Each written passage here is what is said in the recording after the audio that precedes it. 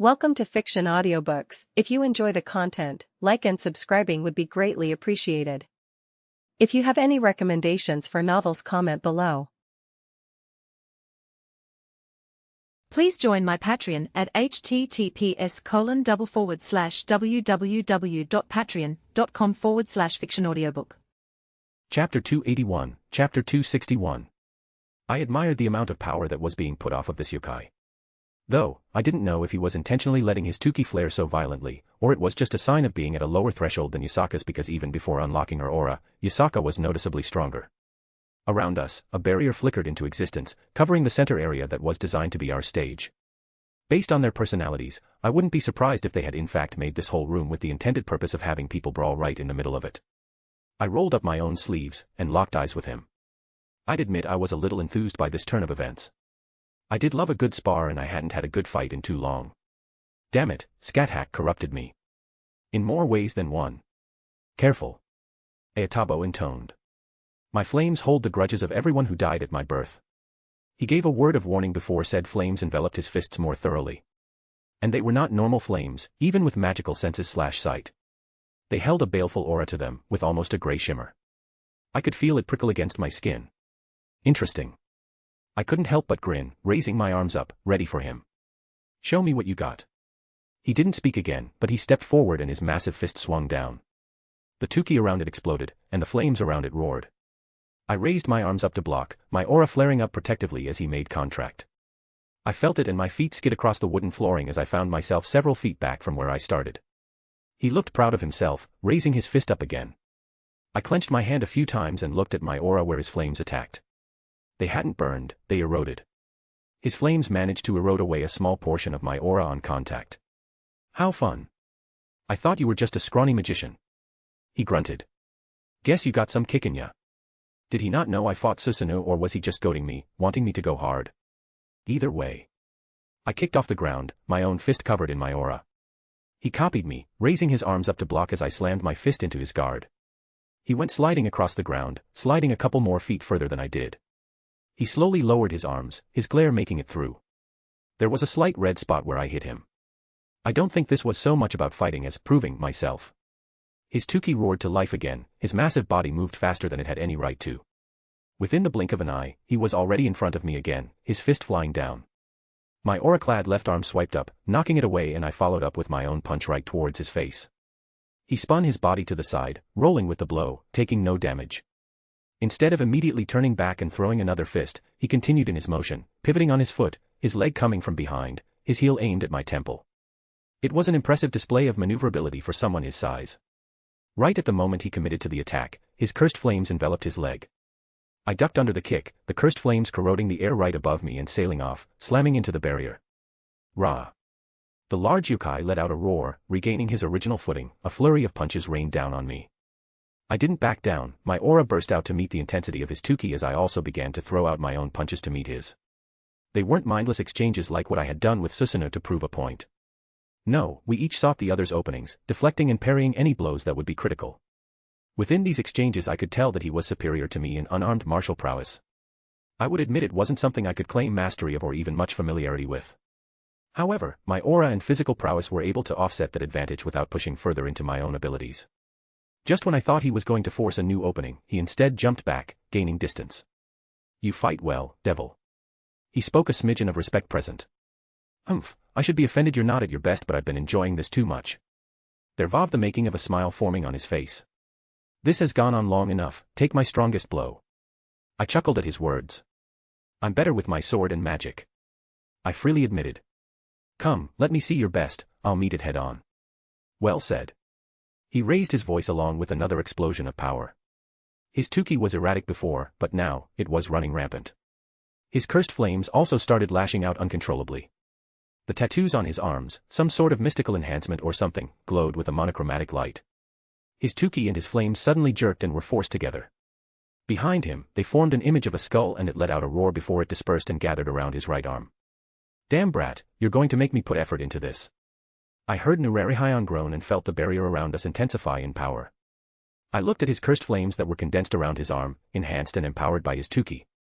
Frankly, it reminded me of my own power of destruction, a similar concept at their base.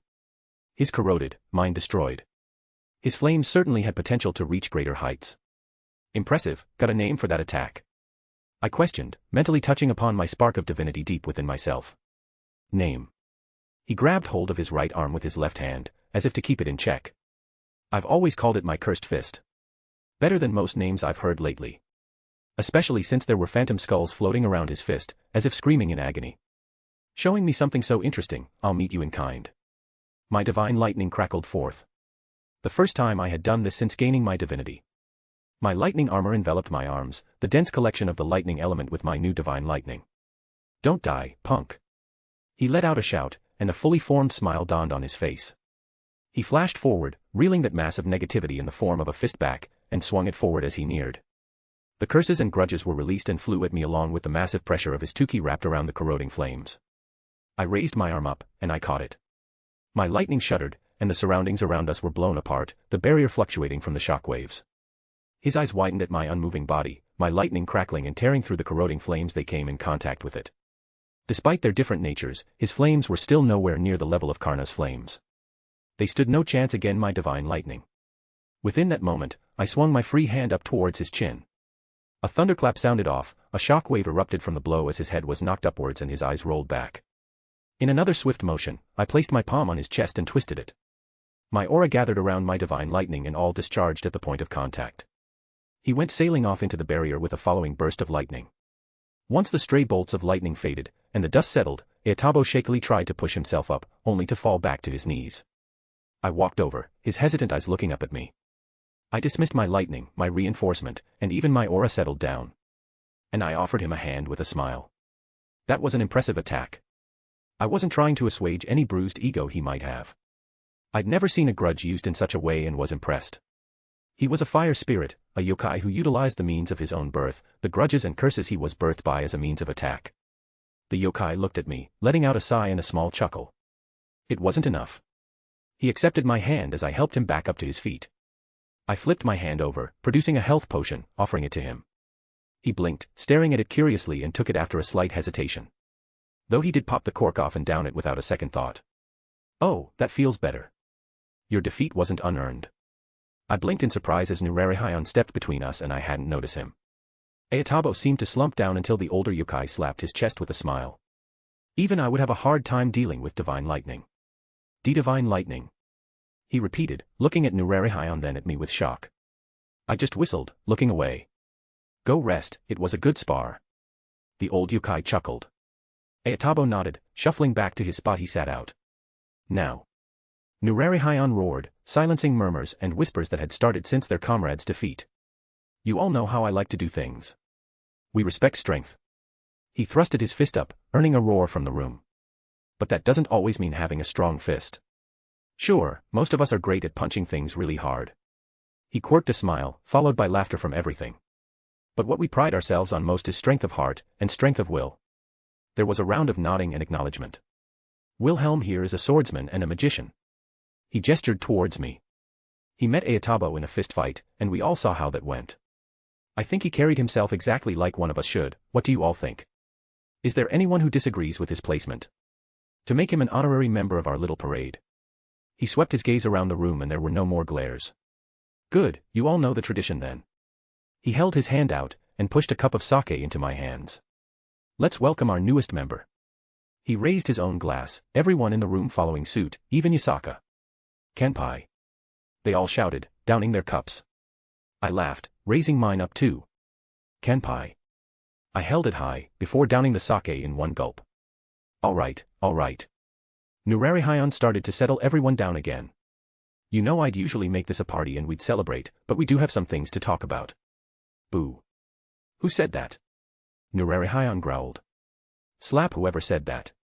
Ow, a yokai in the corner cried out. I took that as a cue to move back to my seat.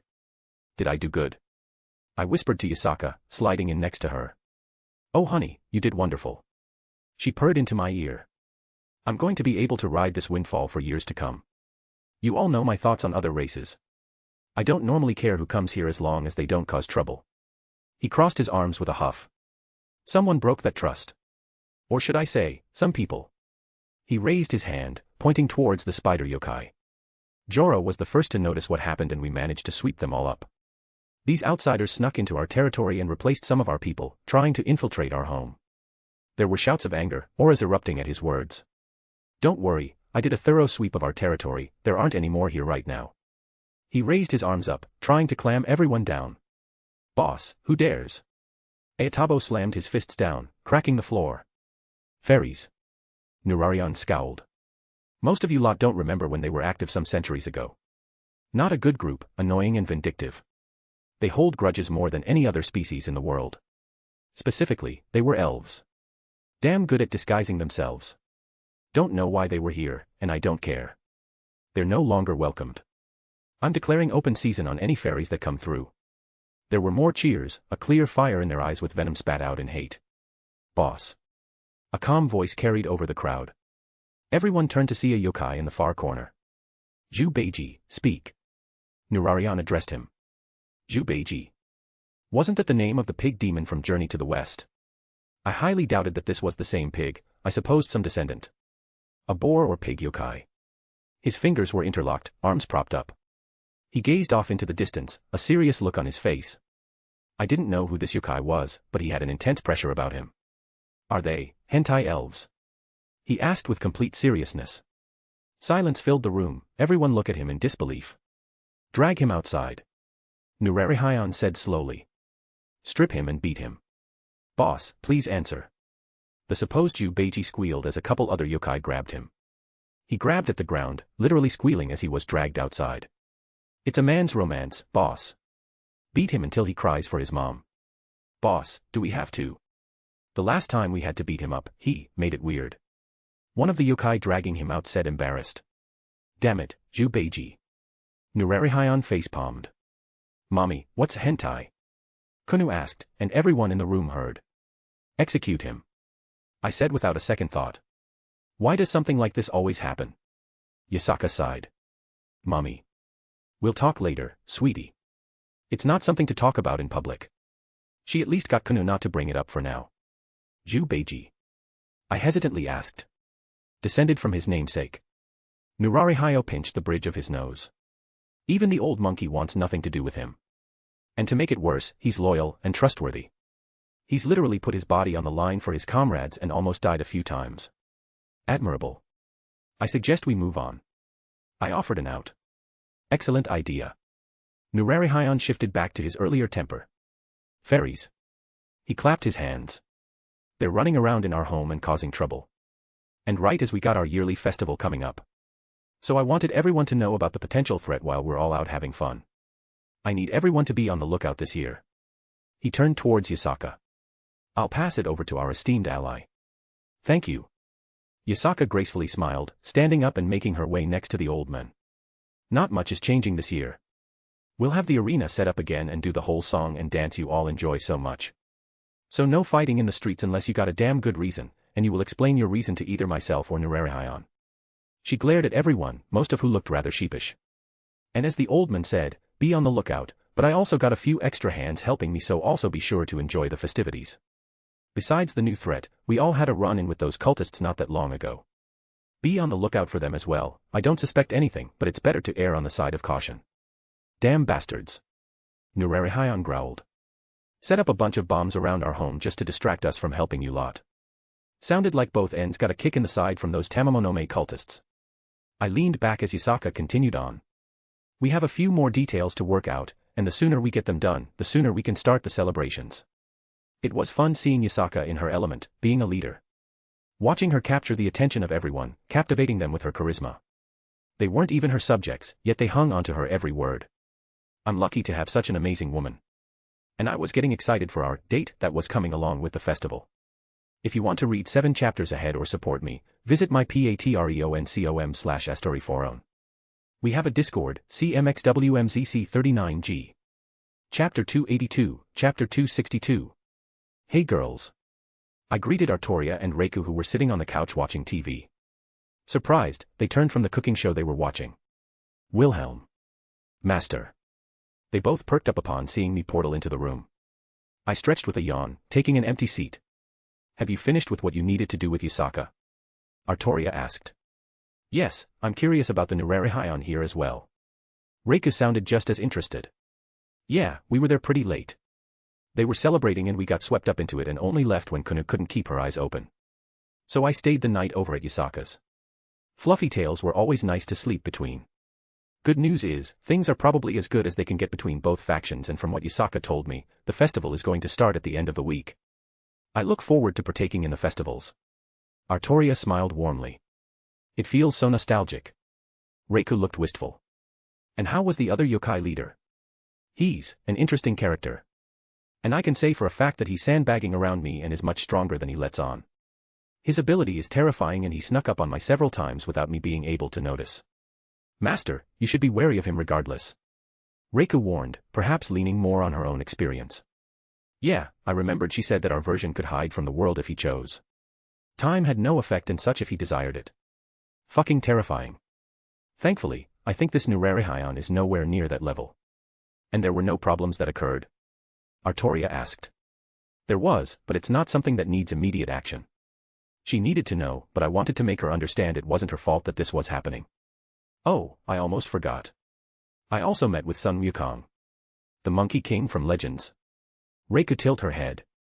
One in the same. I nodded. Long story short, apparently my actions have caused Indra some manner of annoyance since his clairvoyance isn't seeing me properly. Kind of funny considering he's Reiku's father. You are not showing any signs of panic, so I assume that it is not an immediate problem. Artoria asked while Reiku looked worried, but silent. Pretty much.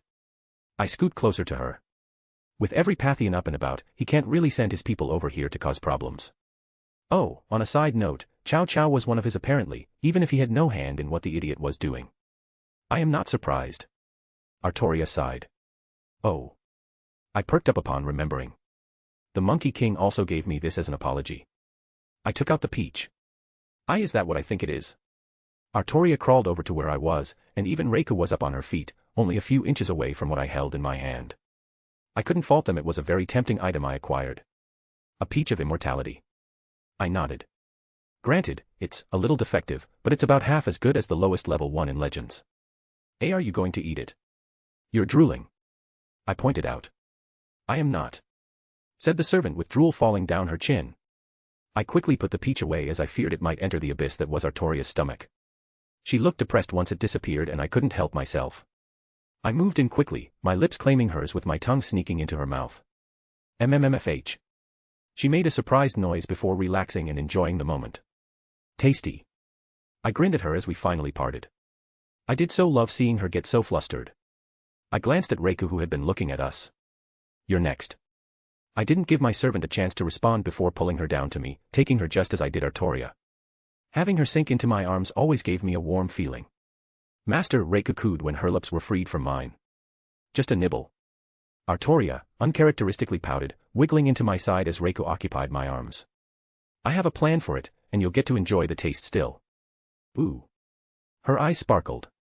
I'm going to see about adding it to a batch of materials and make a wine. I explained. I know you're not a big drinker but I do not mind wine. Artoria responded. I have enjoyed wine much in the past and have a preference towards it. That made sense. Yeah, not everyone who enjoys alcohol liked harder liquor. It's a work in progress, more a thought really. I don't actually know anyone who has the knowledge on how to make wine from an immortal fruit. Maybe I should ask Izzy for advice. By the way, I kissed Reiku's nose. How was meeting Izanami for the first time? She was pleasant. Reiku responded with a smile. I can see why you are fond of her. It was amusing to see a goddess try her best to appear non-threatening. No longer hesitant about me being friends with her. I questioned. Izzy was a good friend of mine and I didn't want any contention there between them if possible. Reiku cutely shook her head. It was enjoyable seeing Rin stammer around her. Artoria giggled. The others also seemed to enjoy her presence. That's good. I wanted my women to get along with my friends. I did want to talk about other things, but for the moment, I opted to start exploring their bodies with my hands. And the looks they gave me certainly showed they had no problem with what I was doing. I do not know how you convinced me to do this. Artoria huffed, stepping through my portal. My charming smile. I offered as an plausible explanation. I believe it was the thing he was doing with his fingers. Reiku giggled. Do not mention that. I was swept up in the moment. Artoria turned a very bright red. I think your face was cute. Reiko smiled. And the sounds you made were also adorable. Reiko teasing Artoria, I didn't know I needed this as my life until now. Artoria could only just cover her face in embarrassment. But in all seriousness, you said that Rin was doing things in her workshop all day and you wanted to come along with me during my errands. Though, maybe there was some truth in Reiko's words. I didn't think she'd be bold enough to show off her panties to an audience when I got a little handsy. It just goes to show how comfortable Artoria had become with my other girls. She didn't mind me doing some light touching and letting another person hear her little moans. And Reiko, well, she had almost no issue doing lewd things with me if others were around. Well, others as in my other girls, I don't think she would appreciate being shown off to random people, not that I would want that either. Hell, that whole thing with Scat-Hack, she was very into it.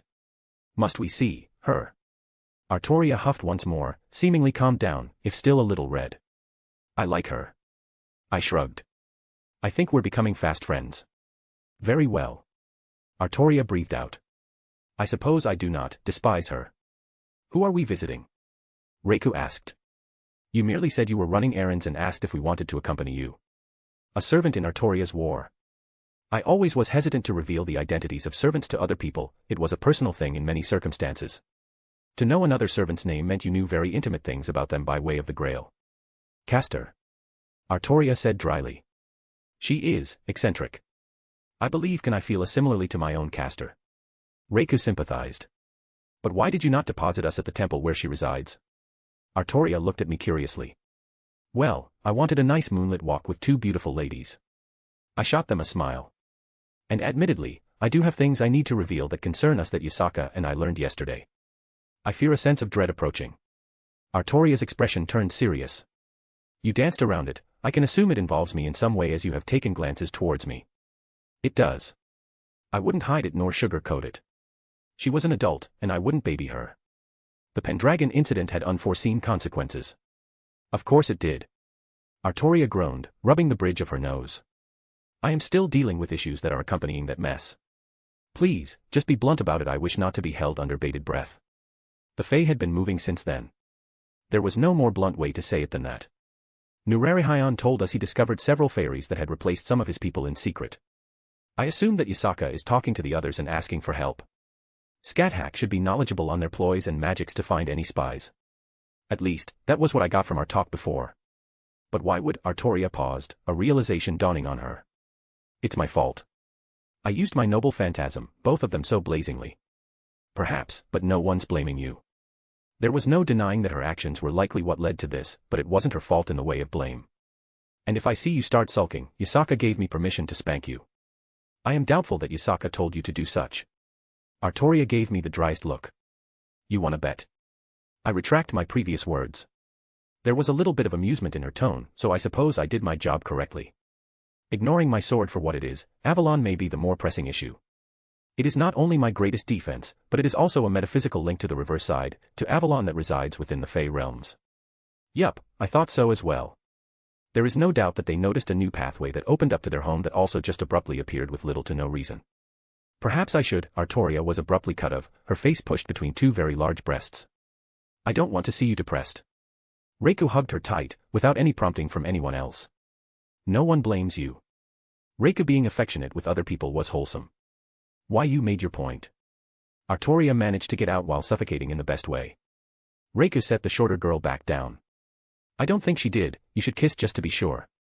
They both slowly turned towards me, seemingly confused. I don't know why you're surprised I would say something like that.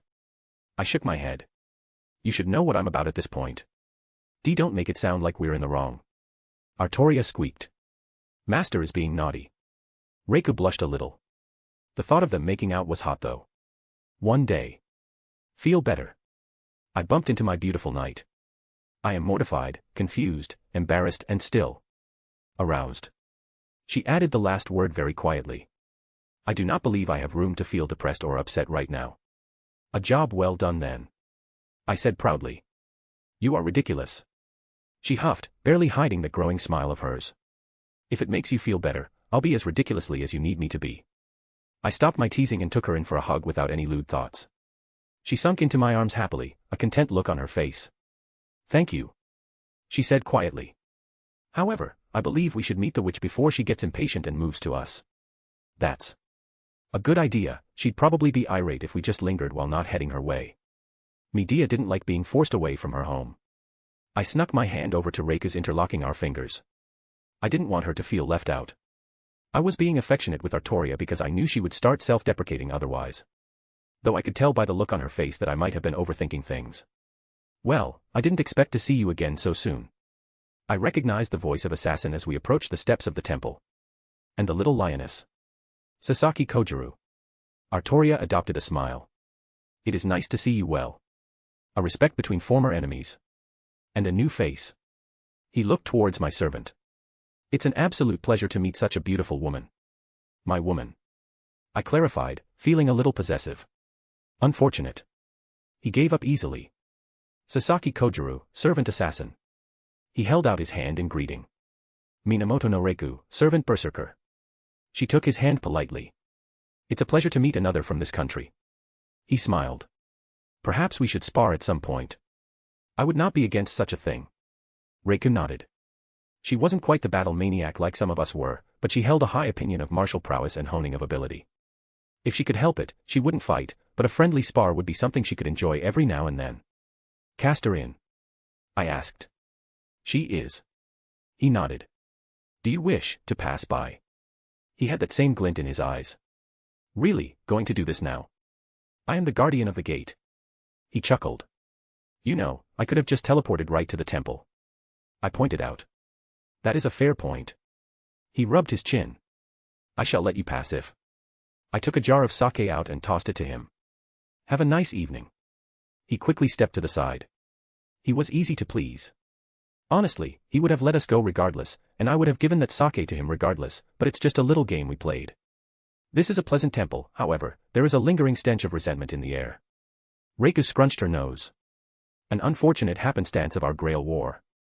An evil god lingered within the Grail and attempted to manifest upon granting a wish. Its filth left scar upon this town. It is worse when approaching the park in the city. Artoria was the one to explain. That's one way to put it. Medea's voice echoed out, standing at the peak of the ascending stairs. Little Artoria, you came back.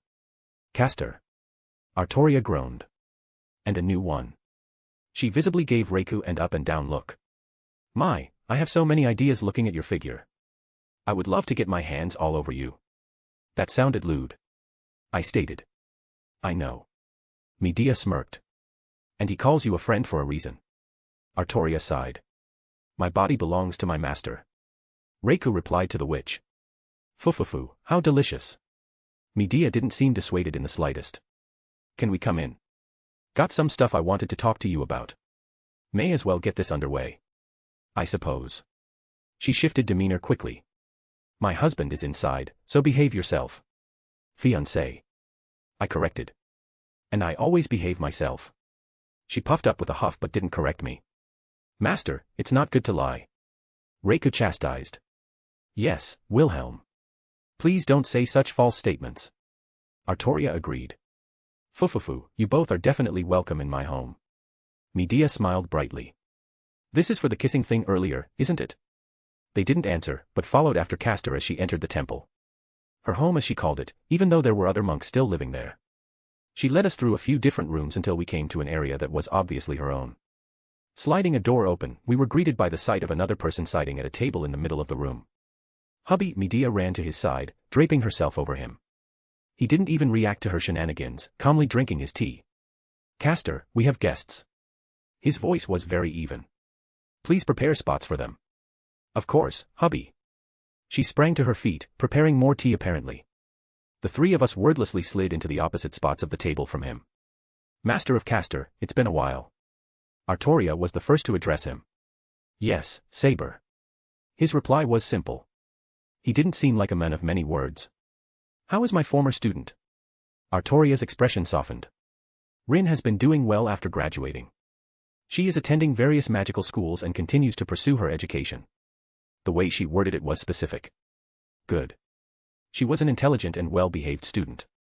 He nodded in approval. If I remembered correctly, he was Rin's teacher at school and happened upon Castor and became her master. Talk about an awkward start to a relationship. Tea is served. Medea placed us individual cups, plopping down next to her master after she finished. I suppose I should introduce myself.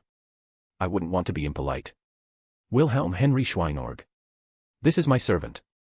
I gestured to Reiku. And I'm currently dating Artoria.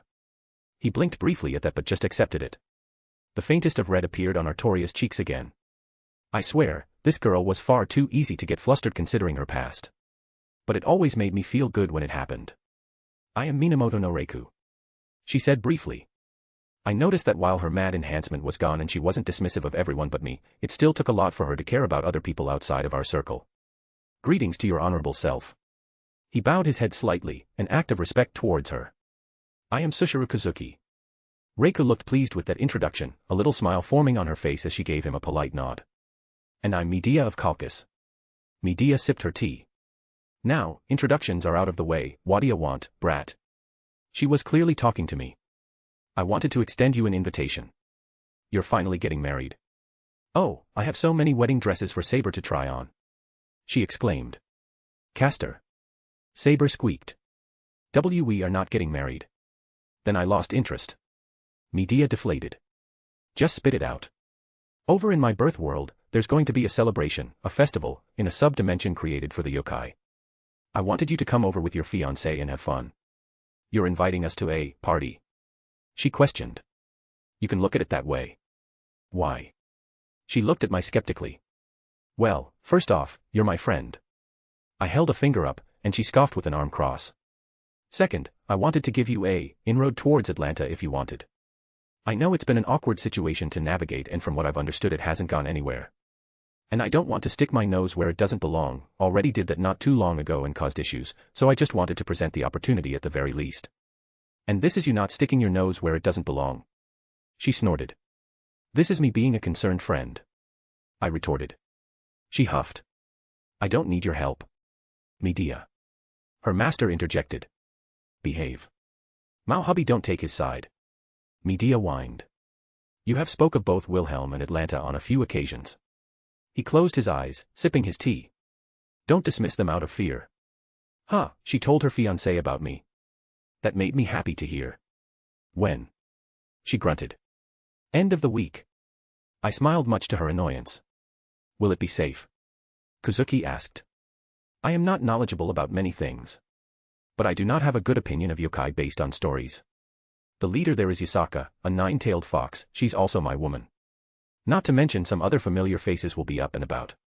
If some idiot attacks or does something stupid, I can't speak for them.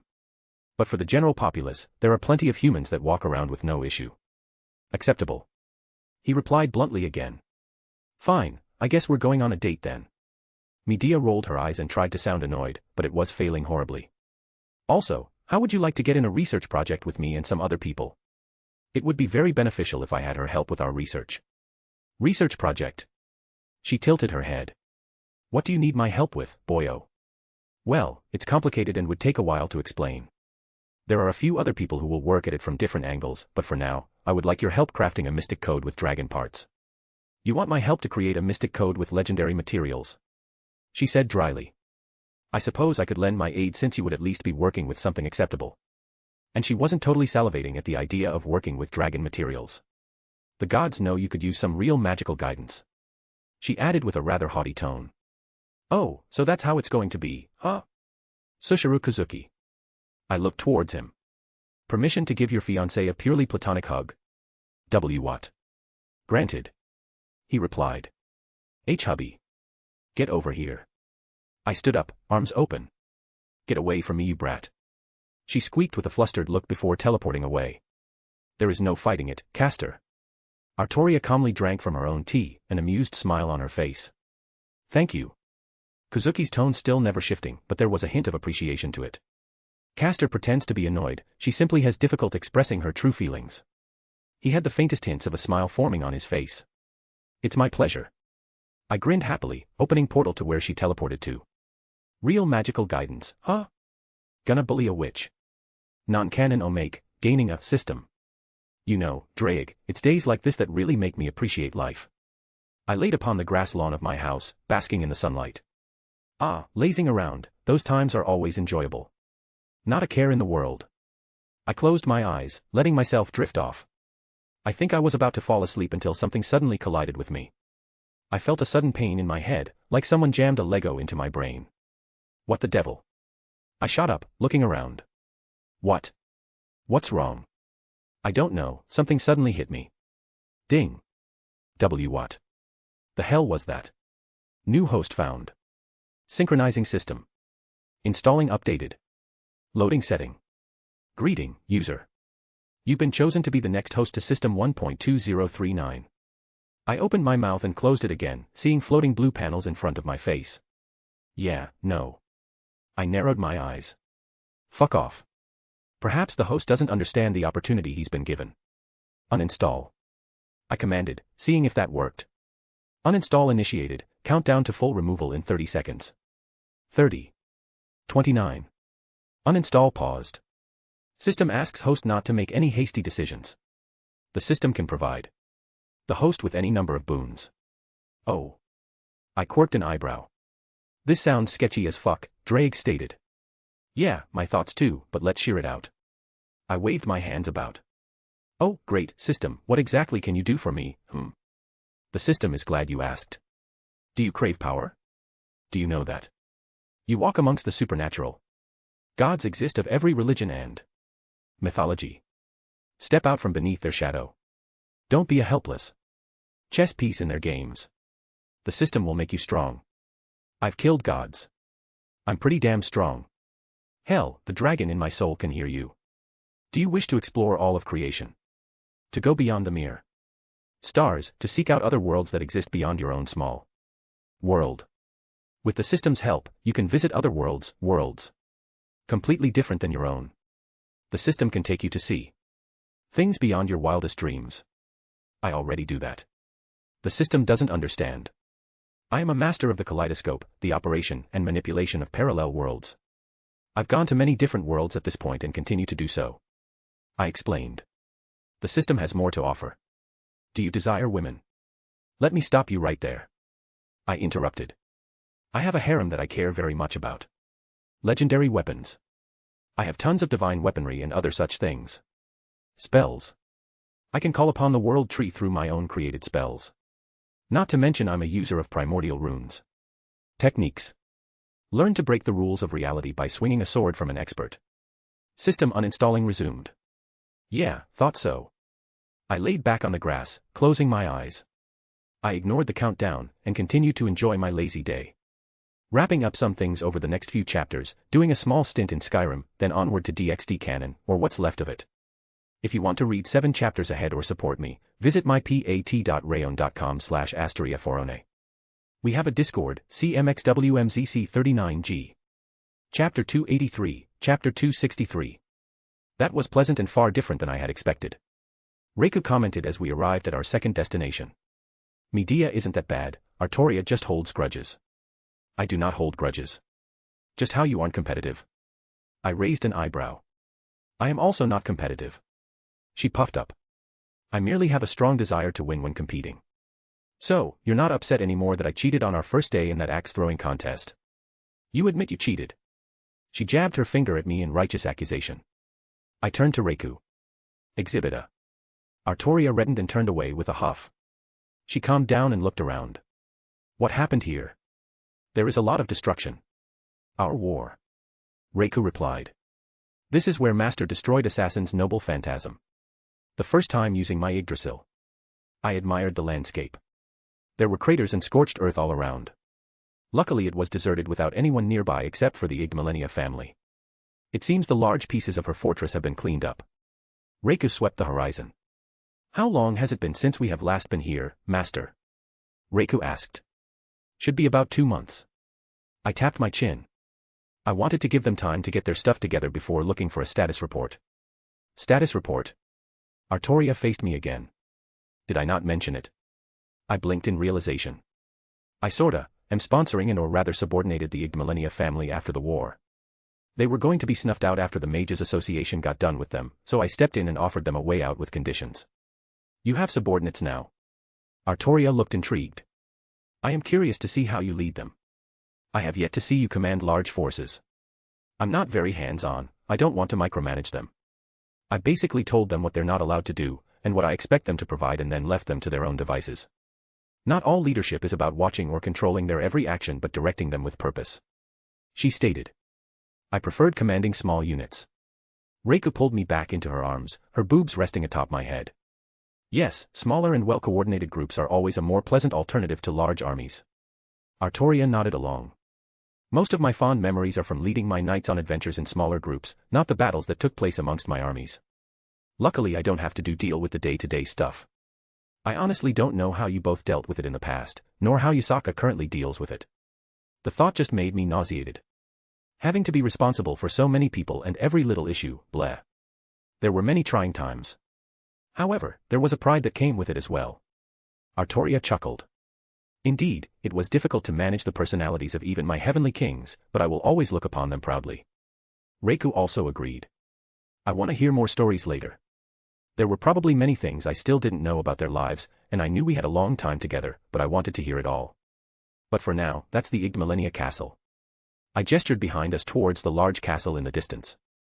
I do not look forward to interacting with these people again, Master. Reiko frowned slightly.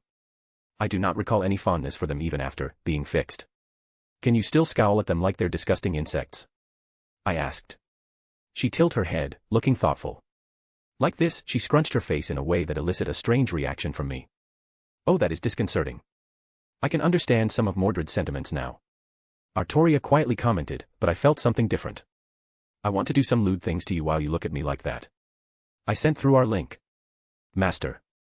Reiko let out an adorable squeak, hands shooting up to hide her embarrassment. What?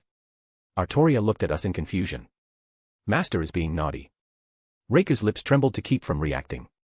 I may or may not have said something through our link. I cleared my throat. Regardless. Let's head on over. And I masterfully deflected her question. Lord Schweinorg.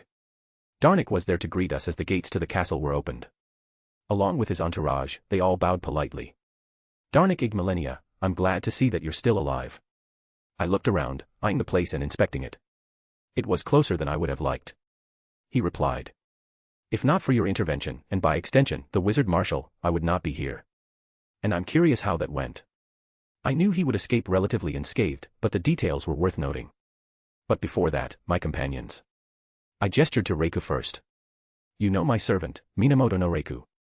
And she did that scowl of hers from before. It made me tingly.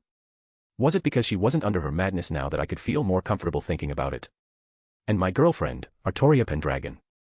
I then held my hand out to Saber. A pleasure. She said curtly. I don't think they quite guessed her real identity yet. Possibly only taking note of her family name. Any associate of Lord Schweinorg is welcome within these walls. He bowed politely once more. May I ask the purpose of your visit? He turned back to me. I wanted to see how you lot were doing and maybe get some finished products if there was any surplus. There was no need to hide my intentions.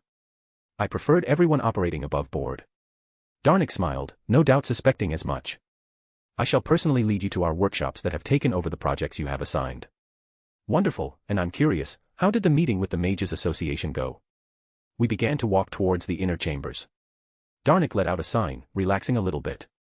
We submitted to their authority. He said plainly.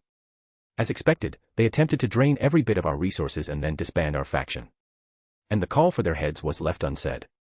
The timely intervention of the Wizard Marshal allowed us to keep our lives intact, as well as our family. While we no longer operate in complete autonomy, we are looked at as any other third-rate group outside of the clock tower's immediate influence. Two homunculi next to him pushed open the large wooden doors as we passed the threshold. And what about any recompense? I can assume they still tried to take blood from a rock in this case, if only to prove a point to any others with similar opinions or ideas. I glanced at the surroundings. And the castle looks rebuilt, well done.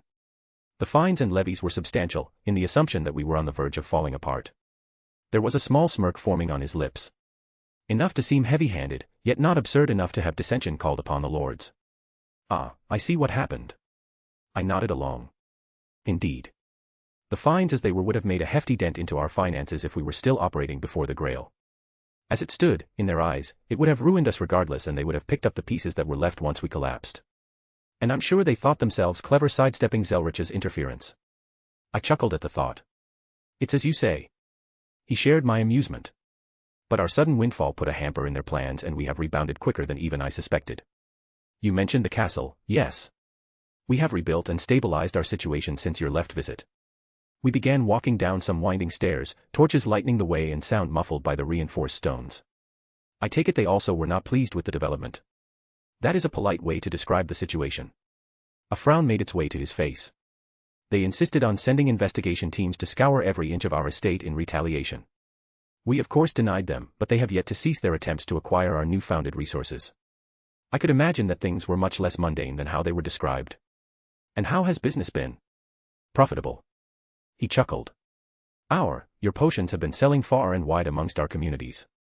Once the effects had been proven. There was skepticism and some underhanded tactics used by our enemies, however, the effects could not be denied. He seemed to be in a much better mood than the last time I saw him. There was a renewed vigor in his tone and a lot less stress that seemed to have been weighing him down previously. Here we are. He walked up to another door. We originally tried to grow the plants outside, but we quickly realized that the environment to grow these magical plants required very delicate ecosystems. As he opened the door, I felt a breath of air that wasn't too dissimilar to Skyrim. There was a clear difference, but it still was a good effort and they had made significant progress if this was anything to go by. There were rows upon rows of planted flowers and other plants. I let out a whistle upon seeing it. You all have been busy. Lord Schweinorg. I heard a familiar voice. A young girl stepped over with slow steps, a cane supporting her. Fiore. I smiled towards the younger girl. She was up and walking, with assistance, but walking all the same. You're doing much better. Why yes, it's all thanks to your help. Her eyes shined brightly. I've been taking care of the garden. She held her arm out encompassing the nearby plants. Well done. I couldn't help but pat her head. She was being so cute. Fiore, give him a status report. Darnik finally spoke up after a moment. Though, his tone was rather soft compared to what I previously remembered. Yes, of course. She perked up. As you can see, we successfully planted the majority of samples you provided. The ones you called blue mountain flowers and purple mountain flowers were the easiest to get to take hold.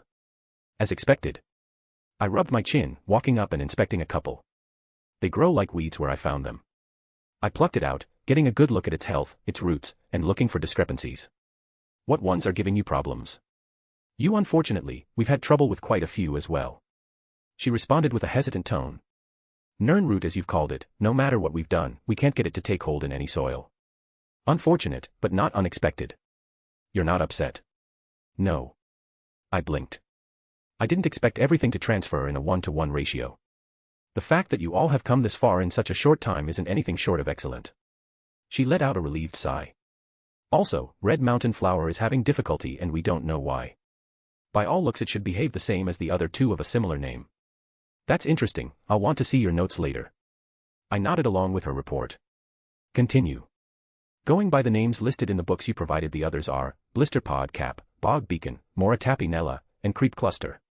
She listed off, fingers extended as she went through the list. I believe I see a correlation, all of those seem to have the primary effect of restoring magical energy. Yes sir, that's the conclusion we've come up with so far.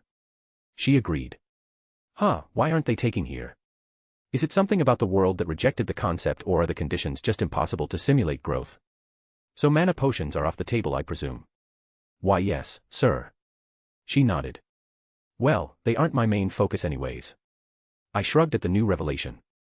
And how has the production of potions come along? That isn't my area of work, sir. I can give a report, if you desire, Lord Schweinorg. Darnik stepped in. Otherwise the one heading the alchemic portion of our family is, Gord's. Oh. I remembered him, yeah, didn't feel like being in the same room with him if I could help it. Proceed then. Right away. He bowed before going on to report. We have a few samples in here if needed, shall I begin my report? I don't need to verify for the moment. I waved him off. Just an update for now. Very well. He nodded. Our most obvious accomplishment in this new field are the production of health potions. Based on the sample you gave us of that completed product, we have been able to thus match roughly 88% of effect. Impressive, your family just continues to show its brilliance.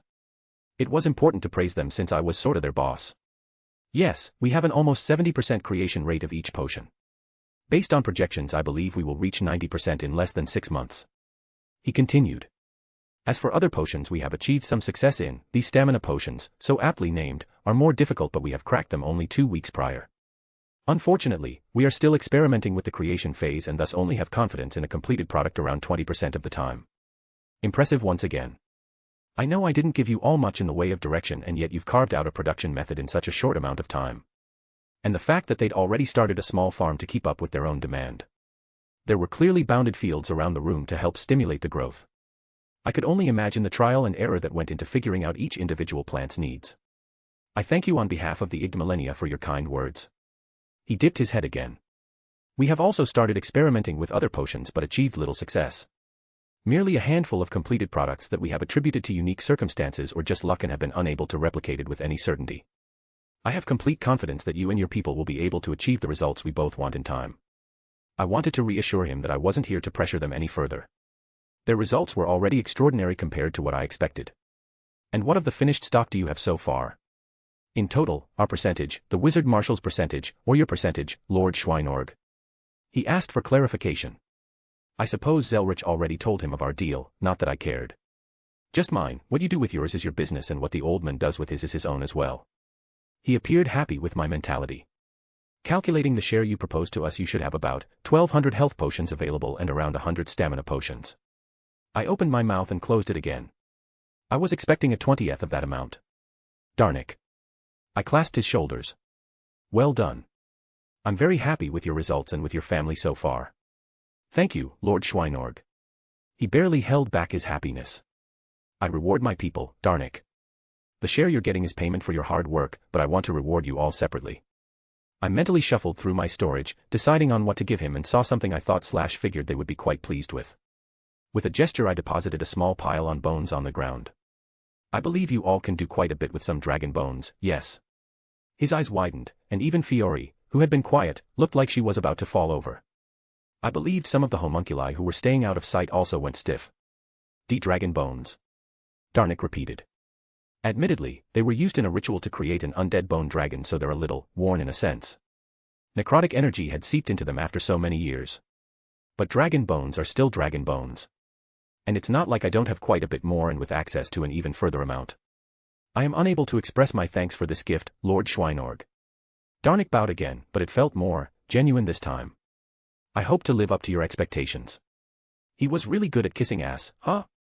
He didn't even try to do the whole, oh we can't accept such a gift, deal. Magi were still a greedy bunch. I found it hard to think of more than 1 or 2 crafts that couldn't make use of dragon bones to an absurd degree. Keep up the good work, Darnik. And keep your nose clean, you know my lines, please don't cross them. I just wanted to reiterate my position. Now, do you mind if I take a look at the research of the other stuff I gave you? Yes, right away. He stood up, swinging his cane around. Prepare what he requested immediately. He commanded to everyone in the room. This was an interesting trip. Artoria commented as we sat quietly in a room, still at the castle. I had asked for somewhere quiet to look over some things. You both had been awfully quiet. Was it that boring? Not at all. Artoria denied, shaking her head. I wish to observe how you interacted with those who you perceived as your subordinates. I enjoyed watching you work as a leader. She smiled warmly. They were originally your enemies in your previous war, and I could not detect any resentment from the one called Darnik. Yes, Master. I recall how displeased he was at our last meeting.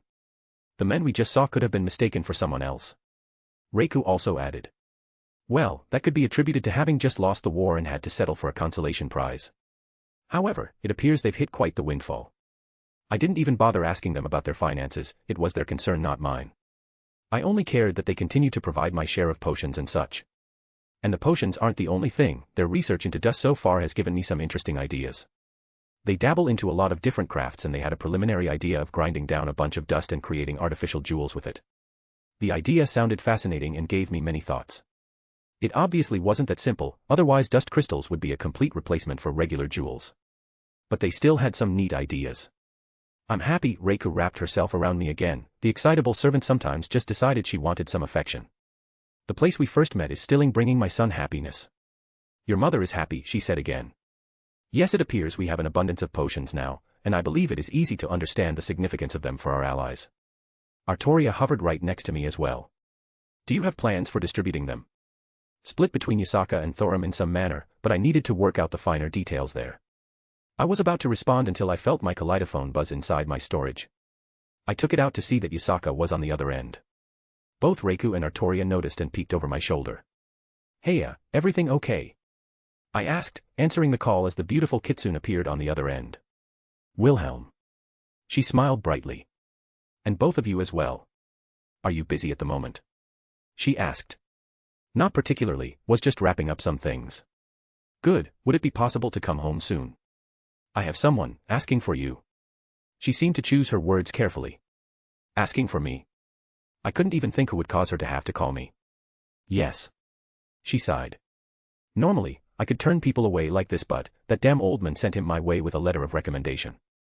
I could tell Yasaka wanted to drop her head to her desk. "And he's not a bad person. I have spoken with him for all of 10 minutes and deduced that much. A bit of an idiot though. I honestly have no idea who you're talking about. Who the hell was looking for me? That old bastard mentioned him when we were there the other day. You should know him, the one who got kicked out of his family, Sarord Bale. If you want to read 7 chapters ahead or support me, visit my patreon.com/astoryforon. Chapter 284, Chapter 264. The girls and I portaled back to Yasaka's office almost immediately, surprising the fox. "You didn't have to come back so soon, it isn't that dire of a situation," Yasaka commented. "We were basically done anyways." I waved off her concerns. "Besides, it sounded like something you don't want to be dealing with right now." "That's not untrue," she admitted before sighing. "Yasaka, is there something the matter?" Artoria asked. "Did Wilhelm fill you in on our latest concerns?" she asked. "Indeed." Artoria's expression hardened. "I will do everything in my power to make sure they does not threaten your domain." "That's sweet of you to say." Yasaka softened considerably. "However, and I'm probably being a hypocrite for saying this, but don't get anxious over something beyond your control. You're not at fault for any actions caused by other people." My fox got up from her desk and walked over, sweeping up Artoria into a hug. Honestly, I think after their meeting, they'd gotten closer as a group. "We have had the same conversation," Reiku said with an amused tone. "I just noticed how on Artoria's case they both were. Was there something I wasn't aware of?" And it wasn't in a negative way, they were being very supportive of her. Not that I was at all against it, just an observation. "How has that whole situation been going?" I presume Nurarihion's information had been helpful. Yasaka finally let go of the smaller woman who let out an embarrassed noise after being dislodged from between her bosom. "We've had no hits so far, but there have been some traces." "Traces? What traces?" Artoria asked for clarification. Scat Haka's wording and I did not receive much elaboration. And from what I understand, she has complete confidence in hunting down any errant fae in my territory. It's easy to forget about her life before she was confined to the land of shadows for thousands of years. I ran a hand through my hair, almost subconsciously. The fae were very active during her years, and I'm sure she's had her fair share of run-ins. Yes, I would hazard a guess that Scathach has even more experience than I do. Most fae I've run into, beyond the reoccurring ones, were benevolent in nature. Artoria seemed to choose her final words carefully. Regardless, I am intimately aware of the chaos that can arise from them acting without proper oversight. This is not their lands, they will not be allowed to run rampant. My experience is with yokai, oni, and ghosts. Reiku hummed contemplatively. I fear I may not be much use in this endeavor beyond a sword to bear. Perhaps I would serve better watching over Kunu in the meantime. That would be phenomenal. Yasaka looked relieved. If I don't have to worry every moment she's out of my sight, I believe I'll be able to get much more done. Leave her to me. Reiku smiled brightly. No one will harm her. I saw a hint of killing intent flash through her eyes. Scathach is hunting, huh? I threw my hands behind my head, leaning against her desk. Should I feel sorry for them? Yasaka quirked a smile. Let's debate that after we see what happens. But for the moment, I am beyond caring. If the old man's to be believed, they probably kidnapped and replaced some of my citizens. 'Tis a normal action that they take. Artoria shook her head with a frown. Long have they been known from replacing others lives out of their strange whims. The stories of changelings weren't just stories. A very real reality that Artoria experienced in her life. Have you tried reaching out to Izzy yet? I asked. I have not. Yasaka admitted. I was mulling over if I should or not. It felt like taking advantage of her. She would love to be of assistance. Artoria interjected, assuaging her concerns. And I believe she would find them coming into her lands distasteful. And now I'm picturing an angry Izanami descending upon some unsuspecting fairy, and thus my mood has brightened. Yasaka perked up. I did plan on inviting her to the festival regardless, an official invitation that is. All three of them shared a look then glanced at me before giggling. I feel like I'm the butt of a joke. Why ever would you have that feeling? Yasaka replied with a grin. Moving on. I rolled my eyes. I have a favor to ask. I know supplies are still low at the moment, basic stuff to keep your territory operating. But, does that include things like weapons? Weapons. Yasaka blinked. Not particularly. We didn't experience any major combat and the damage was done by small, insidious groups, who struck key locations and caused widespread damage. Why do you ask? Over in Skyrim, they're pretty much suffering from everything.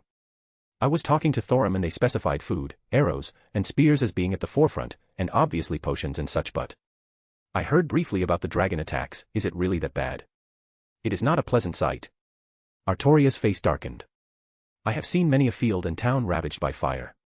From what I have heard from the common folk, it is not uncommon for a dragon to fly down every couple weeks, scorch the earth, and devour any livestock, only to fly off again. Things were slowly escalating until everything's going to fall apart at the seams. And it wasn't something I could just point my sword at, an enemy to defeat to make myself feel better. Granted, if all the dragons died, that would be the best case scenario, but the land had already been heavily scarred thus far and the people were in for a rough couple years even if all the dragons disappeared now. Yasaka bit her lip, seemingly contemplating something. I can't commit anything substantial at the moment, our financial situation isn't ideal ourselves. However, I do have an idea. Oh, what? They have leaders over there, and they must have gold, why not have us negotiate some trade?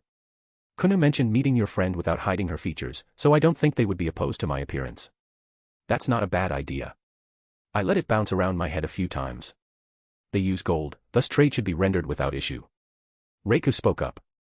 The nature of this world makes acquiring resources easier thus cheaper as well. Yeah, use their money to buy food here, with a profit even and help them out. I nodded along. Everyone wins. Yasaka smiled. Jarl Balgruuf was a very practical man, I didn't think he would dismiss her if both I and maybe Thorum were at her side. And I had no doubt Thorum would be at my side in doing so if I asked, even if it wasn't for helping them. Funnily enough, while the financial situation for Skyrim also wasn't ideal, the biggest issue was finding the resources to actually purchase. From what I've been told, they were having to look outside the province and that was taking a toll on costs. I was already planning on alleviating some of the stress off them, gathering a good chunk of things they need. But, I can only keep donating so much, they need a sustainable supply and supplier. I can't keep hopping back and forth as a delivery person. Let me work out some details on my end, see if I can make this a reality on short notice. I can't promise anything until after the festival, but if you're up to it, take me to talk to some of their leaders afterwards. Yasaka asked. At the very least, we can make a deal in the short term. I planned on helping Thorum with something afterwards anyways, it'll be a good opportunity to bring you along. Oh, delightful. Yasaka happily clapped. And I wanted to see another world anyways, this is going to be exciting. Well, beyond Meridia's realm I presumed. I didn't know if they explored her home that much. Before I forget, I do have a delivery for you as well. I took out a crate of health potions and set them on the floor. More where this came from. The Igmalenia family is finally paying off for me lending a hand. Oh wow. Yasaka's eyes widened. These will be put to great use. How many am I getting? I was going to give you 800, if that's okay. Wilhelm, that's more than enough. She stepped forward, being the one to steal a kiss from me. I admit to sinking into her embrace, enjoying the softness of her lips on mine. My man is so dependable. She smiled brightly, breaking the kiss.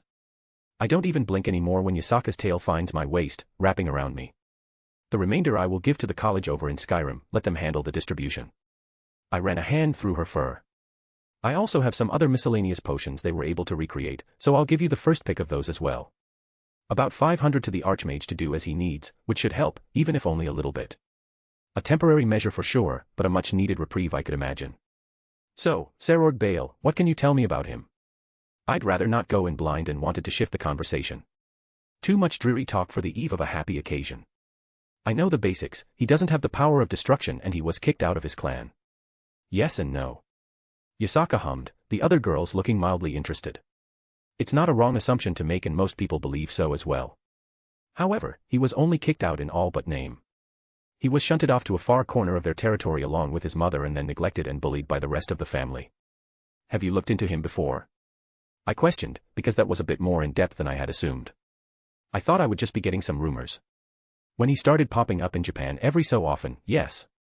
I do keep an eye on what goes on in the old man's territory, just as he does mine. Yasaka gave a small chuckle. I should also mention that his mother is currently sick and unconscious. Oh geez. I let out a sigh. Sick mother, kid disgracefully kicked to the side. I ran a hand down my face. The parallels are startling. The only thing missing is him being a half-devil like I am. Yes, I was surprised when I realized and compared him to you as well. Yasaka said quietly. Are you okay? I can send him away if you want. I'm fine. I waved her off. I'm in a much better place than I was years ago. Something like this isn't going to set me off or get any kind of meaningful reaction anymore. I can't say I'm happy about dealing with more devil stuff, even considering the other day. I think I had mentally separated Venelana from devil society as a whole in my head. We talked about my desire not to consort with her side of the fence, but I knew I would inevitably be drawn into some things as a result of our relationship and my parentage. Besides, I couldn't help but let out another sigh. Nurari Hyon gave him a letter of recommendation, right? Basically asking you not to kick him to the curb. That's frighteningly accurate to what he asked. Yasaka snorted. I don't want to sour any relationships you have. And I think I won some brownie points when I was over there, so I'd rather not ruffle any feathers. I can't deny that I'm a little curious as well. The old man even seemed to have taken a liking to him after being so blunt about his distaste for devils. And I didn't believe Nurari Hyon was the type of person to not know which lines to not cross. I had no doubt in my mind he knew all the available information about me before I went over there. At least what he could gather outside of our circle. Master, would you like us to accompany you? Reiku asked. I pursed my lips as I mulled it over. I would feel more reassured if you were watching over Kunu. I slowly smiled towards my servant. I knew Reiku adored Kunu just as Kunu did Reiku. I will depart immediately, master. Reiku stated, taking it as a sort of order. She wasted no time on niceties, she headed out the door and assumedly towards my daughter. Well then. I just blinked at the abruptness. I supposed it's not that strange, she took being my servant as serious as Artoria did with Rin. She probably interpreted it as an order. That's one less thing to stress about. Tell me about it. Yasaka let out a long breath. What is Serorg up to right now? You said he's here, right? I believe he had been diverted towards the training grounds while I figured out what to do. And Mordred is at the training grounds. Artoria suddenly spoke up. I am suddenly filled with dread. Oh dear. Yasaka blinked. I did not think of Not, and the others may be there as well. And from the few things Nurari Hyon said, he's an idiot that likes to fight, right? The look on her face pretty much said everything. Artoria and I walked towards the open training area at a brisk pace. We expected conflict, brawling and the like to be taking place, and while that was in fact happening, it was not what, or rather with who I had expected. Arrows were flying non-stop, to the point where it took me a moment to settle everything that was going on in front of me. I noticed Serorg out of the corner of my eye based on his description, and he was, standing off to the side, staring at the same scene we were. I think those were his peerage members standing alongside him as well. There were also people I recognized. Mordred was standing in a daze, watching as well. Along with Arthur, Lu Fei, and even Achilles. But most importantly. Get back here, you disgusting creature. Atlanta screamed, releasing another barrage of arrows towards someone I didn't recognize. Her target was a man, young adult. His age was ambiguous. He had dark orange hair, a medium height and a strange jewel on his forehead. Nay, nay, nay, can't touch me, he danced around the barrage. Or so it looked at first glance, actually, a good portion of the arrows were deflected before they could make contact with him. It was like they couldn't hit him for some unknown reason. The arrows infused with magical energy exploded against him, yet he still remained unscathed. Let's test that. She growled, aiming her bow up into the sky and gathering a significant amount of magical energy.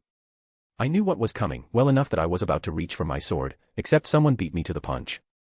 Come on sis, that's too far. Achilles was grabbing at her hands. She growled again, but dispersed the gathered power, slacking her grip. Okay, I'm going to need an explanation. I spoke up, gathering all the attention. And you should know better than to use that in a place like this, Archer. I narrowed my eyes. To her credit, she looked a bit embarrassed, her ears flattening. I would have controlled it. She didn't meet my gaze. Explanation, now. I demanded, looking around. Yasaka wasn't here and I would be damned if my woman was disrespected like this literally in her home. He walked up and sniffed my butt. She hissed, stabbing her finger in the air, pointing towards her previous target. I looked towards the unknown man. I said, "You smell familiar." He shrugged as if it didn't matter. "Good, too. How dare you?" She hissed again, pulling her bowstring back, only for Achilles to sort of wrestle it away from her grip. "That kid seems familiar to me. I just can't place it off the top of my head. That's possibly concerning." "Oi." I turned to look at a voice shouting from the other end of the courtyard. The one I recognized as Sarah Bale addressed me apparently. He had an intense aura about him, and a strange look of resolve on his face. He took hardened steps towards me, staring intently. I didn't waver from his gaze, feeling oddly competitive. He didn't stop until he was about a foot away from me, only being slightly taller as our eyes practically met at level. I could feel his tuki begin to seep out, and it was heavy. I let my own aura flicker, my magical energy escaping to match his. I think he had more tuki than Yasaka. Not to say he's stronger than her, it's sorta like magical energy in that aspect, more doesn't equal strength, though it certainly helped. No, I think it was still a bit more unrefined compared to her. However, it was a startling amount. "Join my peerage," he suddenly shouted. The tension evaporated immediately, and his expression was replaced with a goofy smile that could match Thoram's.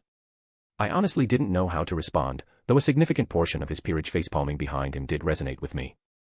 If you want to read 7 chapters ahead or support me, visit my patreon.com/astoriforon. Chapter 285, Chapter 265. Scat-Hack POV. It was a pleasant feeling to walk amongst the living once more. I had since been summoned for many moons, yet the feeling had not vanished. The land of shadows would never become a distant memory, but times like this left a warmness in my chest. They were not human, something I may have even ventured to hunt in my past life had there been the opportunity. However, to these eyes of mine, there were very little differences. All manner of creatures, ghosts, demons, and yokai. Inanimate objects that had life breathed into them by the world, grudges that accumulated enough power to actualize into a coherent mass, and others that were simply born the more conventional way.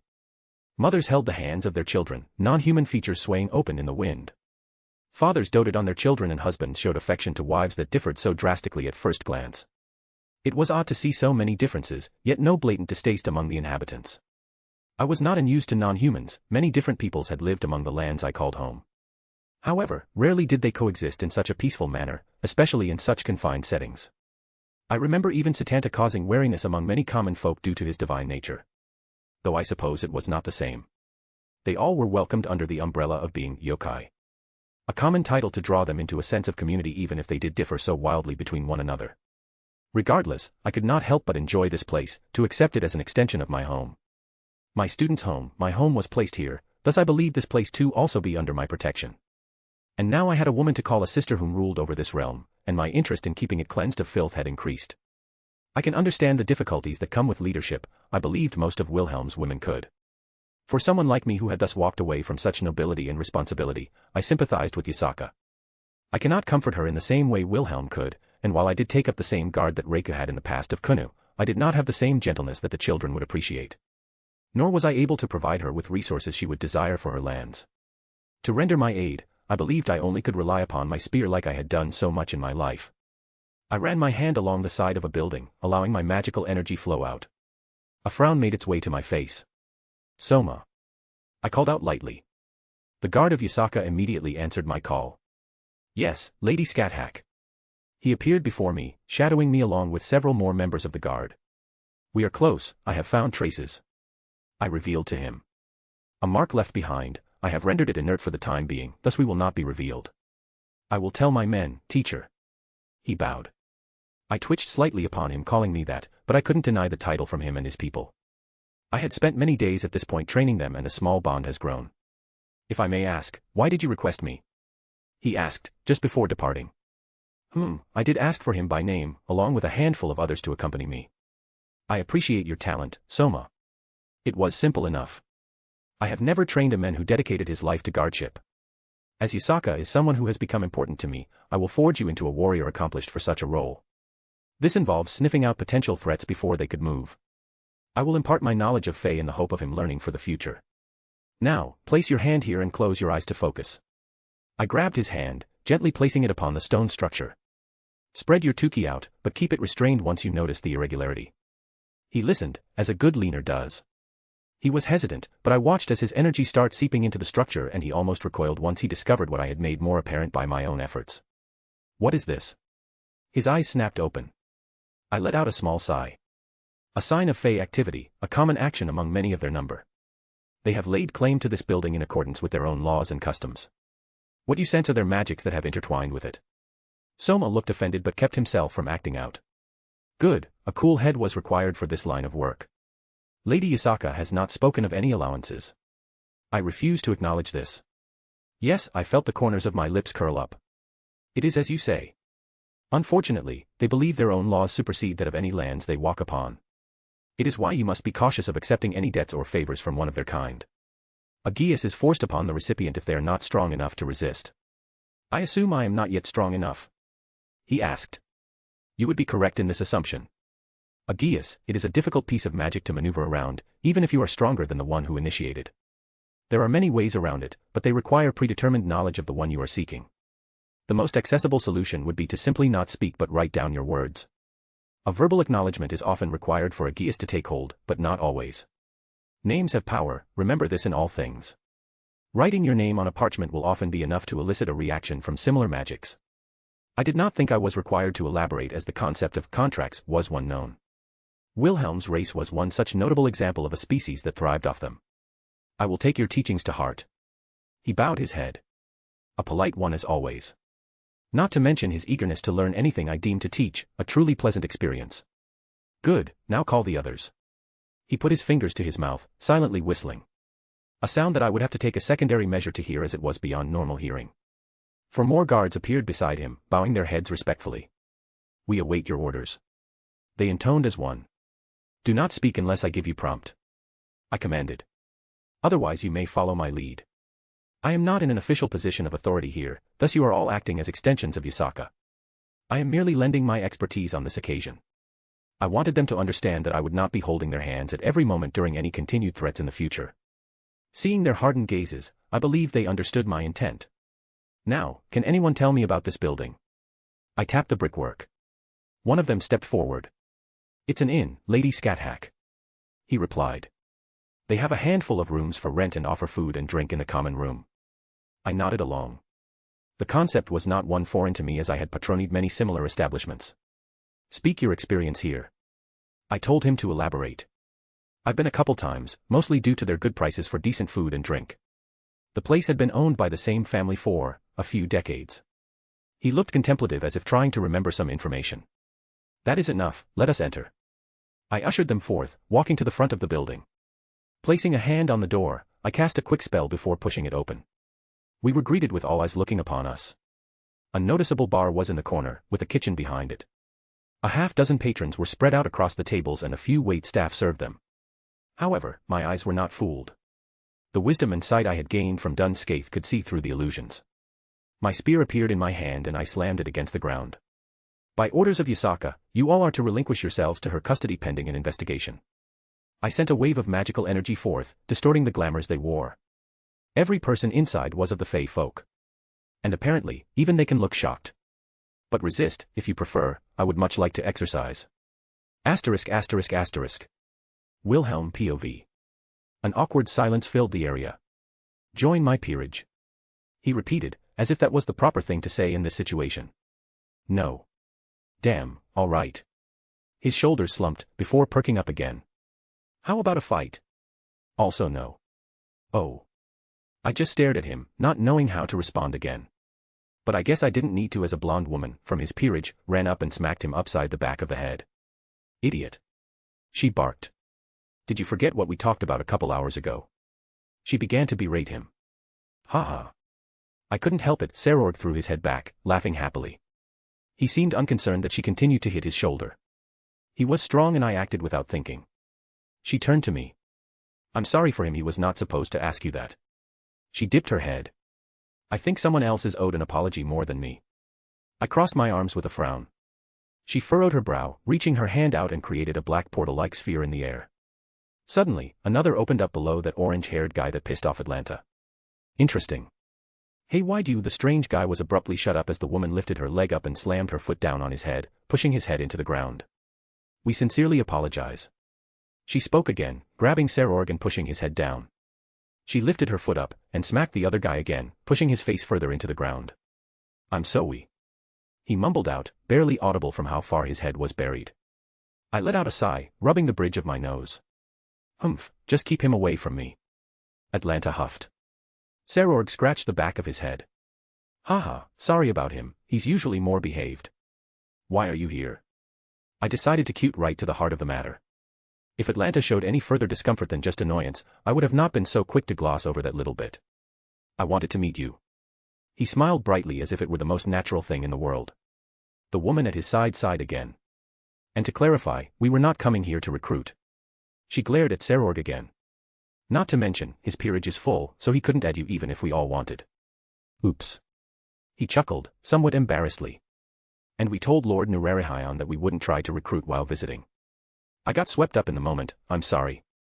Serorg dipped his head of his own initiative. I just wanted to visit my cousin though. He regained that dopey smile of his. Technically a first cousin once removed, but I'm willing to bet he didn't care enough to know the difference. And the sincerity in which he said that, was it strange that I actually believed him? How am I supposed to even answer that? I felt really conflicted right now. I would have usually told someone like this to fuck off, but he's so. He reminds me of Thorum. I think Artoria noticed my hesitance because she was standing over me almost protectively. The woman next to Serorg nudged him with her elbow. Introduce everyone first. Oh, right. Serorg took the cue. I'm Serorg Bale. We haven't met before, but I'm your cousin. He shot me a thumbs up. The woman next to him let out a sigh. I'm his queen, Keisha Abaton. She said politely. Oi, guys, come introduce yourself. Serorg shouted to his peerage who were still standing to the side. I could only shake my head at his inability to read a room. Either that or he was masterfully destroying any tension that had built up. Greetings to you, good sir. A man in a full set of armor was the first to offer an introduction amongst them. I am Ser Beluga Furcas. I serve my liege as his knight. A true knight. Artoria spoke up, looking at him with an inspecting gaze. Why yes, my lady. He smiled. I do not denote myself as such just because of the peace I was gifted with by my lord. I have held my land since I was but a boy and squired under a reputable knight in my youth. Artoria seemed impressed. I don't think she expected a devil to be a proper knight. Well, someone won brownie points with her. A devil knight. Didn't think that was a thing. Mordred walked over, seemingly more interested now. I believe knighthood transcends race. He chuckled. As long as one holds to their oaths and lives up to their own honor, a knight they are. Well said. Artoria nodded, summoning her own armor around her. I greet you, Ser Beluga Furcas. I am Artoria Pendragon. Mordred Pendragon, yo. Mordred said much more casually. The Pendragon family? His eyes widened a little. Yes, the honor is mine. I guess her name still held weight within their own community. Well, it felt like the previous awkwardness faded. A sort of common ground now found. Ha, my turn then. Another one of his peerage walked forward. He had long blonde hair, wore light armor and had a sword at his waist. Libin Crossel, also one of my king's knights. Though, not that kind of knight. I'm more of a magic swordsman. He rested a hand on his sword. Heya, cutie. A second woman with long blonde hair skipped over. I'm Coriana Andre Alphas, bishop. She finished with a wink. She sounded flirtatious, but it came off as ingenuine. Maybe just a quirk of her personality. Mistita Sabnok, bishop. Another introduced, wearing a hooded robe and carried a more traditional staff. He was a little shorter and had a greenish teal hair color. Honestly, I thought he was a girl before he spoke. He didn't seem like the type to say much. With heavy steps, perhaps the most eye-catching member of his peerage joined them. He wore no shirt and his skin looked like it was made from stone, yet you couldn't deny the muscles he showed off. I'm Gendoma Balam, how you doin'? I'm a rook servant under my king. He had a jovial tone even if it rumbled a little.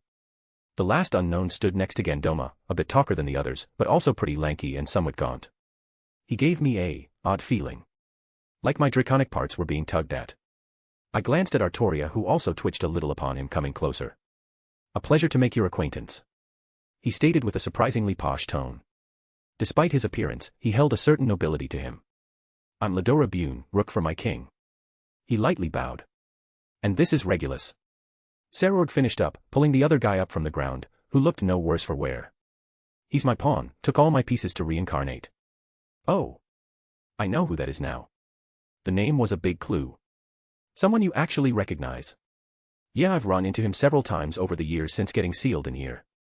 That's another Longinus, the Nemean lion. And suddenly, a lot of things made more sense. Hell, his name really was a huge clue, just as Drake said. Named after the brightest star in the Leo constellation. Not to mention his attention towards Atlanta, whose legend involved being comrades with Hercules. I wouldn't be surprised if he was able to sense that part of the Greek hero on Atlanta who was a heroic spirit. An intuition that came about from being slain by a Greek hero perhaps. Or maybe it's just because Atlanta was part lion at this point. Who knew, but regardless. Color me surprised. I crossed my arms, staring at the lion masquerading as a mere devil. You managed to actually reincarnate the Nemean lion and add him to your peerage. There was a flash of surprise that went across everyone's face amongst his peerage. I could guess that this was probably a secret amongst them. Not that I could fault them, it wouldn't be something to advertise, and it should be hard to guess based only on context clues. How'd you know? Serorg also looked surprised. I thought I hit it well. He chuckled, rubbing the back of his neck.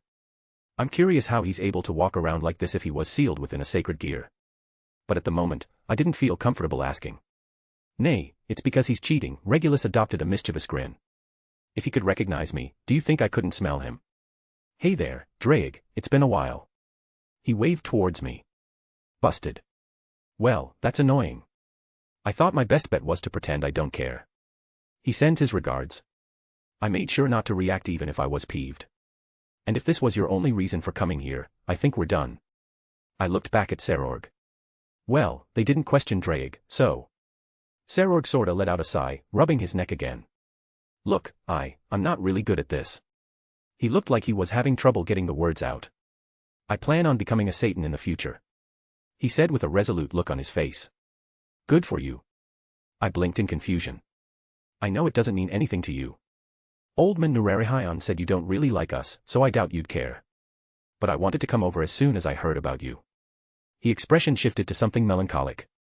The Gremarys had been really good to me, even when I was disinherited and kicked out of the house with my mom.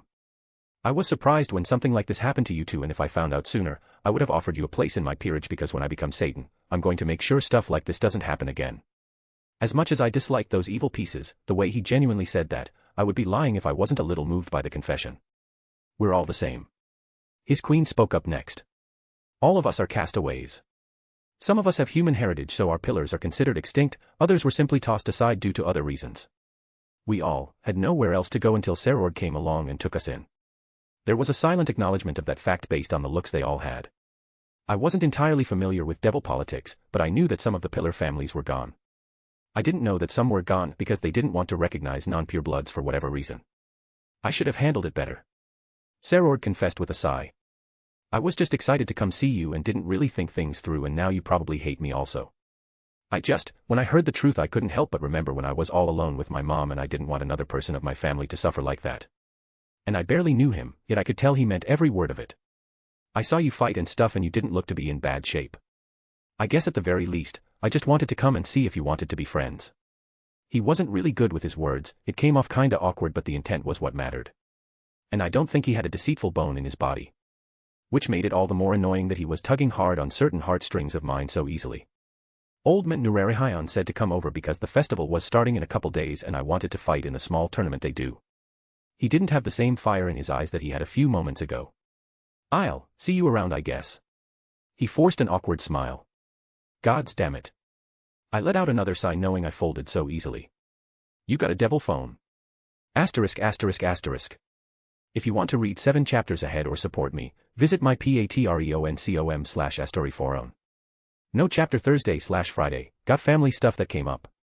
Chapter 286, Chapter 266. Oh boy, the last couple days had been chaotic. I had been running around helping Yasaka prepare for the festival, along with everyone else. Scathack found a Fey hideout in the middle of Kyoto that was fun to hear the details about. She's been sweeping the city every day since and hadn't found much else. Thankfully, iron bars were the perfect cages for them. Serorg also suddenly barged into my life, which was unexpected. I gave him my number and I guessed I accepted something akin to friendship from him, or at least a beginning. I didn't want to get further involved with devil nonsense beyond what I already had, but that guy had some crazy charisma. And it didn't help that he came off as a genuinely good guy, and that made it hard to continue being standoffish. Well, he didn't seem at all like a bad guy, so I wasn't too worried. He seemed genuine enough in just wanting to meet and such. I figured I'd just wait and see, give him the benefit of the doubt till after talking to him for a little bit. I tapped the table I was sitting at, 2 coffees sitting in front of me. I reached out, taking the one closest and took a sip. I peered out the window and saw a person walking into the coffee shop, the person I had been waiting for. She smiled upon seeing me, walking over and taking a seat across at our small table. I got what you asked. I pushed her cup forward. Thank you. Venelana took it happily, immediately taking a sip. Just how I like it. So. I fingered the rim of my coffee cup. How have you been? A little sore. She gave a mischievous grin. I did not blush. But otherwise, I've been well. She giggled at my reaction. Mil-ICA seems to be doing well also, and that's been my main concern. I've been through many battles and have almost died more times than I can count. I was always worried much more about him. Can devils even get? I paused for a moment, trying to word this correctly. Mental issues. Oh yes, though it's not as common I believe. Something about us just makes it more difficult than humans, however it's something that does happen from time to time. Devils simply have a higher threshold before such things can affect us. She took another sip. Maybe our longer lifespan offsets it. A divergence in mentality brought about due to our different perspectives on what we consider life. I mused aloud. That's an interesting thought. She perked up. I admit it wasn't something I've truly considered before. But my first guess would be the presence of our demonic energy and our inherent nature to be sinful, to a much greater extent than normal humans. The idea that something is bad, and we can't mentally handle something is offset due to us being preconditioned to sinful behavior. Sinful nature, yeah. I tapped my chin. The demonic energy is an intriguing avenue, though. A subconscious use of it to acclimatize us to suffering and or negative behaviors, whereas humans wouldn't have that sort of automatic defense. It would make sense with how we were created. I doubted that Lucifer and Lilith wanted their little soldiers to break when things got a little rough. A morbid, but accurate assessment. It must have been difficult back then. Yes. There was a melancholic look on her face. I lost many friends and family. And back then the idea of mourning wasn't something we did in public. We weren't supposed to care about others, we were evil, only meant to wage war and bring chaos to the human world. One of the happiest days of my life was when I learned that Lucifer had died. Another was when my son. She paused. You don't have to freeze up whenever he's a subject of conversation. I let out a sigh. I'm not going to get upset or whatever at his mere mention. If I can't handle the idea that he's your son, then I have no business being in a relationship with you. She reached over, taking my hand in hers, a bright smile on her face. Another was when my son took up his name and turned it into something good. I'm sure the old Lucifer is rolling in whatever ditch he was thrown into at the thought of what we had become, and it's wonderful. I couldn't imagine growing up and living during that era. I rubbed her hand and looked down at it in realization. You took your ring off. I thought it was appropriate, considering. She giggled rather cutely. I didn't want you to think you're just a replacement for Zio. I never thought that. I replied. I can understand the relationship you have with him is deep beyond just a husband. I can't fathom the bond that's been forged through centuries of being together, nor would I ever try to come between that.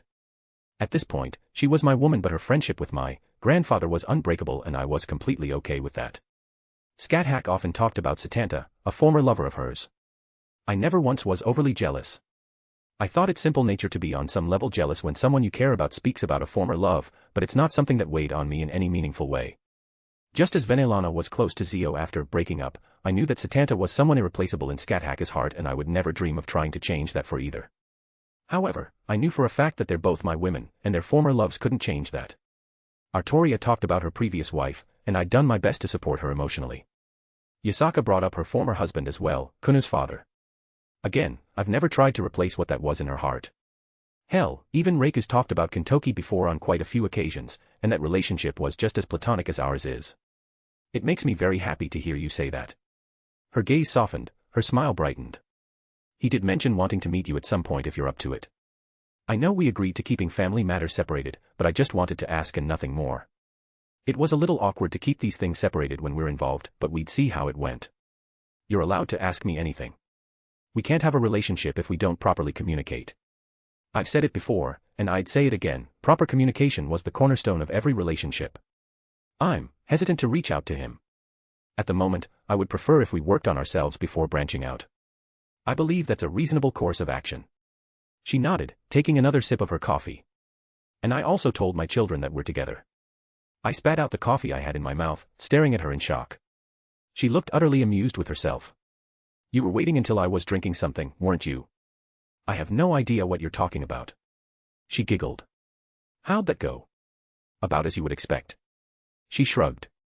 I deflected by bringing up some other embarrassing stuff for them to worry about so they didn't react too strongly or irrationally. Should make them more acceptable when they're too concerned about learning each other's naughty secrets. Do I want to know? Maybe. I just shook my head.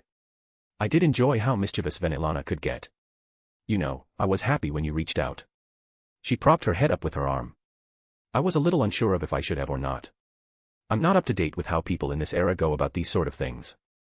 Well, I'm not exactly knowledgeable in that either. I never dated in school and all my girls are older than me. I've just been winging it and trying my best. I couldn't help but chuckle at the absurdity of it now that it was spoke aloud. And I did wait longer than I perhaps should have to reach out again. I admit that there was a little tension in the harem due to how I handled things. Oh dear, I hope I didn't upset anyone.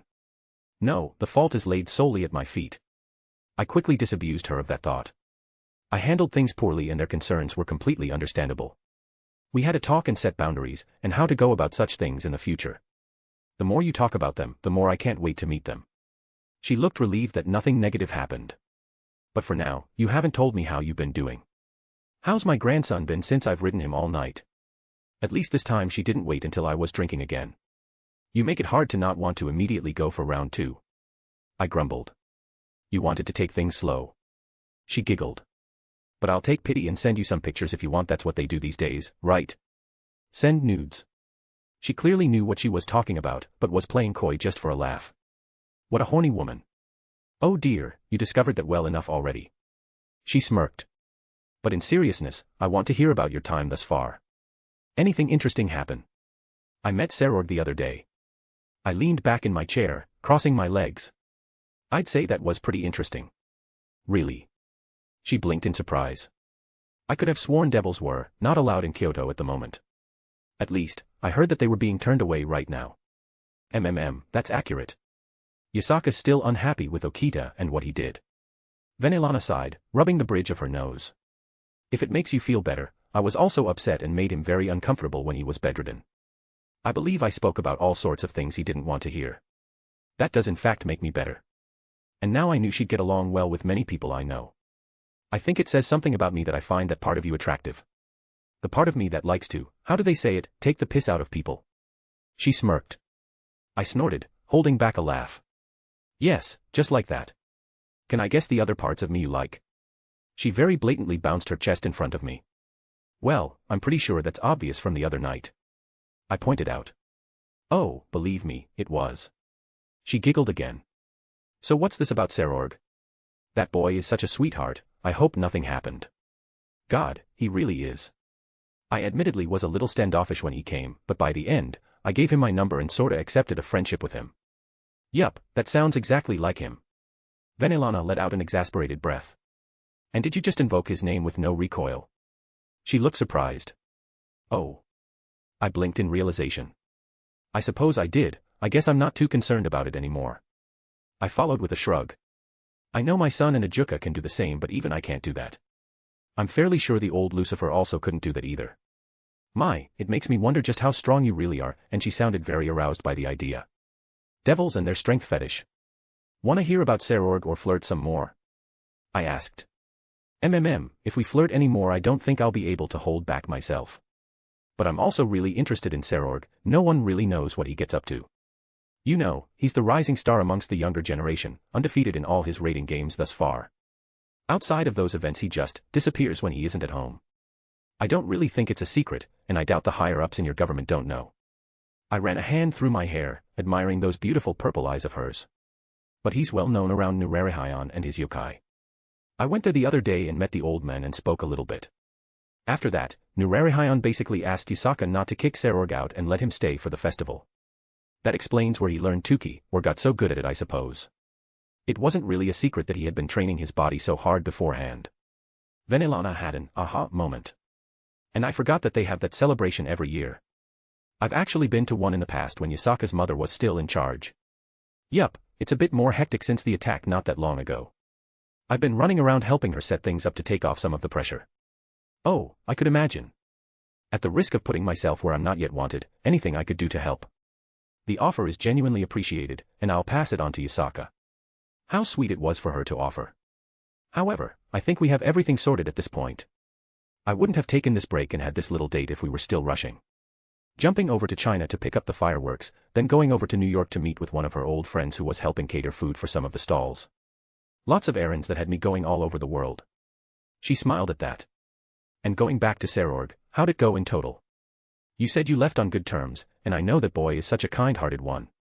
Geez, he came over and just asked me to join his peerage, like the first words out of his mouth. Oh my, I'm sure that didn't go over well. She chuckled. I was admittedly offended, you know. I confess that I dislike the evil pieces, so I don't want anything to do with them. I shot him down immediately, of course, only to find out his peerage is full. I finished with a dry look. Venelana had to cover her mouth as her giggles picked up. That silly boy, I could completely picture him doing something like that. He's one to jump before looking, but his heart is usually in the right place. Yeah. I let out a small sigh with a smile. He explained himself properly, and I know it was coming from a different place. He felt concerned for me when he found out I existed, basically wanted to make sure I was doing fine and all that. I'll never forgive my brother for kicking him out like that. Venelana scowled in a surprising display. She usually didn't emote so blatantly beyond smiles or laughs. So what if he doesn't have the power of destruction, those old bastards? Unfortunately, I wasn't able to adopt him into our family due to political reasons. He did mention how your family was there for him, treating him well and stuff. I think your intent was enough for someone who was in such a bad place at the time. I offered her a consolation. While it makes me extremely happy to hear that, I'm also still pissed that the Bale House stopped me from doing anything significant in help. Ugh, politics. Count me out. Believe me, I've been over it for the past 500 years and I'm still stuck participating. She groaned out. Speaking of power of destruction, I've heard some interesting rumors. Not to mention saw something quite peculiar in your fight against Susanoo. Care to share anything? Well, I suppose it's not much of a secret. I shrugged, holding my finger up. I channeled a little bit of my bloodline, letting it crackle out from above. So it's true. She looked on in awe. And it's different. A type of mutation. She examined. Actually, I think that was my own fault. I performed a sort of ritual on myself that I learned somewhere. It added something to my essence and intertwined with my bloodline ability. I flexed my fingers, dismissing it. That sounds extremely dangerous. I took precautions and had someone helping me in case of emergency.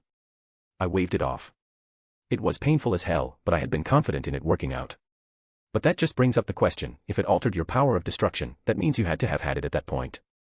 And I don't mean to dredge up old wounds, but we did check you for those things. There seems to be a mistake. Basically, I was barely different from a normal human, right? That's not inaccurate. Even now, my demonic power is minuscule. But the thing is, my power of destruction wasn't completely absent like Serord from what I've heard. It was a very tiny seed that wouldn't actualize based on my state. I guess it was no different than not having the bloodline inherited, so it didn't matter. Except, I found a way to nurture it. So the tiny seed bloomed then. More or less. I smiled smugly. It's not perfected yet. I'm using a catalyst to bring out the effects better than if I used it on its own. It's impressive that you were able to accomplish this much. Venelana replied in all sincerity. And I can say that Zekrom and the rest are going to be very upset that someone with the power of destruction is beyond their reach. Fuck 'em. I'll drink to that. She grinned, taking a sip of her coffee. Not to mention any children you have in the future. I wouldn't be surprised if they reach out and try to bring you into the fold just to avoid that. And if you want, I could give you a tip or two. Was she giving me a warning then? I'll be on the lookout. I replied with a nod of thanks. And I would love to have some advice regarding it. Just tell me when you want some training, but otherwise I don't want to talk about that stuffy old man anymore. She fingered the handle of her cup. We're supposed to be getting to know each other better. Well, beyond the physically, that is. I think you know my body very well at this point. That little smirk of hers was very cute. All right, but before that I wanted to say something. I raised my hand up. So, this goes back to issues with the festival and all that. Basically, you know about the Fae. I am aware of their existence. I admit to never meeting any before, but from what I understand, that's a blessing. You have no idea. I sighed. So, they've apparently become very active lately. I talked to Nurerehion, who said that some of his men had been replaced and he was cleaning house, so to speak. And we even had some infiltrate Kyoto. I give my condolences, but I don't understand. Kuo. I said pointedly. Her eyes widened. You don't think? I don't, but I figured you would want to take the precautions. I didn't have any love for Rias, but she's Venelana's daughter. If Venelana was to be my woman, that meant I had to take responsibility and protect her interests as well. Thank you, truly, she said quietly. I'll be sure to have Kuo checked by Ajuka. I don't believe they can escape his meticulousness. I have one more thing. This is just something that I had on hand and modified based on others I've given. I withdrew a bracelet from my ring, not dissimilar to the ones that I gave my other girls. Perhaps it's a bit early for this, but she had been kidnapped once and I wanted to feel more at ease. This is for you, if you want. She took it silently, inspecting it. You made this for me? Yes. It's beautiful, thank you, she said softly. I tried to make it fit her style more. It's not a normal bracelet, is it? I have space folded and anchored onto it. Basically, it has its own room connected to it that you can take stuff in and out of if you channel some magical power into it. Oh my, how wonderful. She experimented, taking in her empty coffee cup and setting it back out. How convenient. Also, you see that little orb on the bottom? I pointed to her hand where she immediately put it on. Shatter that orb if you're ever in trouble. No matter where you are, I'll come. Oh, Wilhelm. She looked at me strangely. This is a wonderful gift and I'll cherish it. She stood up from her seat and walked around the table to me. She leaned in before I could utter a word, placing a kiss on my cheek. And strangely, despite the fact that we had done much more than that, it felt warm. You're so cute, she giggled sitting back down. Getting all flustered from a kiss on the cheek. Yeah. I grumbled looking away. So, all that is out of the way. Do we just start asking questions? That's fine by me, do you want to take turns? She offered. Sure, you start. I gestured to her. Felt similar to Salem, but I couldn't deny it's a good way to go about this. On a random note, I wondered who had the better butt. Honestly, I believed Salem still beat her out in that department. What about hobbies? What do you like to do in your free time? She asked. Oh, that's an interesting one right off the bat. I tapped my chin, thinking it over. To be honest, I've been running around so much since I left, I thought she knew what I meant by that. I haven't had much time to develop many hobbies. I can't deny my love for the theater, but I haven't gone to see anything in so long. And if I had to point at something and call it my favorite thing to do, well, I think I enjoy magical research the most. Really? That's surprising. She responded.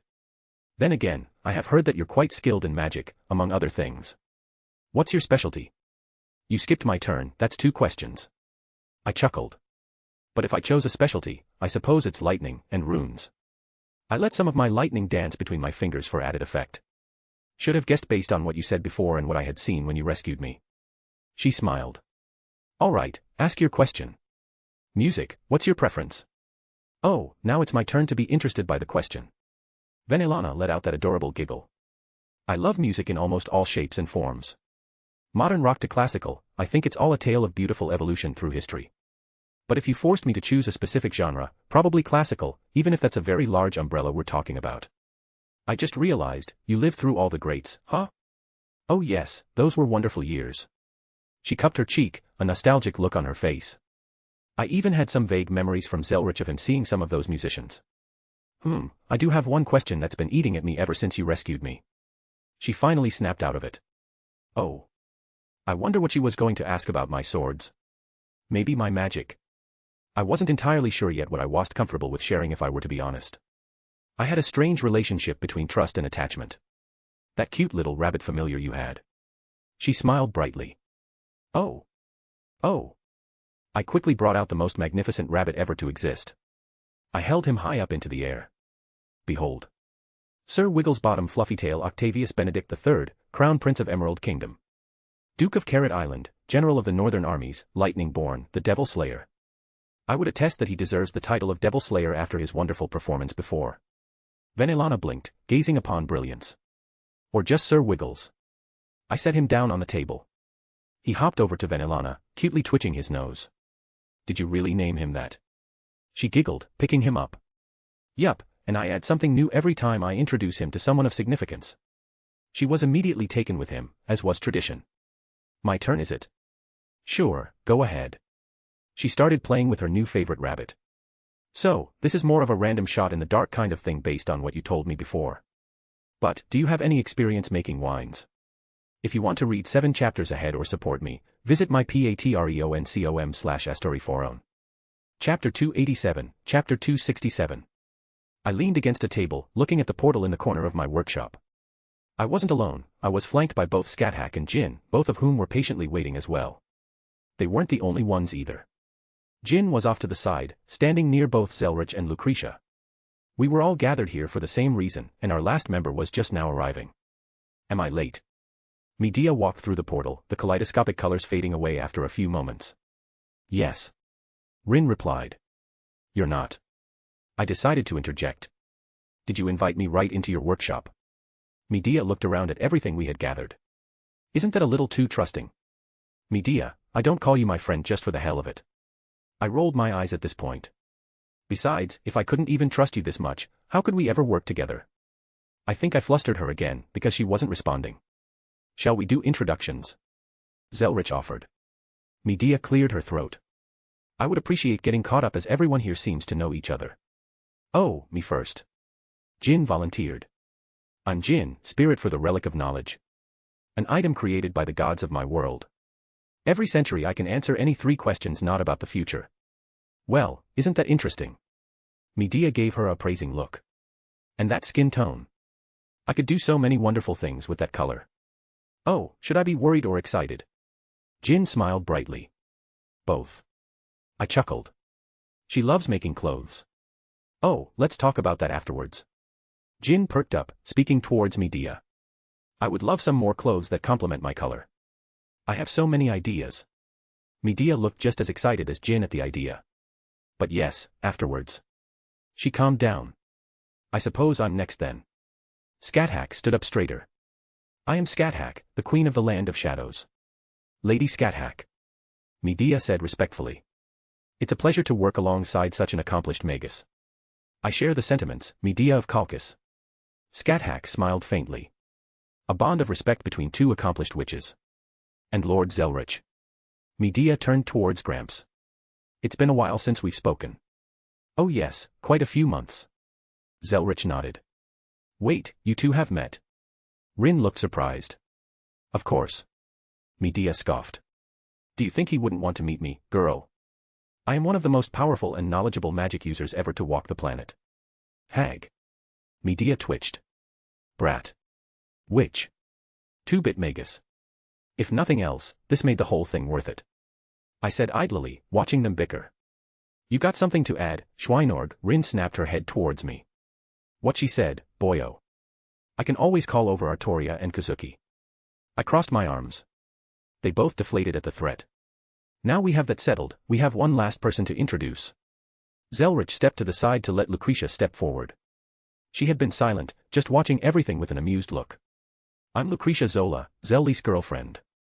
She introduced herself. I'm here for my knowledge of myths and legends and how they affect the material world. I dare say that no one is more knowledgeable in this room about legends and such than I am. A bold claim. Medea eyed her up and down. And I look forward to picking your brain. Good, now we have that out of the way. Zelretch clapped his hands. Shall we get this show on the road, Wilhelm? He turned the attention back on me. All right, I'm sure everyone knows what we're here for. And I just wanted to thank you all for helping me with this, it means a lot to both me and the lizard. Fuck you, you brat. Scathach, can you please remove the boosted gear from within me? She raised an eyebrow, but moved to oblige. I could do it myself, with effort, but it's easier to have someone else do it at this point. Not to mention she'd done it in the past. She placed a hand on me, and I felt her runes enter my body, my magic resistance strained against her, but these were primordial runes, something enough to push past. With a bright light, the boosted gear was pulled out from my soul and she placed it on the table. Hello, everyone. The jewel on the gauntlet lit up, letting his voice echo out. I don't think I've ever had a dragon greet me so politely before. Medea just looked at it blankly for a moment. But the more I spend time around you, boyo, the more my worldview shifts. A dragon I may be, but I have my own pride, princess. You're helping me in a way I can't properly express gratitude for. If I could move around without assistance, I would promise you help if you ever call upon me. The mood got heavy. Hi, Drake. Jin waved towards the gauntlet. And thus, the heavy atmosphere dissipated immediately. Hello, Jin. Drake said with clear amusement. Now that everyone is truly here. I swept my gaze around the room. And it still felt weird to have Drake gone after having him and me for so long. So, I'd like to say the main goal is to free Drake at some point, but I'm not aiming that high for now. The purpose of this get-together is to theorize and perhaps outline a proper spell to pull his spirit out and create a facsimile of NHGGR for him to inhabit based on the legends and myths. I already have several spells that do something similar, but we're dealing with a living soul here and specifically that of a dragon. You don't aim low, do you? Medea was investigating the gauntlet.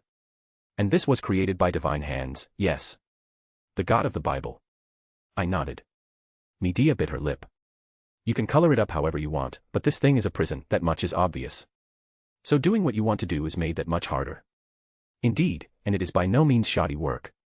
Zelretch added in his own thoughts. The fact that someone as strong as Drake hasn't broken free thus far only shows how strong it is. Adding to the jail-breaking aspect, why Drake Gotch is not a particularly popularized name in legends and myths compared to most other tales and arose from the region. Lucretia floated over. If you're wanting to sidestep some mechanisms by using his own mythological weight, that's going to be difficult. Yeah, all of this is valid. I wouldn't deny the inherent difficulty of this endeavor. However, we also have quite a few tools to work with. I gestured towards a table set to the side. A plethora of dragon bones and scales, to start off. And that's where you wanted me to come in. Medea went to examine the materials. Can't say I'm not excited to work with this stuff. Yup, my first idea, which was given by Rin, was to have a staff made based on the same concepts that are prevalent in Skyrim. I pointed at the younger Magus. If you would, Rin. Right, I picked out a handful that I thought would work best. She waved her hand, depositing a little under a dozen staffs onto the empty table. Each of these are slightly different, but they're all operating under the same principle of summoning some kind of entity from somewhere. I also got a few empty ones for reference. Well done, Rin, these will be quite beneficial. Zelretch took to inspecting them himself. I can see some interesting ideas that went into the concepts here. I've read up enough on these things, so I know quite a bit. Jin walked over, picking up a staff and running her hand along it. They do actually summon, I wanted to clarify that. There has been some theories that they simply created a fake replicant or some other nonsense. But no, it's basically a specified teleportation linking to the recipient. However, the process is one worth investigating due to some of the entities existing in non-corporeal state and gaining a solidified body upon the summon. Yes, these might form a good basis for crafting this mystic code. Medea looked pleased. But I believe we're still missing many things here. We're not done. I chuckled. This is just one portion of what's going into everything. Yes, if I know my student well enough, the structure of the spell will be held together by runes. Scathack spoke up once more. I can't deny that your primordial runes have much better staying power than my divine words. Medea admitted. And they have more significance to the spell itself. Lucretia added. The dragon we plan to make a facsimile of for Dryag is centered to Norse mythology. The runes passed down from Odin, tied to the world tree itself, will be a most wonderful link. It's unfortunate we aren't able to get a piece of the actual tree. Maybe. I spoke up, having everyone turn OT me. I mean, I know Izzy, Izanami, maybe I could reach out to some Norse gods and see about buying a branch or a leaf. The world tree was both a metaphysical concept and an actual tree. Obtaining a branch or a leaf wasn't so simple as going to one of the 9 realms and seeing a big tree to pluck them off of, but it wasn't impossible. A worthwhile avenue to pursue. Zelretch stated. I'll see about that later, let's focus on this for now. I waved my hand dismissively. What about your dragon voice? Rin asked. It should resonate with both Drake and the concept of NHGGR due to the origin. That's a good idea too. I rubbed my chin. I don't know a shout that would be viable, but I can't dismiss the idea that there is one out there. I'll check with Thorim when I go to see him in a few days after the festival. I snapped my fingers, pointing to Medea. That reminds me, you good to go? Medea rolled her eyes, forcing herself from smiling. I have everything ready. Good, I wanted to make sure she wasn't scrambling last minute since the invitation was rather last minute. For this mystic code, which I am assuming is a staff, what about the foci? That's where I'm coming in as well. Also Zelretch and Rin are helping me with this part. Jin responded again. I'm sure you're familiar with this stuff. She brought out a crystal of dust. Crystallized mana. She exclaimed in surprise. Wait, why is it so weak? It's from my world. Jin explained. Still crystallized mana like what you know, but it's not as dense as you're familiar with. However, it's much more accessible. She waved her arms, producing a lot more, letting it all flow out into a small pile. You've been holding out on me, boyo. She glanced my way. Dragon remains, crystallized mana, I don't know what to expect next. How about some magical metals? There's one that the legends say is the blood of a god that sunk into the land. I added more metals to our already abundant pile on the table, causing it to groan. I was kidding. She huffed, but still inspected everything new I added onto the tables. According to legends, ebony was the blood of the god that created Nirn. If you want to use this crystallized mana, we refer to it as dust. Dust then. Medea corrected. We're going to need to do some things. We got that covered. Rin replied, seemingly dropping their little rivalry for now. We're going to compress it and make a pseudo-jewel out of the stuff. Oh. Medea scratched at her chin idly, looking as if she was mulling it over. Yeah, that could work. Would also remove the need for soul stones. I was skeptical on their use after the new revelation Serana had given me. I'd be looking into them more when I help Thorim and Serena later. Tell me which materials you are using, I will begin carving runic sentences into them to bring them closer to the concepts we're desiring. Scathach looked upon the materials, picking up a metal ingot here or there. I guess I should start bloodletting now, get us a good amount. I groaned at the idea. Wait, why are you using your own blood? Medea asked. Long story short, Draig turned my heart into a dragon's. So, my blood should more or less be the closest to Draig's we have available. And blood could do amazing things for spells. Let me take note of everything we're working with and I'll start researching on how best to name and attach what we need to this staff. Lucretia took out a notebook and a pen. Names had power, giving the staff an actual name, like carving it on the item, would help exuberate the underlining connections. Alright, we all have our roles, let's get started. I clapped my hands happily. It wasn't going to be easy, but damn if we all didn't enjoy this kind of thing. Omake, System Chan and the unsuspecting Pyrrha. Pyrrha Nikos POV. Phew. I wiped the sweat off my brow, relaxing as I sat down and took a sip of my bottled water. It had been another good day of training, I was following that woman's instructions still and I felt myself getting better at a noticeable rate. I wonder if Wilhelm will be surprised at how strong I get when he comes back. If we fight, could I beat him now? Even if I can't, I want to at least fight him once. I'm still upset that we couldn't have our match. Well, even without a fight, I hope he comes back soon. I wouldn't mind spending more time with him, it's fun, having a friend. I miss him. Ding. What? I suddenly shot to my feet hearing a strange sound. New host found. Synchronizing system. Installing updates. Loading settings. Greeting, user. You've been chosen to be the next host to System 1.2039. What in the brothers' names? I looked around but there was no one around me. Don't be alarmed, user. I'm speaking to you inside your head. Wah. Allow me to explain. I am a system, an entity that helps facilitate its hosts' growth through the use of familiar mechanics such as video games. Am my growth talking in my head? Is someone playing a prank on me? No prank, Pyrrha. I'm here to help you. How? Do you want to get stronger? Stronger? I felt something in my chest at that. You can help me get stronger. I can. I can help you get strong enough to be unrivaled. You can help me get strong enough to beat Wilhelm. I don't know why I was asking this, I doubt this thing even knew who Wilhelm was. You want to defeat Wilhelm Schweinorg? I can help you beat him. Why, you know who he is? I didn't know how to respond to that. What was this thing really? Of course, I can help you get strong enough to beat that big bully. That's amazing. Was this my chance? Could I actually match him? Wait, bully. But why stop there? Huh. Tell me, Pyrrha, how do you feel about Wilhelm? Wilhelm, well, he's my friend. Friends are nice, ever think about being something more than friends? More than friends? Like, a girlfriend. I barely squeaked out that last word.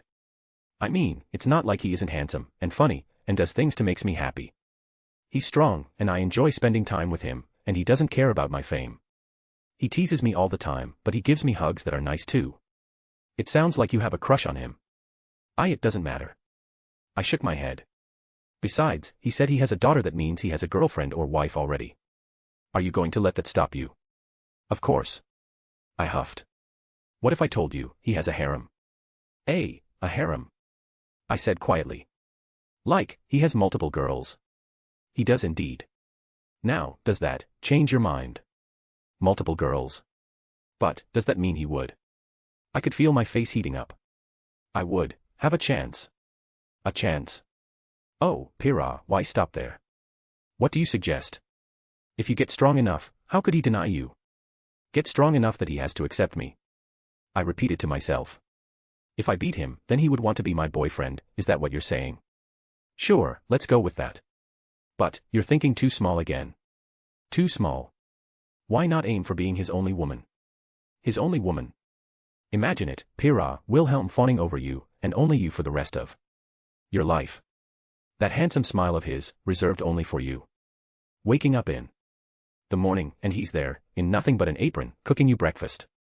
At night, he gives you a foot rub after he rocks your world before bed. And every day he brings you flowers and chocolate and... Yes. I shouted, only realizing I did so after a moment, and feeling my face flush. I mean, yes, let's do it. Good, but you have to keep me a secret. Why do I need to keep you a secret? Is there something wrong with you? No, nothing like that.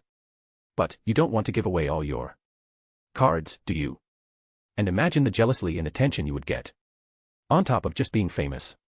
That's a good point, alright, I won't tell anyone about you. Oh, Pyrrha, this is the start of a beautiful friendship. Friendship.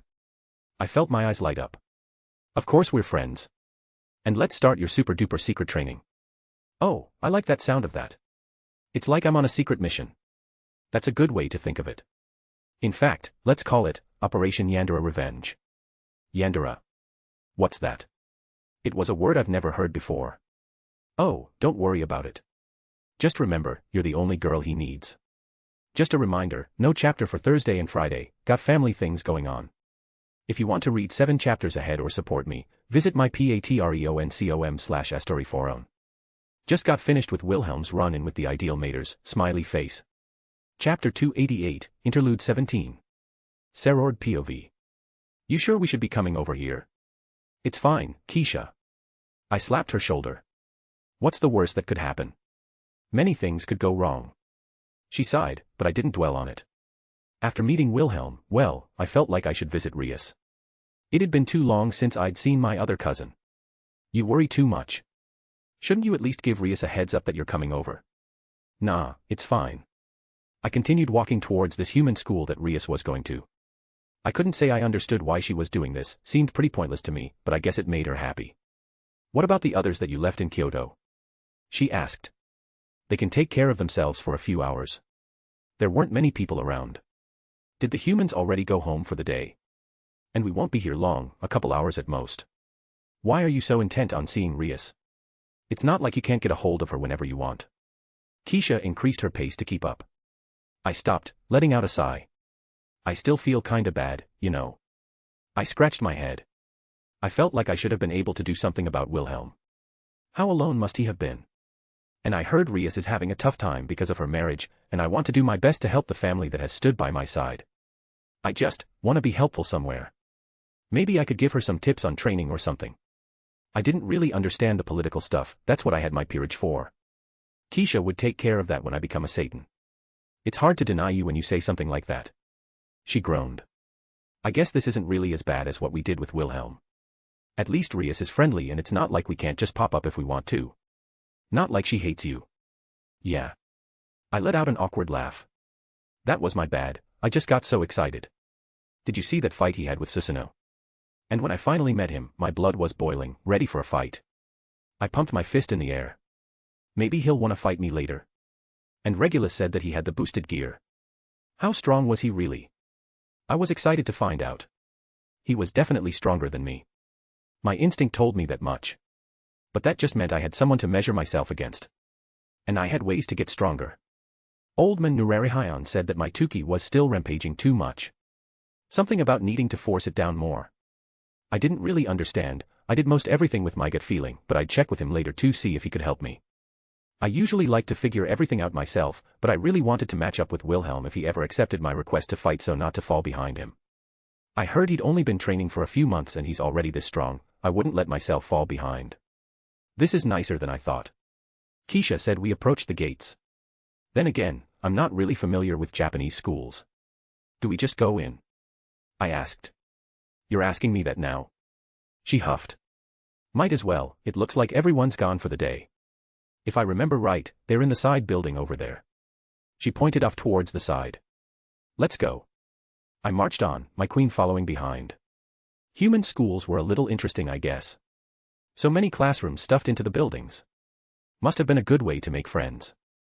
I think Rias mentioned that they have clubs or something like that.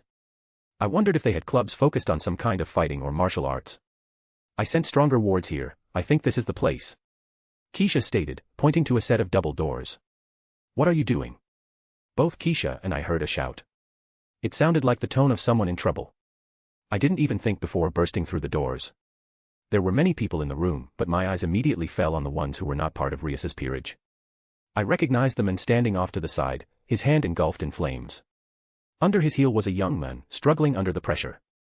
Looking at everyone's faces for a second, I could tell what happened and I moved. I already held the phoenix by his throat.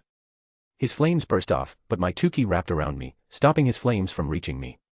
Master.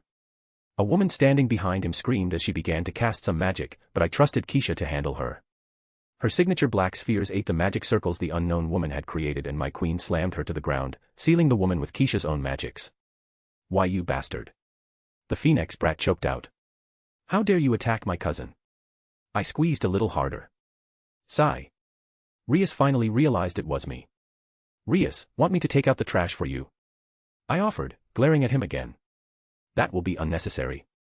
A sudden burst of magical power filled the room. The strongest queen, Graphia Lucifuge, teleported in. Serord Bale, please release Riser Phoenix. I glanced at her and back to the squirming phoenix in my hand still trying to escape. With a grunt, I tossed him to the side. Why, you bastard, how dare you? Do you know who I am? Of course I do. I crossed my arms. You're the weakest little bird of the phoenix family. He snarled, his hands enveloped in fire again. All right, let's fight. I grinned. I've always wanted to see how many punches it took to get through a phoenix's regeneration. There will be no fighting. Graphia Lucifuge aura spread out, covering everyone. I shivered slightly, dropping my fighting stance. Maid, he attacked me, the phoenix boy shouted, pointing at me. And you were standing atop one of Rias's peerage members. I snorted. But if we're having a disagreement, let's settle it with a rating game. Enough. Graphia scowled. And release his queen. Tell her to stop trying to cast spells. Keisha replied. She will stop. The maid glared at the other woman on the ground. Keisha got up and moved back to my side. I was supposed to come mediate this discussion. She swept her gaze across the room. And I would like to point out that I am not late. So, Riser Phoenix, why are you here before me? Her eyes landed on the bird boy. I was just coming to see my fiancé, what's the big deal? You ignored my orders. Graphia's lips thinned, she didn't look happy. And who's your fiancé? Like hell I'm marrying you, Riser. Rias shouted back. Why argue over something that's already decided? He waved at her haughtily, ignoring her shouts. It's not like you're actually able to beat me in a rating game anyways. Rias's peerage did an admirable job of not lashing out. Good, I know I'm a hothead, but it's better for her to surround herself with people that can keep their cool. That's what I do, fill in my gaps with my peerage. It appears this will not be a productive meeting. And I doubt it will be remedied today, we will attempt discourse another time. Riser, return to the underworld. Riser scowled. Yeah, whatever. Too many losers here anyways. He snapped his fingers, bringing up a teleportation circle that enveloped himself and his queen. They disappeared after a second or two of it activating. What a punk. I grunted, letting my tuki disperse. Sai, what are you doing here? Rias suddenly asked. I'm curious as to your presence here as well, Serord Bale, you were not supposed to be present for this meeting. The queen narrowed her eyes. Ha ha ha, well, about that. We didn't know there was a meeting. Keisha answered. Lady Lucifuge. We merely were visiting my king's cousin to catch up. An unfortunate coincidence then. She let out a sigh. I wouldn't call Riser attacking Rias's peerage and us walking in on it as unfortunate, Lady Graphia. Kuzuha stated. The maid pursed her lips. I will make a note of it and see what I can do. Sigh. Rias tugged at my sleeve. Not that I'm unhappy to see you, but why'd you suddenly come visit? Well, I just came from seeing Wilhelm, and thought it'd be nice to see you too. Rias always was so adorable. Wait, you saw Wilhelm? She exclaimed in shock. Haha, yeah. I talked with him for a little while. I didn't realize how strong he was until I saw him in person. I looked around at everyone. Lucifer's queen seemed interested as well. Well, I can say that for you too. You seem a lot stronger since the last time we met. You make it sound like it's been years, sigh. It's only been like a month. Rias chuckled. And good to see you too, Keisha. She waved towards my queen. You as well, Rias. Keisha replied with a smile. Let me introduce everyone. Rias clapped her hands. Everyone, this is Sai, my cousin from my mom's side. He's the rising star of raiding games and considered the strongest young devil. Haha, Rias, you're gonna make me blush. I couldn't help but rub my neck in embarrassment. Sai, you know Akino my queen, and Kaneko, and Kiba. He gestured to each of them. And this is my newest member, my pawn, Issei Hayadu. It was the boy on the floor under Riser's heel. I looked him over, he didn't seem too strong yet, but there was potential there.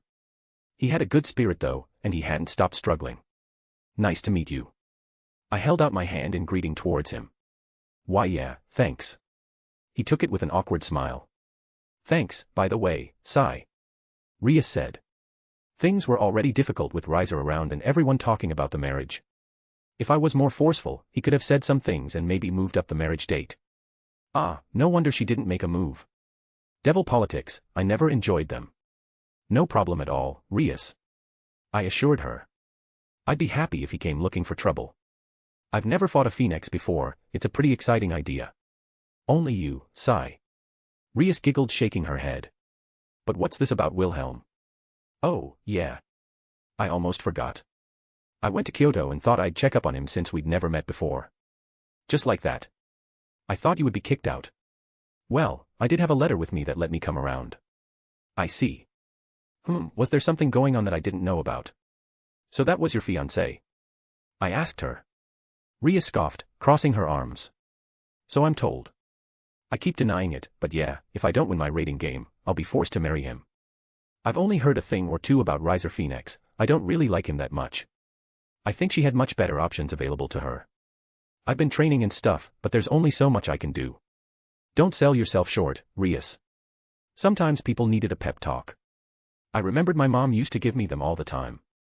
You're much stronger than before. Keep going like this and you'll get there. How long until the wedding? Ugh, like 7 or 8 months. They pushed it back, but it isn't set in stone, so I'm a little worried they're going to pull it forward again. Alright, that should be plenty of time. I nodded to myself. Rias blinked. Plenty of time for what? I'm going to help you. I smiled, giving her a thumbs up. I'll get my peerage, and we'll help you all train for your rating game. Why you're going to help me? Rias said in confusion. But why? You're my cousin, why wouldn't I help you? I guess if I hadn't seen Wilhelm the other day, I might not have come here to see Rias. Maybe I would have kept my distance, let her handle everything. No, I didn't want to see Rias suffer having to marry Riser.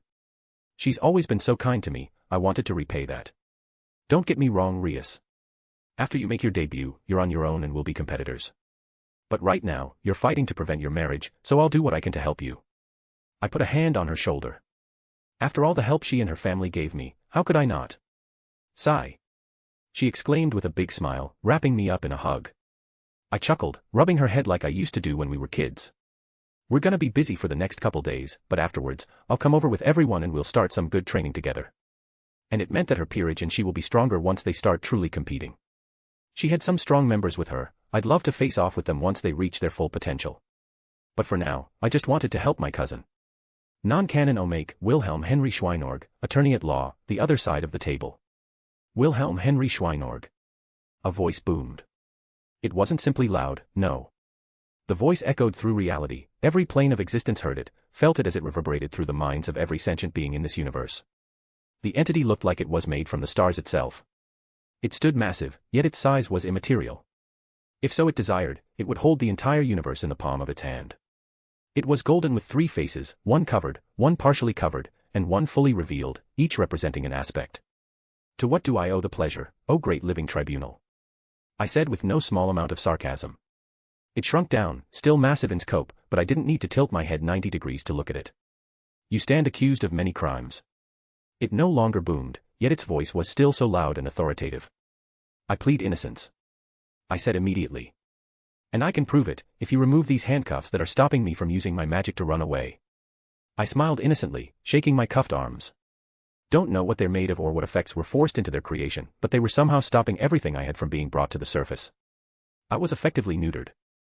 You have yet to hear the list of crimes. Fake news. Insolence. Another voice boomed, appearing next to this universal entity. This new one looked different, yet its power was enough to make me almost turn to dust from its mere presence. It seemed to be intertwined with the universe as a whole. Eternity. It smiled brightly. So good to see you again. The personification of the universe. Outsider. Your chaos ends now. It raised its hand up, probably to smite me, but nothing happened. He will be judged accordingly. The living tribunal spoke, indicating that I was currently protected. Neat. Nice cock. I smirked. Eternity scowled. Eternity was the literal makeup of the universe, its body was made of the very galaxies and stars that existed within the expanding infinite. A reflection of everything that is. If you looked around him, you could even find your own solar system with some effort. He pissed me off once, so I got my revenge. It was a harmless prank. Some people just can't take a joke. I may or may not have used some very volatile cosmic powers, if only temporary, to move around a thing or two. When you give bad people phenomenal cosmic power, they tend to just keep being bad. Good people, much the same, except they usually turn bad in the end. Me. Well, I drew dicks on people way before I got my hands at universe-altering power. No life was harmed in my efforts. On the bright side, we can say for sure he's a man. Yes, the shining galaxies that made up his new cock. Honestly, he should be thanking me. Over the course of the next few moments, many more cosmic entities emerged from the void of creation. Every single one represented something crucial to the continued existence of the universe. The living tribunal waved its hand and reality shifted. I stuttered in place as I realized I was now standing in a literal courtroom, the living tribunal in the judge's chair, and all the cosmic entities minus eternity in the jury booth. Said representation of the known universe was serving as the prosecution. We will proceed with the trial in accordance with the defendant's understanding and experience. The living tribunal stated. Ho ho. I eyed eternity from the side. And here I was worried. Eternity didn't design to give me a response. Very well, I assume if we're playing ball the way I'm familiar with, then I get representation. I asked. Correct. Good, good. I stood straight. Then I choose to represent myself. Denied. He interjected. The defendant will not be allowed to represent themselves in this matter. Crap, well, contingency time. I nominate Sir Wiggles as my. Denied. He said. Creature named Sir Wigglesbottom Fluffytail Octavius Benedict III, Crown Prince of Emerald Kingdom. Duke of Carrot Island, General of the Northern Armies, the Lightning Born. The Devil Slayer. Is recognized as an extension of the defendant. A phenomenon more widely known as a familiar. Such being the case, is denied right of representation. As is foreign entity to the universe, you shall be judged by these inhabitants of the universe. Thus, a resident of the universe shall also defend you of the accusations. The scales remain balanced. Fuck. Then who the hell am I supposed to get to defend me? Searching for suitable representative. The judge's eyes glowed bright for the briefest of moments. 17,495 plausible beings selected. 17,494 denied request. Final representative questioned and accepted offer. With another burst of light someone appeared in the courtroom. I had to shield my eyes for a moment as the light died down. I finally saw who stepped out, and my eyes widened in horror. Oh no. Oh yes. He smiled wide back towards me. I am so very pleased I have this chance to pay back all that you've done for me. The sarcasm dripping from his voice. Loki. I whispered the name that filled me with utter horror. I would call Karma a bitch, but I'm fairly sure she's judging me from the jury bench right now. If you want to read 7 chapters ahead or support me, visit my patreon.com/astoryforon. Chapter 289, Chapter 268. In hindsight, I probably should have asked for a more detailed explanation of the festival. I said as I adjusted my yukata slightly. I was just so focused on helping you get everyone prepared, among other things, that I just kinda assumed it would similar to what I am familiar with.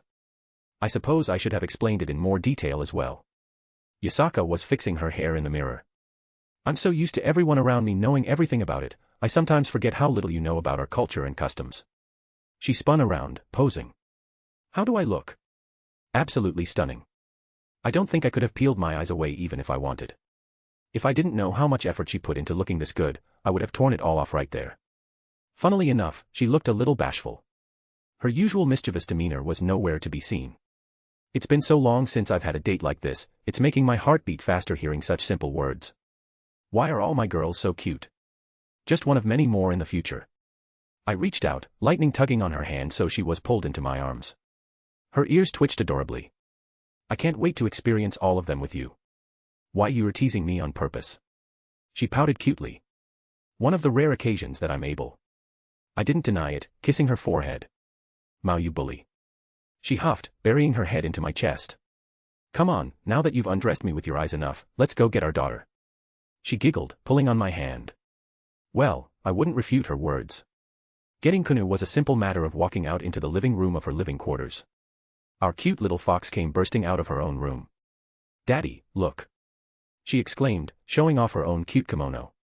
My little fox is so beautiful. I smiled, lifting her up after she shot into my arms. Am I prettier than Mommy? She asked innocently. Yes, Wilhelm, is she prettier than me, Yasaka regained that mischievous look of hers. You both planned this. I deadpanned, booping Kunu's nose. And I think you both are equally beautiful. That's cheating. Kunu pouted. Now Kunu. Yasaka grabbed one of Kunu's tails. Don't tease your daddy too much. Kunu wiggled in her mother's grasp, unable to escape as Yasaka picked her up. Mom. She whined, getting doted on. Are you ready to go have fun? Yasaka rubbed Kunu's head. I want to eat all the snacks, and I want to play all the games. Oh, and can we go get a mask? I want a different one than last year. Of course, my little fox. We'll do all of that, together. Yasaka said quietly, affectionately rubbing her head. Kunu, tails and ears twitched excitedly and grabbed at both our hands to start pulling us towards the door. Hurry, we're going to miss it. Sweetie, it goes on all day and into the night, we aren't going to miss anything. Yasaka just laughed as neither of us tried to stop her. Maybe we shouldn't. Let her be so willful, but she had a tough childhood. I don't think either of us wanted to stymie her ability to be a child even if she got a little on in the years and still acted like this. So, I don't actually know much about the festival, mind giving me a rundown? I asked, as we started leaving Yasaka's manor. I eyed a few dozen guards that appeared, taking up positions as they trailed us. I've said before that we honor the gods that helped create our home. Primarily, we honor Amaterasu and Tsukimi as our main focus, but also pay homage to a plethora of others. Thus, the festival starts when the sun is at its highest and ends when the moon is at its highest. That's smart. I nodded along at her explanation. Though, I don't know if I can take one of those gods seriously anymore after the incident. I was keeping it PG for Kunu's sake. Though, she seemed more focused on the festivities that were coming into view. Believe me, I know. She groaned. But that's the gist of it. We simply celebrate under the eyes of our gods. We thank them and show them the gifts they had given us. No big speeches or anything like that. I questioned. Nope. She smiled happily. This isn't about me, nor do I draw attention to myself. This is about every one of our people being thankful in their own way. To pray and give their own personal thanks to Takamagara. I'm just in charge of setting everything up. Neat. Does Susanoo get recognition in any way? Would seem weird to exclude him. Funnily enough, he didn't care until a few years ago. He decided that he wanted a little tournament to happen. Nothing too pretentious, just drawing lots and fighting until a victor, or whatever. It usually devolves into a big brawl, but everyone seems to enjoy themselves. It's very popular with Nurarihion's lot, so I didn't care to regulate it any. He probably just wanted a show to watch. Yasaka just shrugged. Keeps those muscle heads occupied and not causing trouble. Speaking of muscle heads, I can bet where Scat Hack is going to end up. Yasaka snorted out a small laugh. Yes, I'm sure some poor yokai are in for a rude awakening. But I'm surprised you haven't asked about the others. I'm not that dense. I rolled my eyes. If they aren't around, nor if you didn't bring me to them, that meant that it was all talked about beforehand. This is our date, so I was going to focus on you, and Kunu. I poked her swaying tail. You're sweet. Yasaka snuck in a kiss on my cheek. But you're right, I reserved you for today. Oh, you reserved me, huh? Oh yes, I told all your other girls that for tonight, you're mine. She smirked. All yours. I leaned in and captured her lips, a quick kiss before breaking away. As long as it's all taken care of, I'm good. Oh it is, and don't worry, I demanded pictures in case we don't meet up at all. And I made sure that Medea and her fiancé made their way over. And like that, I have no worries. I finally felt really relaxed since everything was taken care of. A night to just spend time with my woman and my daughter. It was easy to guess that Yasaka spoke with the others and wanted her own date time, so I didn't meddle. They needed to be able to talk amongst themselves for things like these.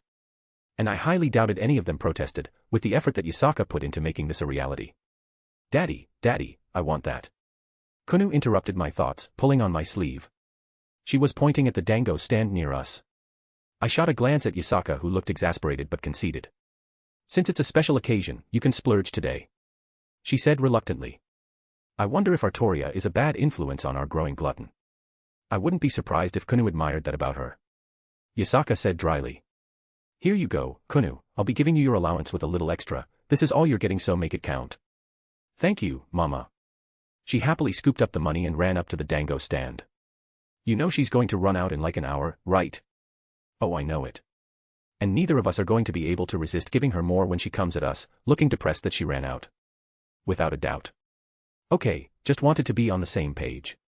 We shared a look before breaking out in a little laughter between us. Oh, some familiar faces. Both Yasaka and I turned towards the origin of the voice.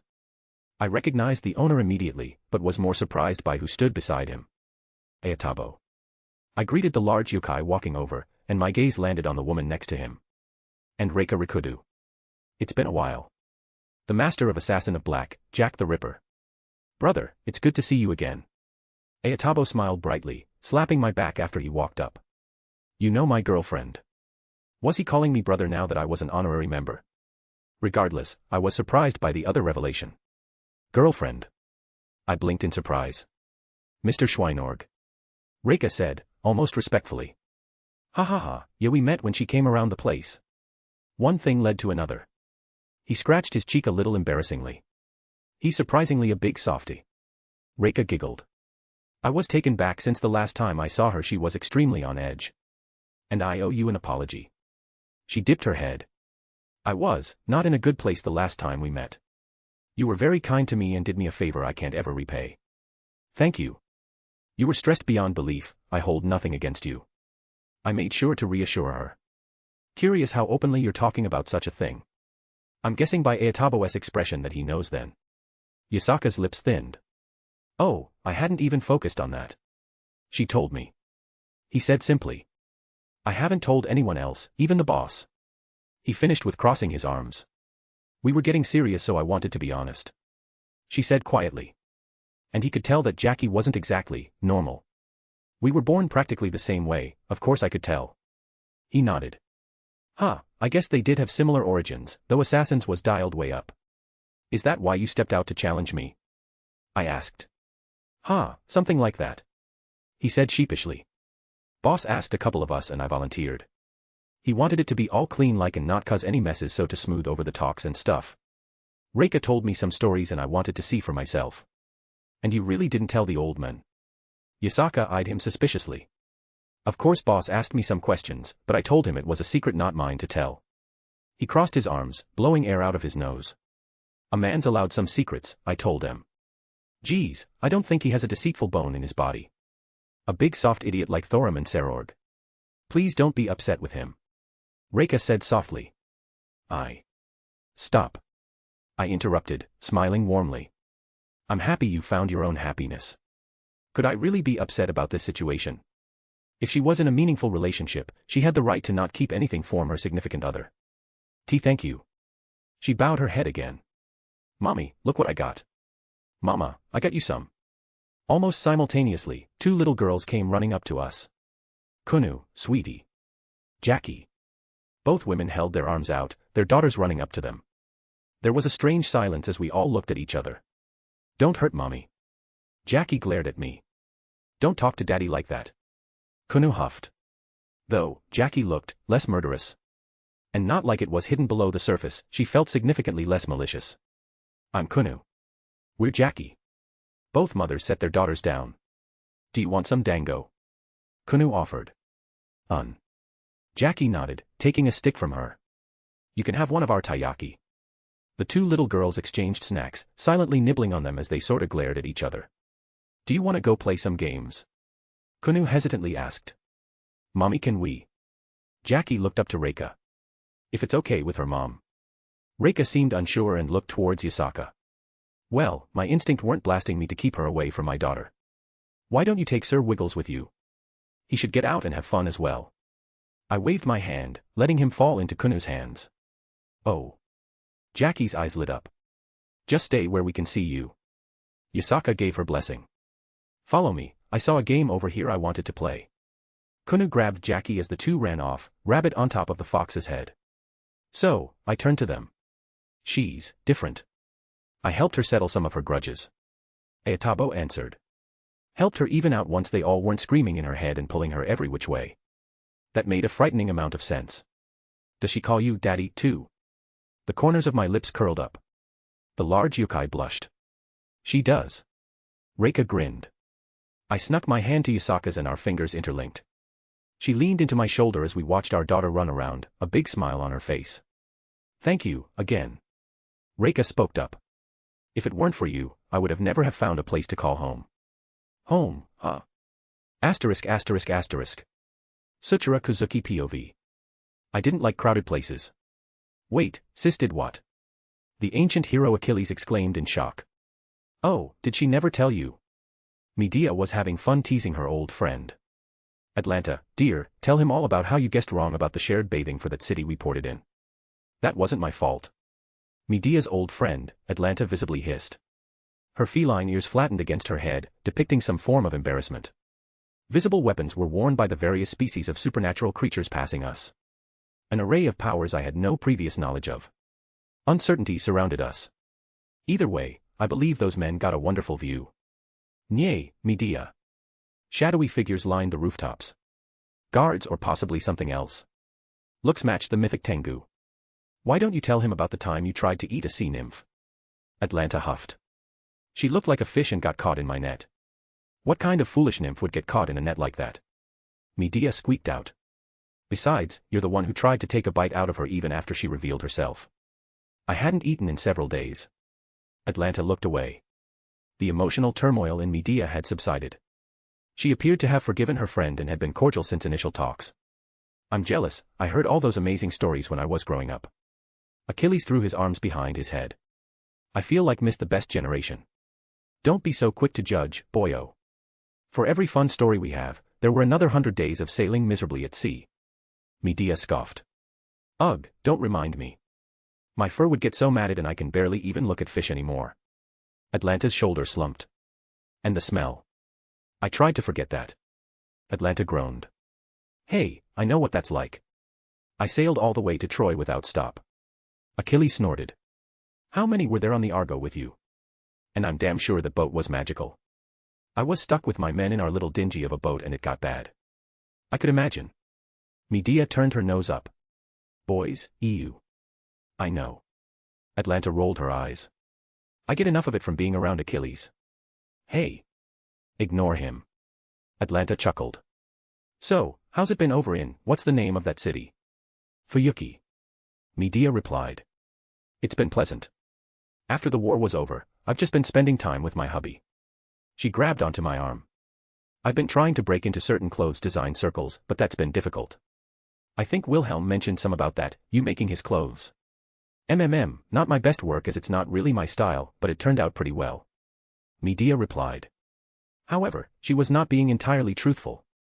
She worked many hours making sure everything was to her standards. She may not voice it, but she cherished him in her own way. She has difficulty making friends and he was not been dissuaded by her attitude. What about you? What's this place been like? Medea spun around, waving at all the festivities.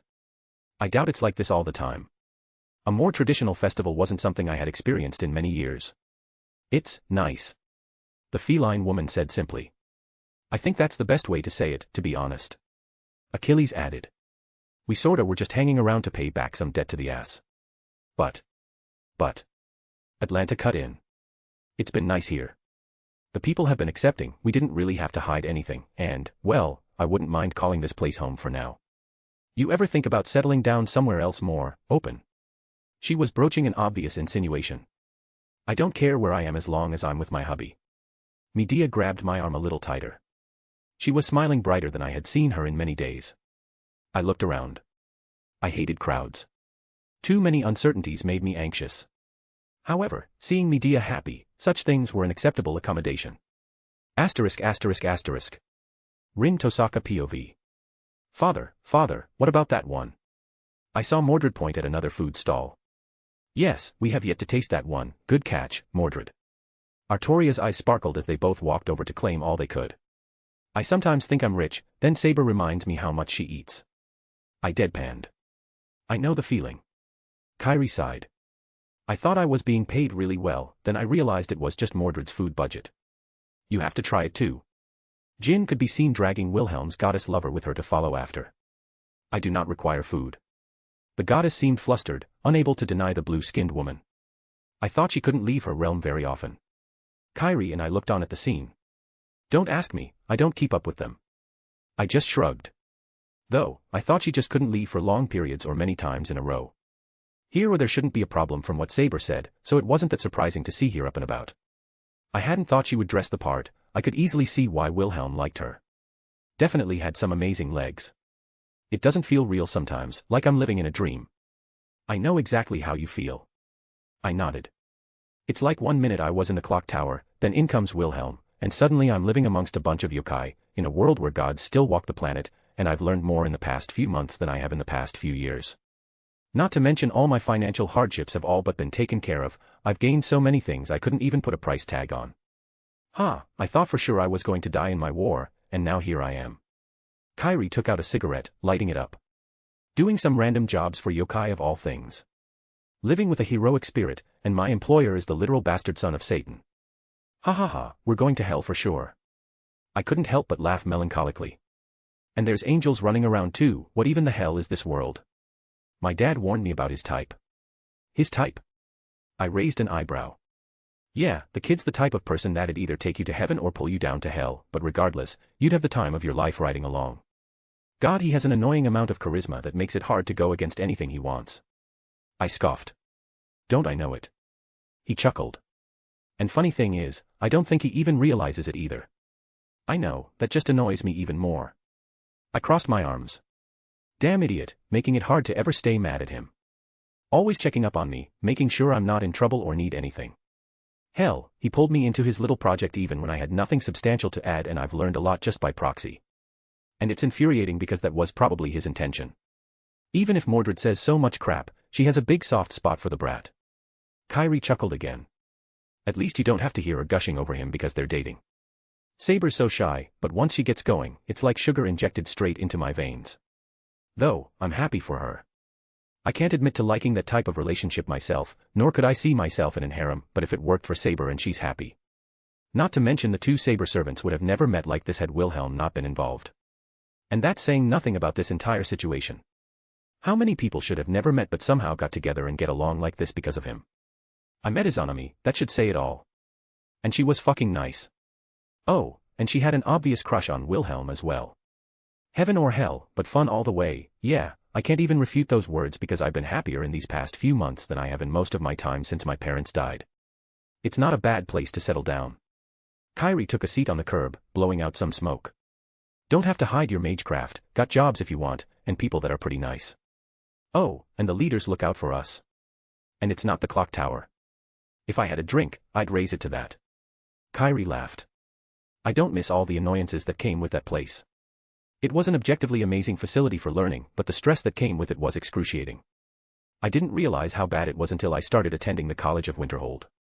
I'll admit that the college wasn't up to the standards of the clock tower, but it was enough for me right now.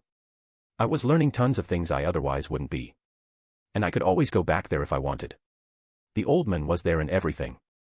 It's just hard to explain. Even back in Fuyuki, before I summoned Saber, my home felt so cold and empty.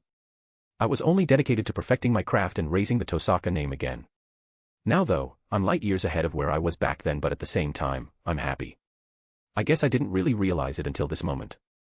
I looked up at the sun moving towards the horizon. Yeah, this place makes for a nice home. Asterisk asterisk asterisk asterisk. Reiku POV. I should have expected this turn of events.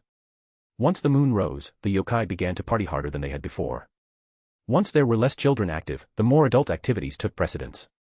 I was a little saddened that Master was not here at my side. I wished to be held close on this pleasant evening. However, I knew that Yusaka wished for her own time alone, and it was completely fair that she got such. We had ironed out the details. I would be making my own move at a later date.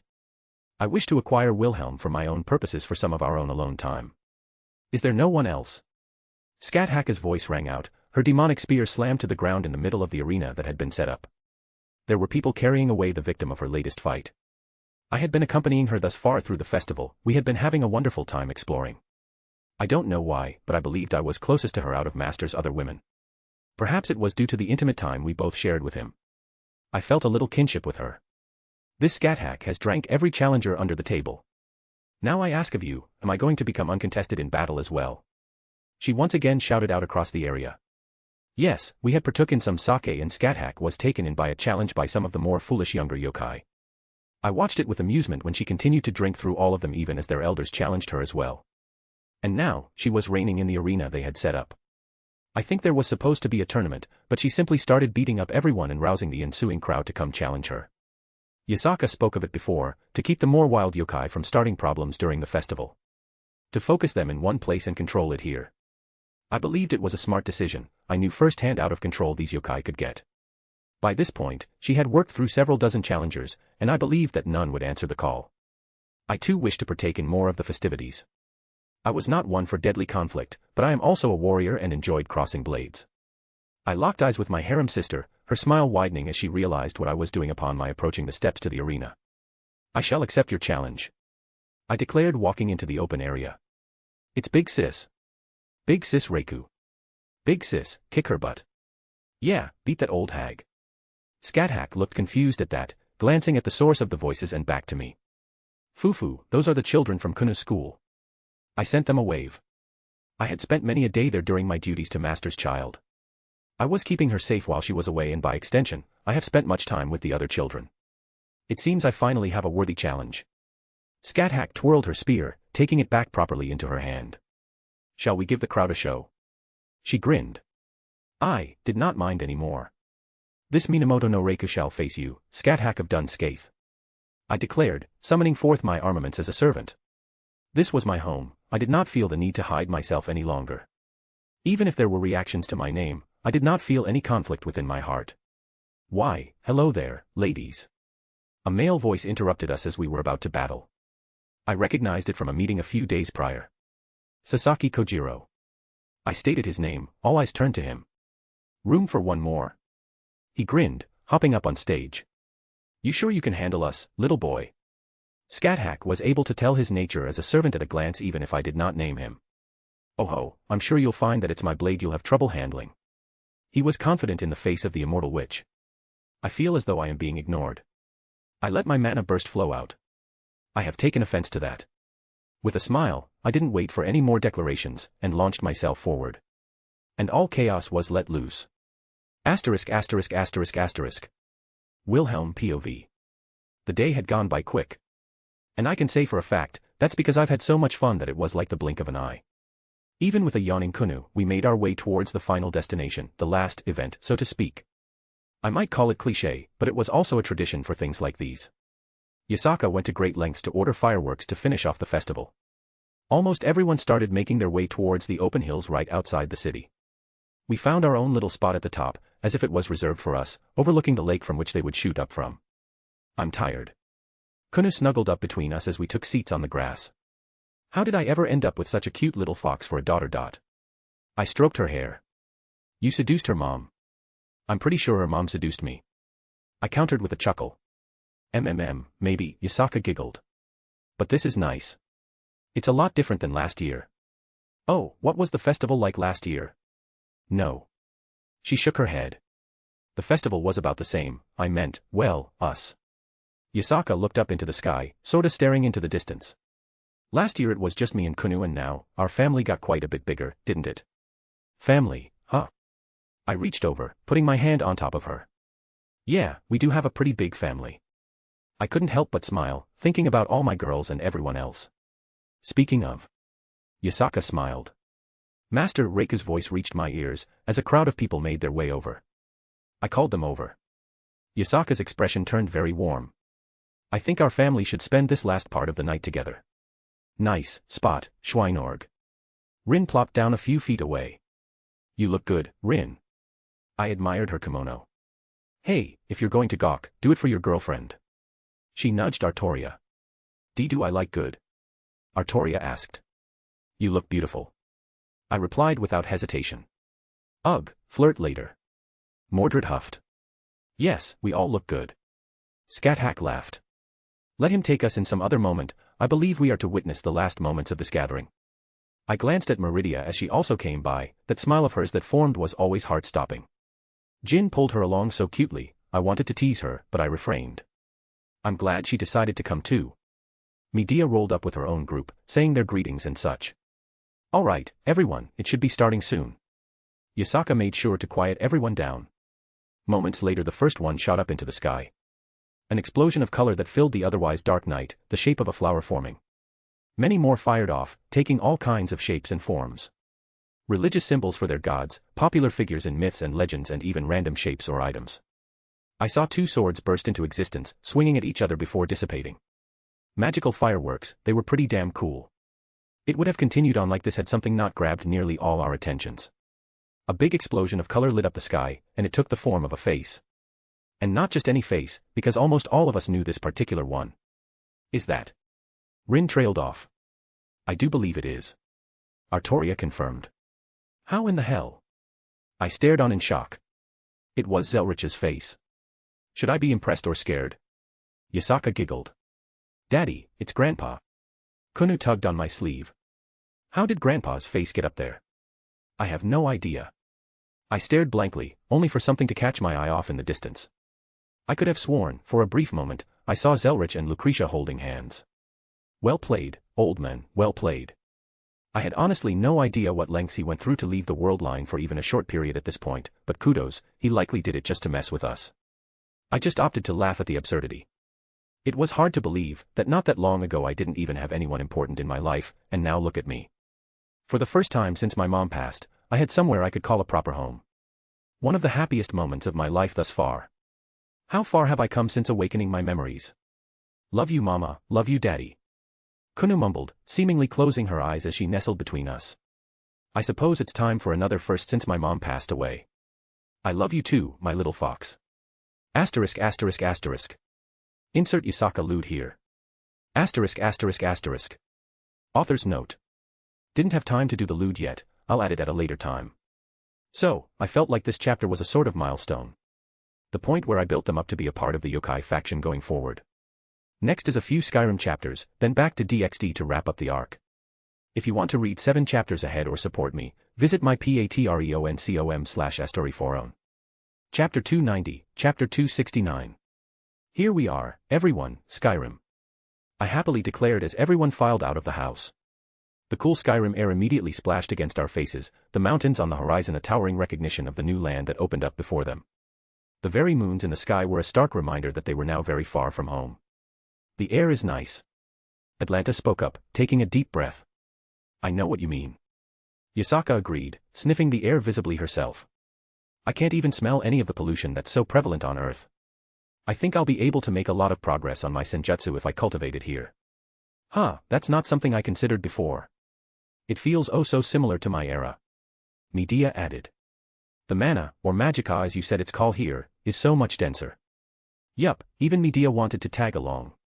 Her master was right by her side, I believe they said he took a vacation. Though, even the stoic man looked rather intrigued and had a rare expression of interest as he gazed around. Alright, so just to make sure everyone's on the same page.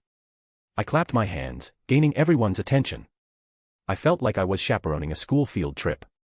So far, we have Rin and Artoria going to the College of Winterhold, anyone else going that way? Yeah, me and the Necromancer are following along too. Mordred grunted. I shouldn't have been surprised that Mordred wanted to follow along with Artoria. I was glad they were getting along so well as you could expect them to, I guess. There was still some awkwardness, but they seemed to enjoy being around one another. While I am at the college I might take some jobs so we can get some money. Kyrie nodded. We did talk about that, good. The Archmage was still probably running around trying to keep everything together. While Kyrie didn't necessarily have the same kind of firepower most of us could bring, he's experienced and could easily handle most jobs they needed a hand with. Us as well. Medea spoke up once more. The majority of the reason I wanted to come was to see this college for myself. Might learn a thing or two while I'm here. I shouldn't have expected anything else. Noted, I'm sure they'd love to have you, Medea. Of course. She preened. I want to follow along for now. Atlanta quickly said. We Haven't had much opportunity to spend time together. It should be a moderate trip from what I understand. I would enjoy spending it with you. She glanced at Medea. Afterwards, we can go our own ways depending on what we want to do. I guess I'm following along with them for now, then.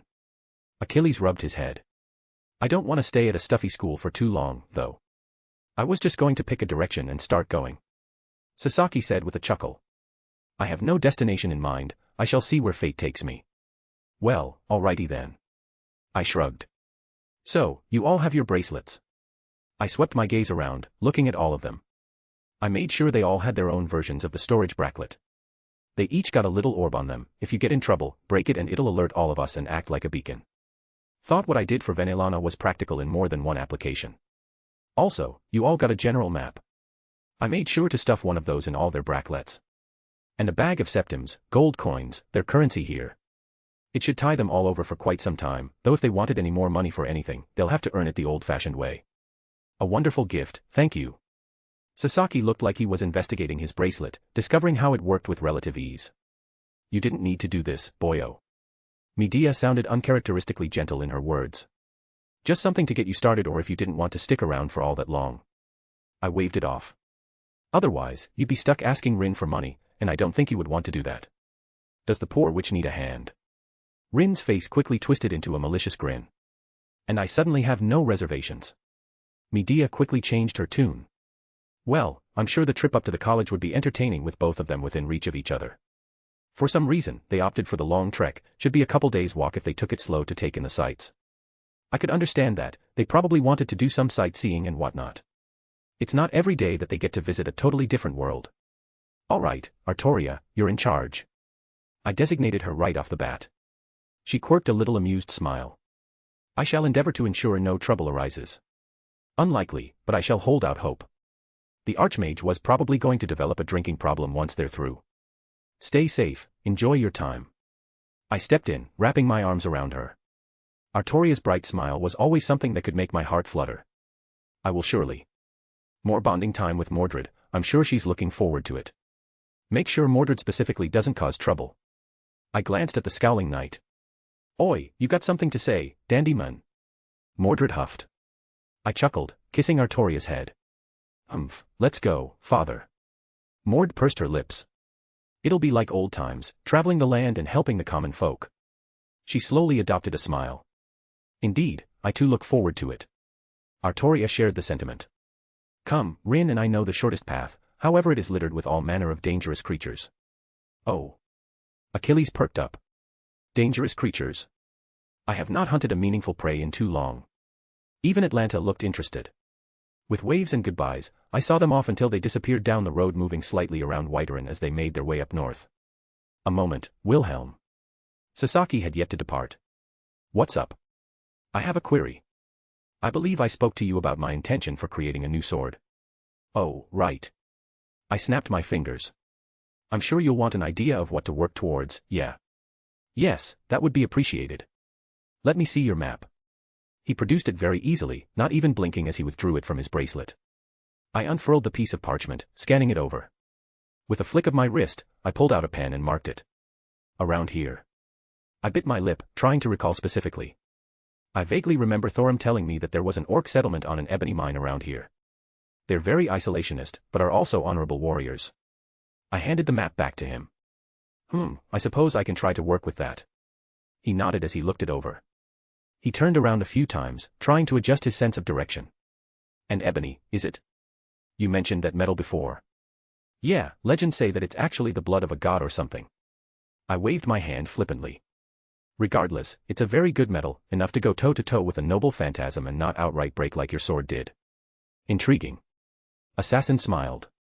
Any other things I should be on the lookout for? Honestly, most metals here are pretty darn good. You got the obvious things like iron and steel, but they have large variety of magical metals with various properties. That being said, there's a smith that lives here at Whiterin named Irland Greymane, so once you get some stuff, head over here and ask around. You can drop my name if you need to, I got some pull in this town. Wonderful, thank you. What are friends for? I smiled. Indeed. The corners of his lips curled up. Friends. He nodded happily. And a random thought while you're traveling about. If you hear any mentions of dead walking around, I suggest dealing with them. It would make a certain goddess happy, and that might lead you to an unsacked tomb which could be filled to the brim with treasure. I will keep my ears peeled. He put the map away finally. I guess this is where we shall part for now. He held his hand out. I took it with a firm shake. Kill a dragon or two for me, eh? He let out a laugh. With absolute pleasure. With one last nod, he turned and started walking to the east. Well, I certainly feel a little better with all of them running around and helping where they can. I idly commented. Should we feel bad for the dragons at this point? Yasaka, who had been mostly quiet, basically draped herself on me. My pity well is practically dried up for that lot. I snorted, running a hand through one of her tails. And what's up? You've been very clingy since. Well, since we spent that night together. It's only been like a day and a half, but she was being extremely clingy, not that I disliked it.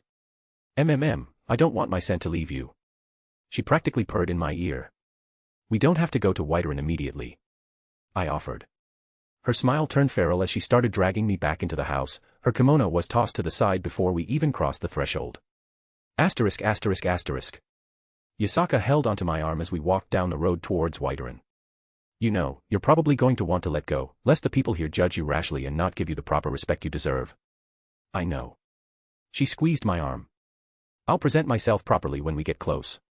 I just want to enjoy this for now. Cute. I wouldn't stop her even if I didn't want to enjoy this. How many times could she just relax and not worry about anything? Reiko was with Kunu, so we both felt good about that. And Scathach was keeping an eye on Kyoto for other miscreants. It had been a little quiet and that made us anxious, but there wasn't really anything we could do about that. Jin was over at the college, doing her job. She took that very seriously and I had no intention on disturbing that aspect of her life. It was good that she found somewhere to acclimatize to. I wanted all my girls to have a life, to have things outside of just me. It might sound a little arrogant, but Jin was attached heavily to me and basically submitted herself to me upon our first meeting. I wanted her to have things to do. Reiko as well, and even she had found things she enjoyed doing. Yup, it seemed like they all did at this point.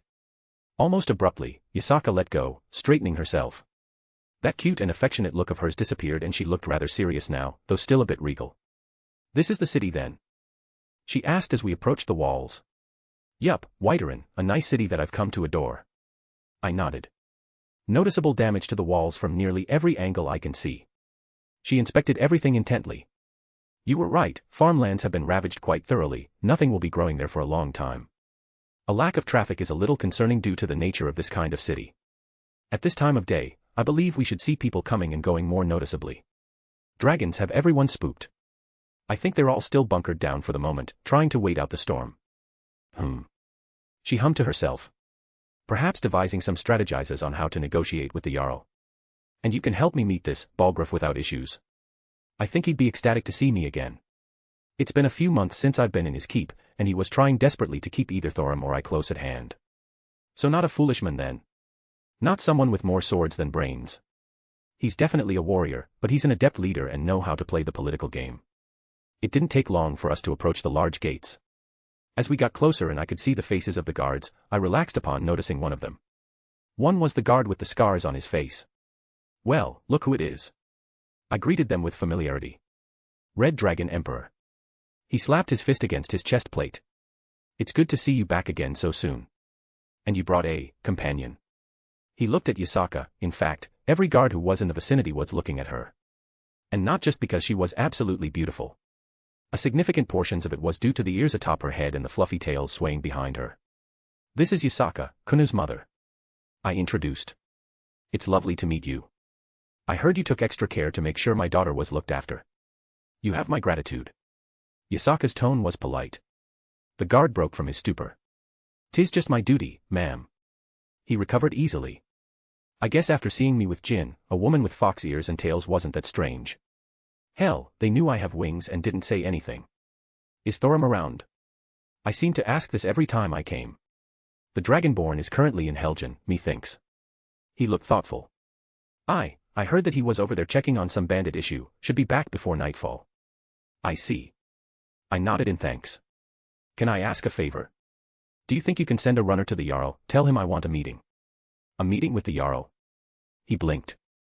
Of course, Red Dragon Emperor. I could see him smiling under his helmet. The Jarl expressed sadness that he missed your last visit. I will send a man there to warn him of your arrival. He gestured to another man who ran over and whispered in his ear. A moment later, that guard ran off further into the city, assumedly towards the Jarl. We'll make our way up there in a few. I waved towards the guard. Of course, and welcome to the city, Lady Yasaka. If you find yourself in any trouble, my men will assist as best as they can. He stated. I will thank you in advance. Yasaka smiled evenly. Once we walked a little inside, Yasaka turned to me with a little grin. Red Dragon Emperor, huh? They love their titles here. I chuckled. And I don't think I'm the only one captivated by your tales. Oh, shush you. She playfully swatted at me. You know my tales are for you only. All mine. If she wasn't trying to project herself appropriately, I would have stolen one already. Well, while the Jarl undoubtedly prepares himself for us, how about I show you around? That would be lovely. She smiled brightly, completely unperturbed by the stares she was getting. Asterisk asterisk asterisk asterisk. Welcome, Wilhelm. The Jarl's voice boomed throughout the hall. And my guard tells me of your company. Welcome as well, Lady Yasaka. I think he was warned of Yasaka's appearance, because he wasn't staring like the others were. Jarl Balgruuf. I respectfully acknowledged. Jarl Balgruuf. Yasaka mimicked, keeping herself from overtly reacting. I heard you have sought me out. He looked to be in a good mood. What can I do for one of our heroes? Actually, I'm here more as an escort and act as guarantee this time around. I took a half step to the side, letting Yasaka take front stage. Oh. He quirked an eyebrow. And what can I do for you, miss? Jarl Balgruuf. Yasaka's expression shifted slightly as she addressed him. Allow me to introduce myself properly. I am Yasaka, leader of my own people who are known as yokai. Yokai. He repeated the word. I'm sure you noticed my features. She let her tails extend outwards. I did not wish to be rude. Yasaka let out a giggle, but it was different from her normal ones. I take no offense at the question, I'm sure I look quite strange to you and your people. I admit to never meeting Nords until this point either, however it's more familiar for me than I'm sure it is for you. It's as you say. I know Khajiit and Argonians, but never have I met a woman with fox tails and ears before. 'Tis strange, but an interesting experience. He responded rather casually. But I do not think you came all this way to discuss our different races. Yasaka, leader of these, yokai, to what reason have you come before me? While respectful, he held an aura of authority about him as he looked at Yasaka. It wasn't only Jarl Balgruuf around either. His trusted aides were nearby, his personal guard, and I even saw that annoying mage from before in the corner, giving me the stink eye. I come with an offer for a mutually beneficial arrangement. Wilhelm has told me of the troubles your people have gone through, and my people have also suffered some hardships of a similar nature. To that extent, I have heard that you are in need of certain resources. You speak of a trade agreement. He sat up straighter. If Yasaka had his interest before, she had his attention now. We need not formalize anything for the time being, but to be blunt about it, yes. You are seeking to buy things such as food and weapons from outside of Skyrim, correct? It is not a secret. He nodded. And I'm sure you are being charged exorbitant fees. His face darkened, a scowl forcibly kept away. It's as you say. We are not the only ones either, most other holds within the province are seeking outside assistance. And if I say I can provide similar services for a reasonable price, I would question your motivations. He narrowed his eyes. What relationship do you claim with Wilhelm? Was he trying to feel her out? I would have been disappointed if he just accepted our words. He seemed like a much more thorough man than that. I am his woman. She said without any hesitation, making the Jarl blink in surprise. I think he was expecting something a bit more coy or some other ambiguous answer. I see. He seemed deep in thought. And what benefits are you gaining from this exchange? Money. She said simply. Gold is more valuable for us than it is for you. The Jarl rubbed his temple. And you are upfront about such a thing because we have no way to make use of such information. We do not know from which place you hail, only by what you have spoken thus far. Yasaka smirked. Gained the initiative in the negotiations by being completely honest. Septims, gold coins, were the currency here, yet they're worth a lot more back on Earth due to their gold content. She could take payment in about the normal price for goods they would normally pay, and then get an equal amount of such from Earth, with a nice chunk left over. Originally, Yasaka wasn't going to part with food, but after figuring out how much they could make, it was a worthwhile investment if they could get something going for even a short time frame. I admit I was not expecting this situation. Jarl Balgruuf let out a sigh. You understand that I cannot make an immediate decision and there are still many more questions and explanations needed. I did not expect anything of the sort. Yasaka smiled. I just wish to present you the offer and give you a sample, if you desired. A sample? He raised an eyebrow again. Yasaka raised her hand, depositing several neat piles onto the floor around us. 500 enchanted arrows. 100 sacks of rice. I believe this should be sufficient to show the quality and quantity of what I can offer. That got their attention. While it wasn't a substantial amount when speaking about the population shared between them, it was still a good chunk of goods to just drop on them. Frankly, Yasaka's giving them an offer they couldn't refuse. It's exactly what she said before, a win-win situation for everyone. But just as they couldn't refuse it, they also had to deliberate on everything. There were many logistical issues to work through. Not to mention, Yasaka was a complete unknown, basically only backed by me, who was also not exactly a citizen here. I had some goodwill developed, okay, a lot of goodwill, which was the only reason the Jarl humored such talk from a complete unknown. One of the Jarl's aides came up and whispered into his ear. There was a flash of something across his face, making him go deep into thought. They went back and forth for a few moments before settling down. As this was brought up so abruptly, I believe I need some time to discuss with my advisors. The Jarl stood up. Perhaps we should reconvene in a few hours to discuss further. I would be honored to host you and give you a proper tour of my city in the meantime. I would be delighted to see everything your city has to offer. Yasaka agreed, as if expecting this outcome. Well, Yasaka seemed confident, but then again, these people were in a really tight spot. I doubted they were going to talk about not accepting any kind of deal, but more so how much they were able to acquire. Their next harvest was all but shot and they were running through resources at an extreme rate after the dragon fiasco, and the continued issues they brought. I felt a little bad for them, but they were lucky that Yasaka was such a kind woman. Because to put it bluntly, she had them by the balls in any negotiating. We'll see when they got into my formal talks once everyone's on the same page. If you want to read 7 chapters ahead or support me, visit my patreon.com/astoryforon. Chapter 291, Chapter 270. Now, we need to discuss failure to deliver. The Jarl's aide, or rather his steward, Proventus of Enixai, was doing a good chunk of the negotiating while the Jarl watched on silently. They had prepared quite thoroughly during the few hours Yasaka and I had an impromptu date around the city. To be blunt, there is no reasonable way to hold each other accountable in the case that either of us just decides to abruptly cease any agreement. Yasaka interjected. Then how? Proventus. Jarl raised his hand, making the men go quiet. You are correct, Lady Yasaka. Then what do you suggest? I assumed they had their own ideas, but they wanted to see if there was anything better on the plate. Recognize and ratify an official agreement between us, but keep it in the same vein as if we were a normal group of merchants. Yasaka said simply. The Jarl tapped his chin. Aye, that was the resolution we two had agreed upon. While we are unable to verify any claims thus made beyond what has been provided. He glanced at the piles of goods off to the side. We also cannot think of any reason to why you would go to such lengths to deceive us. With Wilhelm backing your words, our only known enemies would be unlikely. Was he thinking about the Thalmor? I suppose it wasn't unlikely that they would be wary of those elves trying to destabilize the region even more than they already had. Trust but verify. Yasaka stated. Indeed. A smile formed on his face. For now, I accept your request. Proventus. He called his steward once more. Yes, my Jarl. He took another step forward, taking center stage. Unlike other merchants, we will adhere to a strict agreement for prices while also giving certain benefits for a continued supply at the quality and quantity you've said you can provide it. The steward handed a parchment towards Yasaka. And since our measurements and such are no doubt different, I assume we are measuring based on what I've already provided. Yasaka began reading it over. I see no reason to overcomplicate things. The Jarl nodded. And this was going rather smoothly.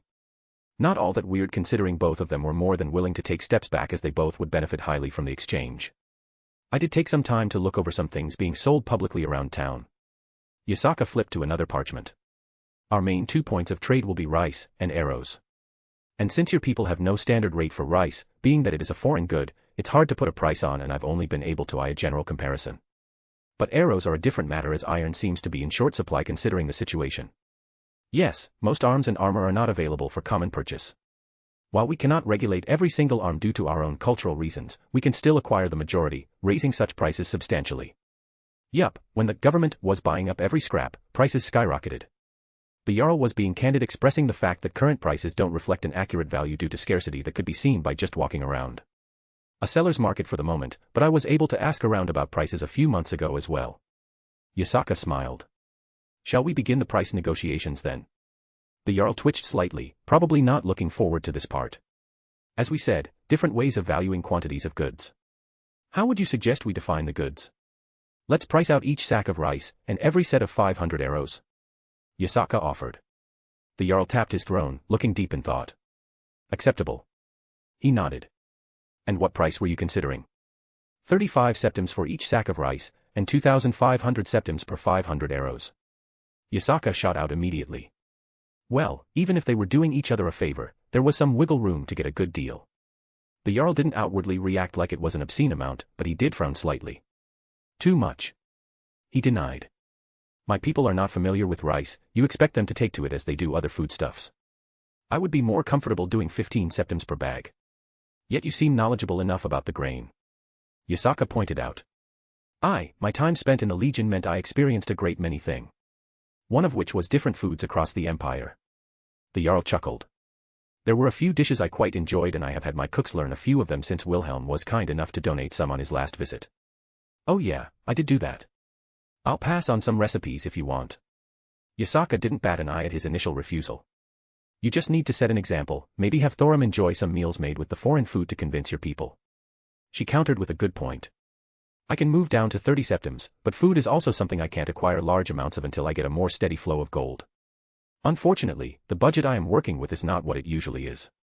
As many attacks have been made against my territory, food is not the only concern I have for my people. I cannot go beyond maybe 25 septims for a bag. Yasaka raised an eyebrow at his sudden jump. Very well, I'll settle for that amount. She looked slightly pleased. Now, about the arrows. The arrows, yes. The Jarl looked at the one sitting to the side intently. 2,500 septims for 500 is steep even considering the times.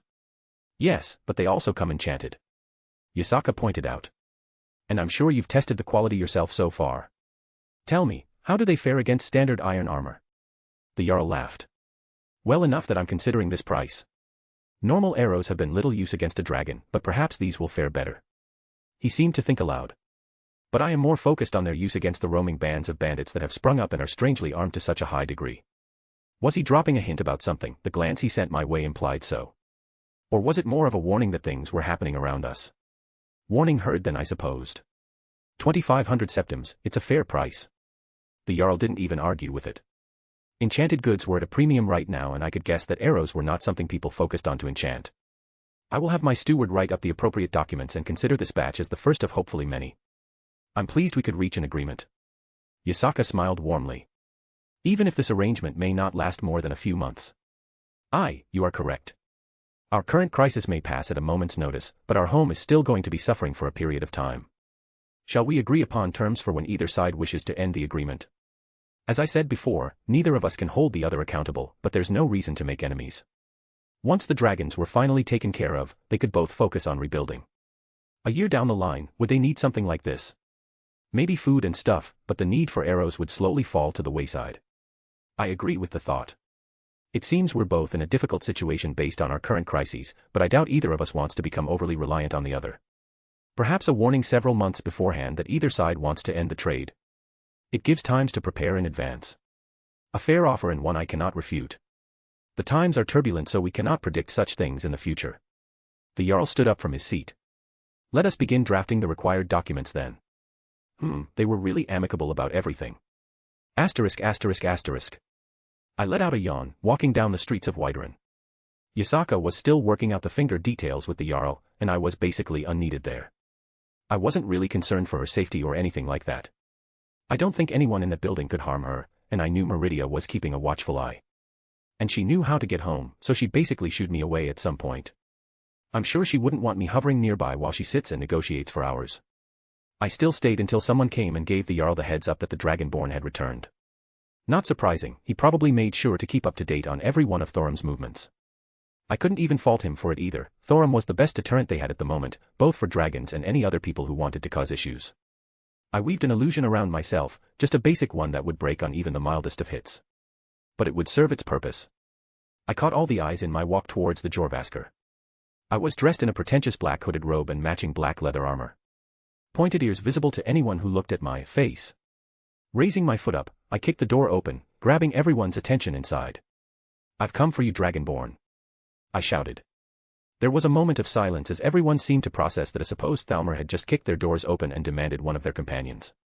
I couldn't hold it back and started laughing to myself, the illusion breaking easily. "You bastard." Ela was the first to growl. "My friend." Thorum started laughing as he came to give me a hug.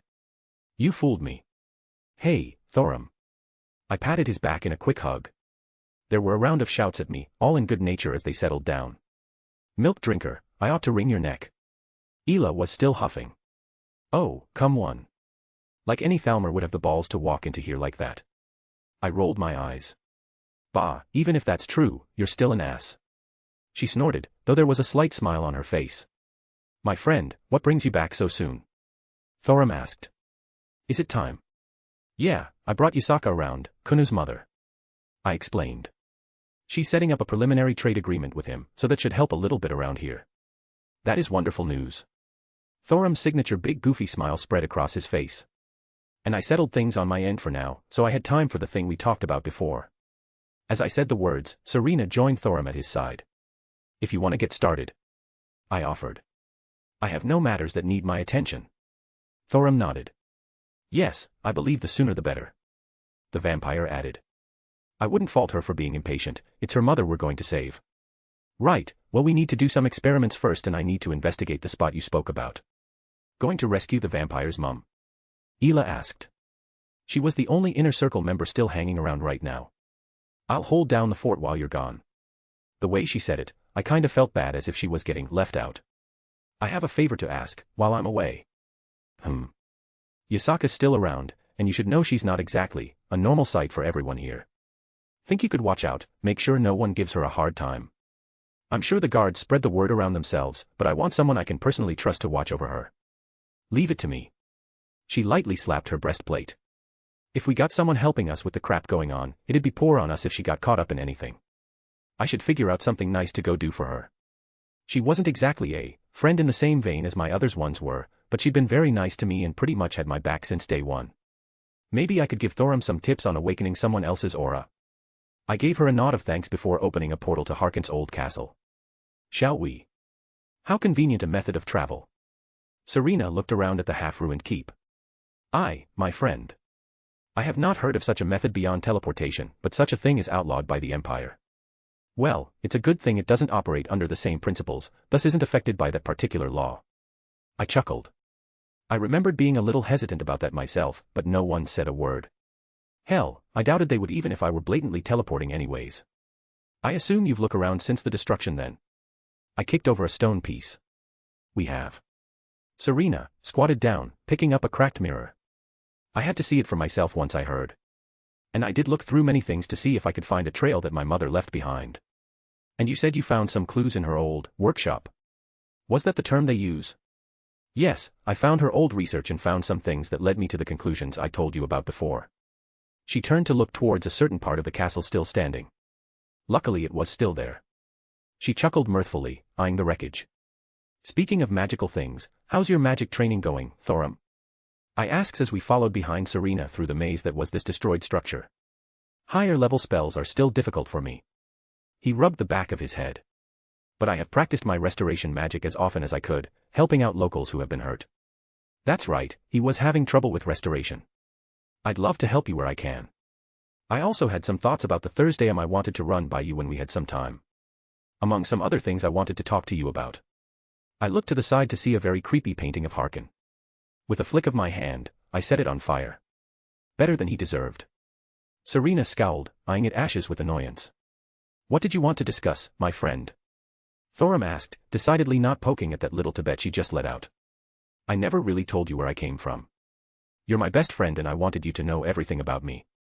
It was time for him to know my secrets. If I couldn't trust Thorum, then who could I trust in my life? "I too have not told you my younger years. We can share a drink and tell stories." Thorum laughed.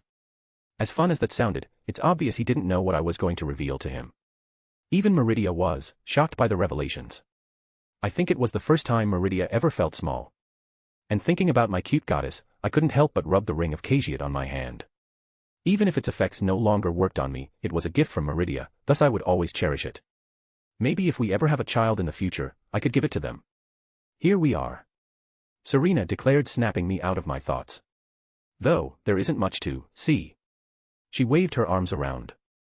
Yeah, what should have been an inner room in the castle was now only about 2.5 walls, with most of everything that had once been inside broken apart. There is not much left, but Thorum stopped, looking at me as I put my hand on the ground. Something here is strange.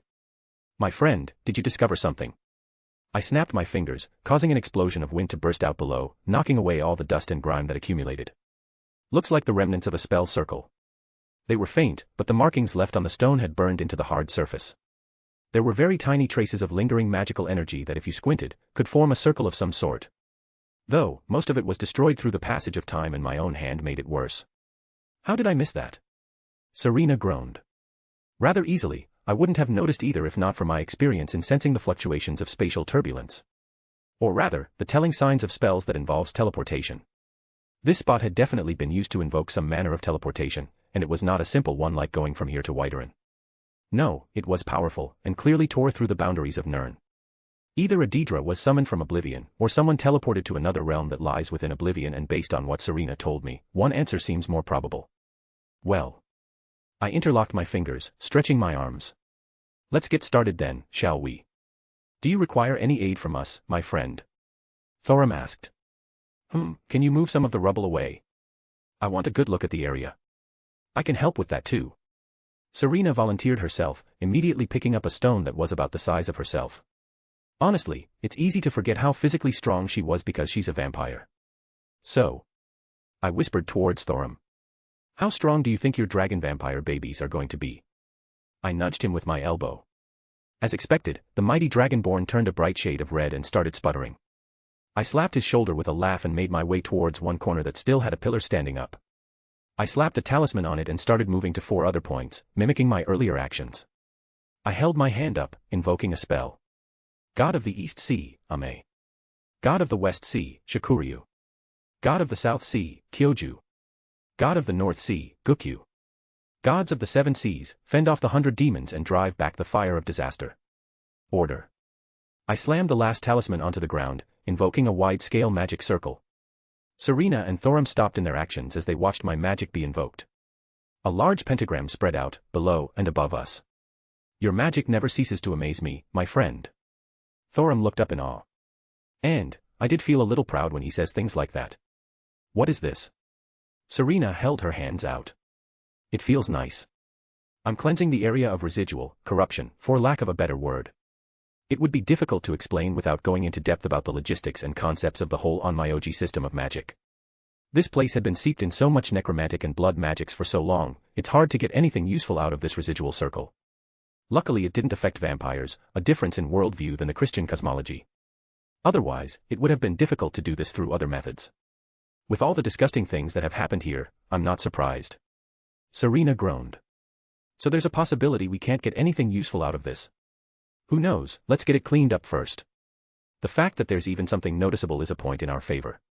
Your mother clearly knew what she was doing for it to be preserved for so long. And how long will this take? Thorum asked, though he didn't appear to be impatient based on his tone, perhaps a genuine curiosity. I have no idea. I shrugged. As I said, this place had been steeped in so much bleh for so long. How long had Harkin lived here for? Too long. Serena replied. Hundreds upon hundreds of years he has done unspeakable things behind these walls. She stared off into the distance, before returning her focus to us. And, bleh. She quirked an amused smile. Well, what would you call it, It's an oddly apt description. Hey Thorum. I just remembered something I wanted to ask him. I've been working on a method to bring Drake out for a little while. I was wondering if you knew any shouts that could help with that. The efforts everyone made the other day had borne some fruit, but all we had at the moment was a prototype. A staff created from dragon bones and other materials, a core composed of condensed dust to form a jewel-like structure. An obscene amount of runic sentences carved into a large portion of the staff itself, primordial runes were required, and we bound it all up with Lucretia helping devise a name to bind it together for Drake. Basically acted as one of those staffs that Rin brought along, but specifically for Drake. Just needed to test it soon. But I needed an opponent worthy of testing it on, or at least someone I really wanted to flex on. I think Drake would be fine with either. A shout to summon Draig. Thorum repeated. I do not believe I know of such a thing, my friend. Perhaps the grey-beards would know. I have gotten far better at the Thursday in recent time, maybe we could create one ourselves. Oh, that's an idea. I rubbed my chin. I hadn't thought of that. It's already difficult enough for me to learn shouts that are already established and what they considered a beginner. The fact that Draig was in my soul was helping me cheat in this specific circumstance. Just as I couldn't have Medea just teach me her divine words, I can't just learn the Thursday normally. Hell, compare Thorum's shouts to mine and mine would come up short in comparison every single time. Regardless, I paused looking up at the sky and saw my spell fizzling away. Put that on the shelf for now, time to get to work. I took our mirage and slammed it right down into what I thought was the center of the old magic circle. I pressed my hands against the eye that was embedded on the hilt. The calculations were done in a blink of an eye and a large illusionary circle appeared above the eye as I used my hands to expand it outward. Alright, I got a good idea of what your mother did. I inspected the dimensions and layout of the magic circle. While it wasn't a school of thought I was overly familiar with, it overlapped with a lot of things I could be called an expert in. Can you find her? Serena was already at my side, staring at my illusion intently. I can, trace back the source. I leaned my head forward, spinning the circle around for another look. We're a bit lucky you stumbled upon what you did. After I destroyed the castle, well, I don't think even these traces of the magic would have lasted another few months. The castle was what held it all together for so long. The castle probably had a lot of magic woven into it, the circle no doubt was anchored to the foundation itself. The link, if it were to be called that, was thin, but present.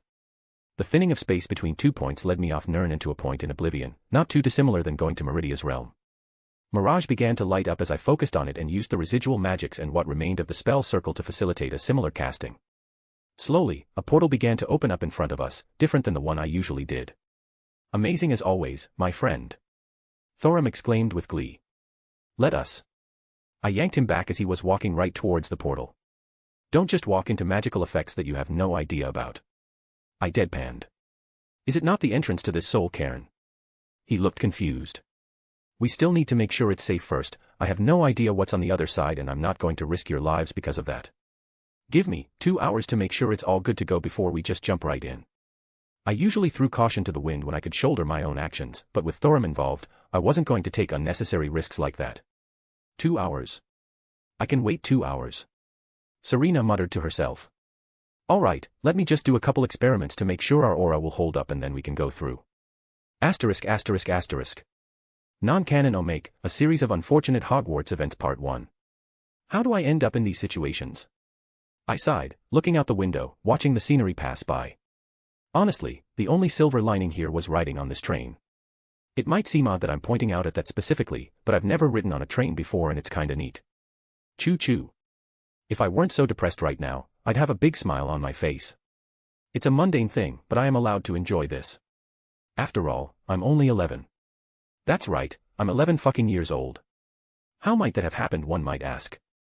Well, it's an extremely convoluted and agonizing story that involves me getting de-aged. And I'd rather not even think about it anymore, so I won't even recount the story. Suffice to say, 11 years old, with the mind of a man in his mid-20s-ish. Fuck, I still don't know how old I am. Yup, so I'm an 11-year-old, with the mind of a 20-ish-year-old, who is the sorta reincarnation of a sometimes vampire magician who can tell time and space to fuck off and is infinitely old. My life is strange, but I digress.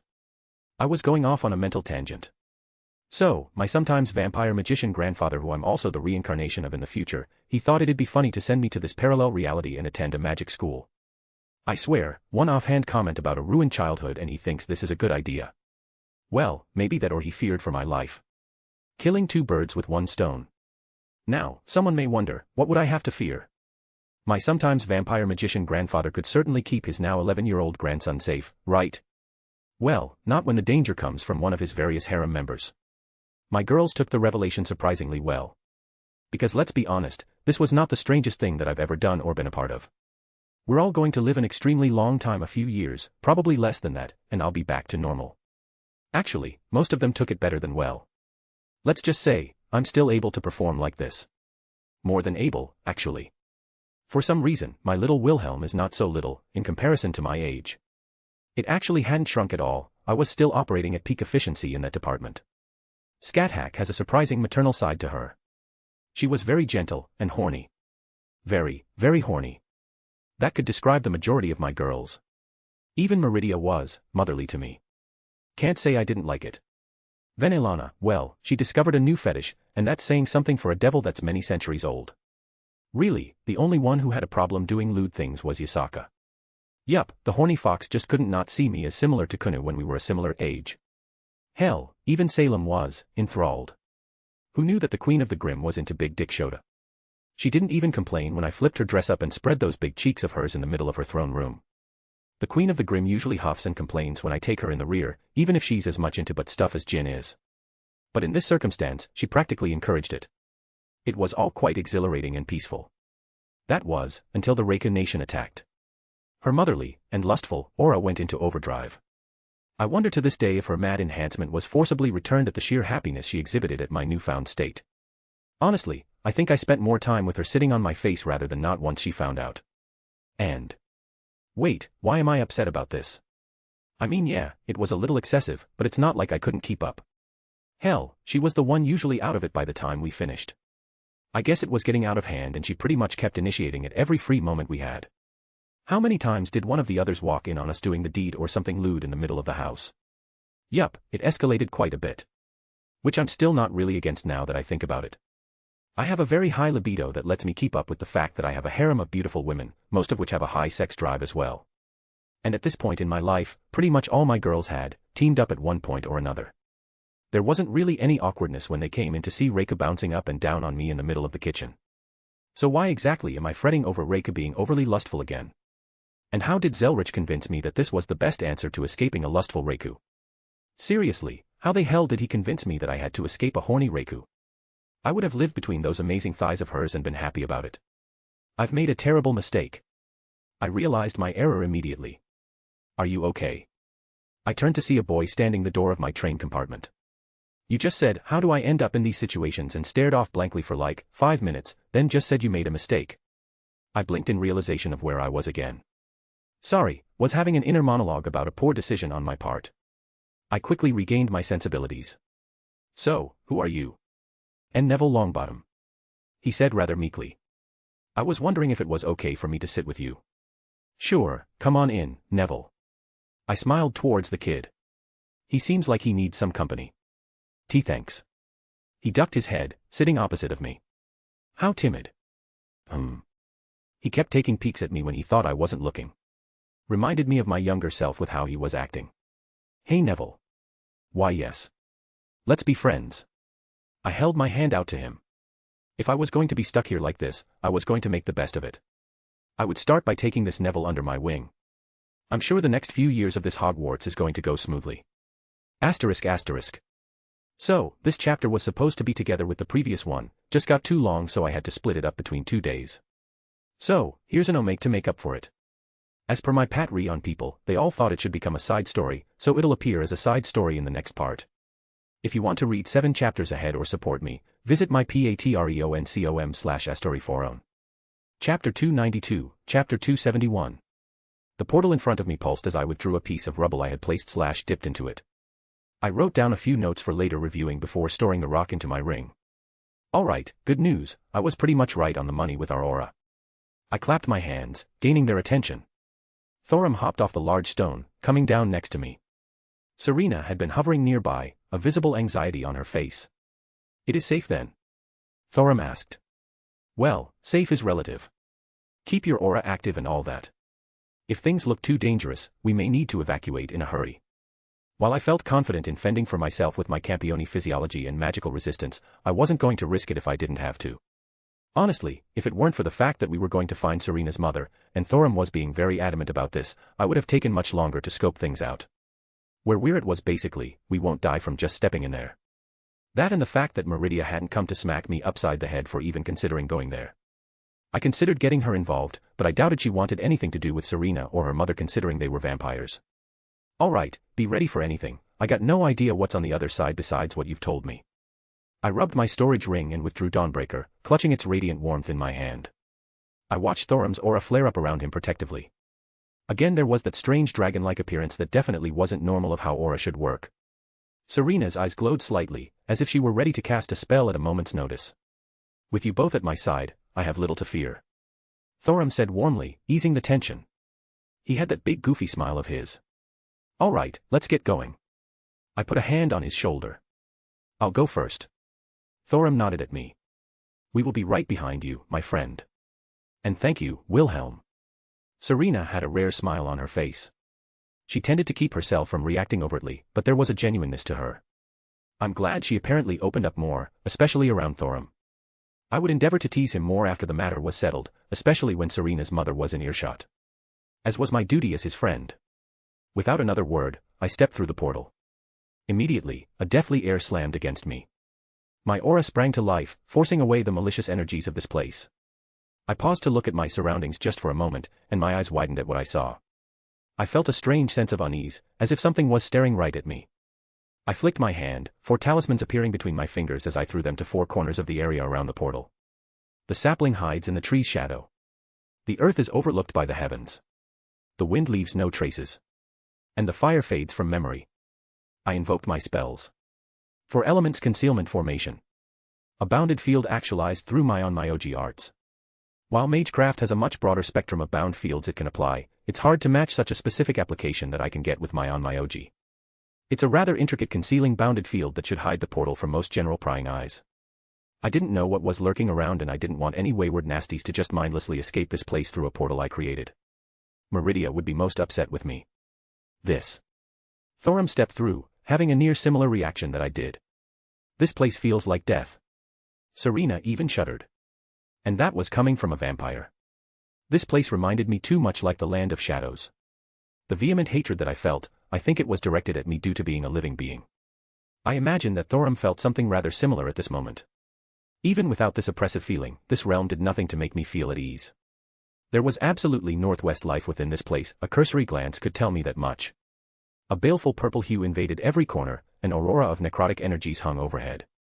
It wasn't just that either, even with my status elevated above most mortals, I felt a sense of disorientation. Like my perception was being thrown off as I was not welcomed in this realm. I was within someone else's domain, and I was most certainly not welcomed. There were buildings in almost all directions, a strange mist disrupting a clear view, but I set my eyes on the largest. Chances that your mother is over there. I raised my finger up, grabbing their attention. You mean the towering citadel that seems to be pulsing with an unholy energy that makes your skin crawl from just looking at it? Serena asked. Yeah, that one. Unfortunately, hi. Well, let's get a move on then. I didn't want to spend any more time here than I need to. This place gives me a bad feeling. Thorum pulled Graham from his back, holding it tight in his hand. I reached down and took a handful of the sand, sealing it away and putting it in my ring. Never knew if I would have a use for it, but at the least it would be an interesting thing to experiment with later. Look out. I heard Thorum shout, my head snapping up in time to see him cleave a wraith in two with Graham. The spectre dissipating at the singular blow. There's more. Serena hissed, her hand erupted with her blood magics. Several blood spears flew out, sailing through the air as they impaled a few more specters that came flying over the nearby hills. I let go of Dawnbreaker, letting it soar through the air and cleave through the remainder. A bright light enveloped them and destroyed their forms, permanently. Annoying. I muttered as my sword returned to my grasp. I must thank you again for this sword, my friend. Thorum relaxed once the immediate danger passed. 'Tis not my first time fighting a foe that normal steel would not work on, yet this blade has remained true. Serena swept her gaze around but also relaxed a little. It is a good sword, I can't remember seeing one that could match it even in my long life. And I'm sure its previous owner would be thrilled by your usage. I smiled warmly at him. Well, the original Siegfried that is. He was a pretty swell guy, I'm guessing that his counterpart was too. For the Empire. A battle shout grabbed our attention again, a spirit or something came charging at us, a cracked and broken sword in hand. It was nothing more than a vague purple silhouette of a person in some rusty armor. Another one, I put my hand up, stopping Thorum. I walked forward, in front of his charge. As he got closer, I stepped forward and wrapped my hand around its neck before I lifted it up and slammed it into the ground. Damn elf bastard, the Empire will never fall. It roared, squirming in my grasp. We're not elves. I looked down at it. I will avenge my brothers. We're with the Empire. I raised my voice, trying to see if it would react differently. There was no visible response, no indication of any true intelligence. My friend, what are you doing? Thorum and Serena walked over. I wanted to see how much of the person here remained. I shook my head, stabbing Dawnbreaker down, ending its existence. Its ego had been completely eroded. It was nothing more than a blank soul living through remnant memories. I stood up again, looking towards the citadel. I was starting to put some pieces together. And I did not like what I was seeing. Ruawayer. I glanced to the side to see a giant of all things staring at us. It let loose a roar of some kind as it came barreling at us. Thorum, with Graham in hand, charged at it as well. The spectral creature swiped its oversized arm down at Thorum, but he ducked under it, slashing at the thing's legs, cleaving them from its soul-based body. The remainder went tumbling into the dirt and Thorum leapt up, slamming his sword down into its back. The spectre dissipated without much more fanfare. Have you noticed?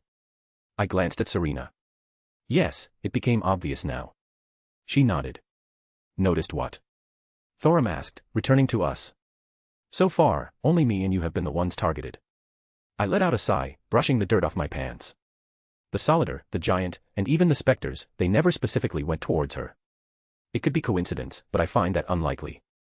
We should keep going. Serena ushered forward, and we happily obliged. The desolate landscape seemed to continue forever. I didn't know if the citadel was actually in walking distance or not. Maybe it was simply there, and how much we moved didn't really matter. As we moved onward, the rhythmic sound of metal hitting metal sounded out. Maybe we were drawn to it, but we altered our course slightly to find the source. There was a large silhouette of a man. He sat at an ethereal forge, slamming a ghostly hammer upon an equally ghostly piece of metal. This will be my greatest work. I could hear him mumble, never stopping in his actions. I walked up to the spectre again, inspecting what he was doing. He didn't even look up as I glanced over his shoulder, as if my existence was completely irrelevant. No matter how many times he swung the hammer down, the metal never changed. I reached out to touch him, but my hand just went right through. I let out a sigh, taking out a talisman and pushed it into the ghost's body. Its body began to glow bright and it looked like a flicker of life returned before dissipating. To be honest, I didn't know if that actually put the soul to rest or not. This realm seems to be a prison of sorts, so it probably just got moved somewhere else like the others. But I very well couldn't just not do anything after seeing that. I don't know how much longer we continued. Various undead creatures would pop up occasionally, but there didn't seem to be any guiding hand to them. There were times we avoided them, times where there seemed to be a flicker of life in their eyes and they didn't want to be involved with us, or times where we just were unlucky and walked into their paths. After what seemed like an eternity, we finally came upon the building we sought after. However, I had the sneaking suspicion that something had allowed us to simply walk over here. Not that something like that would have stopped me if I didn't want it to, but it was something to keep in mind. I think. Serena jerked to the side, as if something was calling to her. Me and Thorum shared a look, following after her. Serena's steps picked up as she almost broke out into a sprint. Mother. She suddenly let loose a heartfelt shout. Thorum and I stopped a few feet away. Serena slammed into a barrier that surrounded a woman I had never seen before. Though, many of her features were similar to Serena's. Maker, it can't be, Serena. The woman put a hand on the barrier, looking at Serena from within. Is it really you? I can't believe it. How do we get inside? Are you stuck? Do you need help? The usual stoic Serena devolved into a worried little girl in front of her mom. It was kinda sweet to see, ignoring the circumstances. Serena, my daughter. Her mom sounded happy with a mixture of sadness. What are you doing here, child? Please don't tell me your father found out where I am. No, no. Serena moved her hands up, wiping away some stray tears. He's dead. She let out a chuckle. That bastard is finally dead. Dead. Her mother repeated. How did he die? Who killed him? That's. Serena turned towards us. It was, my friend. She gestured to me. I waved, not really knowing what else to say, partly because of the fact that I noticed she had a goddamn Elder Scroll on her back. As if that didn't complicate the situation even more. Those things were dangerous. I knew Jin guarded hers religiously, speaking a few times of how dangerous it was. Not that I needed to be told, I was well aware of what that kind of knowledge could do to a person. These mortals. Her mother furrowed her brow. Serena, it's no time for jests. Tell me truthfully, does Harkin know my whereabouts? She speaks the truth, Lady Vaelrika. Thorum stepped forward. I guess that's her name. My friend was the one to lay low that villain. And who are you? She narrowed her eyes. Serena, why have you brought these outsiders here? She snapped back to her daughter. They're helping me free you. Without them, I wouldn't have been able to find you. It might not be the time or place, but my duties as Thorum's friend required it. He is the Dragonborn. I declared, gesturing to Thorum. Destined to slay the World Eater himself. Gotta make a good impression on his girlfriend's mom. Dragonborn. Zelretch exclaimed, though it was not the expression I was expecting. I thought some kind of surprise and interest maybe. Perhaps giving him another evaluating look, but no, she looked a bit frightful at the declaration. Mother, what's wrong? I thought we would have more time before he appeared. But if you say he is Dragonborn, then I have no doubt he is already aware. You are correct. A voice boomed out as a massive figure descended from the sky, landing upon the walls above us. Dragon. Thorum hissed. Dovahkian. The dragon replied, with a noticeable lack of hostility. It looked around, as even landing on me for a moment with a confused look before returning to Thorum. Zuyu Fentinva Ko Jor, it spoke rather softly. I shall speak in mortal tongue. It seemingly corrected. Greetings, youngest. Honestly, it sounded a little amused. Giving the dragon another look, he didn't look too good. Its physical form was basically a zombie at this point. What is wrong, youngest of father's children? It lowered its head. I speak in a tongue more familiar to you. I never actually spoke to a dragon before without it trying to kill me. Thorum scratched his head. The dragon let out a mirthful laugh. Yes, our siblings are a vicious lot. But they have not taught you the old ways. It seems that many things have changed since my imprisonment. We would fight over any slight, but it was not the only means of battle. Long have we sought to battle our voices as well, to challenge each other in a verbal battle. I am Durnavir, youngest. Remember my name. He added with a hint of pride. I shall remember it. Thorum was still weary, but wasn't twitching towards his weapon at least. Durnavir then, for what matter are we speaking and not battling? Do you hold Zelretch prisoner? Amusing, would you fight me for the spawn of Molag Bal, youngest? The dragon chuckled. I am a guard, but I am also a prisoner. For she exists as my key to escape this realm, but I am bound to guard her as long as she lives. The ideal masters, they tricked him into guarding me, not knowing I was immortal. Zelretch crossed her arms. As long as I live, he can't leave. And I can't leave. She flicked the barrier in annoyance. A guard, huh? And since we've made no effort to free her, that means you aren't obligated to attack us. I stated. The dragon turned its head back to me. Yes, strange creature. Just as the masters of this realm bound me through deceit, I too will only follow the exact wording that bind me here. Well, I could read between the lines easily. If Zelretch was gone from here, he would be free. He was more or less asking for our help. It is a moot point. Zelretch spoke up again. They personally saw to my imprisonment. This barrier is beyond my means of breaking. And such a mighty dragon is also unable to break through. Thorum questioned. Have you not noticed, youngest? Our Thursdayum is weakened within this realm where father's influence is minuscule. The dragon replied. Does time not hold a bearing here? Interesting to know. So what are we supposed to do? Serena frowned, looking a little frantic. Mother, how do we rescue you? I do not know, child. Zelretch said quietly. Perhaps it is best that you leave and forget about me. This place is not somewhere you should stay. If the ones who imprison me get their hands on you. How heartwarming, but I have an alternative. I interjected, walking towards the barrier. Thorum, do you think you can handle your big brother up there? I glanced at the dragon. Thorum quirked an eyebrow, a smile forming on his face as I thought he realized what I was about to do. Durnavir. Thorum called out, pointing his dragon slayer sword at the large creature. It appears that we must clash, let it be a fine battle. I didn't think the dragon had time to formulate a response in its confusion as I took out my sword of destruction. Let's see what's stronger, this barrier or my power of destruction. I grinned, igniting my bloodline along the sword as I swung it down, cleaving through the barrier. There was a moment of silence as everyone registered what happened. Suddenly, Durnavir let out an intense roar and Thorum shot up, slashing his sword at the mighty dragon, knocking it off the wall before it could take flight. The moment the barrier was destroyed, Serena shot forward, slamming into her mother, wrapping her up in a big hug. Who dares disturb our rest? A voice boomed out, it sounded distorted, like a million voices echoed from within it. Oh no. Valerica's eyes widened in horror. The ideal masters. Quick, take my daughter and escape, I beg of you. She practically shoved Serena into my arms. Youngest, it is too late. Durnavir roared. One of my masters has awoken from its slumber. Escape, do not be trapped here like me. The dragon, however, did not stop in its assault. It swore to be a guard, and a guard it would be even if it conflicted with its own interests. The pride and honor of a dragon. At the top of the citadel, I could vaguely make out a new figure that appeared. Its presence was hard to ignore. Even with my perception being out of whack, I could lock onto that thing as soon as its form coalesced. Well, in for a penny, in for a pound. I do. I stated, not backing down from the challenge. I would rather it focus on me than the others. I'm taking Zelretch and the dragon with me.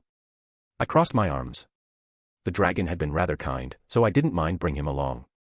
He tried to help, so call it repaying a favor. Besides, I'm sure Thorum would want to save him as well. A powerful soul. It didn't speak loud again, but its voice carried far further than it had any right. You shall stay here forever, your soul now belongs to me. It declared. Oh. I raised an eyebrow, inspecting him, trying to discern what exactly it was. I think I figured it out now. I raised my blade towards the thing. You are the gods of this realm, hell, you probably created it. But you're not a god, are you? These souls, this place exists to erode everything about them, to remove all the unnecessary bits. Because you feed on them, the pure energy that's left. You consume it, sustaining yourself on it. You ascended by absorbing so many souls that you lost your physical body and exist as a being of pure energy now. I had a soul enhanced through the sacrifice of a god. A strong soul that was already touched by a previous life. And to top it off, I had Drake in my soul as a soul himself. I must look like a big ol' juicy meal to this thing. It explained why they were intent on keeping the dragon here. A piece of Akatosh's soul would be a substantial meal for them. They must require a constant supply of souls to sustain their existences at this point. I wondered if they even remember who they were before they ascended in this horrific way. If you want my soul. I raised my hand up, the sword of destruction launching at the figure. The power of destruction burst out, and the silhouette was cleaved in two. Come and get it. Even if the realm didn't shake, and the foreboding feeling didn't diminish, I would not believe it to end that quickly. Was it wise to taunt the entity that rules over this realm? Zelretch hissed. Yes. I replied. Now it's focusing on me and not you. Thorum will probably need a little bit to beat the dragon, and I want you both to get away for now so I can focus on this thing. I don't think it's as simple a matter as bring you away, it's probably already got its claws deep in your soul. A contract, a curse, or some kind of soul magic I was unfamiliar with. There could be many things that leashed Serena's mother, and I was going to have to convince this ideal master to relinquish her. The ground cracked and sundered as thousands upon thousands of souls burst out like a geyser. It was just as I thought before, carved away everything that made a person, and left it just an almost pure power source, though corrupted by this entity for its own purpose. Wilhelm, this is a godlike entity, are you sure you can handle it? Serena clearly looked hesitant in my plan. I couldn't help but chuckle. Wouldn't be my first time fighting a god. I shoot her off. Now get going, let me fight without distractions. A silent nod followed by Serena pulling her dumbstruck mother away. I didn't pay them any more heed for now, I needed to focus. As confident as I sounded, I didn't actually know this thing's limitations. I could guess it was more or less on the level of a god. A god without a domain or authority, just the pure power that came with it. The souls didn't stop rushing out, they filled the sky and circled around above before finally slamming down on the ground. They all seemed to come together, forming one giant mass in the familiar shape from before. The former silhouette that the ideal master used, though a similar hate to Susanoo when I fought him back in my birth world. I wonder if it was just a common method to use when you had obscene amounts of power at your disposal. That purple, baleful, aura formed a coherent mass quickly. Made up of an uncountable number of souls that bared right down on me. Surrender yourself. The mass exclaimed through a myriad of voices. And I will let those others walk free. Trying to bargain, huh? Or maybe an intimidation tactic. I wonder. Does it not want to waste power? It would make sense, I'm sure this realm was hard to maintain, in addition to itself and any other ideal masters that exist. Everything they gain must go into sustaining what they already have. They pretty much locked themselves into a cycle of trying to keep themselves alive. And it was willing to give up all the others just for me. How strong was my soul now? Questions for later. I reached deep inside, touching upon my authority, about to call upon it until I felt a trembling within my storage ring.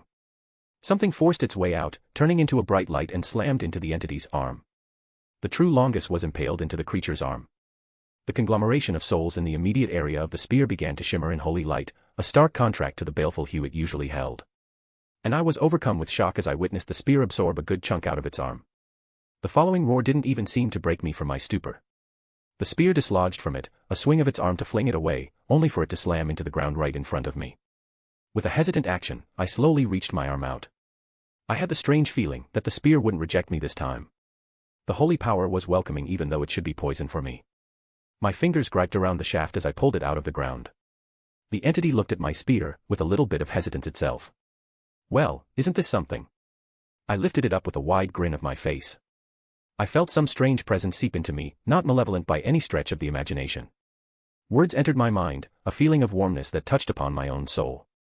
A realization dawned on me of what was happening, and the ramifications that it held. But I would dwell on those later. There were 4 words that the spear was practically screaming in my head, asking for my help. And I was more than willing to oblige. True Longinus, Balance Breaker. Friday chapter. Sorry for the super late post, things happen. Will still be a Saturday chapter, don't worry. If you want to read 7 chapters ahead or support me, visit my patreon.com/astoryforon. Chapter 293, Chapter 272. True Longinus, Balance Breaker. I invoked with the spear's blessing. The holy power from within the god-slaying spear exploded outwards, enveloping me. Normally it would be poison to a half-devil like me, but in this strange circumstance, it accepted me. The holy light spread out, denying the wretched necrotic magics that were so intertwined with this realm. The remnants of souls that were bound to this ideal master screamed and hissed as they flew around, unable to approach me any closer. This spear was perhaps the perfect counter to whatever amalgamation this thing was, even more so than Dawnbreaker due to the elevated nature of the spear's existence. I loved my sword dearly, but I wouldn't lie and say it was stronger than the spear of destiny. The holy light swirled around me, truly augmenting me. Wings burst out from my back, 12, large, white wings made of pure holy power. A halo formed above my head, casting a healing touch upon my body, a protection from any evil. Holy Spear of the Pure White Knight. I breathed out, saying its full name for the first time. The real balance breaker for this spear, not the thing that Chow Chow used. It was amusing, balance breakers were called bugs in the system, not something that was supposed to happen. However, this spear was the exception. This spear was the only sacred gear that he intended a balance breaker for. Or rather, the equivalent of whatever he would have named it. And this was the first time it had ever come out.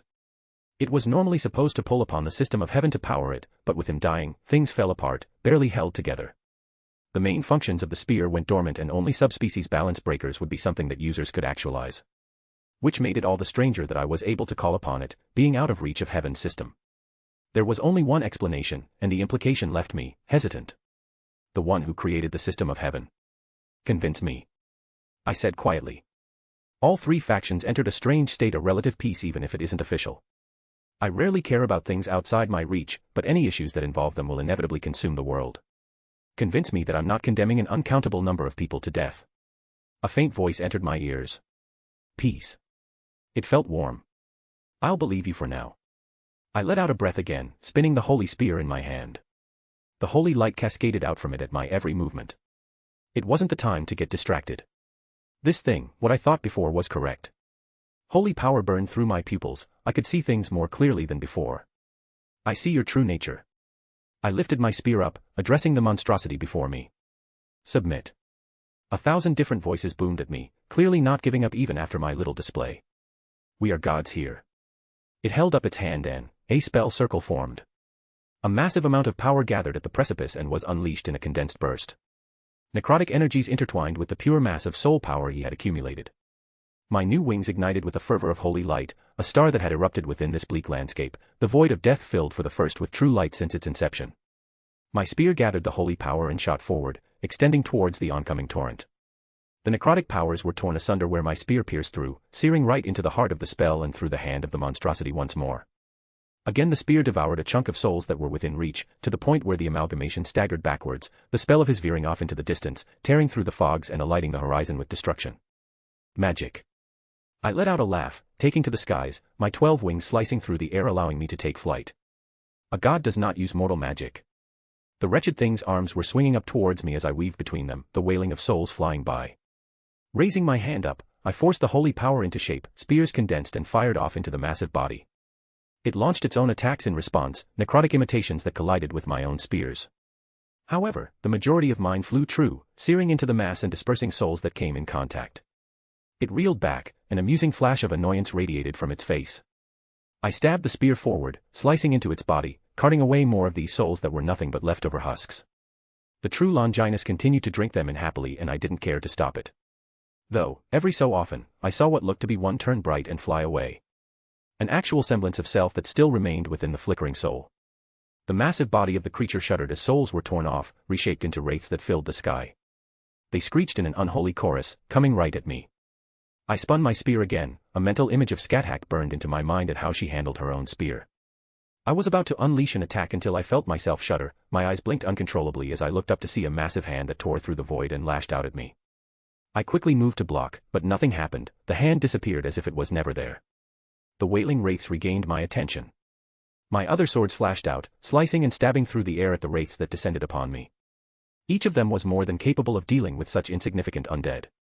The monstrosity didn't move, as if waiting for something. I felt a sense of foreboding and my instincts flared up. Instinctively, my holy wings covered me up, as the massive hand tore through the void again, slamming into me. The impact sent me sailing into the ground, my aura was not able to absorb the entire impact and even my holy wings shuddered under the blow. Thankfully I activated my semblance as well, mitigating a good portion of that. I wobbled to my feet, wiping away the blood that trailed down from my nose. I noticed the landscape had completely changed, and the crater I was in was massive. My holy light flared up brightly again as I reorientated myself. Clairvoyance. I muttered, realizing what just happened. That would have really hurt if it hit me head-on and I was unprepared. Was his abilities bleeding through the use of Balance Breaker or was it simply a power of the spear when used correctly? Regardless, I let out a groan as I flew back up into the air. This thing certainly packed a punch. It reminded me of Susanoo with how much pure power it was keeping contained within its form. But it wasn't just that, I didn't perceive that attack at all until it was already upon me, and I could guess the reason after thinking it through. You regulate the flow of time in this realm. I eyed it with annoyance. You attacked me from outside the flow of time. That was much closer to how a god should attack, but even still. My friend, I'm here to assist. I suddenly heard Thorum running over. So too did the monstrosity as it turned its head towards the Dragonborn. It didn't seem to pay him much heed, but Thorum didn't seem to care about that either. Would he shout, encoating himself in a whirlwind as he shot forward. Rivaz Zul. He shouted again as Graham in his hand suddenly got enveloped in a baleful aura not unlike the one that encompassed the entirety of this realm. And my eyes widened as he slashed into the leg of the monstrosity, tearing out a chunk of it. So too was the Ideal Master, surprised at the sudden interference that it didn't even react for a moment after the initial assault. Invader, be gone. It roared with the fury of a million voices. Perhaps it could accept that I was fighting it, tearing into its essence, but it might have looked down on Thorum due to his closer to mortal nature. I reeled my hand back, and gathered a significant amount of holy power around the spear. But I didn't stop there, my divine lightning enveloped it as well, intertwining with the holy energy.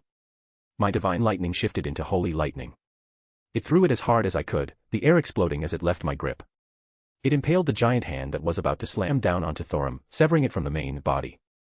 Thorum took the opportunity to dash to the side, shouting once more to move at whirlwind speeds and getting out of immediate range. I launched forward, holding my hand out as Dawnbreaker flew to my grasp, and I stabbed into the torso of the amalgamation. The holy power of Dawnbreaker may be lesser in comparison, but it was still significant when fighting against something that Meridia so vehemently disliked. The explosion of light sent the monstrosity staggering back again, and I took the opportunity to slide to the ground next to Thorum. The divine spear that was previously thrown came sailing back towards my hand with a clap of thunder, lightning still crackling around it. Interesting. The severed hand of the monstrosity collapsed into its baser materials, the souls that comprised it as they flew back into the sky before merging back with the owner, its body reforming completely once more. What shout did you use? I questioned Thorum in this moment of respite. Durnavir taught it to me. Thorum laughed. He continued to use it throughout our fight, as if he wished me to understand it. Well, he didn't seem like he wanted to be fighting you. Did you kill him? Durnavir. The monstrosity roared, shattering the very fabric of space as its hand opened up and the dragon was then there. It looked like it was barely still conscious. Thorum clearly had done a number on it. The Ideal Master's power burst out, a huge surge of necrotic energy swirled around its hand as they seeped into the dragon. Durnavir stood up within the large hand. That baleful energy filling its body to the brim, visibly flowing off every pore, every hole and opening on its body.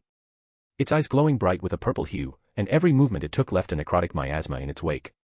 Durnavir roared as it looked down at us. I don't think its mind was the same as before. Can you take him? I asked Thorum. Yes. He nodded. Are you sure you can handle this, Ideal Master? You took a hit earlier. Ah, he saw that. This thing, it's a necromancer that got its hand on too much power. It fights like a necromancer and it's trying hard not to use too much power. I explained. It must be difficult to sustain its existence in this elevated state without a constant source of souls to feed on. Not to mention it probably stayed in a state of hibernation most of the time. This realm they set up as sort of an automated collector so they didn't have to waste energy. But even this required a significant amount of power to keep going. How long in its existence had it actually fought something that could fight back? The massive amalgamation of souls lifted its hand into the air, and the realm trembled around us. The cracked ground shuddered, and 4 large obelisks shot out of the earth. They were disgusting in nature, faces decorated every surface, ethereal limbs trying to escape from the monstrosities that held them. I could hear the wailing of the damned souls. The obelisks lit up with a surge power, necrotic energy crackling off in every direction as a weight descended upon us. I felt my aura start draining at an alarming speed, and I realized what their purpose was. My holy power exploded out again, covering me and dispersing the effect. I looked at Thorum, who frowned as well. Blessing. I blinked, hearing the faint word echo in my head. I reached over, placing my hand on his shoulder, and a holy light flowed out onto him, and he visible perked up. Well then. Thank you, my friend. He beamed. I shall handle Durnavir once more. His aura flared up, and ethereal wings sprouted behind his back as he took to the air. I didn't know he could do that. Why can't my aura do that? Thoughts for later. I trusted Thorum and didn't pay him any more heed as he clashed with the dragon again. Draig. I shouted, waking up the lazy dragon as the gauntlet appeared on my hand. About time. Even if I have to share this fight with that damn spear. I'm also a little curious about it. Let's do this, brat. Boost. I called out as my overall aura increased twice-fold. My eyes glazed with my newly acquired holy power, and I felt another similar sensation as before. Images filled my head, a peek into the future. Even if my perception was still thrown off by this realm, I could predict it. My true Longinus shot out above, piercing through another falling hand that hid outside of the regular flow of time. Throughout this, the amalgamation wasn't sitting idle. The obelisks shifted their effect, they all shot a beam of light up into the air, all forming a cage of souls that descended upon me. I see, these aren't just random constructs you made. I pulled out the staff of Magnus, runes flowing around me. Just an upstart necromancer with too much power on your hands. These aren't pillars, they're your foci. Even in this state, you can't control so many errant souls without help. Die. It roared once more. The cage of souls started to contort around me. Let's trade. I declared. Thor's hammer. My own spell was unleashed above, thundering clouds forced into existence as a giant of holy lightning was coalesced above it. A massive necrotic shield wailed into existence, covering the monstrosity as my spell slammed into it. The pillar of divine lightning fought against an impossibly large amount of souls gathering to ward it off. I clicked my tongue, seeing that it held firm even against my divine power. Souls were something that existed at a very high state of existence, they could contend with divine power in the end. It was just a matter of bringing enough to bear.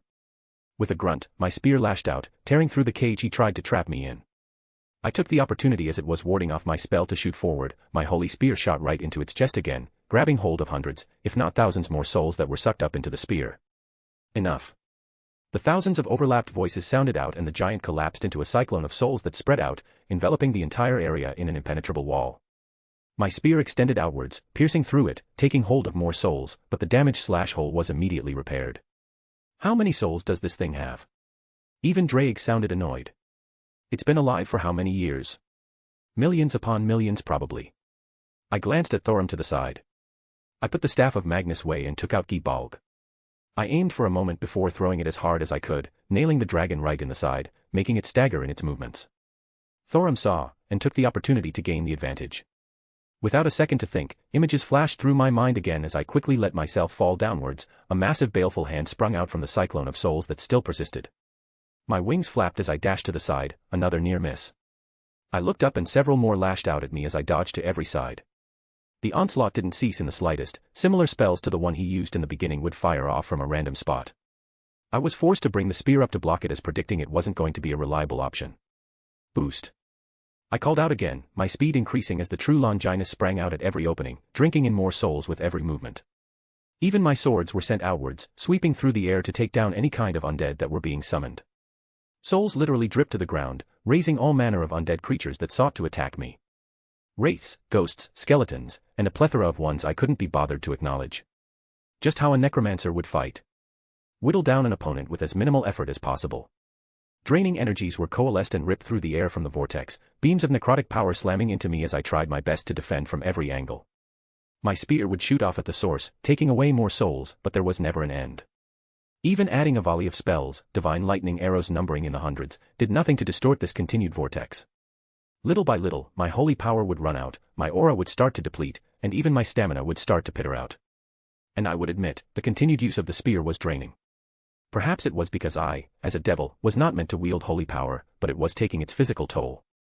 This is getting us nowhere, it's intentionally dragging it out and only responding when I present an opening. Its strategy wasn't exactly difficult to see through. My gut was telling me that dragging this on for a substantial amount of time would be very bad. Despite how I was countering its existence due to the nature of this holy power, I didn't feel comfortable continuing like this for much longer. It was warm and welcoming, but at the same time, it sort of felt wrong. Should I use your true power then? I looked at the spear. Chow Chow didn't understand the real secret hidden inside the spear. And I guessed none of its previous users did either. I vaguely recall the ability the spear had, Truth Idea, or so it's called. The concept that God's dying will would be invoked and judge the user and whoever his opponent was. No, even that was incorrect. That was a unintentional side effect of what happened to Heaven's system. A consolation prize. The reason that Chow Chow could create so many abilities with his balance breaker, even if he used outside items. The spear always had a singular ability, besides the obvious manipulation of holy power. Its true power was to invoke miracles. I only learned that after using this balance breaker. Let's test that then. I gripped the spear tight, dodging out of the way of another necrotic limb before it dispersed back into souls and rejoined the vortex. Weak. Another faint voice entered through my mind and I paused in my actions. Huh. I let out a long breath. Too weak to attempt such a thing, huh? Or rather, you don't want me to expend that much power you just accumulated. Alternative. Again, another faint voice, but this one was followed with information given to me and I couldn't help but laugh at the thought. If the people back home could witness this. I laughed, as my swords rejoined me. How ridiculous is a miracle that this is a worthwhile alternative? Well, not my concern. Then I'll use one of your techniques. I briefly wondered if this was the result of the god from my home dimension interfering last time. The amount of holy power flowing through me reached its apex. I wasn't sure if I could handle any more even with the help of the spear. I ascended as high as I could go before those obelisks and the vortex of souls tried to stop me. This would be the third method of creation that I've dabbled with. The 5 elements of the Eastern creation myth. The tree of beginnings from the Norse cosmology. And now. That which brought about the birth of creation from nothingness. An obscene amount of holy power flowed out of the spear as it gathered around me, shaped and focused with a purpose. And so the Lord saith. Let there be light. 3 words that flowed through my mouth had enough weight to them that my very soul trembled. Even my nature as a Campione felt the pressure imposed by them. 3 words of power that were definitely not meant to be uttered by a mere mortal. OHREINSOF. If you want to read 7 chapters ahead or support me, visit my patreon.com/AstoryForum. Chapter 294, Chapter 273. The bleak sky shuddered. The aurora of baleful and necrotic power dispersed at the mere mention of the words. A torrent of holy power swirled above. No, it wasn't mere holy power anymore, it was something more intricate. It was the very light of creation manifested from the biblical God's authority. The antithesis to this realm. Where one promoted and nourished life, the other corroded it all away and subsumed what was left. It descended from the sky, rejecting everything in its path. It denied what these monstrosities had built, tearing it away from their greedy claws. The world turned absolutely silent. The wailing of souls ceased. The few wayward wraiths high above were the first to receive the errant gift. The necrotic magics that held them together were seared away without even a semblance of resistance. It continued downwards, and the vortex of souls, as if sensing something was wrong, tried to disperse, but it was too late. The purging light slammed down upon the desolate plains, enveloping every wayward soul, every undead creature. The uncountable number of souls that had been giving me a headache were cleansed within moments of the light descending. There was but one sound that pierced the silence, a singular scream that came from within the amalgamation. It was drowned out by unyielding light, pressing on further without reproach. The obelisks alighted with baleful runes that appeared down the side, a plethora of necromantic effects burst out, but they were all shunted upon colliding with the light of creation. The light was both destructive and welcoming. I felt safe within the pillar that descended from the sky, just as I knew that Thorum too would be safe from the wrath of life that was called upon this monstrous plane of existence. The light lasted but a blink of an eye, though it felt like an eternity. When it finally began to fade away, I felt my wings flicker briefly, as if they were losing strength. I could tell that the balance breaker wouldn't last much longer. Much like my first time with Drake, so too was this one, forced and as such took a lot more out of me than it would otherwise. I slowly descended to the ground. Upon looking up, I noticed the sky was empty. A lifeless void now hung above where the baleful array of colors used to be. So too were the vortex of souls no longer rampant, though not quite gone. The spear vibrated in my hand, and it erupted in another light, sucking in all the cleansed souls into it. I had to brace myself as thousands upon thousands of listless souls shot into the holy weapon. They poured into the point where when I was having trouble coping, and I think eventually the spear was reaching the maximum amount it could handle. Whatever was going on it with, I doubt it could continue to just suck in souls without consequences. I noticed Thorum off to the side, a downed Durnavir in front of him, that same baleful energy wafting off of his body as he returned to normal. Or at least as normal as he was before, and he didn't seem to be in that good of shape. As my feet touched the ground, my eyes locked on the singular existence still clinging to form. Barely held together as a nondescript humanoid. It trembled in place, the energies that held it together were visibly falling off of it. Every so often, its body would distort and the soul trapped within would burst away, unable to be contained any longer. I wasted no words as I approached it. Its blank face seemed to contort in some unnatural manner. But I again paid it no heed, instead I leveled my spear once more. With a quick jab, I pierced the amalgamation. It let out an unholy wail, holy power started to fill its body. Its own necrotic energies fought against my own, but that just served to further destabilize everything that held it together. My spear began to drink in more of its essence, the souls that held it together and the seams that seemed to bind this thing into a solid shape began to unravel and it started flickering in and out of existence. The false body burst in various places, others had souls forcibly cast out before being sucked in. Holy power cracked and fissured others. My own holy power was starting to run dry, but I pushed on until it appeared that I started to hit bedrock. Its humanoid form collapsed, and I finally pulled my spear away. All that was left was a flickering, albeit powerful, soul amongst what remained. Though, I could tell that even this much was so far beyond a normal human soul. There's no way I got every soul out of this thing. How many more were eaten and fully subsumed to keep it existing? Then I paused, feeling the halo above my head crack. I took a deep breath, reorientating myself. Better not dally any more. I hefted my spear up one more time. Stay your hand. A voice filled the newly cleansed area. As if walking out of nothingness, another amalgamation appeared just a couple feet behind the one I had defeated. It sounded just as distorted as this one I had defeated, however, it also felt more contained. Was it stronger than the one I just fought? I looked at the newcomer. I wondered why it finally chose now of all times to appear. Simple coincidence, or did it wait until its peer was left in this state? I reached out with my hand still clad in the boosted gear and clutched the soul in my grip. Have you come to negotiate? I slowly formed a smile on my face. The entity was silent for a moment, its expression was impossible to read.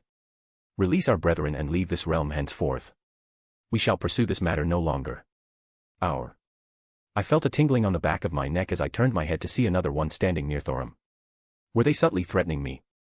If they were anything like this other one, they didn't want to expend any unnecessary energy. Did I want to fight more of these things? I couldn't hold the balancer breaker much longer, but I too wasn't without options to continue. However, Thorum was my main concern as of now, and I didn't actually come here to fight but to free Serena's mother. Your power fades. It spoke again. Leave, and never return. He commanded again. I clenched my teeth and forcibly pulled on the spear's power just a little bit more. I felt a pain in my chest as another burst of holy power erupted from within. My wings that were dimming suddenly arced back with renewed vigor, and my halo mended itself and shined with a bright glow. You were saying? I quirked an eyebrow.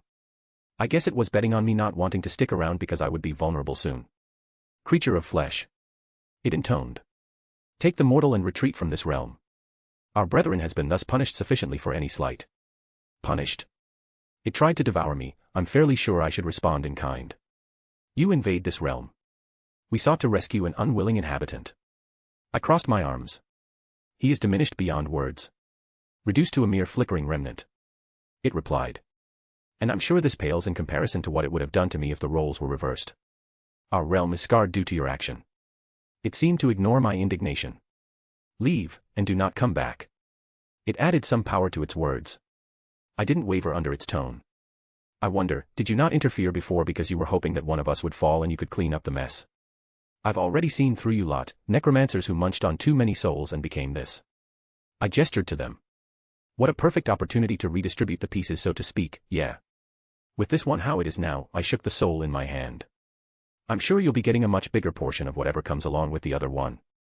I was shooting in the dark here, but by the lack of a reaction or denial, I felt I was pretty much on the mark. Perhaps its continued existence was paramount, but it being at full strength was unneeded. The others wanted a bigger piece of the pie. Our brethren suffered its own arrogance. It said rather flatly. A mortal creature you are not. Was it judging me based on both Drag and my spear in hand or just based off my divinity? Regardless, I can more or less guess it would have jumped at the opportunity to do the same if it thought it could get away with it without suffering any noticeable consequences. As it stands, I can assume it's content with just taking a portion of what's left after I reduce the one in my hand. And you've all but admitted that this one is integral to your continued existence in some capacity, I assume.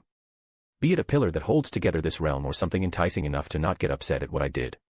Yeah, that attack did a number on this realm. Scared is probably an apt description considering the hostile concepts that still persisted. How long and how much effort would it take to clean up?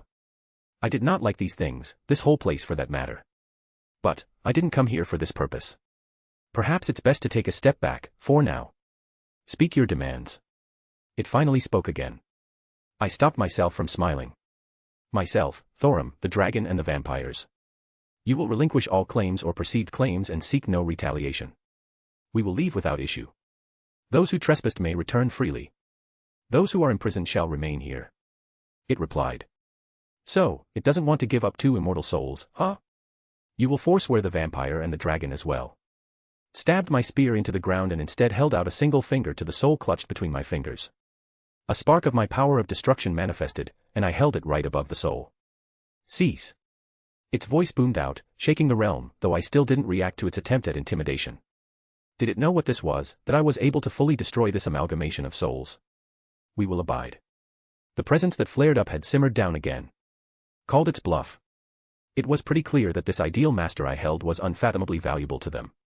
It held up its hand towards Durnavir, and a large vortex of necrotic power was pulled out of its body. The already haggard dragon shuddered and roared under the action. I could imagine how painful the process was. It is done. It said plainly. Those that have left have been released. Now, leave. It boomed again, the echo of 1,000,000 souls roared the words, almost making me stumble at the sheer presence. Definitely stronger than the other. And without the spear being just an absolute counter to whatever it could do, it would be a tougher fight, especially with 2 of them together and me protecting Thorum.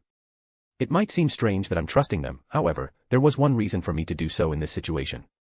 They didn't want to fight me, that was made all too clear. Don't make me come back. I replied, tossing the remnant towards the other amalgamation. Well, I never said I wouldn't actually come back later. Asterisk asterisk asterisk. Thorum. We heard Serana's shout as I pulled all of us through a portal right where we entered at. She came running over, wrapping her arms around the big oaf. I am fine, Serana. He chuckled, happily accepting the hug. The look on her mother's face was amusing. I glanced at Durnavir who looked up at the sky. I guess it would captivate one who had been trapped in the soul cairn for so long. Though, he was not in good shape. I opened my mouth to say something, but all that came out was blood. My wings dispersed with a flash of light and the halo above my head shattered. The spear fell out of my hands as I covered my mouth with my hands, feeling blood start flowing out my throat. Wilhelm. Thorum rushed to my side. What's wrong, my friend? I coughed blood a few more times before waving him off. I am fine. I reassured him.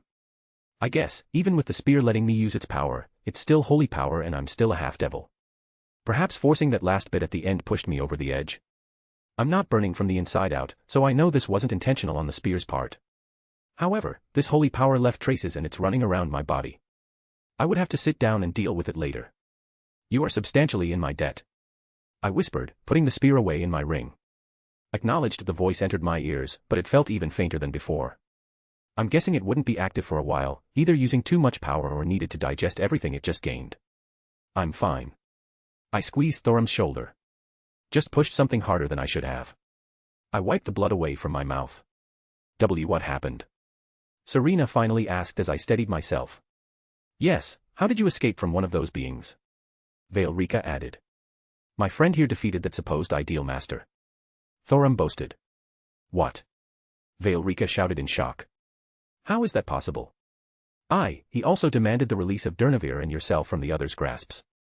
Thorum smiled rather proudly. That's impossible. Veilrika breathed out. The ideal masters would never negotiate with someone beneath them. Let alone one of them being defeated. He speaks the truth. Durnavir's voice rumbled, if a little haggard himself. I have been freed from the grasp of my previous master, so have you. I watched as one of my wardens was brought to the lowest point before being erased, only saved from its brethren's interference. Valerica's expression changed. I could imagine the kind of relationship her and Durnavir had, spending so much time together in the soul cairn. A friendship that amounted out of a shared loneliness perhaps. Regardless, she looked at me with a strange expression. Then, Harkin is also gone. She said quietly. Yes, mother. Surana said warmly. We're free. No more father, no ideal masters, and no threat of a looming apocalypse that we have to hide away any longer. Valerica's mouth abruptly clamped shut as she began speaking. Her eyes widened in terror as everyone else also turned towards someone new who had just appeared. Even Durnavir looked terrified upon the new presence. I think Thorum too looked timid. Really, I was the only to smile brightly as she took a few steps forward. The others slowly stepped back, giving her a wide berth. Why must you always return in such a state? Meridia said softly, walking up to me, ignoring everyone else. It's not as bad as it looks. I smiled. And it was actually true this time, just some minor issues. She rolled her eyes, producing a cloth from somewhere as she began cleaning the dried blood from me. Hold still. She let out one of her adorable huffs. People are watching. I said quietly. She doesn't usually let herself be seen like this. She didn't stop doting on me. It is no secret any longer. I shall act how I wish. I'm not a child. I grumbled as she continued cleaning me up. Then do not act like one and let me cleanse you. She let out another cute huff. You have dry blood on your face. I will have you presentable. I rolled my eyes, but didn't stop her. How often does she take the initiative to act like this? Did I do good? I asked, knowing she had been watching over me. Yes. She held the smallest of smiles. That wretched place will take a while to repair itself. And that abomination will be suffering for many years to come. Should I have dealt with the other ones? She paused in her actions. No, I believe you made the correct choice. As much as I abhor those upstart necromancers, they have support from other places. Support. I blinked. I suppose I did consider something like that. They pay tribute to other lords. If pushed further, they would have sought interference. Meridia explained. That makes sense. I nodded along. Otherwise, why would they have been left alone for so long? They were in Northwest way close to your level of power and I assumed the others by extension. Of course.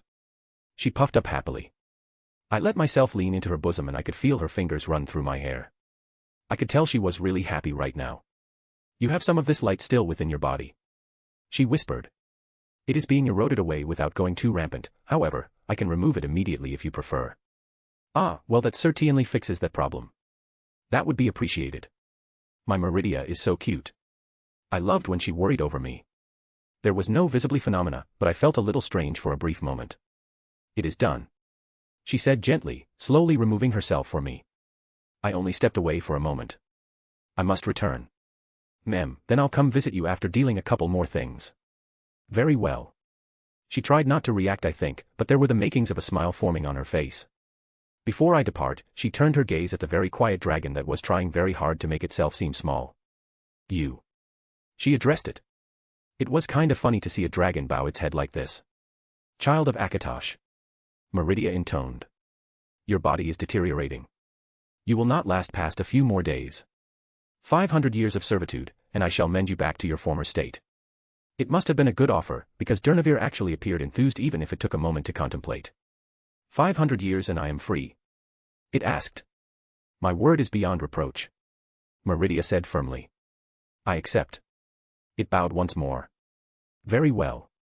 Meridia waved her hand and the dragon was consumed by a burst of light and disappeared. Is he? I have taken him to my realm.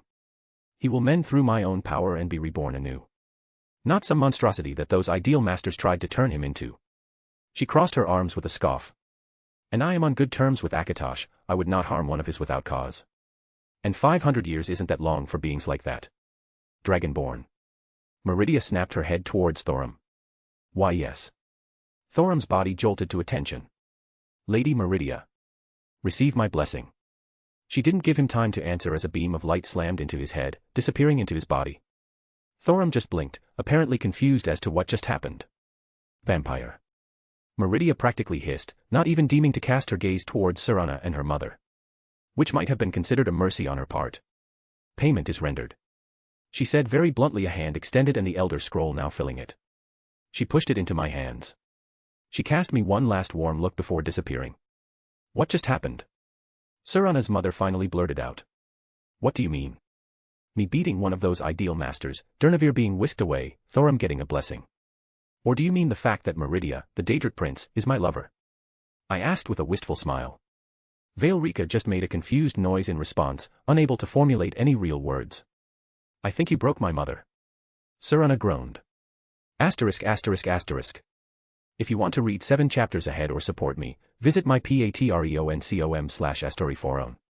Chapter 295, Chapter 274. Southwest, this place is still standing. Veilrika idly commented as I deposited us all in the courtyard of Slash at the foot of the bridge leading to the College of Winterhold. Barely, it appears. I suppose it is impressive for mortal construction to last the centuries. Lady Veilrika, you know of this place? Thorum asked. He was rather respectful, which was understandable considering he's dating her daughter. The older vampire pursed her lips while inspecting the area. I'm sure she noticed the sundered remains in the chasm surrounding the college. I remember when it first came into existence. I had no dealings with it, but it brought a different kind of mortal to Skyrim upon its creation, which was beneficial to us as well. Funnily enough, even with Valerica's sort of standoffish behavior, I believed she had a good impression of Thorum. I could see why Veilrika had even the faintest acknowledgement of the college as well. I'm sure she appreciated the more learned sort coming to Skyrim back in the day. As much as I've fallen in love with this place, there's no denying that the Nords, for the most part, were the type to hit things rather than delve into arcane secrets. Oh well, their directness was one of the things that made this place so charming. Are you positive it is a good idea for my daughter and I to approach such a place? Veilrika spoke again, a slight amount of hesitance in her voice. Mortals never suffered our kind in the past, and this is perhaps one of the few places I would worry about mortals taking offense. It's all right, mother. Serena had a smile on her face that refused to leave since regaining her lost family. Thorum and I have been here a few times so far. The Archmage doesn't discriminate as long as we don't cause problems. If there had been a problem, I would have put in a word. Sorta my fault she was following along, as it were. Well, it also might be because she had been trapped so long she wanted to walk about, free and unrestrained. Or it could do with the fact that she didn't actually have somewhere to go. Someone may or may not have destroyed her previous home and looted everything of worth. Whoops. Maybe she also wanted to see what I would do with the Elder Scroll. Also a plausible explanation. Hey Drake. I voiced the thought inwards towards the dragon. What? You've been quiet since we left the Soul Cairn. Granted, you're usually quiet and like to watch silently. But you just stopped abruptly in there after only saying a few things. You're not upset, are you? Why would I be upset? I use the power of the biblical God. I'm not dense enough to ignore the grudge you have with him. I'm not annoyed with you, brat. I understand why you did it. It was the perfect counter to that annoying thing you fought. But that doesn't mean I've forgiven him. Do you want me to? I don't need you to fight my battles for me. Isn't that literally what every one of your users does when it comes to your rival? It's not the same. Dryag huffed in annoyance. As my user, it's your duty to fight Albion's user. My other regrets and grudges are for me to bear. Huh. You're my partner, Drake. If you want me to do something or not do something, you just have to tell me. I still felt like he didn't like me using the spear due to Big G's presence. Just find a good opponent to test the staff on. Drake grumbled. I want to stretch my wings. You got it. I couldn't help but smile. I would have used it against that ideal master, but I didn't think it was wise to test something that involves pulling out the soul of Drake in a realm that's created by necromancers with an almost absolute control of soul-based manipulation. Honestly, there was a combination of factors that made that fight easier than it should have been. It was throwing around raw power on the level of Susanoo, yet it was so constrained. The biggest facet was the fact that its weight didn't match up to a real god. I almost wish they weren't disgusting abominations. I'd have loved to talk shop with them. It seems empty. Veilrika commented as we began walking through the outer courtyards. Well, yes, they're mostly. Serena blinked, as if realizing something. I forgot we haven't told you what has been happening. What's wrong? Is something wrong? Veilrika asked. Lady Veilrika. Alduin has returned, and the dragons have risen with him. Skyrim is in a bad state right now. The college is doing what it can to help out. Many of its students are running around where they can. Thorum added. The World Eater. Veilrika pursed her lips. Of course. She let out a long sigh. If it isn't one catastrophe, it is another. It appears that our world is constantly teetering on the precipice of destruction. A new voice appeared. I curled my lips up as I saw the others jump at the Archmage's entrance. Archmage. I greeted him with a smile. Wilhelm. He smiled brightly right back. It's wonderful to see you returned. Things have become somewhat quiet, so I anticipated your eventual return with the chaos it usually brings. With such heavy expectations like that, I'll do my best to live up to them. Please don't. He quickly corrected. I don't know if my old heart can handle any more surprises. Well, we're going to find out. I patted his shoulder. Wanted to tell Thorum a few things, and I think you should know too. The Archmage sucked in a deep breath. I will have drinks awaiting for my inevitable headache. He turned to the others. Now, a new face, may I ask for introductions? He was speaking of Zelretch, as both Serena and Thorum had been here before. I apologize, Archmage. Thorum bowed his head. I hope I am not overstepping by bringing. The Archmage raised his hand. None of that. He lightly chided with a chuckle. I have said before, all are welcomed here if they abide by the rules. You have my gratitude, then. Zelretch spoke up. As for as introductions go, I am Serena's mother, Zelretch. She introduced herself, in a mildly polite tone. Zelretch. The Archmage repeated. Yes. The same Zelretch who wrote that enlightening book on the uses of blood magic and conjuration rituals. Was that one of the ones I looted from Harkin's library? Zelretch blinked at that. Yes. I wrote a book like that many centuries ago. It's an honor to have such an accomplished mage visit my college. The Archmage's eyes shined brilliantly. If I may be so bold, what business do you have for this visitation? Zelretch scowled slightly. I am merely accompanying my daughter for now. Perhaps a mild curiosity as I remember the founding of this college many years ago and never had the chance to see it for myself. I graciously open my doors to you, Lady Zelretch. The Archmage bowed his head. Oh, well, I'm flattered by the reception. And the look on her face seemed to align with her words, shifting quite quickly away from her previous annoyance. I don't think she's used to non-vampires being so accommodating. Hey, old man, who's here right now? I asked once their little conversation finished. Quite a few of your friends still remain. The Archmage answered, easily guessing my thoughts. I believe the ones named Achilles and Atlanta are the only ones who have departed. Oh, I hope Skyrim doesn't burn down. I mused. My friend, are these the ones you spoke of? Thorum slapped my shoulder, with a laugh. Yeah, I brought them from my home. His smile was always so contagious. Yes, quite the colorful array of people you've brought this time. The Archmage hummed. The majority whom are still here should have left the lecture on advanced alchemy some 20 minutes ago by my estimate. It's only a matter of finding where. Cafeteria. I interjected. Of course, I don't know why I even considered differently. He sighed. You spoke that young Artoria does not practice magic, however, I am inclined to believe sorcery is at work with how much food disappears into her stomach.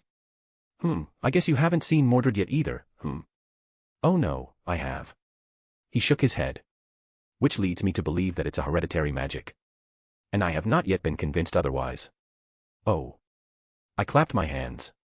Before I forget, I got a bunch of health potions and such for you to distribute. The Archmage blinked as if remembering something. Oh, yes. Jin spoke about that. Any little bit would help. How many did? 500 or so. Well then. They're slightly worse than a normal one, about 90% efficiency in comparison. The people I have who started mass producing them are still working out the kinks. I rubbed the back of my neck. If they're not good enough. No. The Archmage quickly disabused me of that notion. Wilhelm, this is a wonderful windfall that should alleviate some pressure we've been facing. Health potions are already in very short supply, this should give us some breathing room. Why, I have some plans coming to fruition soon that should somewhat make up for the lack of ingredients readily available. I was worried about what to do in the intermediate, but this will help immensely. Are you sure? I mean, it sounds like a lot on the surface, but that's not even enough for every soldier and guard at Whiterun, let alone to distribute to every hold in Skyrim. You're thinking about it the wrong way. Most health potions are saved for the truly dire wounds that require immediate treatment. Healing magic is good, but it's not perfect and masters of it are even more scarce than the dwindling supply of health potions we have. Most who can perform the arts can't do much more than mending minor cuts or stop bleeding. A couple dozen potions sent to every hold will keep a couple dozen people alive almost guaranteed. I guess I can see his thought process too. Rationing and selective use to ensure the best of the best remaining in fighting shape. Commanders, top-tier warriors, they're getting a health potion guaranteed while the grunts make do with traditional medicines or healing magic when it's available. I'll pass the stuff over to you before I head out. I am very thankful, Wilhelm. You've been an amazing addition to the college and I'm continuously proud to have you as one of our students. I opened my mouth and closed it again as it was hard to respond to that. I felt a little embarrassed when he spoke so genuinely about me. My friend is admirable. Thorum gave that big goofy smile of his. Come, Wilhelm, speak of the battle we just fought. Your duel with that ideal master is worthy of song and praise. Pardon. The Archmage interjected. Did you just say you fought an ideal master? The Archmage blurted out almost uncontrollably. Oh, sounds like he's heard of them. Did I forget to mention that my mother was trapped in the soul cairn? Serena coughed awkwardly. Damn it, Wilhelm. The Archmage rubbed the bridge of his nose. I was kidding before. Oh, wow, is that Artoria? Better head over there. I quickly ran ahead, barely holding back a giggle myself. Asterisk asterisk asterisk. As predicted, everyone was gathered in the cafeteria. Honestly, I think that's just where Artoria decided to go and everyone gravitated towards her. She had that kind of presence that you want to be around her. Bullshit charisma. Serena and her mother went for a walk to chat some more, and no one blamed them for wanting some more alone time.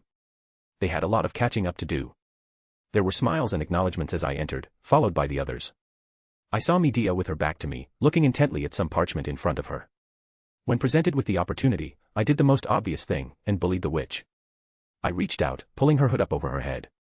Sup, nerd. Re-yeah. She made a strange noise, flailing her arms in my general direction before she fixed herself. Honestly, she's kinda cute. It just made me want to bully her some more. Brat. She crossed her arms with a huff. You enjoy the lecture, Medea. I slid into a seat next to Artoria, opposite of the witch. Yes, it was enlightening. So many different ideas and concepts, I'll enjoy delving into them. She quickly shifted away from the indignants. Her fiancé was sitting right next to her, looking engrossed in a book himself about the history of Skyrim. I didn't know if he had any interest in the magic side of things, but he seemed pretty entertained. Then again, it's hard to get a read on that guy. I leaned over, kissing Artoria on the cheek. That little squeak she made with her mouth full was adorable. Why do you have dried blood on your shirt? Artoria forced a mouthful down, inspecting me intently. And at her words, everyone seemed to look over at me. It's nothing bad. Wilhelm. Artoria crossed her arms, a no-nonsense look on her face. I fought an entity that could be called godlike in another realm. Thorum and I went in to help Serena rescue her mother. I explained briefly. If it was not for Wilhelm, I fear that neither I nor Serena would have made it out ourselves. Thorum spoke up as well. Strong bastard then. Mordred had a bored look herself and perked up at my explanation. And who's this? She jabbed her thumb towards my friend. Oh yes, introduction. Thorum brightened up. I am honored to meet more of Wilhelm's friends. I am Thorum. Hey. Mordred just lazily waved. You seem pretty strong, up for a spar. Thorum let out a chuckle. I would be honored. And I do believe myself strong, though watching Wilhelm's fight, I have much to work on. Spar later. I swatted at Mordred's ponytail, who huffed and swatted at my hand. We went back and forth for a moment. Proper introductions, you dunce. Ugh, fine. Mordred rolled her eyes. I'm Mordred Pendragon, you've met my father. She gestured to Artoria. Thorum just blinked at that, but took it in stride. Well met, Mordred. All right, this is going to take forever. Going around the room. I started to point at everyone. Kairi, Medea, Kazuki. I went around the room before landing on my best friend. And this is Thorum, Dragonborn, meaning he has the soul of a dragon and can use the same divine words that I can, but better. Oh. Medea perked up at that. I'll want to see that later, sounds interesting. Otherwise, there were just grunts of acknowledgement. Wilhelm, explain, now. Artoria seemed impatient. Well, it's pretty simple. Some entities created some realm in oblivion that is mainly used to steal souls for themselves. Veilrika, Serena's mother, was one such soul. We went there and I had a chat with one of the ideal master, the name they call themselves apparently, and they did not wish to let her go as we had an argument. Stop being coy. Rin frowned. I am with Miss Tosaka, Wilhelm. The Archmage who was standing nearby spoke up. I am aware of these ideal masters, they often trick the wayward necromancer into being imprisoned in their realm. It's a warning I give to any who study the arts, among other things, but to not deal with them in any capacity is foremost. Noted. Kairi grunted. Fine, so basically, it wanted my soul. Obviously I did not agree to that, so it attacked me trying to take it for itself. I let out a sigh. Medea, question for you, what do you think would happen if a human started absorbing a bunch of souls? Die, probably. Medea replied nonchalantly. Well, if they were smart about it at first, they could probably do it a few times. But it'd be difficult and painful as Hades. Keep at it long enough, get lucky, and they might be able to mutate into something beyond a normal mortal. There is a theory that the ideal masters were once normal necromancers. The archmage rubbed his beard. Though any real records are lost to time. After having experienced them, I can say that they're ascended beings that came about by taking in an uncountable number of souls. You. Medea reeled back. How did they survive the soul degradation? Just taking in one soul would be in conflict with your own. Even on the off chance you survived, it would be a wound to your being, you would be a shade of your former self. Your guess is as good as mine. I shrugged. But from what I gleaned, they were very accomplished necromancers. The whole realm contained nothing but undead and spirits. The ideal master that I fought was basically nothing but a conglomeration of souls whose entire purpose was its own continued existence. Its own continued existence? Rin questioned. Well, consider this. I waved my hand, producing an illusion of the ideal master. You ascend beyond a mortal shell, becoming nothing more than a soul-based form that has millions of other souls within yourself. You keep taking in more and more, growing stronger and stronger. Eventually, you reach a plateau where it's difficult to get noticeably stronger through the same method, to the point where you notice you start rolling backwards. Suddenly you focus everything on sustaining what you already have. Yeah, I get it. Rin finished for me. Fascinating. The archmage muttered. No wonder there are so many stories of them stealing souls and tricking others into their domain. Meridia said that they pay tribute as well. I waved my hand, dismissing the illusion. Otherwise the Daedric lords wouldn't let such a juicy meal go. Makes sense. The archmage nodded again. And this foe was difficult for you to handle? Artoria asked. It was intent on wasting the least amount of power possible. And it fought like a standard necromancer for the most part. Then how were you wounded? She pulled at the blood stains on my shirt. That's more of my fault. I coughed awkwardly. I used the spear, yes that spear, more than I should have. Holy power in my body beyond my limits. I see. She let out a breath. I assume you are not in any pain or danger at this point. Nope. I shook my head. And Meridia made sure to cleanse any remnants inside my body. Good. She seemed pleased at that. I thought you couldn't use that spear though. Rin tilted her head questioningly. Big G let me have a go. I chuckled. What? Yup, he spoke to me and let me use its full power. You're fucking with me. She said dryly. You're saying you spoke to God? Mordred stared incredulously. Aren't you a devil? Why aren't you all ash and shit? Well, I paused and realized there were two people here who were in the dark. I think I should start off by telling Thorim and the Archmage what exactly we're talking about. Yes, I'm dreadfully lost here. The Archmage chuckled. I am confused, my friend. Well, you better sit down, it's a bit of a story. I actually haven't heard the full thing. Mordred perked up. This should be interesting. Medea set her parchments to the side and even Kazuki closed his book. Do you all want food and drink while I recall my intimate life story? I rolled my eyes. The Archmage, with an amused smile on his face, snapped his fingers and more food and drink appeared around the table. I let out a long sigh and began as I always did. It started when I got stabbed through the chest with a magical light sword. Asterisk asterisk asterisk. Rin, it's okay to be mad. I said calmly. I'm not mad. She replied. I'm not. Sure. She growled. How? She finally threw her hands up. Saber and I have been searching all over the damn place, and you just luck into another Elder Scroll that gives another clue towards the bow. My Elder Scroll. Jin giggled, hugging it tight. So cute. The Archmage was just lost in thought after new revelations. Thorim, I don't think it changed much for him. He probably understood some of it, but to him, I wasn't from here already, to elaborate on that didn't mean much to him. I think he was just happy to know. And Jin came in like a wrecking ball after finding out I had another Elder Scroll. At that point Veilrika and Serena finally came in, and saw her tear it open and read it so plainly. That made Serena's mom have another existential crisis, because it was not something even an immortal vampire like her could do without suffering consequences. It's called skill, Rin. I adopted the most smug look I could muster. Rin's head dropped to the table in defeat. Artoria giving her a sympathetic pat on the back. Honestly, I think Rin was just distracting herself from the fact that I have Big G in my spear and could talk to him at will.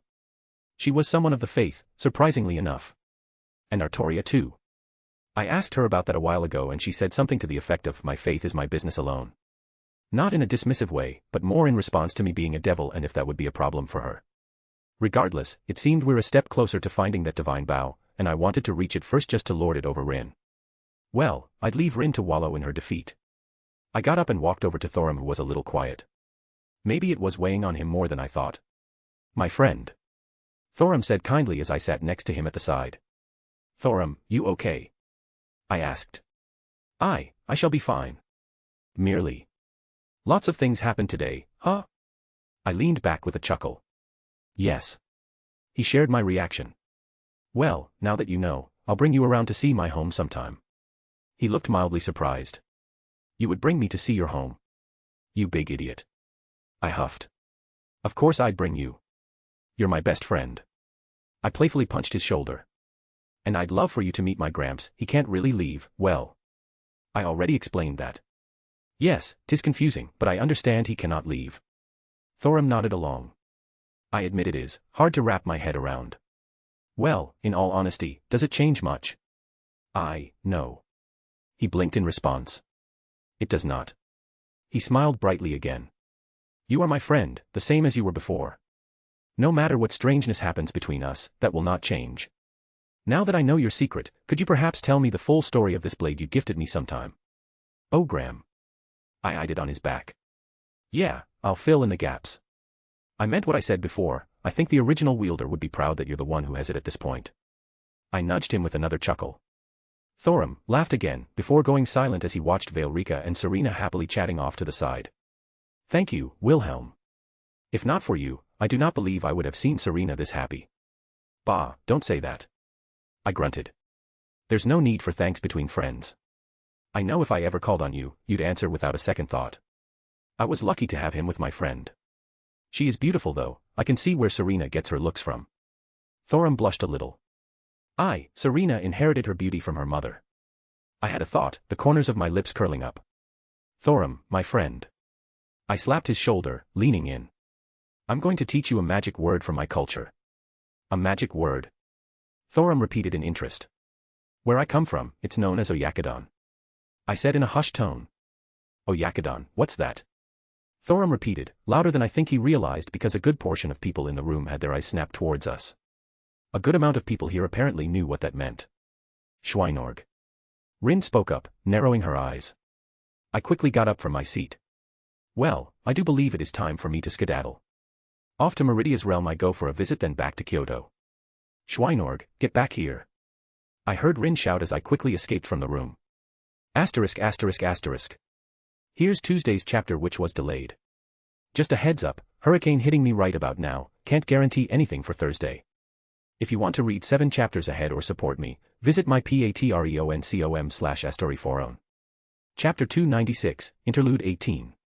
Sasaki Kojiro POV. What a wonderful day.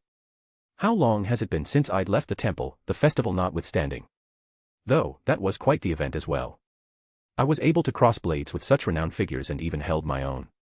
As confident as I was in my sword, it's good to know that even my existence as merely a wraith was acknowledged through battling more servants. And that one young man who arrived in the middle of our fight and jumped right in. He shouted happily even as he got a thorough thrashing by Scathack. It's nice to know that such people still exist in the modern era. The festivities themselves were relaxing as well. I could scarcely recall attending an event like that even in my life if I pushed past the false idolization that the Grail forced into this vessel. A world full of yokai, how amusing. I would very much like to go visit it again sometime. Really, I enjoyed all these new experiences. I had no complaints on how I spent my life atop that mountain, perfecting my sword, but to see new places had its own charm that can't be compared. Are you deaf? I was broken from my idle muse as I looked at the people surrounding me. They wore some rather impressive-looking armor, but they were splattered with dry blood stains and I could guess that it did not come from any game they hunted. We said, take off them fancy clothes. I apologize, but I do not find men favorably in that light. It was flattering that they were so forward, but I simply prefer ladies. Well, I didn't think they took my rejection well, because they got angry and charged me with weapons drawn. We'll carve up your body and take all your money from your corpse. I stepped back, a blade narrowly missing my neck. Oh. I realized my error. You are bandits, I apologize, I thought you were trying to bed me. Another angry shout reverberated behind me as I ducked under an axe that swung past me. Not that there's anything wrong with that. Die. The remainder of them charged at me, a large variety of weapons in hand. Honestly, you should be flattered, I said as I finally decided to draw my blade. With a flick of my wrist, I knocked an oncoming arrow out of the air. Tilting my arm forward, I turned my blade and thrust it out, stabbing a man running at me with a large warhammer in his hands. I pieced right through his throat, a small spurt of blood flying out as I pulled my blade free in one swift motion. You bastard. You killed Board. Another arrow came sailing towards me, and I plucked it from the air before it could touch me and threw it at the one who had just screamed and entered a murderous rage. My first assumption wasn't that you were bandits, but merely flirting. When I picture bandits, I don't think of a well-armed group of individuals such as yourselves. I hummed thoughtfully, jumping into the air to avoid two more individuals who swung at me simultaneously. With gravity following my movement, I whipped my sword down and flowed through the movement, beheading both of them in a single slash. I calmly flicked my blade, flinging the blood off of it before sheathing it behind my back. I knelt down, picking up a discarded axe, giving it an appraising swing to get a feel for the balance. I held it up at eye level, looking at its curvature and edge. What good craftsmanship, and it looks like the other weapons don't lose out. I couldn't hold back my admiration. Are all weapons here so high quality? Was it because this was still the age of gods that such crafts were more openly studied and accessible? Well, regardless. I turned to look at the last bandit who was running away down a dirt path. I tossed the axe up and caught it with a small smile. It's good to experience other cultures. I raised the axe up, closing one eye to get a good measure of distance. I've never used an axe as a weapon before, let's see how this goes. I planted my foot forward and threw it with all my might. The axe broke the sound barrier, flying towards the running bandit. He turned at the last moment, most likely surprised at the sudden thunderclap, and his last sight was that of the axe in front of his eyes. He was picked up off his feet and followed the moment of the axe as he went cartwheeling off the edge of the nearby cliff. Perhaps I put too much strength into it, I said quietly, with a tad bit of embarrassment. I did like how the axe felt in my hand. Maybe I should give other weapons a try for some amusement. I can't say I've ever tried using a bow before, not to mention a warhammer like the first bandit who charged used. Oh. I blinked in realization. I can take everything with me. I should thank Wilhelm again once I see him next. This has already been more fun than I've had in a very long time, outside of the festival. Is this the place? I saw some large walls coming up ahead. Wilhelm told me a destination to find this ebony, but I got lost. Oh well, I would let the winds of fate guide my way. Though, I would appreciate it if someone here could guide me to something good to drink. While I much preferred sake, the ale and other alcohol they have here weren't too bad. Getting closer, the place looked not as grand as I had pictured. The walls looked more like they chopped down some trees haphazardly to quickly fortify the area. Actually, there's a lot of land that looked scorched. I did hear that dragon attacks have been causing such things. Dare I to hope that one may be nearby for me to find? I would love to hold it over that rider's head. Are you daft, old man? We said no entry. I almost stumbled in my steps as the two guards at the gate shouted at a man in a full black armor. The person in black armor grunted and walked to the side under the shade of a tree.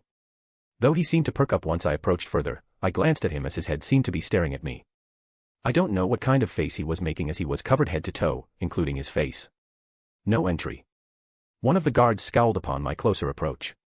Pardon. I replied. Another daft cunt. I said no entry. He growled. I'm pissed off as it is, boy, don't make me draw my blade. I apologize, but I am new around these parts. Do you mind explaining the situation to me? Do I look like? I reached into my kimono, as if I were pulling something I stored within when in fact I withdrew a few of these gold coins and tossed them to the grumpy guard. I did not know if such mystic codes were common, but I would say it was better to be safe and not cause unwanted annoyances. The guard caught the gold with ease, his temperament changed immediately. All right, I guess I can spare a moment. He spoke, quickly pocketing the coins. What you need to know, outsider. Would you mind explaining what's going on here? And what happened to the town? The guard's shoulder sunk ever so slightly. Dragon attack, much like everywhere else in Skyrim. One of the first places to be hit. Riffin was never the ideal place to live for common folk, what with thieves and murderers running rampant, but it was home for many of us.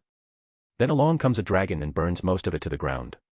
We barely recovered this much in the months that passed. He let out a sigh. I would not hold his previous attitude against him. It seemed that everyone had their own problems. And why can't I go in? I questioned. The guard sighed again. "'Tis not my fault.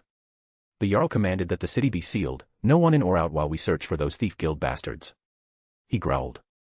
"Heard they robbed something precious from the Jarl and got her in bad mood." "Riffin, huh? How unfortunate, I have not been able to find a bed after a day of traveling." I sighed to myself.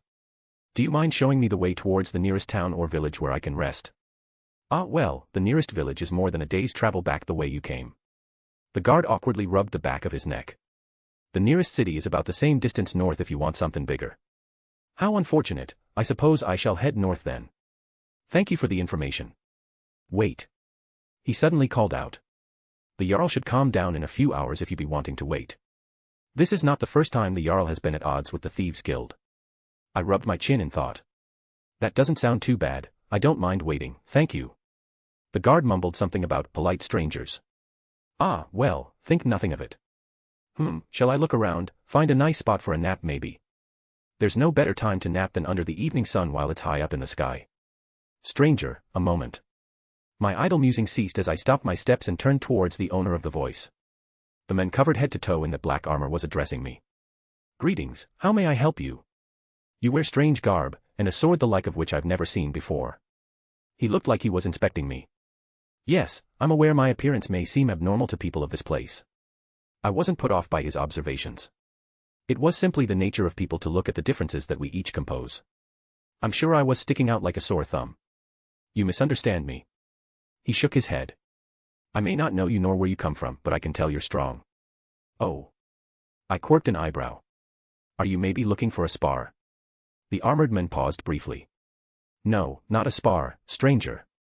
I wish for a true fight, if you would indulge me. I challenge none that could meet me equally, thus I do not force these terms. But I wish our fight to be won to the end if you accept." I blinked at this frank admittance. "You wish a duel to the death? Did I do something to wrong you?" "Nay, stranger." He visibly shook his head. "Before I consider this, please properly explain it to me. I'm not against killing by any means, those bandits found that out quickly.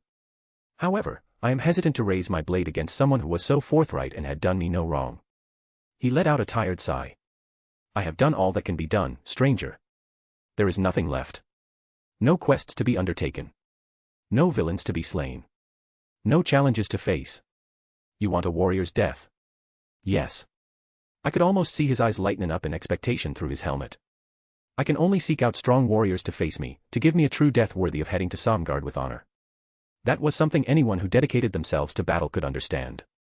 Any who raised a weapon with the intention to make it their lifelong companion. Only with blade held in hand and were defeated after they gave their all could they consider it a good end to a good life. However, I was curious about something. "I have heard of dragons in these lands, have you not tried seeking them out for battle? Would falling to such mighty creatures not be a worthy death?" "No, I would accept such a thing as well. I have even slain such a beast in weeks past, but finding a monstrous beast that can traverse the skies is difficult at the best of times. I came upon the city after hearing it was plagued by such foul creatures, but even with such rumors, I have yet to lay my eyes on another of the beasts." Ah, that made sense. And it was impressive that he managed to slay a dragon all by himself.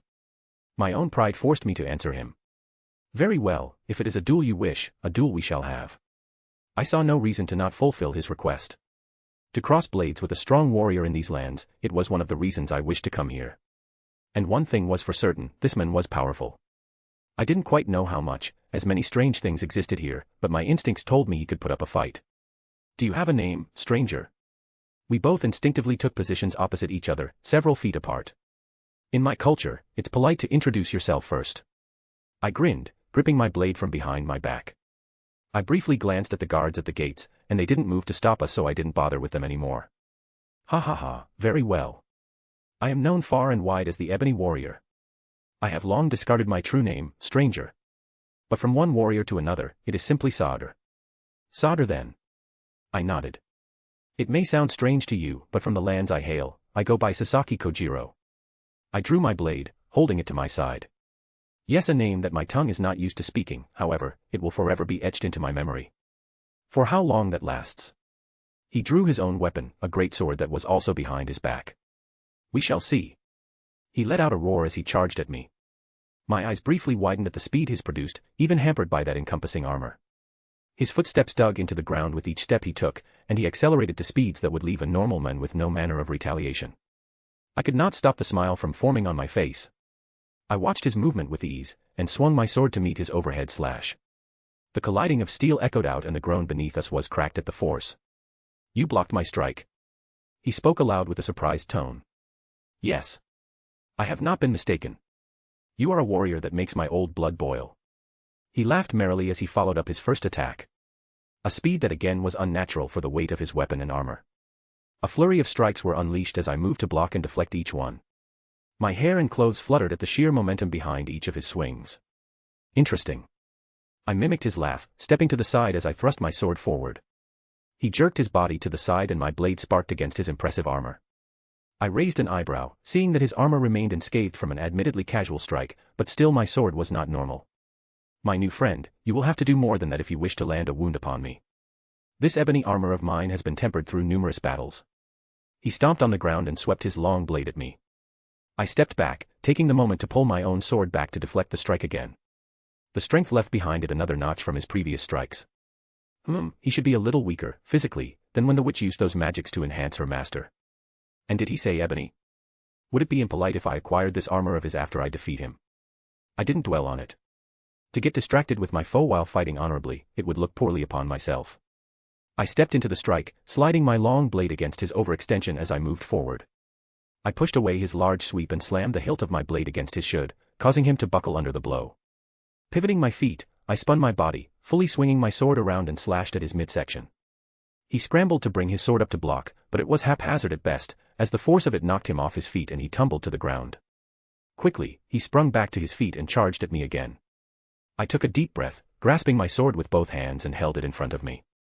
With another step forward, I slashed upwards, destroying his guard once more, and I channeled a good amount of my magical energy into my blade, continuing the movement as my blade dug into his arm.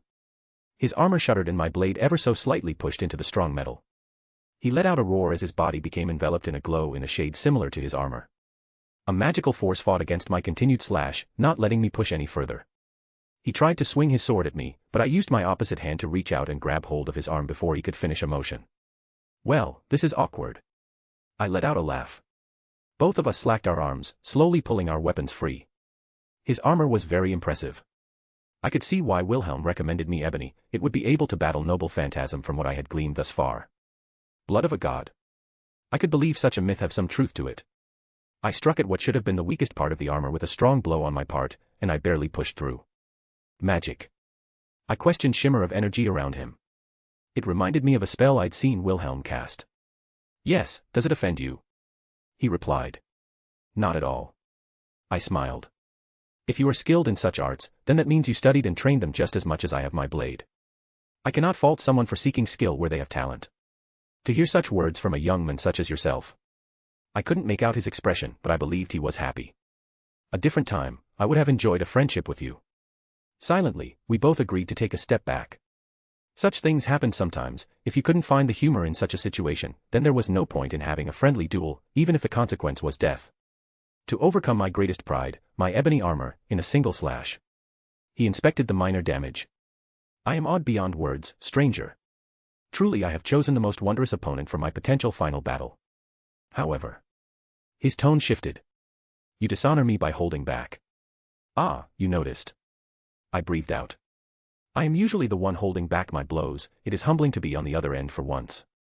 He muttered, shifting his stance. "I ask for a true duel. Please defeat me with all your strength." "Apologies." I closed my eyes for a brief moment, centering myself. I was enjoying a good fight. I instinctively wished to continue it as long as possible. The armored man let out a chuckle. "I suppose I can't fault you for that." He shook his head. "In recompose, I will show you my strongest technique that I spent my whole life creating." I slowly shifted my stance, bringing my blade up towards my head. "You." His shivered.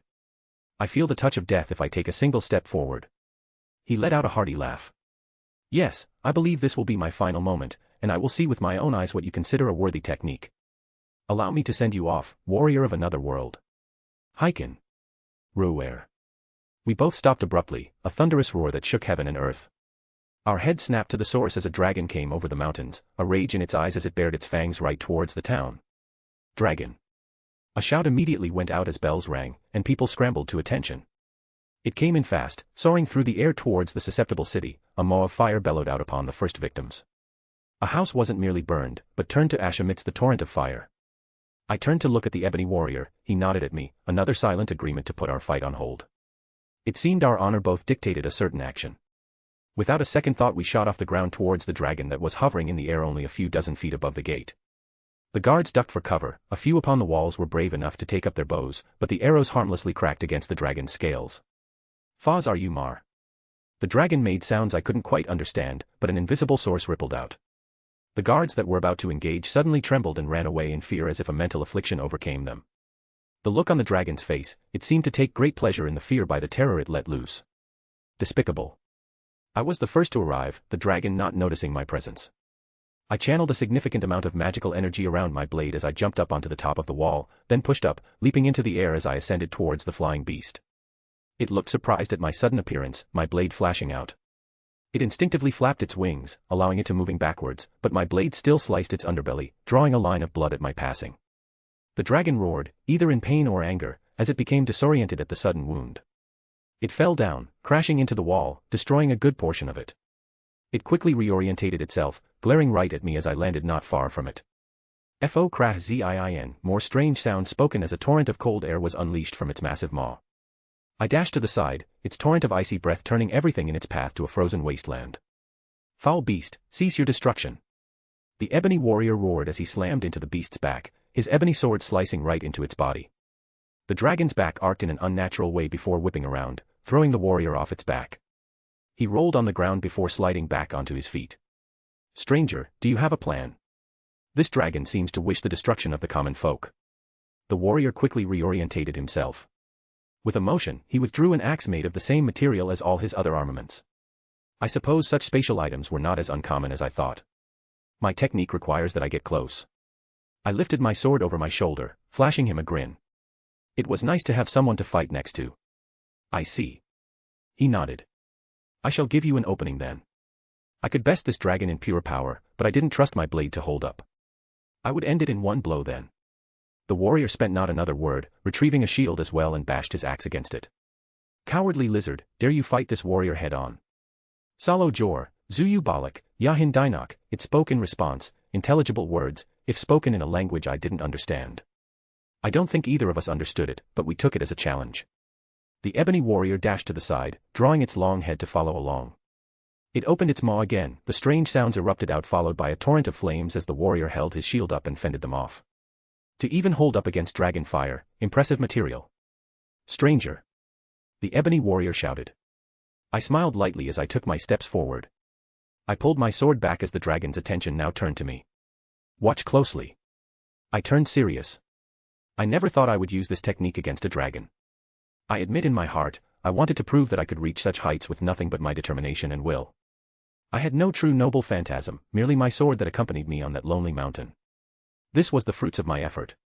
The uncountable days that I swung my blade with a singular purpose. As I stared at this beast that descended from the heavens, I only had one simple thought. Dragons are just bigger swallows. Heiken, Tsubaim Geishi. Originally, I meant for this to be a bunch of different POVs with everyone going about doing random Skyrim things, but this turned out much longer than expected, so I'll do more later at some point in a much larger interlude. Anyways, if you want to read 7 chapters ahead or support me, visit my patreon.com/astoryforum. Chapter 297, Chapter 275. "Honey, I'm home." I called out as I entered the colored rooms. My body jerked as Meridia pulled me towards where she was. To the familiar surroundings that were her throne room, or rather whatever this small pocket of space was called. It was both scary and interesting how she was able to completely bypass my Campione magical resistance when she wanted to bring me to where she was. Then again, it was more akin to an absolute authority than a magical phenomenon. Meridia, the one sitting upon her throne as this part of her usually did, looked at me evenly for a moment before speaking. "Welcome home." I loved when she plays along. She slowly got up from her seat, walking over. I reached out as she got closer, pulling her in. She always smelled nice. "Let's stay like this forever." I mumbled. "Do not tempt me." She whispered. "I should just lock you up and keep you here forever." I lifted my head up, giving her a smile. "If it meant I could see you every day, it would be worth it." "Don't tease me." She huffed, pinching my arm. "That's like telling me not to breath. Suffocate." She countered with another huff, pulling out of my arms. She turned away, arms crossed in annoyance. My Meridia is too cute, I chuckled. She glanced back at me, but didn't react. Why have you come? Do you require something? I just wanted to see and spend time with you. I said with complete honesty. I missed you. I saw her lip quiver slightly. She remained silent for another few moments before finally giving in and came back into my arms, burying her head into my chest. She just needed to be coaxed sometimes. I knew she liked to be doted on but was too embarrassed to say it out loud. I ran my hand through her silky blonde hair, giving her a kiss on the forehead. How long we stayed like that was unknown, but I enjoyed every single moment of it. She was eventually the one to pull away again, though there was a hint of reluctance to it. Would you wish to walk with me? She asked softly. I would love to. I felt her reach for my hand, taking it in hers. Come, I keep a personal space separated within my realm. No one else has ever set foot within here. She sounded a little cheerful as she pulled me along, space shifting as we were taken to another portion of her realm. I blinked a few times as the surroundings changed. It looked like we were back on Nirn, a sun hung in the air, grass was beneath our feet, and in the distance was a mountain range. But in immediate view was a small pond, with a little bench to the side, and a family of ducks happily swimming around. She continued to pull me along to the bench, stiffly plopping herself down as she forced me to follow suit. Cute. It wax extremely cute how bashful she was being. You have many different beings that live within the colored rooms, don't you? Yes. She said simply. Many are not native to Nirn, many are those who pledge themselves to me in life and beyond. So, this is your special place then, not even your servants are allowed here. That is correct. She said quietly. This is where I come for a few moments of quiet or relaxation. Ah, this must be something personal for her. Thank you for sharing this with me. I squeezed her hand affectionately. Yes, be thankful. She looked away. You are thus far the only being in existence that is allowed to be here with me. And this is why I fell. I couldn't help it as my eyes widened in realization. What? She looked at me with confusion, clearly noticing my reaction. I just had a realization about myself. I looked up into the sky that was probably fake. Should I be worried? She said dryly. I looked back down at her, and I knew that this feeling was real and not just some knee-jerk reaction. We don't see each other as much as I do the others. I let out a sigh. I suppose we do not. She didn't deny it either. It is difficult for me to leave, and you have your own matters taking you to various places. And yet. I scooted a little closer. My feelings never diminish in the slightest, and if anything, they've grown over time. She was always there for me, patiently waiting. I knew if I asked for anything, she would answer without a second thought. What are you getting at?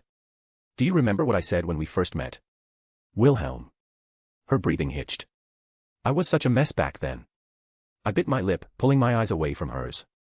I did some ridiculous things for equally ridiculous reasons just because I could. Well, I still did, but they're more calculated for when considering potential backlash.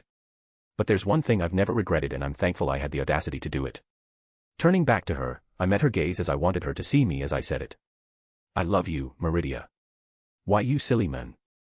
She flushed red at my confession. You finally decided to speak those words to me. She sounded annoyed, but there was that quivering of her lip again that gave away her true feelings. I love you too. She whispered, hiding her face as she leaned against me. Yeah, this was the woman I fell in love with. Asterisk asterisk asterisk asterisk. HNN. Meridia let out a soft moan. So you really sculpted all these mountains, they aren't just some kind of background or illusion? I asked. Yes. She breathed out. It's not difficult within the confines of my realm. I created everything down to the smallest blade of grass. Is it a fully functioning ecosystem? Like, are there bugs, stuff in the dirt, wolves in the mountains, etc.? No. She shook her head. I merely sustain everything with my own power. I didn't wish for any of those annoyances. Are the ducks yours or did you bring them in? I smiled knowingly at her. She did say ducks were her favorite animal, I wasn't surprised at all to see them happily swimming around. Ah. She let out another soft moan. From outside. She replied. I have intertwined a spark of power, however, so they will not wither nor age. It's really interesting to see a goddess of her level and what she could create at a whim. Other foot. I stated. She shifted slightly, moving around so her other foot now entered my lap as I began rubbing this one as well. I do not know why you insist on doing this. She grunted as I began working on this one too. She says after letting out all of those appreciative sounds. I doubted anyone had ever given her a foot rub before. I want to spoil you. I chuckled, kneading into her soul. Those content noises began coming out again, which made it all worth it. And bonus, with the way she was laying, I could see up her dress. She still doesn't wear panties. Where do you think you are looking? She let out that adorable huff again. Where you do think? Pervert. She pursed her lips, though made no effort to conceal herself. Says the woman who's flashing me. I grinned. Umph. She laid her head back down. You may gaze upon me if you wish. This body has no secrets from you at this point. I really wanted to do lewd things to her, but I also really wanted to keep spoiling her as well. I guess we could do sexy times later. I wanted to show her my appreciation. Did you have fun during the festival? It was enjoyable. She breathed out, a look of contentment on her face. I did not think I would enjoy myself, however. Jin was. Being Jin. I offered. A non-explanation that somehow is a perfect response. She snorted. I was unable to deny any of her requests and somehow followed along with her whims. Hurricane Jin sweeps everyone up. That genie of mine. She was really meek when she first came over. Yes, I recall. She was hesitant with her words. Now she has no filter when it is just around us. Though Meridia didn't sound put off in the slightest. It was nearly impossible not to like Jin.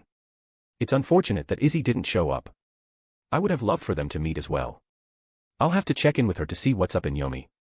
You looked beautiful in that kimono of yours. There is no need to speak the obvious. She said haughtily. Even when she does things like this she was extremely cute. Overall, it seems like you girls are getting along a lot better. I pushed down at the center of her foot. It felt like you all were always on good terms, but I guess it's like you got closer after that get-together. I will not deny it. She let out another content breath. Are you curious? We spoke about a great many things. Curious. I suppose I'd be lying if I said I wasn't. However, I'm not going to ask, nor was I trying to find an opening to pry any information. Just an observation on my part, one I was happy to see. Didn't want her to think I was trying to pump information out of her or anything like that. They had their own secrets and I was certainly not going to pry. How long do you intend to stay? Meridia seemingly blurted out after not speaking for a moment. I have no set time, and no pressing concerns, so, a while. I said rather vaguely. I see. She settled back down. You may continue. I rolled my eyes at her reaction, but continued all the same. I glanced back at her again, or rather, what she had no trouble showing off. There were other ways to appreciate her, I suppose. Asterisk. Meridia had a nice glow about her, and it wasn't because she was the personification of light in this universe. Call it pride, but I was happy that I could make her like that after spending quite a while for her own enjoyment. I stretched my arms as Meridia sat back on her throne, returning us to where we started. So, what exactly did you need to drag us here for? Someone wishes to speak to you. She shifted demeanors quickly. That loving woman of mine was now the goddess who ruled over this realm. And that part of my realm is reserved for myself and those I love. She sniffed. Hearing her say that, it was difficult to get my heart to settle down. But I was curious who wanted to talk to me that she knew personally. With a burst of light, another large figure joined us and I felt silly for forgetting about him. Durnavir. I greeted the dragon who stood across from us. Dremyal Lakwahai. It intoned, looking at me before a look of confusion flashed across its face. Apologies, I spoke of greetings. I felt a similar presence to my kin and spoke instinctually. It's fine, this isn't the first time I've been mistaken for one of you lot. I waved off his concerns. Curious. He inspected me. Smell of Dova but not Dova. He said idly, but didn't dwell on it. Mistress. He lowered his head in subservience towards Meridia. There was actually a hint of gratefulness to his tone as well. I have answered your request, you may speak freely. Meridia gave him permission to act in front of her without concern. You're looking better. I inspected him just as he did me. I have thus returned to my previous state due to the blessings of my mistress. He acknowledged. That wasn't all, if I guessed correctly. He was certainly purged of all that necrotic power, and it was probably replaced with Meridia's essence instead. You said you want to speak with me? Yes. I wish to express my gratitude. You and my younger brother freed me from that prison, I am forever grateful. I wish to give you both something, but I believe it may be useless to you. Oh. I raised an eyebrow. I will teach you the words required to summon me. He stated. The words to summon you. I repeated what he said and a flash of realization dawned on me. Elaborate, please. The dragon, seemingly smiling, opened its jaw. Dernier, the words exploded out and I felt a shimmer of spatial expanse, but it died down. Like, it would have pulled Dernier to the spot if he had been anywhere else. The words were its name, but they had so much more meaning in them. Honestly, dragon language could match runes in how broad they could be interpreted. The shout was impressive and all, but I felt something else once I heard it.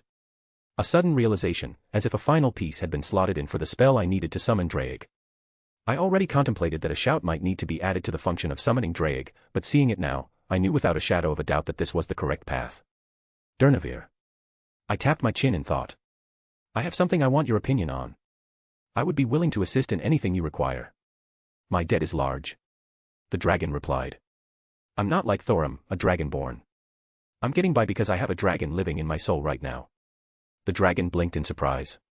A strange circumstance. He pondered quite obviously. I can understand. Your instinctual understanding is lacking. What do you require help with? I'm working on a spell to summon said dragon to the physical plane even if he's only a soul. I have worked out the basics, how to give him a temporary body and such. But, I need help with the words to summon his soul. Interesting. The dragon looked genuinely enthused by the idea. Speak your thoughts. Well, there are a lot of working parts, and I already said I don't know much about the Thursday much. But, is it possible to add more than 3 words to a single shout? Ah. He seemed to understand. It is possible, but difficult. Even a Dova like me would have trouble speaking more than 4 words to bend the world.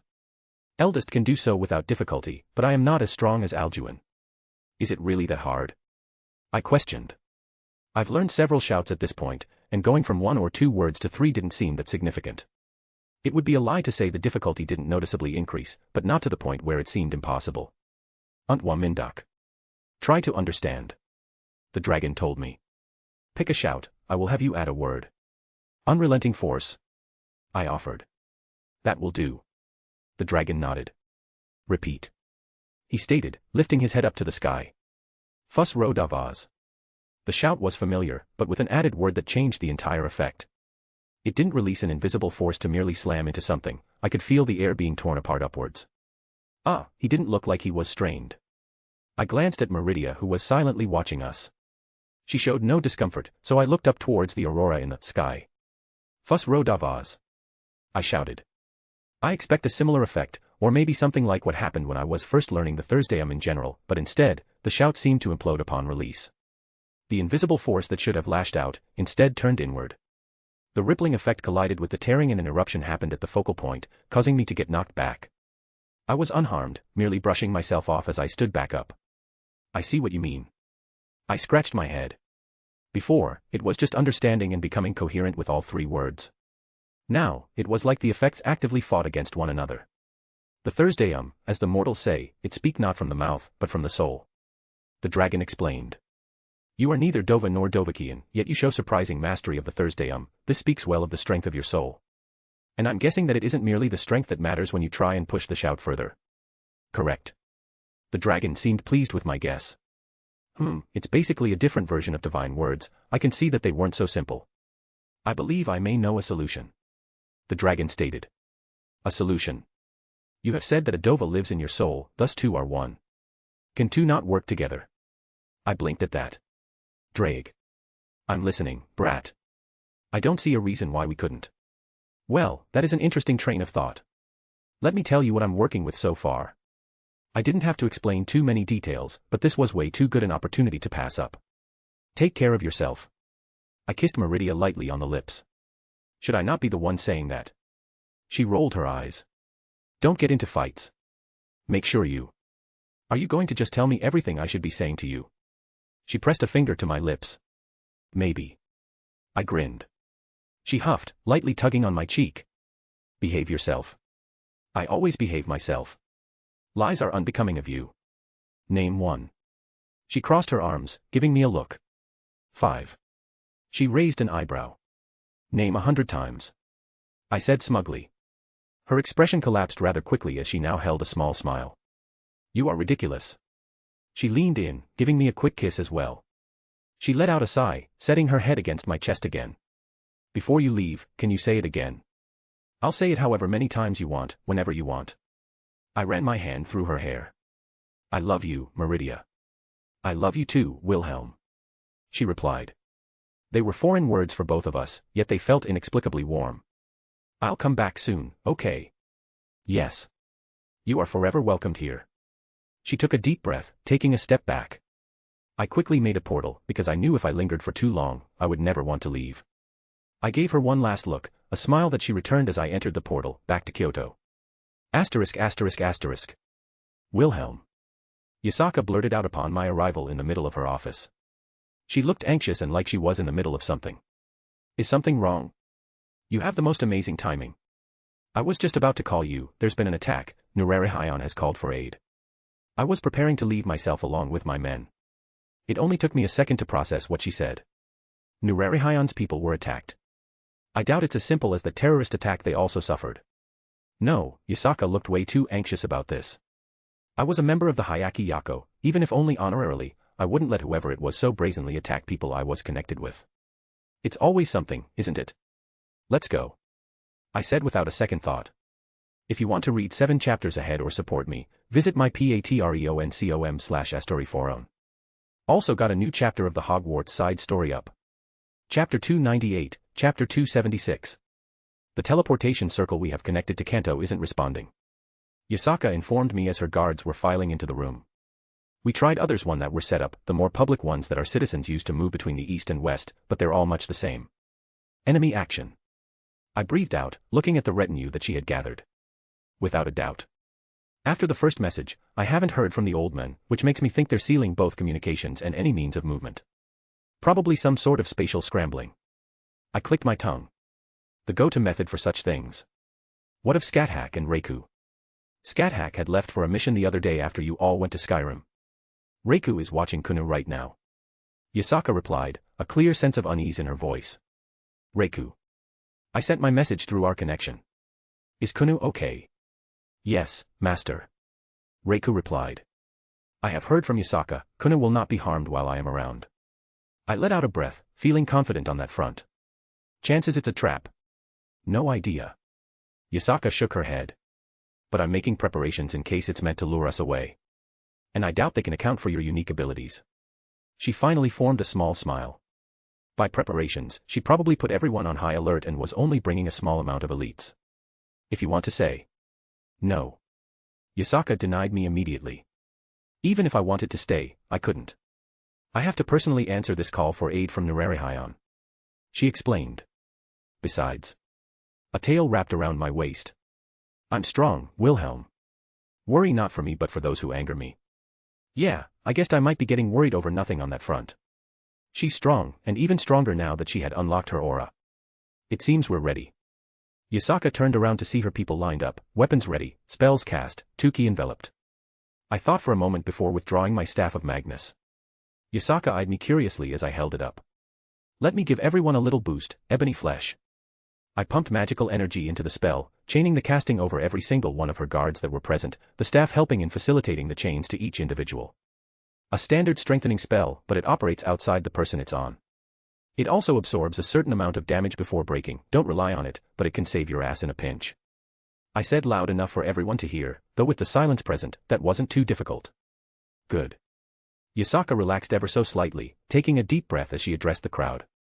I won't say much, you all are aware of what's happening. The East is under attack, we don't know from what, only that Nurarihion has called for help. And you all are aware of his attitude, if he didn't sorely need it, he wouldn't be asking. She paused, letting that sink in. We're going in with the assumption that we're going to be fighting right out the gate. The good news is that they won't be expecting us since they cut off all communications, the bad news is that we're also completely blind. I trust your judgment, if you see enemies, there will be no mercy. If the entire town is under siege, prioritize the civilians and saving lives. This lot weren't the strongest, but Scathach did give them training for quite some time. From what I've remembered, she made sure they were adept at teamwork. A good team can hit above its weight class. Wilhelm. Yasaka turned back around. Do it. I nodded to her, taking out Mirage and planted it into the ground. I waved my hands, accessing the kaleidoscope. I was right, there are spatial fluctuations that made the coordinates completely chaotic. Is there an issue? None whatsoever. At least for this level of interference. It was the standard procedure for stopping tricks like teleportation or things under that umbrella of magic. However, my method of teleportation, if you call it that, completely bypassed this form of repulsion. It doesn't take into account stepping out of the world line then re-entering at the desired point. It's like blocking off all the roads into a city, but I'm taking a helicopter. I swiped my hand to the side, creating a portal that connected where we wanted to go, and immediately hot air splashed across my face. Fires entered our vision, chaos just from the first glance, but we had no time to dwell on it. Let's go. Yasaka bellowed out as she went through first, with me right behind her. Asterisk asterisk asterisk. There was another wave of heat as I walked through, nearly hitting me right in the face if not for my aura. Buildings were set ablaze, and an intense fire was tearing through the city. Smoke rose to the sky from every direction. The screams hit my ears immediately as well. My eyes widened in horror as I saw people being impaled and decapitated by cavalry. Individuals wreathed in bones and armor that sat atop flaming horses dragged people away. Others galloping down the road, throwing nets or hooking others. Go. Yasaka shouted upon seeing the scene, and her people moved with a fury. The majority of the forces she gathered with her today were Tengu, and they were quick. The intruders, these invaders, were immediately set upon them. It took a moment for the invaders to realize we were there, but it was already too late for the first lot. Spears and swords bursting through their chests, the yokai's eyes filled with rage at seeing their kin being treated in such a way. I knew who these invaders were. The Wild Hunt. I uttered the name with absolute disgust. There were many, many legends and myths regarding them, but none of them were good. I saw Yasaka clench her fists as she snarled in rage. I'm going to find Nurarihayon. She spoke before shooting off. With Mirage in my hand, I didn't sit still either.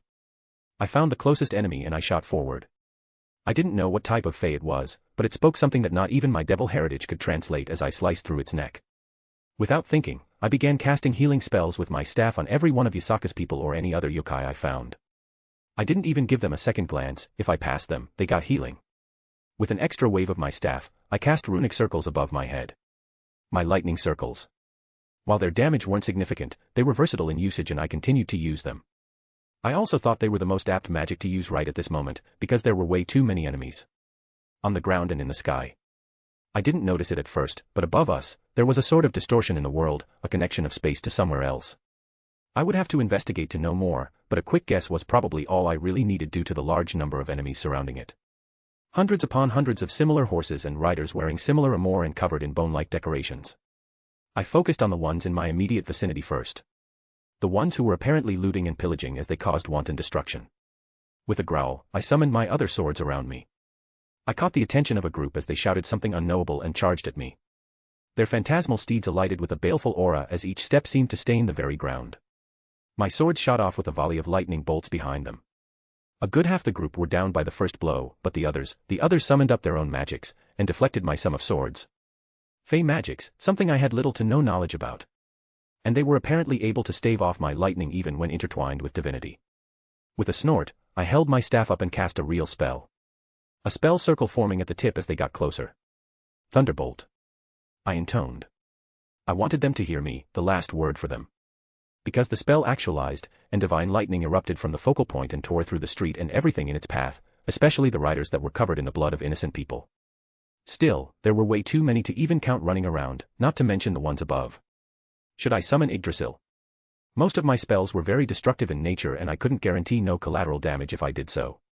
I leapt on top of the nearest building that wasn't on fire or utterly destroyed. Fucking hell. I breathed out, looking at the chaos that swept across the city. As much as I wanted to just fly up and fight with whatever leader was up there, I couldn't in good conscience leave these people to their fates. The sight of children stabbed to the death. I reinforced my eyes, getting a clearer look as I began drawing runes in the air. Spells actualized and fired off at every one of these riders I could see. If a yokai was harmed or in danger, I did my best to cast a spell to help them, be it healing or destruction. The Staff of Magnus was helping with so many delicate calculations, but it was still mentally draining to do this all on the fly. Whisper soared around me, part of my attention focused on it to accelerate my castings. My interference didn't go without new attention. Ruhur. I snapped my head to the side to see a massive creature barreling towards me. I wondered how I hadn't noticed it until now. Large and lumbering, greenish-pale skin, and an unintelligent look on its face. Was it a troll? It had chains connected to metal hooks in its body, clear scars every which way. There were more of these fae leading it towards me. It lunged through a 3-story building like it was made of cardboard and came upon me, swinging a club that could be mistaken for a tree. Different than the trolls of Skyrim, but I think their regeneration was just as ridiculous. Regardless, I sent my sword of destruction forward, engulfed in my own power of destruction as it collided with the troll's head and devoured it. The troll slumped to the ground without any fanfare, and the ones who had been commanding the creature seemed extremely surprised to the point where they stood there staring for a moment. I took that opportunity to fly towards them. I grabbed one by the throat while the others were slammed into the nearby walls, my swords holding them tight.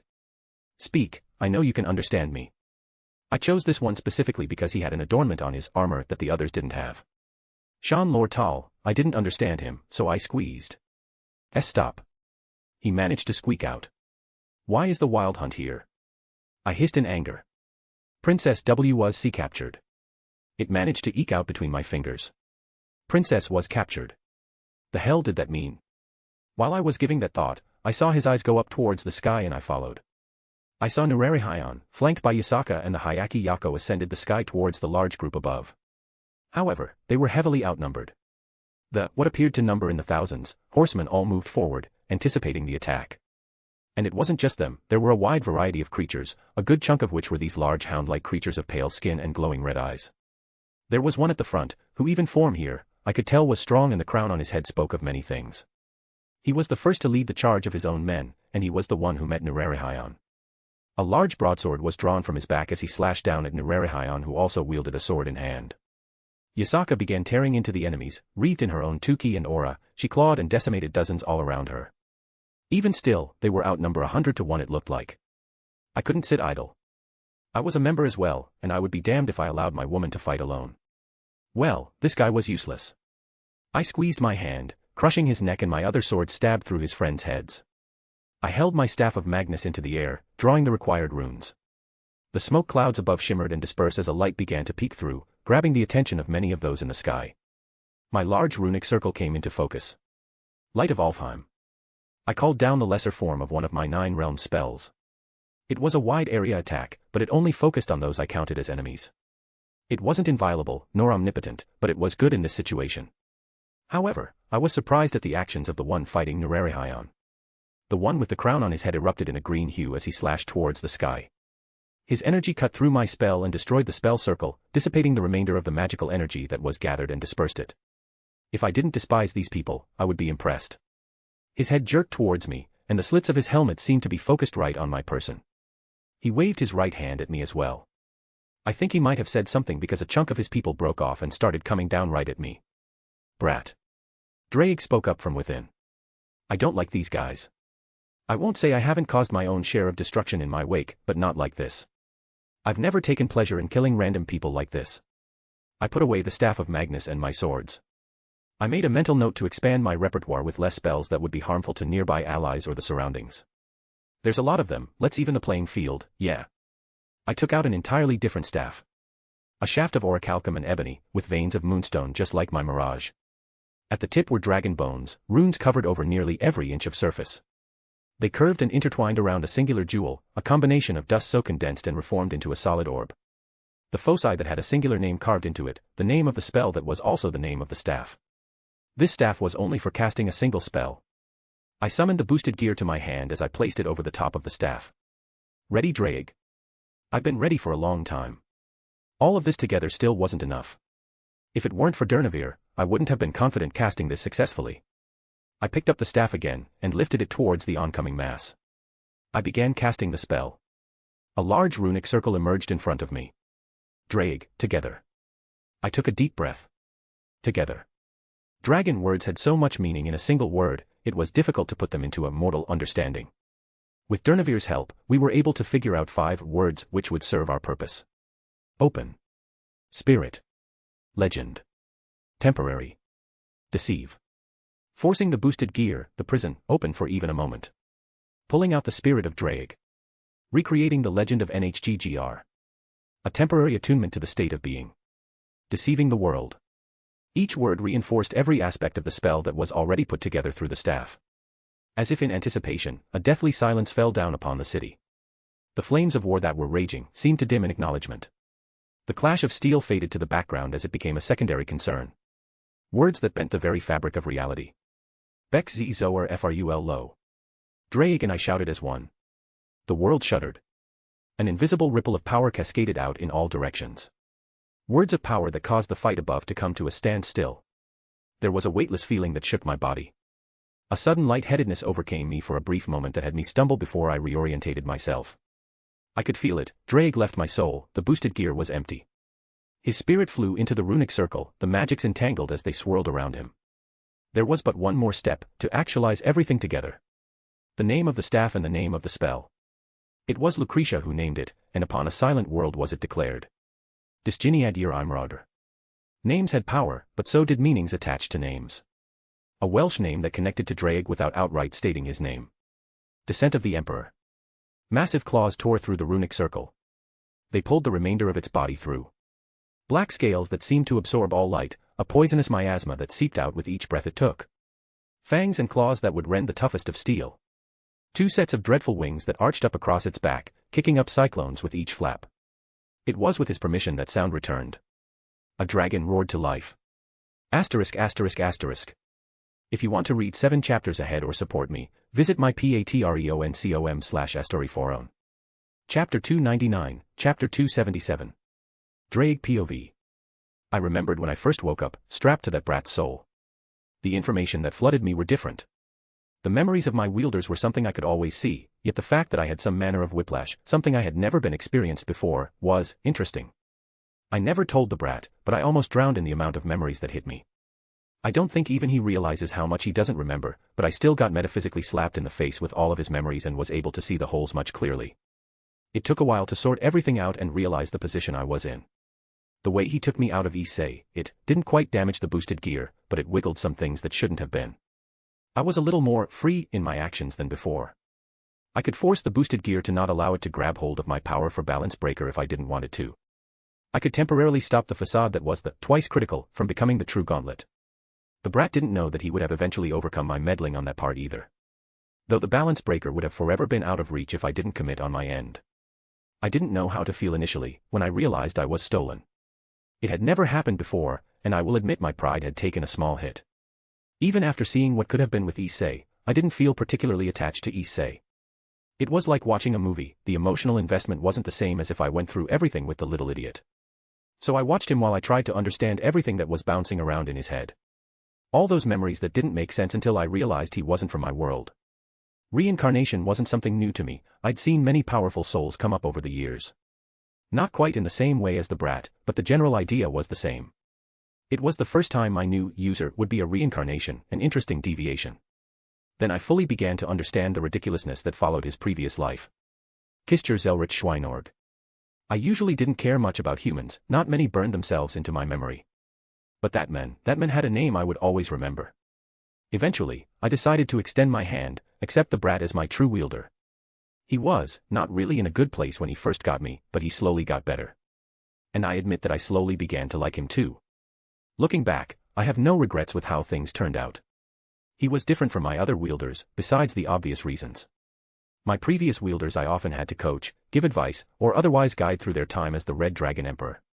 With the brat, though, I'd remained mostly quiet over the time that he's wielded me, silently watching. There was a point in his early days where he needed help, someone to talk to, or just to keep his mind occupied. But he's come a long ways, he hasn't really needed me to be a voice on his shoulder lately. Imagine my surprise, when he said he was going to free me. I wanted to laugh, but for some reason, I believed him. None of my other users ever made that declaration. They relied too heavily upon my power, to free me would be to make themselves weak. I took it as nonsense and didn't bring it up again. But he didn't relent on that front, and here I was now. Was I free? No. But he was making good on his promise. It was closer than I have been in millennia. The feeling of air hitting my face. I could taste the fire and smoke that filled the city. Warm. Even with a body that wasn't mine, I could feel again. I was alive. The brat did it. I wanted to shout, to declare my return, however, I wasn't myself currently. No, I wasn't the Red Dragon Emperor in this moment, as much as it pained me to admit. I was weaker, much weaker than when I was alive originally. I should barely be on the level of a Dragon King right now. Still, that was an achievement in of itself. And I'm sure the brat can tweak the spell to better cast it in the future. I wasn't even sure it would work without more testing myself. This fake body of mine, it was strange to feel when I still had the phantom sensations of my true body. It was longer than I was used to, not quite as long as those Eastern dragons, but still odd. I also had 2 sets of wings on my back that felt awkward the first couple times I flapped them. It only took a moment for me to orientate myself as I looked up at the invaders that were coming towards me. They looked surprised, fearful at my sudden appearance. Their charge turned into a hasty attempt at a retreat upon my appearance. I have the appearance of an evil dragon, NHGGR. I'd met the dragon before, as I have with most of the notable dragons in the world. I knew its personality, it was as poisonous as its breath. I could feel the same venom that now dripped from my new mouth, and I felt an odd feeling of excitement flow through me. The brat's good at acting, I guess I can play a role too. I opened my jaw, my jagged teeth baring to the world, and I truly roared for the first time in many, many years. And it felt good. Fear struck in their eyes, their mounts recoiled with terror. Even those dog monster things they had running by their sides whimpered. Oh yes, I missed this. But what I missed more than anything is my wings stretched out fully and sliced through the air, and my body was lifted off the ground. I missed flying. How cute, they were trying to run away. Once I remembered how to do it, I flapped my wings with the strongest force I could muster, and my body shot towards the sky. I think Wilhelm said something when he was younger, I have wings, therefore I can fly. Dragons weren't much different in that regard. I let out another roar as I ascended to the sky. I wanted them to know that I was coming even when half of them had their backs turned to me. The first were the unlucky ones that were pushed out of the way. My claws tore into their body, their armor did nothing to stop me. Some tried, their blades slashed against my scales when I dove into their group. My defense wasn't as strong as before, but even still, they failed to draw any blood. My teeth are spears, I let out another roar as I clamped down on a handful of these Fae, my elongated body swiping away another dozen. My claws are swords. I crunched down on a horse and its rider, who let out a blood-curdling wail. It had different things on its armor, so I think he was important. I was going to have way too much fun with this. I am Nidhaber. I took a deep breath as I felt my breath gather to a precipice and let it loose. At this moment, I was not fire, I did not burn away souls. Annoyingly, I was closer to that white bastard. My noxious breath burst out, corroding everything in its path, melting and dissolving the unlucky ones to be on the receiving end of my ire. All around me, these Fae began to dissolve and melt within my breath. Those on the edges did not escape, rather they collapsed clutching at decaying skin and hacked up blood and bits of organs. It wasn't my fire, but it was still very destructive. NHGGR had eaten the roots of the world tree, the parts closest to Nibelheim. His nature had changed from what he originally was, his breath had turned toxic and poisonous. His scales turned an inky black and he became deformed with jagged teeth and protruding spikes. The one thing that didn't change was his vicious nature. He was named an evil dragon for a reason. Something these Fae were about to find out. Wilhelm POV. I watched as Dryag took to the skies, the ones who came for me scrambled to run away at the sudden dragon that popped up. They continued for a few moments, probably thinking it was a spell or something. But pack mentality was a hell of a thing. It only took a couple of them to get scared and try to run before their ranks broke and they tried to flee back to their companions at the gate. Watching Dryag tear into their numbers was satisfying. And I couldn't hold back a smile when he decided to quote Tolkien of all things. I looked down at the gauntlet on my arm, and furrowed my brow. It was black, the color matching Dryag's current state. An odd occurrence, but not something unexplainable. Dryag was still linked to the boosted gear, we merely tricked the thing into letting him out for a period. As soon as the spell wore off, he would be pulled back in. Unfortunately, the boosted gear was created with several fail-safes that stopped Dryag from simply escaping. It still felt weird not having him here with me, but I quickly shook off the feeling. I could guess that I couldn't call upon the boosted gear's abilities, considering the source of them was currently handing a group of Fae their collective ass. Well, I wanted to warp the battlefield away from the ground, and Dryag was doing a good job of that. Yasaka's forces were still sweeping the city, doing what they could. Looking up, Nurarihion's people and Yasaka herself were still embroiled in battle against the main brunt of the wild hunt. I wasted no time, my wings burst out of my back and lightning imbued my limbs. With a crackle of thunder, I shot to the sky to assist. I didn't need to keep the dragon staff out, so I put it away and retrieved my trusty mirage, my other blades floated around me as slammed into their outer line. They turned around with a shout of surprise as I crashed in, grabbing the first by the head, and tossed him forward, knocking a bunch off their horses. My swords began swinging and lashing out, though not every attack was met flesh. This lot were surprisingly strong. My swords were more than once deflected or parried, not that I dwelt on it. Such simplistic maneuvers on my part were no cause for concern when blocked. TYUFBNAMURUL. I turned to see one shouting, holding his sword up, challenging me. I raised an eyebrow as it looked like he was challenging me to a duel and the others around me backed away. I held Mirage up, beckoning him. He rode fast, his steed leaving flaming steps in the air as he charged, his large sword held up as he went to slash at me. Spell circles swirled around my sword, the kaleidoscope surged around me, the colors exploding out. Ether cannon. I swung forward. One of my strongest spells erupted at the focal point, eviscerating the supposed challenger, and cleaved through the group until a wide path had been made in the sea of horses and fae. Unsurprisingly, this didn't deter the remainder in the slightest. Fuss. I bellowed out, blowing away a few dozen while more surrounded me. Their numbers were annoying even if they were individually not my match. Mirage pierced through the shoulder of one, only for him to grab hold of the blade as others attempted to run me through. I snapped my fingers, summoning forth my lightning. Lightning arrows. I actualized the spell as they closed in and the spell crackled and shot off, exploding right in their faces. They cast their own strange magics as I ripped my blade free and moved to the side. It felt sort of like curses, but more natural. I don't know if that was the proper word. My aura was sturdy enough that most effects of this level wouldn't take hold, but it was certainly something to look into at a later date. Strunbakuo. I shouted again, forcing the clouds in the sky to bend to my will. A thunderclap shook the area as lightning began to dance amongst the heavens. I held my hand out, forcing the lightning to further answer my call as it shot downwards around me, clearing the annoying flies. I grabbed hold of the bolt of lightning, shaping it and molding it to my desire. Reeling my hand back, I managed to get it how I wanted. Lightning spear. I threw it forward. Another line was cleared out as the spell crackled, lighting whipping out at every angle. The spear made of my lightning turned everything it touched to ashes. Breathing out, I stopped the lightning from continuing to fall. We were above the city, it wouldn't do good to let it fall indiscriminately, not to mention I had allies adrift in this ocean of foes. Instead, I clenched my fist, and rain began to pour from the sky. Will. I turned to see Yasaka land on a horse rider right near me, sending him hurtling to the ground. I didn't know what method she was using to stay airborne, but it was pretty good. You okay? I asked between swings of my sword, decapitating another arrogant fella who thought to charge me alone.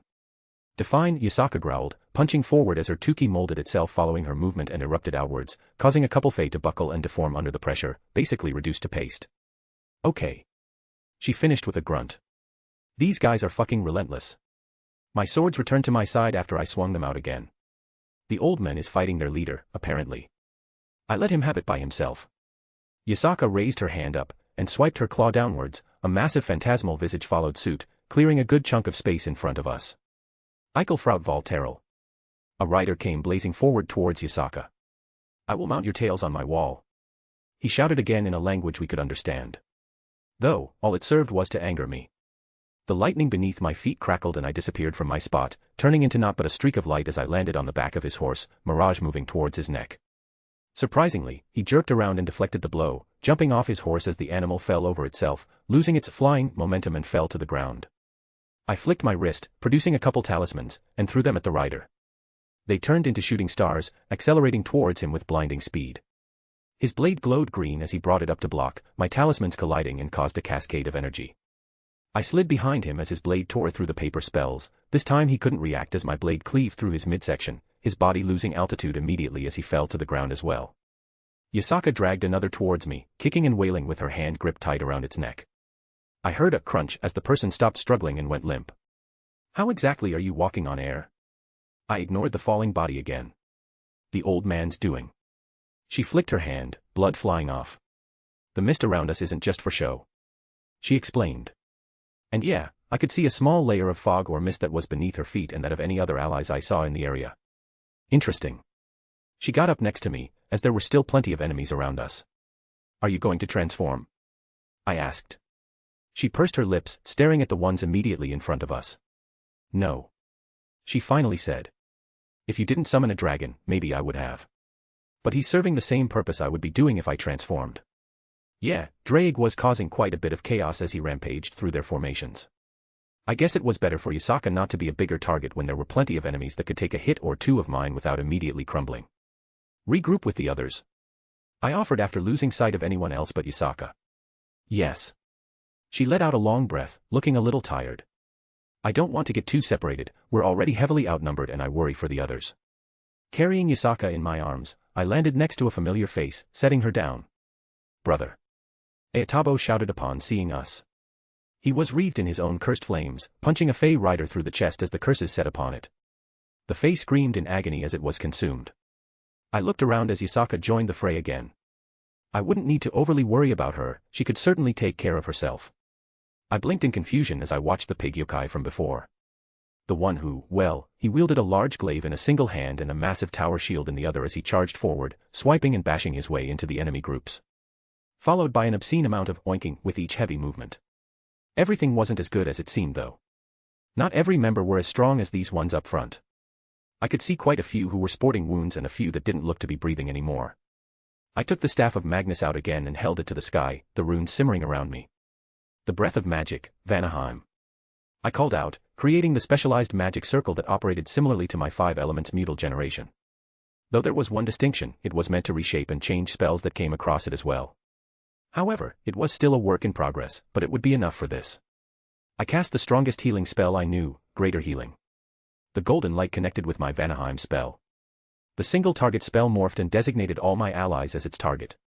The familiar healing rain that was used back at the Pendragon Castle came down once more. Even if my widespread destructive magics would have been hampered by allies within the fold, it didn't mean I was without means. There was a noticeable shift on the battlefield. Funnily enough, it was Zhu Beiji who started it. Rayera. He let out a battle cry as he slammed his shield at the nearest Fey and held his glaive up. Vengeance. Vengeance. Vengeance. Vengeance. A renewed vigor surrounded them as they began pushing back with my healing enveloping them. They were already fighting with a viciousness that could only come from fury. Their home was burning and the ones responsible were right in front of their eyes. There was an almost maddened look in their eyes as they charged forward. These guys. I shook my head at their recklessness. May as well keep going. Ebony flesh. I cast once more, covering everyone here in the familiar ebony-like ethereal armor.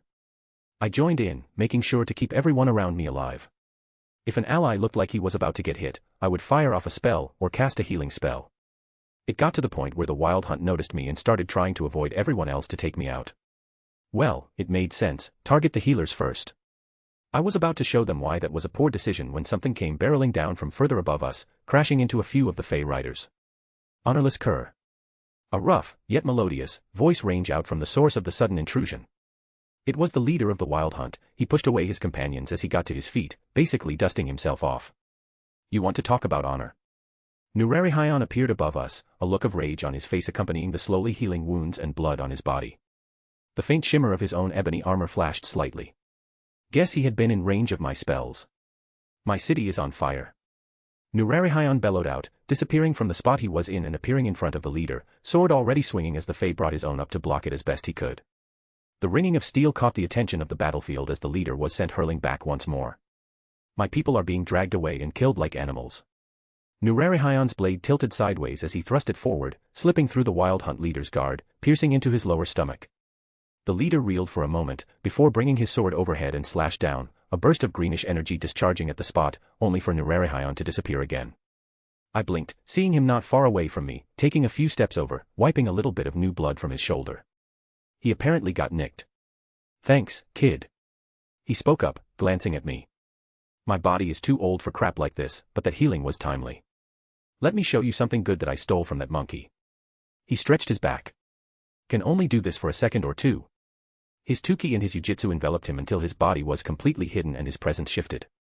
Even the Fey leader looked on guard, not even paying attention to the blood seeping from his wound. Suddenly, that same sword of his slashed outwards, dispersing the energy. Nurarihayon was there, but different. He was taller, his wrinkles were gone, and he had a full head of black hair. He was young. That feels good.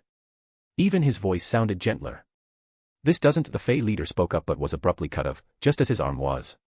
We all watched in surprise as Nurarihayon's sword was extended from behind him, a small line of blood flying through the air along with the severed arm. Phew. Nurarihayon breathed out, again back near us, and he was old again, breathing heavily. That should do it. What a scary old man. Did he hide himself from old age for a moment? Nurarihayon was in worse shape than he let on, I could tell that much. It would be bad if he appeared weak in a situation like this, so he stood tall even with blood seeping through his clothes. Surrender. He declared, holding his blade up towards the Fey leader. The leader fell to his knees, clutching his missing arm as the blood poured out. He looked around and I followed his gaze. He could see the writing on the wall. We were pushing his people back at this point, and I was providing a constant source of support in healing and defensive spells. Not to mention my own destructive spells that landed when they grouped too much together. And Drake was apparently having the time of his life on their flank, smashing through their back lines, and they were having difficulty holding him off. I surrendered. The Fey leader was about to speak until the portal they came from shuddered. A deathly chill poured out that even made the hairs on my neck stand on end. Something began to emerge, a large hand that cast a shadow over the battlefield. A female hand by the looks of it, molded from a chilling frost and weaved out of shadows. The wild hunt began to dissipate into a cold air. No, that wasn't right, they were being taken away. My queen. The Fey leader blurted out as half his body turned to that same frigid air. You think you can just leave? I growled out upon realizing what was happening. I didn't know the mechanism which she was using, and I had no time to contemplate Fey magic. But I had a method that should stop it regardless. With my wings at my back, I flew upwards towards the hand hovering in the sky. Mirage was gripped tight between my fingers and I pulled on the kaleidoscope. A myriad of possibilities encased my sword. Raising it high, I slashed through the hand. My physical attack did nothing. My attack through space did nothing. My attack outside the timeline did nothing. I went through dozens of different scenarios until something clicked. Whatever this was, it existed in a similar nature as a servant when they astralize. Finally, my sword sliced right through it. A shrill voice rang forth, grating on everyone's ears.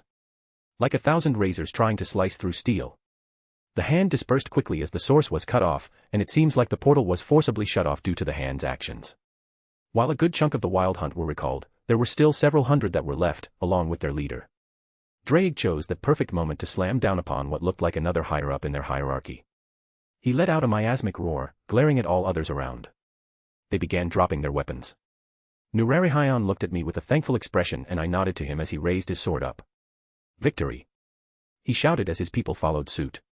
If you want to read 7 chapters ahead or support me, visit my Patreon story forum. Chapter 300, Side Story, An Unfortunate Series of Hogwarts Events Part 2. Author's note. I was having trouble writing the chapter tonight, came down with a bad case of writer's block. So I was just going to take a breather and tackle it tomorrow. So, here's a side story chapter to tie you guys over. If you want to read 7 chapters ahead or support me, visit my p.t.e.com/story forum. After I settled down, somewhat, I started to realize that maybe this whole situation wasn't that bad. It's not like Gramps would keep me from seeing my girls for however long I was going to be here. He was an ass sometimes, but never cruel. Maybe. I take that last bit back, because he left me with my storage ring, but I can't access it. Very frustrating. One might ask, how is that possible? Aren't I an accomplished magus and/or magician with a plethora of knowledge and means at my disposal? Well, that's a long story. And by long story, I could summarize it as such: due to my nature being forcibly shifted to that of my 11-year-old self, everything else about me was thrown out of whack. Hell, pulling on a sufficient amount of magical energy is difficult for me right now. It'll take time for me to work things out properly. Very annoying. Even more so that by my calculations, I would be back to normal, metaphysically speaking, about the time I would graduate if left well enough alone. Of course, I'm never one to not poke at things I only have a vague understanding of. I'm sure I can fix myself way before then, probably. At least, I couldn't make it worse. But, silver linings, the magic system here is actually kinda neat. I'll have fun playing around with it and seeing how to bend it over my knee like Artoria when she gets in a certain mood. May as well make the best of the situation. So, Neville, tell me about yourself. I leaned back in my seat, admiring the scenery that passed by. A little curious about this ball of anxiety that was sitting across from me. Maybe I could get some information from him too. While I wasn't actually jumping into his mess blind, the old man didn't really explain everything all that well before kicking me over here. Quite literally in that regard. Oh, I like working in the garden back home. He stumbled out a response, still seemingly nervous and shy. Honestly, it's kind of cute. I wonder if I had any sons in the future, would they be like this? Garden, huh? Magical plants or mundane, or both? I questioned. His eyes visibly lit up as I took an interest in a hobby he probably had. I wonder if he had many friends to talk about this stuff with. Oh, I like working with everything. A hint of a smile formed on his face. We have a vegetable garden too, but we also grow a bunch of other stuff. I love working with plants too. I nodded along. I actually have a garden as well for both aspects too. Tomatoes is a big one, you can't beat a freshly grown tomato with anything store-bought. Well, that might just be because we cheat in our garden, but still, better than anything you can buy at the market. But also, it's amazing the variety and sheer utility that a single plant can provide when using for potions or combining with other substances to bring out a plethora of effects. There's a reason that even Zelretch has his own garden. It's something I probably inherited that we both enjoy. Seeing Neville perk up was nice, breaking the ice and all that. "Wanna see a magic trick?" I grinned. He blinked. Sure. He looked interested at least. I took out my wand from my sleeve, which is odd to think about even now. Why the people here all have to use wands to use magic, I still haven't figured out. It was going to be one of my goals when spending time here. The old man basically tossed me a wand and gave me a very abrupt explanation before disappearing. Granted, this was before he kicked me over, so I had no idea what I was supposed to do with it. He also gave me a wand cleaning kit, which again, had no idea how I was supposed to use it. And no, it wasn't as obvious as you would think a wand cleaning kit to work. Oh, and going to Scat Hack to ask her to help me polish my wand didn't end in the way I thought it would. In hindsight, it's a pretty obvious euphemism. Granted, she did actually know more about such mystic codes and walked me through some things, after the misunderstanding was settled. Which took a few hours. I waved my wand in the air, creating a small illusion in the form of Sir Wiggles as it ran around the cabin. Neville's eyes sparkled happily, a look of giddiness on his face. Before he seemed to blink in realization. Did you use chantless magic? My gran says that's really hard and even 7th years have trouble doing it. Oh, it's just a simple thing. I smiled evenly, being rather vague about it. Was it really that strange? Fucking Gramps didn't tell me shit and I'm scrambling to figure everything out as I go along.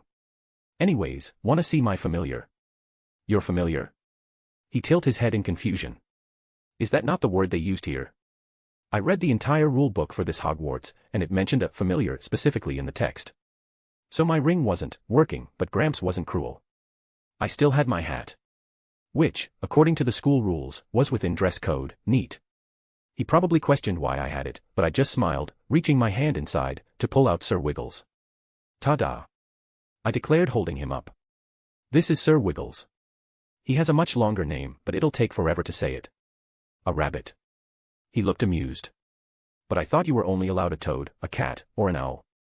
Oh, you mean for the list of things we were supposed to bring? Well, that wasn't inclusive of familiars. I guess I was overthinking things, he's still a kid. A familiar is a specially bonded animal, which Hogwarts gives special exemptions for if they're not inherently dangerous to the student body. Like, you can't just bring in a dragon that will randomly munch of any kids that pass by. Oh. He accepted my explanation easily. Well, I got a toad, his name is Trevor. He started patting around his pockets. I can't find him. That look of sadness in his face. Don't worry, mate, I got you. I pat his shoulder sitting up. Must have jumped away somewhere. Thankfully, I learned a nifty new spell. I unlatched the door to the compartment and held my wand out. Honestly, I would look for any excuse to try out some new magic, and I read this one spell in a book and wanted to play around with it. Accio, Trevor the Toad. I intoned, actualizing the spell. I felt my magical energy shift as it went off, flying down the train and latching onto my intended target, pulling it back to me. I held my hand out as a toad slammed right into it. Wicked. Neville's eyes brightened as I handed him his pet. Right. I shared his sentiment. If there was ever anything to get my overly excited, it was magic and how awesome it can be. What spell was that? It's called the Summoning Charm. I began to explain. And their classification methods are still strange to me, even after reading through a few books. Does exactly as it says, summons the target you intend to, usually with a few extra words attached. I won't ever lose Trevor again if I can learn that. He muttered. Is it hard? I shrugged. Who knows, might be easy for me, hard for another person. Regardless, if you want to learn, I would gladly help. Neville was stuttering less and actually meeting my eyes now. Good. What else can it do? Good question. I rubbed my chin. It basically just summons things, but I wonder if it can be modified. Let's try something broad. I held my wand up. Accio, tree. I said with no clear intent, but I felt my magic burst out, latching onto a tree we just passed on the side. I looked out the window to see it get pulled out of the ground. Oh shit. It came hurling at us before I cut the connection and it fell to the ground. Let's try something more broad but less destructive. Actually, how would it do more if I sought out a concept? Like if I wished to call to me the most beautiful person on the train, would it pick someone based on my tastes, or was it objective? Would it take into account distance and choose someone slightly less optimal according to the parameters if they were closer? Did my magic energy provided determine how sentient the spell acted in choosing? So many questions that needed answered. Well, let's try one then. Accio, idiot. I just blurted out the first thing that came to my mind. What would the magic consider an idiot? Is it limited to humans? Can Neville's toad be an idiot in this scenario? My question was answered very quickly. OWWW. A surprised noise resounded within the train as many heads poked out of their compartments to see a red-headed kid being pulled through the air as he desperately grabbed onto the door of his compartment. "Ah, did you do that?" Neville hesitantly asked, peeking out alongside me. "There is a slight possibility." Eventually, the red-headed kid fell to the ground as the spell ran out of juice. A couple of people came out of his compartment and helped him off the ground as everyone continued to look at him in confusion with some hushed whispers. Achio. I cast the spell again with the same parameters. What? The same red-headed kid squeaked out as he suddenly jolted. His friends grabbed onto him and tried to pull him back as the spell took hold. "Help me, I don't know what's happening," he screamed out. "Ron, hang one," a black-haired kid shouted with a flustered look as he desperately held onto his friend. "Should you stop the spell?" Neville whispered. "This is important, for science." "What's science?" I opened my mouth and closed it again, completely dumbfounded. "This is science, Achio." "Wah. Using spells on people?" Neville sounded confused. "Sure, let's go with that." I cut the spell off and went back into the cabin and sat down. "Neville, it seems like I'm going to have a lot to teach you." "Oh, okay. Don't worry, Neville, by the time we're done at school, I'll make sure you're up to standard." I nodded sagely to myself as the commotion died down outside. There was a knock on the door as it slid open again. "Anything from the trolley, dearies?" A woman appeared, a cart full of all manner of snacks. What's good, Neville?" "Oh, well, I like the chocolate frogs." "Chocolate frogs?" I repeated. "That sounds fun, let's get 10. I reached into my hat, pulling out the form of currency here. Some manner of copper, silver, and gold coins which I forget the name for. I handed her a few of the golden ones and she gave me change, so I didn't question it. She handed back these strange little containers which I assume are the supposed frogs. "So, how do you use these?" I asked as she left. "You've never had a chocolate frog before?" Neville blinked. "Nope." "Oh, well, like this." He began opening it and a literal frog made of chocolate jumped out. "Wait, quick, catch it." He fumbled around before grabbing it with both hands. "That was close, I've lost a lot this way and Gran always gets after me when she finds them around the house." He smiled, popping it in his mouth without a second thought. I didn't know how to feel about this. But I usually try anything at least once. I cracked one open and held it tight. It's magically animated, but completely chocolate. Less gross. With a shrug, I bit into it and felt it wiggle in my mouth. But still tasty. "Hey, what happens if you make it bigger?" I questioned. "Oh, you're not supposed to." Engorgio, the enlarging charm, one of a few I've picked up already. I tapped my wand against a chocolate frog that quickly tore out of its container. It tripled in size, falling to the ground. It croaked once, before bolting towards the exit to the compartment. Again, Neville and I peeked out our compartment as the chocolate frog started hopping down the aisle of the train. "Should we do something?" Neville asked. I held my wand out. Engorgio. It tripled in size again. Now each leap made a large, thumping sound. Funnily enough, that red-haired kid stuck his head out of his compartment right as the chocolate frog was jumping by and smacked right into him, knocking him over. It seemed to bounce right into their compartment as they began shouting. Neat. I smiled happily, waving my wand and closing their compartment door. I would let them have fun with that one, my treat. You were right, Neville. Chocolate frogs are good. I went to sit back down again. Was that the science thing you said before? I couldn't help but smile as I put a hand on his shoulder. Now you're getting it. I happily pat him. So many things to experiment with. My academic mind is reeling at all the possibilities. Though a random thought popped into my head. Could I fold the last spell into itself so it targeted my wand? And if so, what would happen to my wand? Engorgio. My wand began expanding at a fast rate. 2 times, 3 times, 4 times its normal size until I realized what was happening. The spell was synchronizing with the wand, the magical energy flow was causing a feedback loop and the spell was going continuously. The wand continued to enlarge until I wrapped my arms around it and forcibly shut the spell of. Phew, that could have been bad. Why your W wand? Neville pointed at it with a stutter. What about it? I hefted it up with both arms. It was more like a cannon now. I don't think there are any rules against it. You're going to get in trouble. Nonsense. I grunted, setting it against the floor. It's perfect just the way it is. First years, follow me this way. A rather large man, or maybe even a giant shouted for all of us to hear. I didn't even notice the older kids walking in a different direction as we got off our train. What's that over your shoulder? A brunette with fuzzy hair exclaimed. All attention that wasn't already directed at me turned my way. You never see a wand before. B, but that's not a wand. Pretty sure it is. But it's bigger than you are. Yup, I'm just built differently.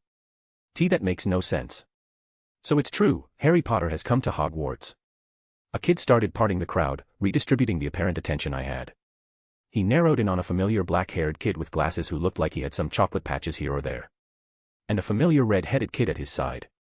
I guess the novelty of my wand wore off for them, whatever. I looked at the little brat who was prancing around like a peacock. Slicked back blonde hair, two chubby kids at his sides looking like bodyguards. But everyone seemed to gasp when this Harry Potter was mentioned. Methinks I'm out of the loops. Hey, Neville. I whispered at the boy who had been at my side. Who's Harry Potter? You don't know who Harry Potter is? Neville blurted out, rather loudly at that, and once again everyone turned to look at us. No. He defeated you-know-who. Neville whispered. Who? You know who. Neville said again. I don't know who. You know who. Neville tried once more. I have no idea who you're talking about. For Merlin's sake, he means the Dark Lord. The blonde peacock finally shouted, seemingly staring at us. Oh. I nodded. Who? Are you an idiot? Should I pull a random name out of my ass and ask you to recognize it and call you an idiot when you don't? I rolled my eyes. I'm obviously not from around here, you muppet. Muppet. The blonde repeated. How dare you? Do you have any idea who I am? Who? I quirked a smile. I'm Draco Malfoy. He sneered. Learn the name of your betters. When my supposed better presents themselves, I will learn their name. I said dryly. Humph, I'm a purse blood of the Malfoy house. He turned his nose up. The fact that you don't know anything, you're probably a Muggle-born. Muggle-born, what's that? Just proves my point. The blonde looked rather proud of himself. It's a witch or wizard with parents who aren't magical. Neville whispered. Oh. I blinked. No, only one of my parents was, how you say, magical. Humph, a half-blood then. The blonde grunted. Probably no one important, I doubt I even know your name. I just shrugged. I felt like it would debase myself to get into an argument with an 11-year-old who was strutting around like he was. Come along, first years. The giant returned, holding a lantern that illuminated the area. We're taking the boats up to the castle.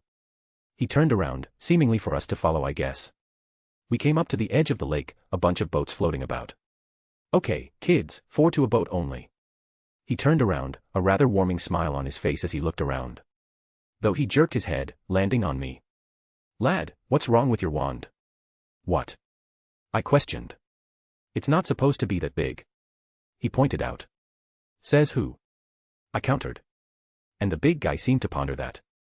I guess I haven't heard anything against it, he muttered. Oh well, just be careful with it. Wow, that was easy. Neville followed me as we got in a boat, and that black-haired, glasses kid sort of followed along with his red-haired friend. See, can we join you?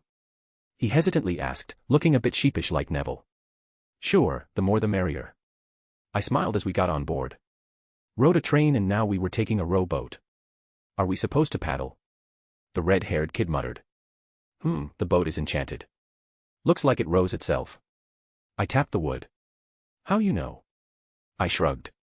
I picked up a few things over the years. How about some introductions? I changed the subject. Oh, right. I'm, Harry Potter. The glasses kid answered. Ah, the one the blonde kid was strutting around about. You're famous or something, I guess. I asked. I just found out about it myself, I'm not too sure. He defeated the Dark Lord. The red-haired kid exclaimed. He even has the scar to prove it. He jabbed his finger towards Harry, right at the scar on his forehead that looked like a lightning bolt. And he didn't even seem to notice how Harry shrunk himself back when he did it. Means absolutely nothing to me. I shrugged again. Anyways, I'm Wilhelm Henry Schweinorg, and this is my newest friend, I gestured towards Neville. Hi, I'm Neville Longbottom. He squeaked out. Ron Weasley. The redhead smiled happily, clearly oblivious to everything else. Oh well, not like I could hold it against him. He's 11, he doesn't have a lick of situational and social awareness yet. So, what's wrong with your wand? Ron finally asked. Why do people keep thinking something's wrong? Mate, it's as big as you are. Yeah, I did it intentionally. He was casting spells in the cabin and his wand got bigger. Neville barely held back a smile and a laugh. Well, at least the others found amusement in it. The boat suddenly jerked as it began moving along with the others. Magic is neat. Back home, Magi would never waste magic on something like this. Always fun to see how other cultures take to it. Humph, look at this, taking your rightful place and letting your betters go first. The Black Peacock made his appearance once more as his boat went ahead of ours. Hate that prat. Ron grumbled. Thinks he's so much better than everyone because he's rich. Bet he's going to be sorted into Slytherin, the slimy snake. I understand some of that. I hummed to myself, hefting my wand down into aiming position. Never got to try out my wand after it got bigger. What are you doing? Harry asked. Ah, more science. Neville asked, bracing himself. More science. I nodded with a grin, pointing my wand behind us. This was a spell I've wanted to test since reading about it a few hours ago. The implications were interesting and I was waiting for a chance to get to the bottom of it. Aguamenti. I called out as a massive torrent of water burst out of my wand. Our boat shot forward, slamming into the boat of the blonde kids, knocking them overboard. I think I may have fucked up the magics on the boat itself, but whatever. I was going to say something witty, but my words died in my mouth once a utterly massive tentacle broke through the surface of the lake as it moved towards the overboard kids. Everyone started screaming and shuffling in their various boats. Merlin's balls. Ron shouted. What is that? Harry shouted over the commotion. A kraken. I exclaimed with a wide grin. I thought this was going to be a boring few years. I stood up in my seat, hefting my wand up. I've never killed a kraken before. As expected of a school the old man sent me to. I immediately jumped off the boat to combat the new foe. Have it you. I shouted, diving into the water. Truly, it would be an epic fight for the centuries. And, maybe, save the kids while I'm at it. But mostly I want to call myself the Kraken Slayer. Chapter 301, Chapter 278. I was tired, mentally, and emotionally, however, looking at everything going on around me, I had no right to complain. My arm dropped to my side, the staff of Magnus still in my hand. Where's the next group? I asked one of the people also helping heal the wounded. That should be the last of them, for now. It was a kitsune woman with a single tail who answered. She had been helping me along with others. She wasn't very proficient in any healing arts, but she knew a cantrip or two and was knowledgeable on basic first aid. Not all of them. I sighed, holding me hand out. Arm. I stated. It's just a small wound. I'm healing the wounded, gimme the arm. I said sternly. She hesitantly reached out to let me take her arm. I pushed up her sleeve to see a large burn going up her arm. It was bandaged, but I could still see the signs. It must have been very painful. My hand glowed bright as I began casting a healing spell over it. Those missing limbs, burns, cuts, and all manner of afflictions. It was horrible. The worst part were the children asking where their parents were. Thank you. She said quietly, retrieving her arm, rubbing it awkwardly. I can see why Lady Yasaka likes you. There was a faint smile on her face. Brother. We both turned to see Ayatabo walking towards us. The kitsune quickly got up, bowing her head before scurrying off. I guess he was a little intimidating. Someone need healing? No. He shook his head. Boss and Lady Yasaka are calling for you. I let out a sigh. I guess things have finally settled down then. I stood up from where I had been sitting, putting my staff away. Let's go. Brother. Ayatabo put his hands on my shoulders. Thank you. He bowed his head. You've helped us so much. If you call me something like that, don't thank me. I smiled lightly, placing my own hand on his shoulder. I knew what I was getting into when I asked to join. He let out a long breath, standing back up straight.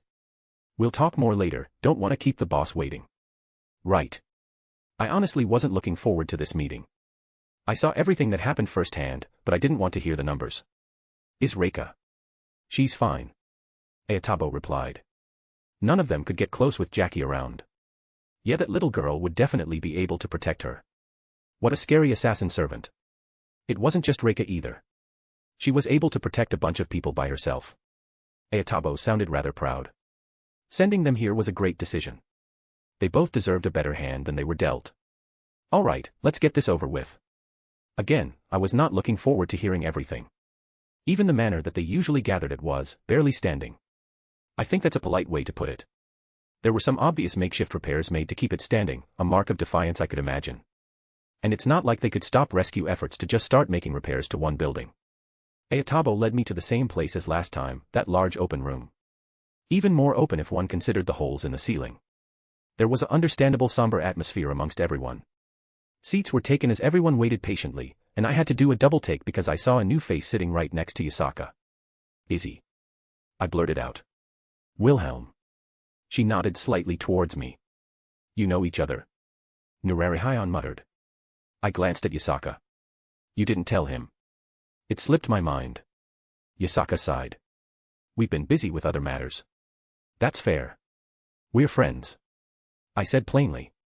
I go to Yomi often to visit. Nurarihayan opened his mouth like he wanted to respond but closed it again. I'll unpack that later. Well, the unease in the room seemed to lift a little. I guess they were on edge with Japan's death goddess sitting in the room. I had to remind myself sometimes that they viewed gods differently than me. They revered and feared mostly, while I would happily walk up and give her a hug. I invited her here, we had a slight problem and she was able to solve it easily. Yasaka stated, gesturing for me to sit down. I walked over to my spot, plopping down next to her. I smiled towards Izzy who also returned my smile. I glanced to the side to see Yasaka's tail creep up on finding my waist. I ran a hand through her fur, doing my best to comfort her. I knew she had to keep up appearances right now, otherwise I know I'd be holding her in my arms. Nurarihayan stood up once everyone settled down. He had a few bandages on him and was supporting himself with his sword. I'm not going to sugarcoat this. We were attacked and we did not come out unscathed. He wasn't loud, it was just that the room was deathly silent. Boss, how many? Nurarihayan turned to the speaker, a yokai who was missing an arm, bandaged up. Too many. He shook his head. Way too many. He let out a long sigh, looking up at the ceiling where moonlight shined through. We don't have exact number right now. But roughly a good third suffered some heavy wounds. While about a tenth. He shook his head again. A tenth of the people in the city are dead. There were thousands upon thousands of residents here. Fucking hell. Some things that need to be talked about and what we're doing to do now. Revenge. Sit down, Jubeiji. Nurarihayan sighed. But I share the sentiment. First off, the prisoners. Are we not executing them? Yeah, put their heads on spikes. Fuck that, burn all those fuckers like they did our home. Quiet. Nurarihayan spoke, silencing them again. We're keeping them imprisoned for now. Believe me, I would like nothing better than heads to literally start rolling, but we have to be smart about this. Yasaka was able to reach out to Lady Izanami. He gestured towards Izzy, in a surprisingly formal way of addressing her. She also expressed dissatisfaction at what happened. We're keeping them in Yomi right now. It made sense after thinking about it. Where exactly would they keep so many prisoners, and how would they keep them contained? They didn't have any free resources to put towards the task right now. I can assure you all, they are most certainly not having an enjoyable time. Izzy said softly, but her voice carried in a way that only a goddess's could. That seemed to satisfy everyone for now. We were able to acquire some information. He glanced at me briefly before sweeping his eyes around the room. And we know why they attacked us. Their little infiltration missions, we found out that one of their queen's daughters snuck into it amongst the ones sent out. A woman we currently have locked away.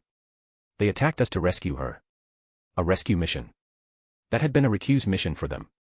A city burned because they had sent spies in, the spies got caught, so they fucking attacked to rescue the spies. He never specified that she was kept prisoner in Yomi like the others. Make no mistake, this is an act of war. Nurarihayan snarled in anger. No one spoke, there was no hollering or shouting. But acceptance and agreement was clear on everyone's faces. My territory was infiltrated as well. Yasaka stood up, joining the old man at his side. My people had been taken and replaced. It could have just as easily been Kyoto that was attacked. We're separated by territory, by region, and by leader, but we're all one people. We stand by our brothers and sisters, we acknowledge the declaration of war and stand with you. I see, Yasaka has chosen this path then. I can't say I didn't agree with her. This, princess, we were able to glean some things from the prisoners. She's the daughter of the one known as the Winter Queen. I won't go in department about the political spectrum of these fae for the moment, just know there are two main factions, the Summer and Winter Courts. So let this be the official declaration, the yokai of Japan are at war with the Winter Court. I doubted most here understood the implications but nearly everyone jumped to their feet, shouting in unison at the declaration. A universal support of Nurarihayan's announcement. It wasn't a matter of wanting to or not, there had to be a proportional response. Boss, I don't mean to be a downer, but, are we really in a position to fight a war? Amongst the excitement, there was someone with a voice of concern. It was the spider yokai I had seen the last time I was here. Don't get me wrong, we're not marching on them right now, admittedly we can't. He let out a sigh again. They're hiding in their realm, a place that even gods can't really go to, but I've been told that we may have a way to overcome that. Besides the logistics of launching an offensive, I realize we're not in a good state right now. I don't expect us to be battle-ready for the time being. Ah, more of a formal rallying cry. And I had a feeling that the method to overcome that may be myself. What if they attack again? She asked again. As much as Lady Yasaka has helped us with everything. And we're extremely grateful, she has her own territory to protect too. I will be lending a hand, child. Izzy answered for him as all attention turned to her once more. I despise these invaders as much as you all do. If I had known previously, I would have stopped it. Huh, did Yasaka ask her or did she volunteer herself? I'll have to talk with her once we're done. It is unlikely for them to move again so soon. And it is further unlikely that the Winter Queen will make another move without investigating after she was hurt. Izzy glanced at me. Wait, Winter Queen. I blinked in realization. That hand, that was her. Because the presence on the other end of that thing wasn't something to scoff at. Yes. Izzy said simply. I was told of what happened, and I felt a fluctuation of power from here. I reached out to Yasaka and asked her if she knew anything, and she explained, which is how I ended up here. The queens of the courts aren't simple beings. They are not gods, but they aren't very different. Well, I have probably painted a hefty target on my back. No regrets though. But it was a curious thought. She said they were like gods, and the closest approximation I can think of were nature spirits. Could they perhaps be this world's equivalent to what I knew from back home? Summer and winter, I had a feeling that the titles were more than just monikers.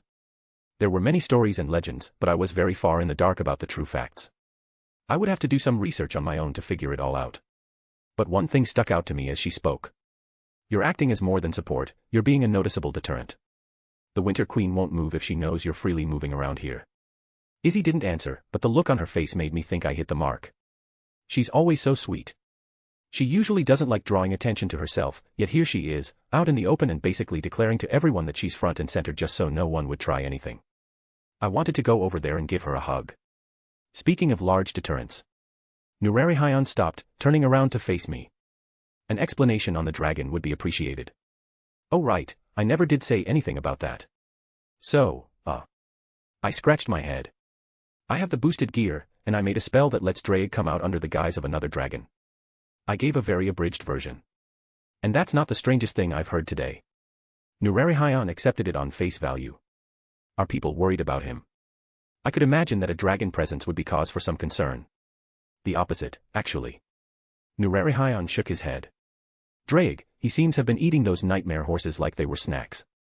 Those things had been causing trouble and we didn't know what to do about them. Then comes a big dragon that just starts snacking. Of course everyone saw him protecting the city, so they're treating him like a hero. Kids had even been running up and touching him.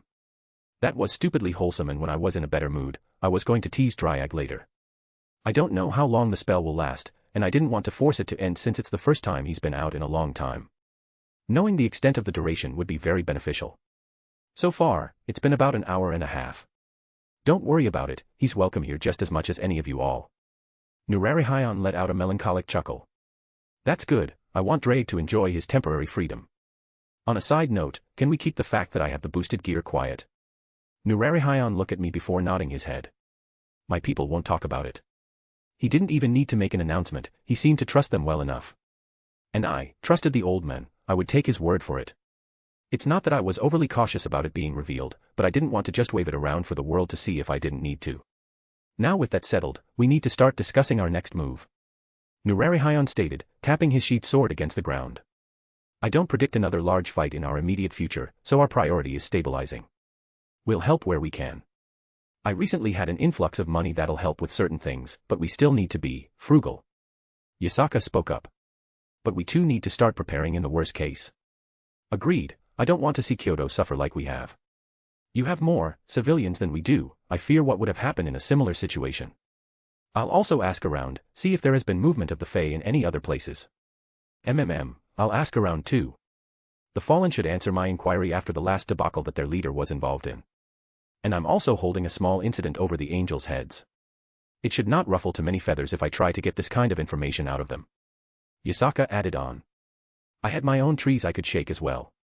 But there was one thing abundantly clear even with the civil nature of this talk, there was a barely held-back bloodlust that permeated every corner of this room. We were out for blood. I'm sure they were active in other parts of the world right now. It was just a matter of hunting them down.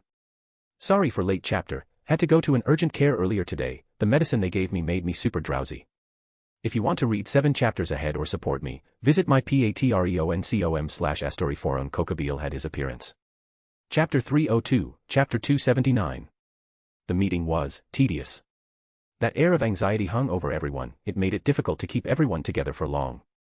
There was a certain vigor when discussing war strategies, but even that wasn't enough to keep spirits artificially high. Most of them still had blank expression when they got up and walked out.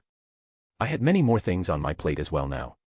I was going to do my best to gather sufficient resources and help rebuild. I was Yasaka's lover and also an honorary member of Nurarihion's gang as well. No matter how you looked at it, this was my fight too. Yasaka's tail was wrapped tightly around me still. She was keeping it together splendidly, but she was clearly holding back grief. They may not have been her people, but I could tell she still thought of them as her people. There was a greater sense of community among yokai than most other species in the world.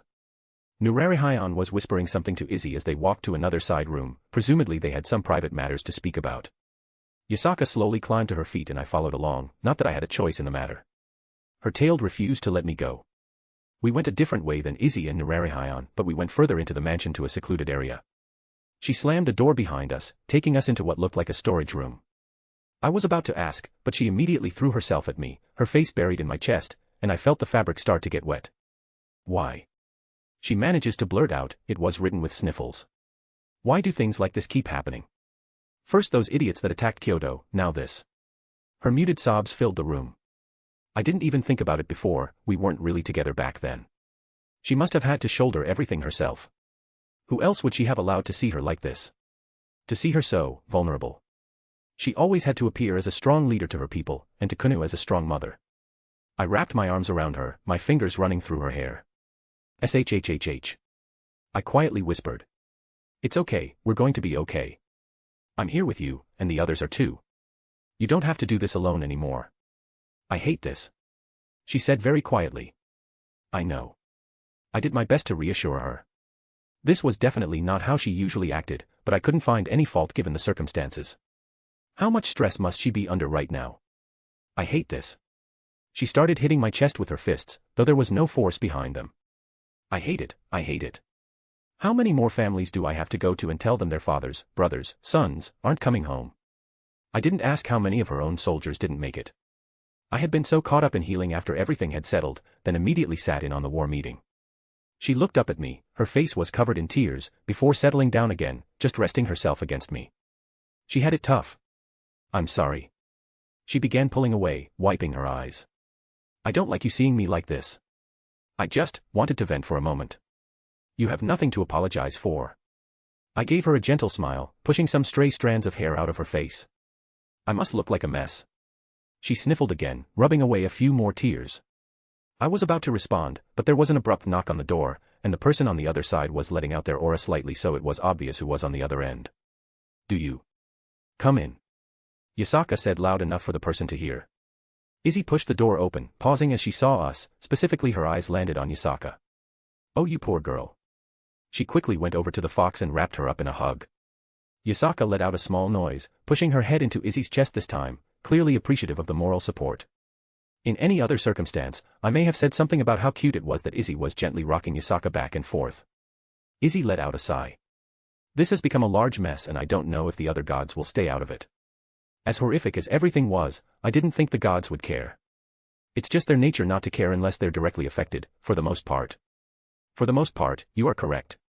However, that Winter Queen. Izzy's voice turned sour. She directly challenged our power with her little stunt. You should have some inkling of what she is, you are knowledgeable about many things. She is not a god but she possesses an authority, as you would call it.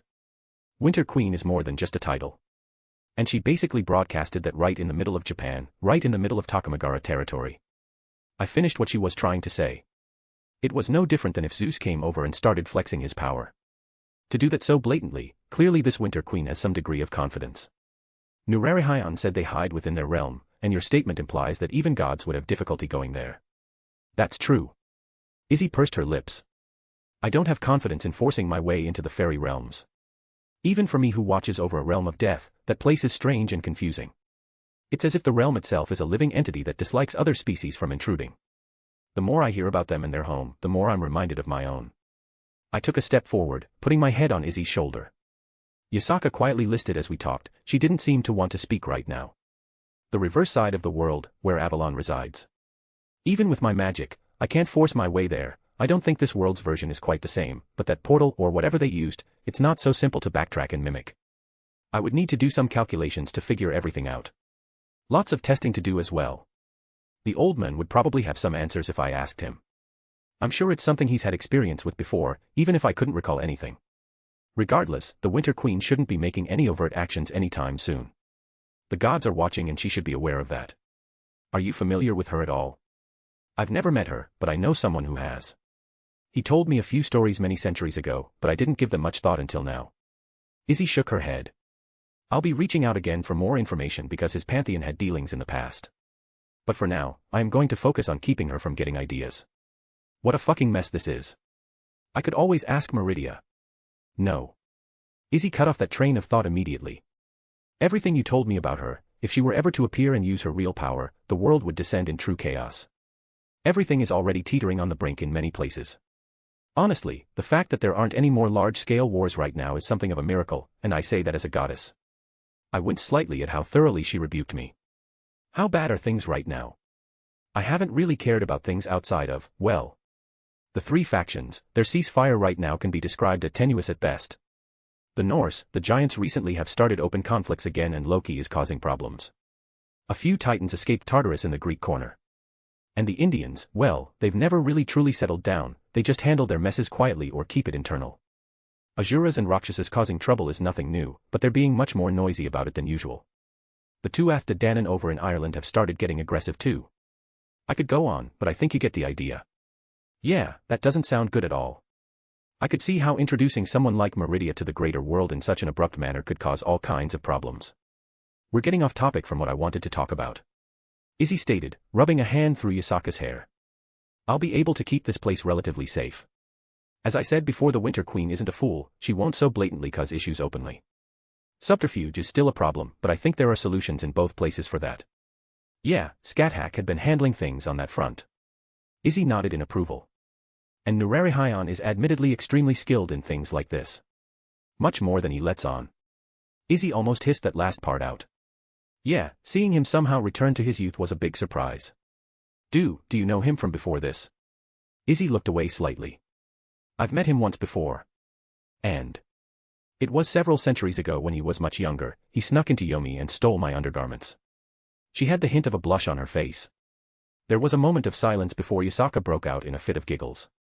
Full-on uncontrollable laughter, even if it was muffled with her face buried in Izzy's chest. Thank you, I needed to hear something ridiculous like that. Yasaka smiled for the first time this evening. Izzy, even if she looked slightly embarrassed by the admission, did look happy that Yasaka was feeling better. You need not worry about the safety of this place. I will take care of it, and I won't allow another such incursion to occur. Izzy declared. I'm glad you're here. I sighed, relaxing my head on her shoulder. I wish I would have known sooner. I do not usually meddle in mortal affairs, but such a thing is beyond what is allowed. Izzy grunted. The only silver lining thus far is that the damage was contained to only here. This place isn't completely cut off from the humans, it was on the brink of spilling over to the mundane. And I'm guessing the Fae won't care about this tentative masquerade that's up. Not in the slightest. Izzy huffed. I am going with Nurarihayon to speak with the 5 principal clans to see where they stand. They should lend a hand after hearing everything. The 5 principal clans. If I remember correctly, Nurarihayon and them had some sort of peace agreement. With Izzy, even if she wasn't the most appreciated goddess, they would probably be more open to certain talks. The human onmyoji and exorcists would hopefully see the bigger picture here, even if they weren't fond of yokai. Yasaka let out a sigh, removing herself from Izzy's arms. We should get going, there are still many things we have to do. I can't sit here crying forever when people have lost much more than I have. She straightened herself up. Where should we go next? I asked. I will be going to speak with my guards, then finish some matters with Nurarihayon. You should probably go deal with Drake, he's been quiet. Yasaka replied. That's a good point. She leaned up, kissing me quickly on the lips. Thank you. She whispered again. Now, let's wrap this up. I need to get back home to make our own preparations as well. Asterisk asterisk asterisk. I walked out a fair distance away from the mansion the meeting was held in. A small clearing was in front of me, or rather, there would be one if not for a giant black dragon laid comfortably on the ground. He opened an eye as I got close. Rar, stay back mortal, I am the mighty NHGGR. How terrifying, with claws like swords, and teeth like spears. You sure your name isn't Smog? Bite me. Dryag huffed, a little bit of miasma blowout. It was the first thing that came to mind, and I enjoyed the story when I saw it from your memories. I walked over to his side, putting a hand on his scales. Got some nicks and cuts here or there. Lost a few scales too, and it looks like you got hit a few times. Humph, if I had my real body, their puny weapons and spells would have never been able to touch me. You just had to put me in a body of such a disgusting weakling. And I'm not even as strong as the real thing. Really, it's all your fault. I let out a chuckle, sliding down until I was sitting down with my back against his stomach. How was it? Drake settled himself again, head lowering down as he let out a long breath. It was amazing.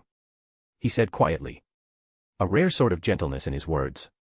Thanks, brat. He muttered. Yeah, being outside again, it must have been a much-needed reprieve. How were things on your end? He seemed to want to quickly change the subject. I had to see Yasaka cry. I let out a sigh. I'm angry, Drake. And I have no one to immediately take this anger out on. I'm not entirely sure I can easily go to where they're hiding anytime soon. Now, later, it doesn't matter. We'll have our revenge. I questioned. Of course. Drake breathed out with a snort. You called me a partner, that means your problems are my problems. Yeah, I guess you're right. I leaned back, looking up at the night sky. The stars are really pretty tonight. I haven't seen them for a long time. Drake muttered. I'll miss it. The spell wearing off. Yeah, I can feel my tenuous anchors unraveling, it's really an annoying feeling. Not painful, but it's like, I have a chain attached to my leg and someone's tugging on it. I feel like there's still some slack, but at the same time, I know it's running out. An interesting explanation. I patted his belly, standing up. So, how was it?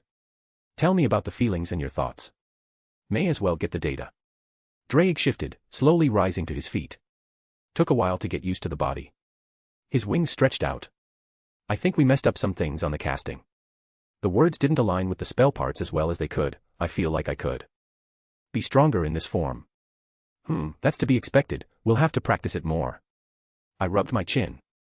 Did you try using your own powers while under that guise?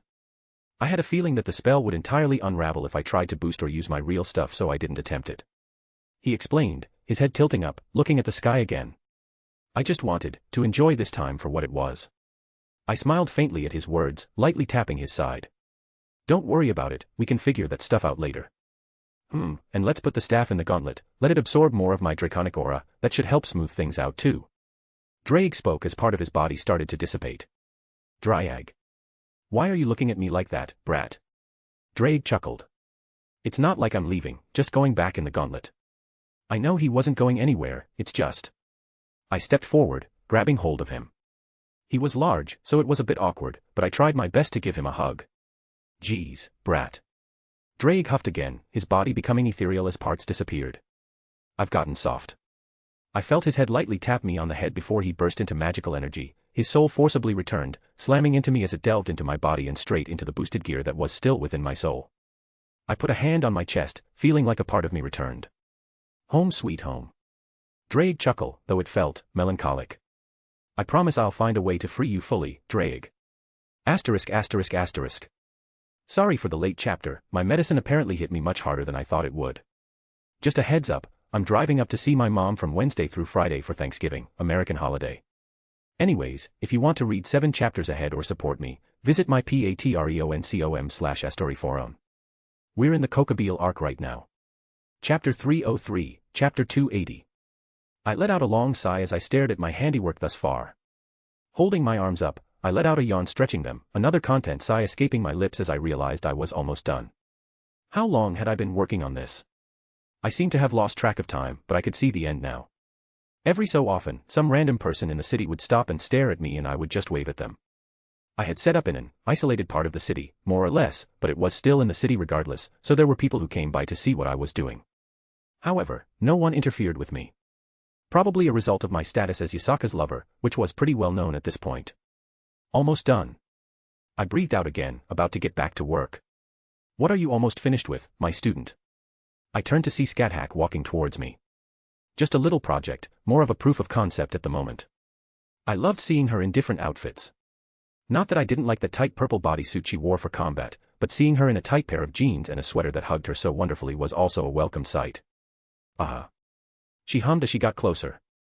This is the same project that you have sequestered yourself away in your workshop for the past 2 days for? She inquired. Yes. I blinked. She lightly poked my cheek. Foolish student. She huffed. You hide yourself for so long then immediately run off to do something like this. Do you think none of us worry about you?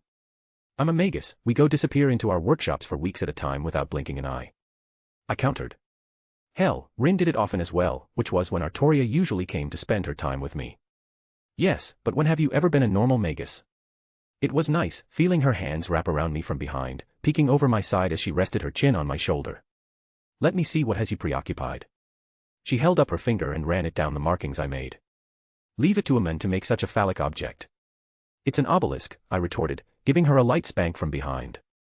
Got the idea from that ideal master guy. And they honor the dead, I thought it was appropriate, considering everything. She smiled coquettishly. Let us see.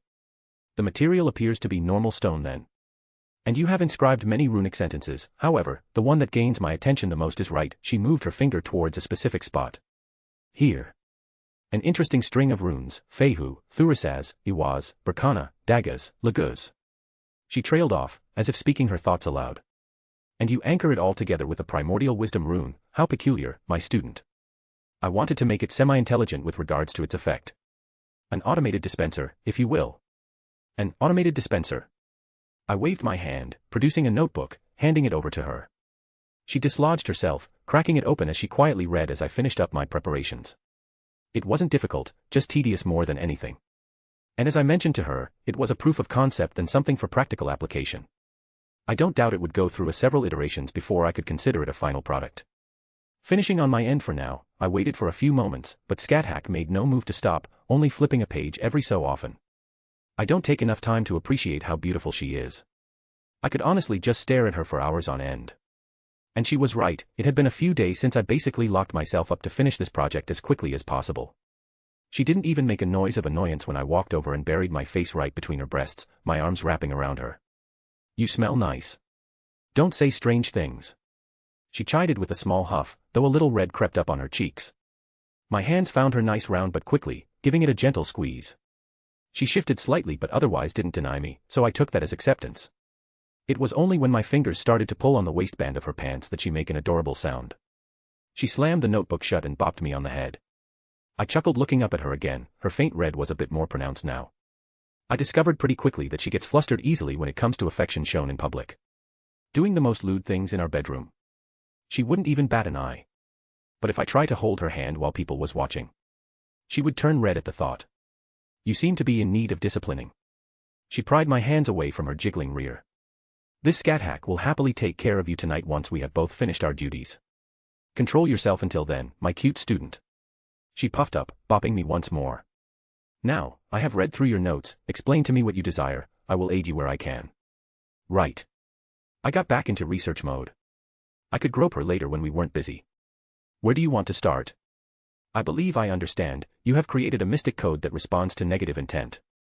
You have the runic sequence to active your Shield of Asgard, and an interesting supporting sequence that designates allies and enemies. However, there are several points that I am confused about. Well, you figured out the gist of it. I walked over to the obelisk as she followed along. Yeah, I needed to use a primordial wisdom rune to help facilitate what it would pick as enemies and friends, a centralized matrix if you will. But it also supports another important aspect, which you're probably confused about. I held my hand out, depositing stacks upon stacks of talismans onto the ground. She seemed to realize my intent immediately. I see, this makes more sense then. She rubbed her chin. It is an interesting idea, and I believe it holds merit. If a situation such as what happened over in the East occurred here, this would be a valuable defense to have. The initial stage, it casts my shield of Asgard, like you said. I haven't really worked out distance to power ratio yet, as I said, still a work in progress and all that. And the second aspect is that it uses these talismans based on the situation. I made a little over 1,000 while I was in my workshop. I have healing talismans, shielding talismans, binding talismans, and a random assortment of different offensive attacks in a similar format. The healing talismans basically worked as a lesser version of the healing spells I picked up in Skyrim. But they were still much better than nothing. Shielding talismans could be likened to a lesser version of a warding spell. Binding talismans to seal enemies up, and a plethora of attacks as well. Everything from lightning and other elemental attacks to other more esoteric effects. The runic sentences basically choose the best one for any given circumstances. Honestly, it's almost like a computer program with the primordial rune acting as a pseudo-intelligence. The attack still weighs heavily on you. I don't like seeing people I know get hurt. I sighed, slumping my shoulders. It was bad enough seeing it firsthand like that, but I don't want that to happen here if I can prevent it. There is nothing wrong with your intentions, but if you are going to disappear into your workshop again, speak with us ahead of time. She leaned over, kissing my forehead. However, you do see the limitations, yes? Yeah, I realized it already. I rubbed the back of my neck. It only covers a small area in proportion to the city. One of the reasons that the yokai of Japan were considered a minor faction was due to their size in addition to them lacking any significant heavy hitters. Yasaka and Nurarihion were strong, but they weren't godly in strength. That's not to say they couldn't hit above their weight class under certain circumstances, but they simply weren't at that level. It was enough to dissuade most other minor forces while the bigger ones didn't bother. Overall, there should only be a few million yokai, less than 10 million altogether, if you counted the entirety of Japan. And those who lived in Kyoto were a fraction, a large fraction, but only a fraction all the same. So, a million, maybe a few million during certain times of the year. There was no way this singular obelisk could do anything significant with those numbers.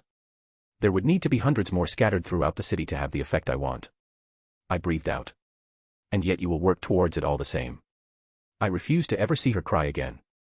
I would see where I stood once this one was finished and where to proceed from here. I'll figure something out once I gather the data from this prototype. It would take a while, but it should be pretty helpful if there was a large-scale invasion. Very well, it seems you have your mind set on it, I will not attempt to dissuade you. Scat-Hack nodded in satisfaction. Shall I make some edits to your sentences? What's wrong with my sentences? I furrowed my brow. My dear student, Scat-Hack giggled. You still overthink many things, simple is often more applicable in these circumstances. Asterisk asterisk asterisk. With every talisman attached to the obelisk, it was ignited with my magical energy. A surge of power thrummed through it as everything seemed to work on the surface. Scat-Hack had corrected a few of my runic sentences to better amplify certain concepts and to streamline the process. We argued a little bit over certain directions, but overall, it's in a better place than it was initially. She went off to do something that Yasaka needed done, so I didn't hold her up. I was happy she checked in as she did. Could I simulate certain scenarios to see how it reacted now? Or should I go about a different method to begin testing and data collection? Quite an interesting piece of magic you got there. I blinked, breaking from my own thoughts as I turned to see who spoke. It's not that I was snuck up on, but there were people coming and going every so often that I basically tuned it out. For some reason, this person grabbed my attention more explicitly. He wore a rather neat suit, with long black hair. He had elongated ears and some very sharp facial features. Thanks, I suppose. I could tell right away that he wasn't a yokai and I had my suspicions of his origin. Long way from home, aren't you? That I am. He smiled, and despite his rather intense features, it was a very disarming smile. He slowly walked over to a nearby brick wall, about waist-high. He brushed it off for a moment, sitting himself down. I like to think I'm on a vacation of sorts. Even if I'm doing a bit of business while I'm at it. Well, he clearly was here for me for some reason. Vacations are always good. I eyed him suspiciously. Though one might wonder what your intentions are, especially after another one of your kin made a mess of things last time he was here. Peace. He held his arms up. I'm not where because of that, fool. He let out a sigh. Nor am I here to cause any trouble. I think you've guessed my identity, but shall I introduce myself anyways? By all means. I gestured for him to continue. I fell from the fifth heaven. He stood up, straightening himself. One of the leaders of the Grigori. I am Kokobeel, Angel of the Stars. He bowed a little theatrically, 10 pitch-black wings burst out from his back for a brief moment and the holy light around him intensified. Though, it only lasted for a brief moment before he returned to normal, sitting back down as if nothing happened. And you are Wilhelm Henry Schweinorg. The way he smiled again made me feel uneasy for some reason. Would you mind sparing some time for a chat? Asterisk asterisk asterisk. Yasaka looed ahead from an earlier chapter. Asterisk asterisk asterisk. Yasaka and I looked at Kunu as we tucked her in. The little fox had fallen asleep in my arms on the way back after the fireworks had ended. After making sure she was asleep, Yasaka lighting tugged on my hand, a bashful smile on her face as she led me away. We didn't speak, her light tugging towards her own room. As we entered, I noticed that a certain ambience had been created. There were candles lit up, a soft music playing as well. When did you have time to do this? I looked around in surprise. Mostly because she had been with me all evening. Secret, she giggled. Now, how long are you going to stay in those clothes? I didn't wait for her to continue her teasing as I stepped forward and claimed her lips. That sweet taste that I've come to associate with her was always a delight. The twitching of her ears only further emboldened me, as I knew I caught her by surprise. Reaching out, I let my hands shift downwards, taking a palm full of that nice round butt of hers. She jerked slightly, but settled into my grasp, even deepening the kiss on her own. You bully. She huffed, finally breaking the kiss. I was going to tease you. She playfully slapped my shoulder. That's not possible anymore. I started to undo my own clothing. At this moment, you're mine, and I'm not going to stop until I have you fully. Era, she held a mischievous grin. Are you going to take this defenseless old fox? I leaned in, kissing her briefly again. I'm going to take you in every way and make you fully mine. I breathed out, pulling at the collar of her kimono. Finally going for my breasts. She giggled, helping me along as the edge slipped past those bountiful mounds and her breasts popped out for me to finally see. Are they everything you thought they would be? She thrust her chest out, letting them bounce right in front of my face. You've tried to hide it well, but I could see you taking peeks when you thought I wasn't looking. Naughty. I didn't even realize I had them in my hands until I squeezed and felt that heavenly softness. HNN. She let out a light moan as I began to knead into them. You can play with them as much as you want, they belong to you now. Anytime, anywhere, you want to pull down my kimono and have them, I could see her react as I massaged them very thoroughly, making sure to discover every inch. Her eyes were half-lidden, and her breathing was picking up with every squeeze. Slowly, my fingers made their way to those cute little nipples at the end. I felt her shudder in my grasp as I finally got hold of them. You're really sensitive, aren't you? I noticed her reaction as I gently began massaging them. My breasts have always been sensitive. She breathed out. I always play with them when I masturbate. But having someone else do it is just, HNN. I interrupted her by lightly squeezing her nipples, the way she jolted was just too cute. I began rolling them between my fingers, watching her fidget in place, finishing with a very slight tug. Her back-arched hands immediately went between her legs, moving vigorously. She whimpered when I let go. With her fingers still going beneath her bottom half, she started panting, looking at me with a very needy expression. Look at you, already going at it. Show me. I commanded, putting my hand on her shoulder, lightly pushing her backwards onto the bed. Her kimono pushed up enough that I could see her hand still in her panties, a very visible wet spot where she continued to work herself. I was entranced as I watched her. Her face was flushed as she locked eyes with me, a hint of embarrassment showing through. Is this what you wanted to, HNNN, see? The mighty leader of the West Kyoto yokai, debasing herself in pleasure, She kept going, her moans picking up until she bit her lip and her hand jerked. She was definitely enjoying putting on this little show. Her moans were no longer held back as she let me see her at her most embarrassing. Her breathing shifted and she let out a content sigh, her motions slowing down. She leaned back, letting out long breaths. She pulled her hand out of her panties, a much larger wet spot soaking through now. Did you enjoy watching me come? She smiled sensually, slowly raising herself up. Her panting was still heavy as she reached out, rubbing her hand against my crotch. Look at this, all nice and hard just for me, and I'm just aching for something to fill me up. I took that as a cue to take off the remainder of my clothes, my kimono hanging at my waist at this point. I practically tore it off and tossed it to the side, my member springing free right in front of her. This is what I've been waiting for. Her hand was still wet as she gripped me, her juices sliding along my length. I've had to smell you on the others every time you fucked their brains out. Her right hand ran up and down my full length while her other started to massage my balls. I let out a long breath as she smirked at my reactions, my cock was twitching in anticipation as she merely teased me with slight touches. Now, it's mine, and I want a taste. With that, her head moved down, taking my tip into her mouth. I felt her tongue immediately come in contact with me, exploring every inch of my cock as it slid a little deeper into her mouth. I steadied myself, my fingers finding her golden locks, guiding her head as she bobbed up and down. She was very clearly experienced, knowing the perfect places to get a reaction out of me. The amusement that shone through her eyes every time my breathing hitched at her movements. She locked eyes with me, her mouth moved back all the way to the tip before she let go of my member and instead pushed her breasts up, wrapping my cock between those soft mounds of her. She continued her movement, but with the addition of that softness wrapped around my shaft, her large boobs pumping me up and down, massaging every inch as she continued to work my tip with her exquisite mouth. She did something none of the others did, a movement with her tongue that left my knees trembling. She was clearly proud of herself at the reaction she was getting out of me, and with a pop she let go of my cock with her lips. Her boobs fell down, her fingers grabbing hold of me again, pumping up and down as her amber eyes looked into mine. "Wilhelm." She spoke softly. "I want you. I want the father of my child inside of me. I need you inside of me. Yasaka." I whispered, leaning in and claiming her lips again. Letting go, she managed to pull off her kimono, tossing it to the side without a care.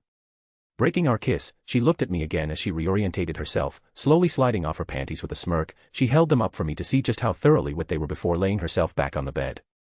Once she settled, she looked uncharacteristically bashful, an adorable blush on her face as she spread herself. She was dripping wet.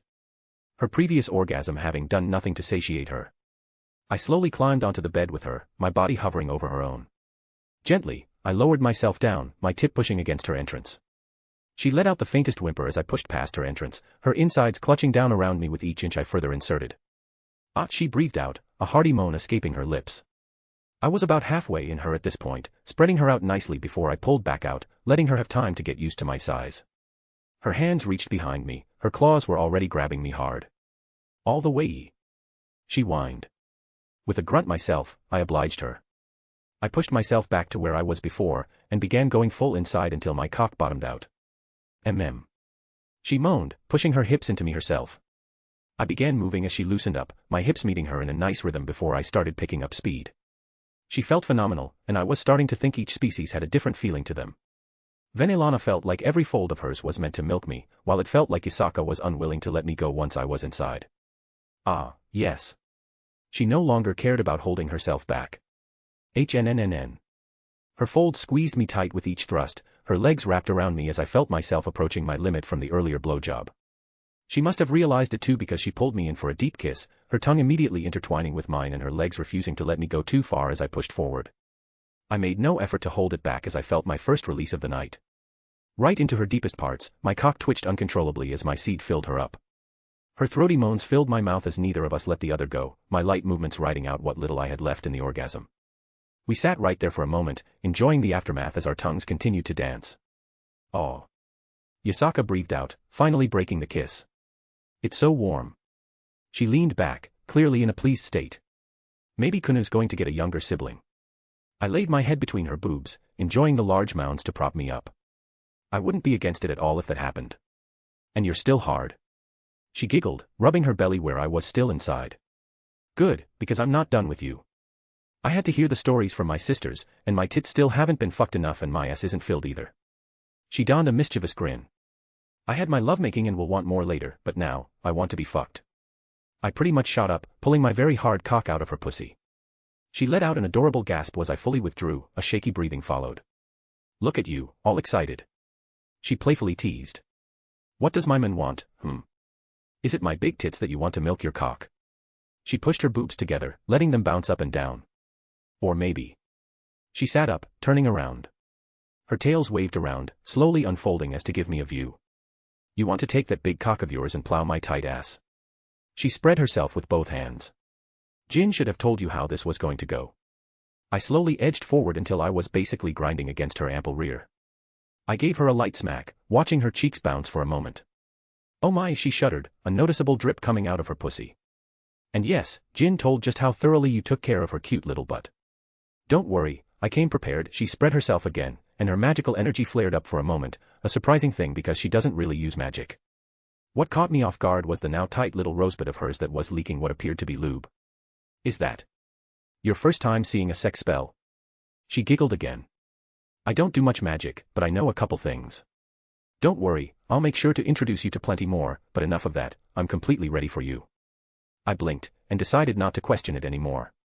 I lined myself up, my tip pushing against the tight little back hole of hers, and it slowly started to spread open for me.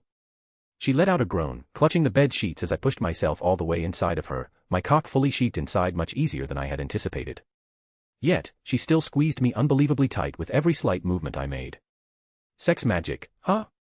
I leaned forward, hearing her breathing pick up. I grabbed hold of her soft mounds, giving them a nice squeeze again as my hips rocked back and forth. Don't worry, you won't be leaving here until every single part of you is full, I whispered into her ear. I was going to ruin every part of her. Asterisk asterisk asterisk. If you want to read 7 chapters ahead or support me, visit my patreon.com/astoryforon. Chapter 304, Interlude 19. Author's Note. Real quick, this interlude is coming out at an awkward time because it was supposed to be before the last chapter. I accidentally skipped over it, so here it is. Asterisk asterisk asterisk asterisk. Welcome to the Supernatural Online Message Boards. You are currently logged in, Nascent_Kaleidoscope. You are viewing threads you have replied to, and threads that have new replies, or private message conversations with new replies. Thread OP is displayed. Last 10 messages in private message history. Threads and private messages are ordered by user custom preference. Diamond Suit topic, attack in East Kanto. In, Boards News Events Japan. Just_A_Muffin, original poster, verified Muffin, veteran member. Posted on June 3, 2009. I know I say this a lot, but holy shit. It's no secret, I'm living over in Kyoto under Lady Yasaka's rule, and am a yokai myself, though I won't go revealing any more than that. My heart goes out to all my brothers and sisters over in Kanto because as of last night, they were attacked. Let me just say, the videos I've seen are horrific. This wasn't like the terrorist attacks we suffered over here in Kyoto, as bad as that was, this was a dedicated military attack. So, let me preface by saying, this is not for the faint of heart. Link. For those of you who don't think you can stomach the pictures and videos, I'll give a rundown. We don't know the exact time it happened, only that it started after the sun set. A large portal opened in the sky over Kanto, the main hub for Eastern yokai, and out came a large group of people predominantly on horseback. There were a plethora of other creatures accompanying them, but most of these were wearing armor covered in bones that fully covered their appearances. While a large group of them, I'm talking hundreds if not thousands, stayed up in the sky, a portion did come down and immediately attacked the city. Buildings were set on fire, people were slaughtered in the streets, they even went about capturing their brethren for what appeared to be just sport. If you're thinking of clicking the links, another word of warning, their actions weren't limited to adults. I'm not ashamed to say I threw up when I saw children being impaled and stuck up on spikes as they rode down the streets. As expected, Lord Nurarihayan and the Hyaki Yagyo sprang into action. Fighting erupted amidst the city on fire and it just continued to get worse. It was chaos. One video in particular I watched was recording from start to finish, and I couldn't help but notice how many people actually died and how much of the city burned. Honestly, it didn't look good at all. From what my sources say, all communication and movement into and out of the city were sealed through some unknown methods. That means no teleportation, no calls for help being sent out, they were on their own and it didn't look good. And what makes these sources of mine scratch their heads was when Yasaka and her people walk right out of a portal into the middle of the fray. Also, notably, we have Yasaka's new lover, Wilhelm Schweinorg, or Lucifer Jr. as the internet tends to call him. Lots of crazy shit happened that I don't think I could fit without reaching the word limit. Showing page 1 of 1079. Emancipated_Walrus. Posted on June 3, 2009. Do we have any idea where they came from? I live near the edge of the city, so I wasn't hit as hard, but my house caught fire and I did see a few of those bastards. Thankfully, they were killed before they made it closer to me. Freaky bone armor people left so many corpses in the streets, it was horrible. Astute_observation. Posted on June 3, 2009. Magical researcher here. I'm nowhere near Japan right now, but I saw this pop up and checked it out. My condolences to everyone who suffered during this tragedy. I can't really help in any meaningful way, but I thought I would point out that some of the magic I saw I had no idea the origins. I'm knowledgeable on many schools, modern human magic, Norse, Egyptian, South American, English, etc. What I don't know, I can mostly infer based on other schools throughout the world, and the closest approximation I could conclude was Druidism, which is a dying practice, and clearly, there were way more than the a couple thousand of true Druids that still exist today. Especially curious as to how Yasaka and Lucifer Jr. got around the spatial ceiling that was Northwest out in place. It's like the bread and butter of combat tactics these days, either seal the associate space, or make it too chaotic that you can't teleport into. The latter being much more difficult than the former, but also harder to maneuver around. It's by no means impossible to overcome, but it's extremely difficult and most methods aren't practical in an immediate time frame. So, lots of things I'm scratching my head about. Hey_there_fellow_kids, verified grandpa. Posted on June 3, 2009. Got some more videos collected. Link. A lot of them were the ground floor, so to speak. In most of the video we can see Wilhelm running around, healing people and taking out those bone guys. For being called Lucifer Jr., he really goes against the namesake, helping people so often like this. My father was an orange. Posted on June 3, 2009. At hey_there_fellow_kids. I saw him for a second, he ran by, throwing healing spells out like crazy. My mom was stabbed pretty bad, but he helped her enough that she didn't bleed out. She's still woozy and recovering, but I'm sure he saved her life. The Mighty Spork. Posted on June 3, 2009. All I saw was some fucking lightning shooting everywhere, dropping those bone bastards like flies. Fuck, I don't care if he's a devil, Lucifer Jr. is welcome in my home if I ever see him. Irish_centipede. Posted on June 3, 2009. Is that the Wild Hunt? I've fucking read stories and seen paintings. That looks exactly like the Wild Hunt. A magical magician, verified magician. Posted on June 3, 2009. At Irish_centipede. You mean like fairies? That kind of thing. Why the hell would those things pop up in Japan of all places? I would almost call them a myth with how little I've heard of them, but that seems ironic when I watched a god fist fight a devil like a month ago. Arcane Toilet, verified magician. Posted on June 3, 2009. Another magician checking in. I haven't heard anything about fairies in a very long time. I won't exactly say how old I am, but I've been around the block a few times. So let me reiterate, I remember when the New World was a hot new topic amongst normal people in Europe. Nothing good comes from those fey folk. Mark my words, this isn't the last we'll hear of them. 015 Umbrella.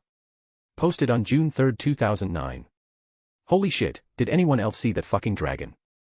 Magnificent_pumpkin_king. Posted on June 3, 2009. Did the dragon quote Tolkien? Yokai_warrior. Posted on June 3, 2009. I watched my house get set on fire. I watched my neighbors get killed by those bastard. I did my part and tore through a couple myself, but not before getting filled with arrows. I thought I was going to die, and the only thought that kept me going was the fact that my family were still trying to run away. Then Yasaka's lover comes by, lightning raining from the sky. Healing spells enveloping me and everyone around me. Then he summons a dragon or something. All I remember was a bunch of those guys come flying down and he held up a staff and a massive dragon came out, tearing into them, quoting one of my favorite books. I would laugh if the situation wasn't so absurd. On a side note, isn't NHGGR supposed to be dead? I remember looking up the dragons of the world a few years ago and he was mentioned. Hooded_1, verified pervert. Posted on June 3, 2009. Condolences for the fallen. They fought bravely against such a foe and I would welcome them all at my table if possible. At Irish_centipede. You are correct, that is indeed the Wild Hunt. I've had a run-in with them in the past. It's been hundreds of years since their last appearance and it's still too soon. However, the most concerning element was the hand that appeared at the end. By warned, children of Japan, that is a most ominous sign and prepare yourselves for the worse. At Yokai_warrior. A well-earned name, young man. To raise arms to protect your family in such a dire situation is something to take pride in. You are also correct, NHGGR is very dead, I have witnessed its last moments. And believe me, I am most interested in the appearance of this dragon that looks frighteningly similar. I have trouble believing it the same vile beast considering it would never lower itself to protect any weaker than it and it is obvious that is what this dragon did. A most peculiar turn of circumstances. If I was not occupied on the other side of the world, I would be going back to Japan to investigate. But as I said before, there is a more ominous sign that appeared at the end. Many of us will have to speak again about old matters. Nota Koala. Posted on June 3, 2009. I was over in the city when this shit went down. Holy hell, and I still shitting bricks. I joined in and helped where I could, but I was never the fighting sort, I like to tinker more than anything. And these, apparent fairies, made a huge mess of things. Lots of dead, lots of hurt. I was lucky, only a few scrapes and cuts, but a lot of others didn't make it. More bricks when I saw a massive black dragon roar, and it charge into the group in the sky. Tons of people fell to their knees and started crying when they realized the dragon was helping. It was a magnificent sight, seeing it claw its way through their lines. An absolute slaughter and no doubt these assholes didn't expect the sudden dragon. On a side note, the memes are already getting made. Tolkien Fan 101. Posted on June 3, 2009. Came here for the dragon quoting Tolkien, stayed after watching that devil cut that giant hand. Jesus fucking Christ. Any idea what that was? 'Cause any attempts at divination are turning up inconclusive. Small_giant. Posted on June 3, 2009. I asked an old friend, and by old, I mean they're older than most countries that occupy modern maps. He saw the video, shivered, and said it was the Winter Queen before looking pale as all hell and saying he was leaving Japan. Sword 4 higher. Posted on June 3, 2009. At small_giant. Welp, time to leave. I've heard the stories, not going to be anywhere near here when shit goes down again. End of page. 1, 2, 3, 4, 5, 6, 7, 8. 12093, 12094, 12095. Showing page 419 of 12,095. She_who_ invites, moderator, verified not as Anami. Posted on June 3, 2009. At orangutan 014. This is a stressful situation for everyone, but do not go around fear-mongering. This isn't some insidious devil plot, stop before I start giving out bans. And to verify what people have heard, I'll repeat some facts thus far. Yes, it was a coordinated attack by what we know as the Winter Court. Yes, that hand that appeared was their queen, and yes, it was Wilhelm who cut it off as it tried to grab the forces of the attack and retreat. Anyone who starts spouting insane crap again, I'll immediately hit with bans. This is a horrible situation, and we don't need people making it worse. I can also verify that things have settled down now, there is no need to be worked up in a frenzy. The leaders of the yokai are still discussing things, so hold on until they come to a decision. I personally arrived and can see everything right now. Mother_of_the_devil. Posted on June 3, 2009. At she_who_ invites. If I'm not mistaken, I think we may be mutually acquainted with a certain someone. I didn't wish to call to check in case he was preoccupied, and everything I saw made me believe he was okay. But I just wanted to check that he's doing fine. And so I blasted. Posted on June 3, 2009. Late to the party, but goddamn was watching those fairy fucks get torn apart fucking satisfying. Fuck them, I'm away from home right now, but my heart goes out to all my brothers and sisters. She_who_ invites, moderator, verified not as Anami. Posted on June 3, 2009. At mother_of_the_devil. I can guess who you are. And yes, I believe he is very busy right now.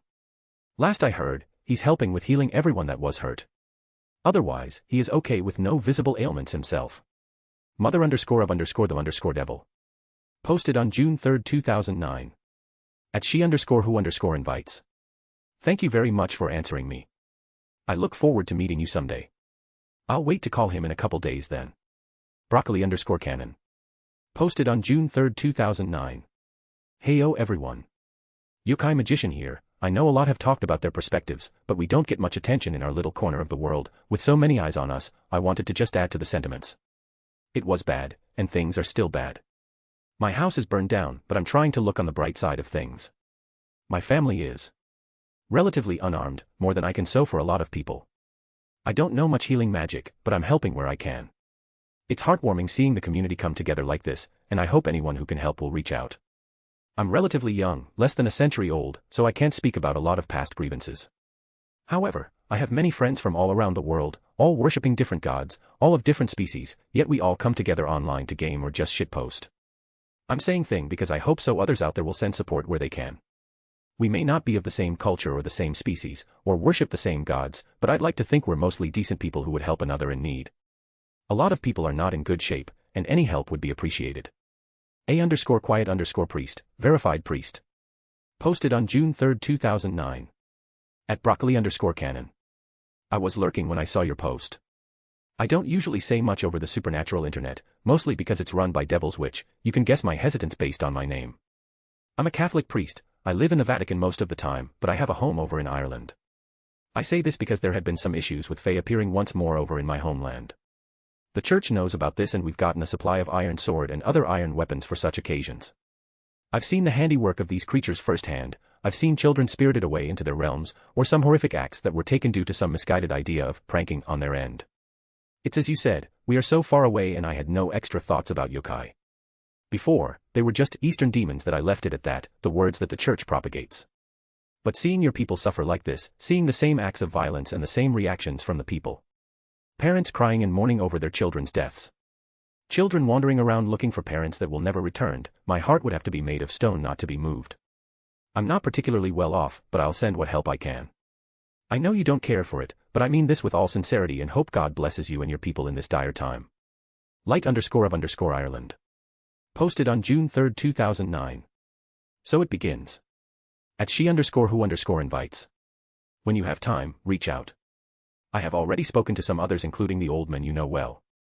We had a forewarning of such a thing, but I never could have predicted they would appear in Japan. I'll happily share what knowledge we've gathered thus far.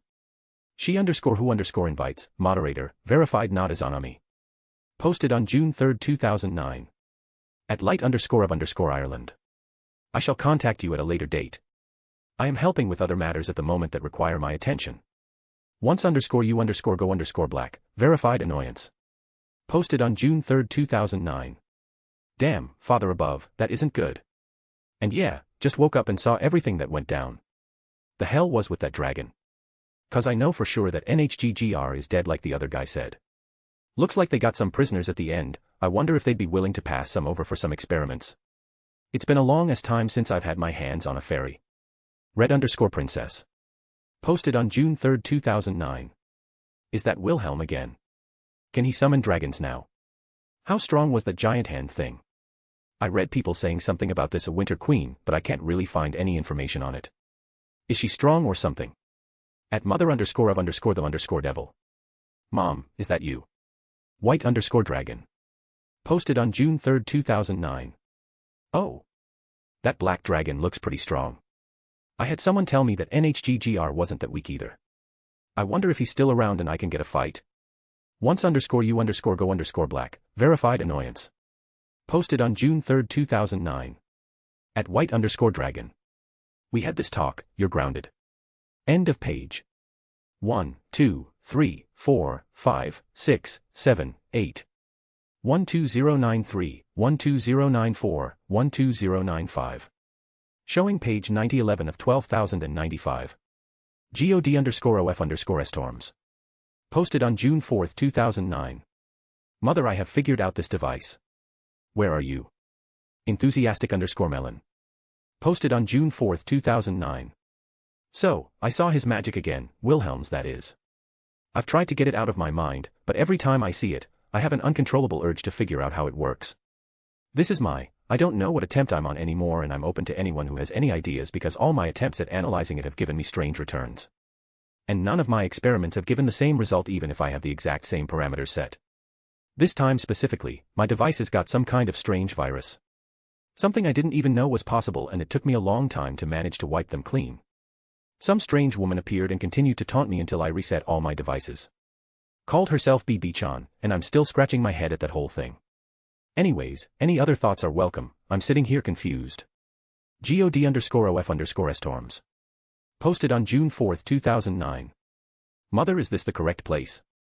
I have done as you have asked and created this account as you said. God_OF_storms. Posted on June 4, 2009. Mother, is this the correct place?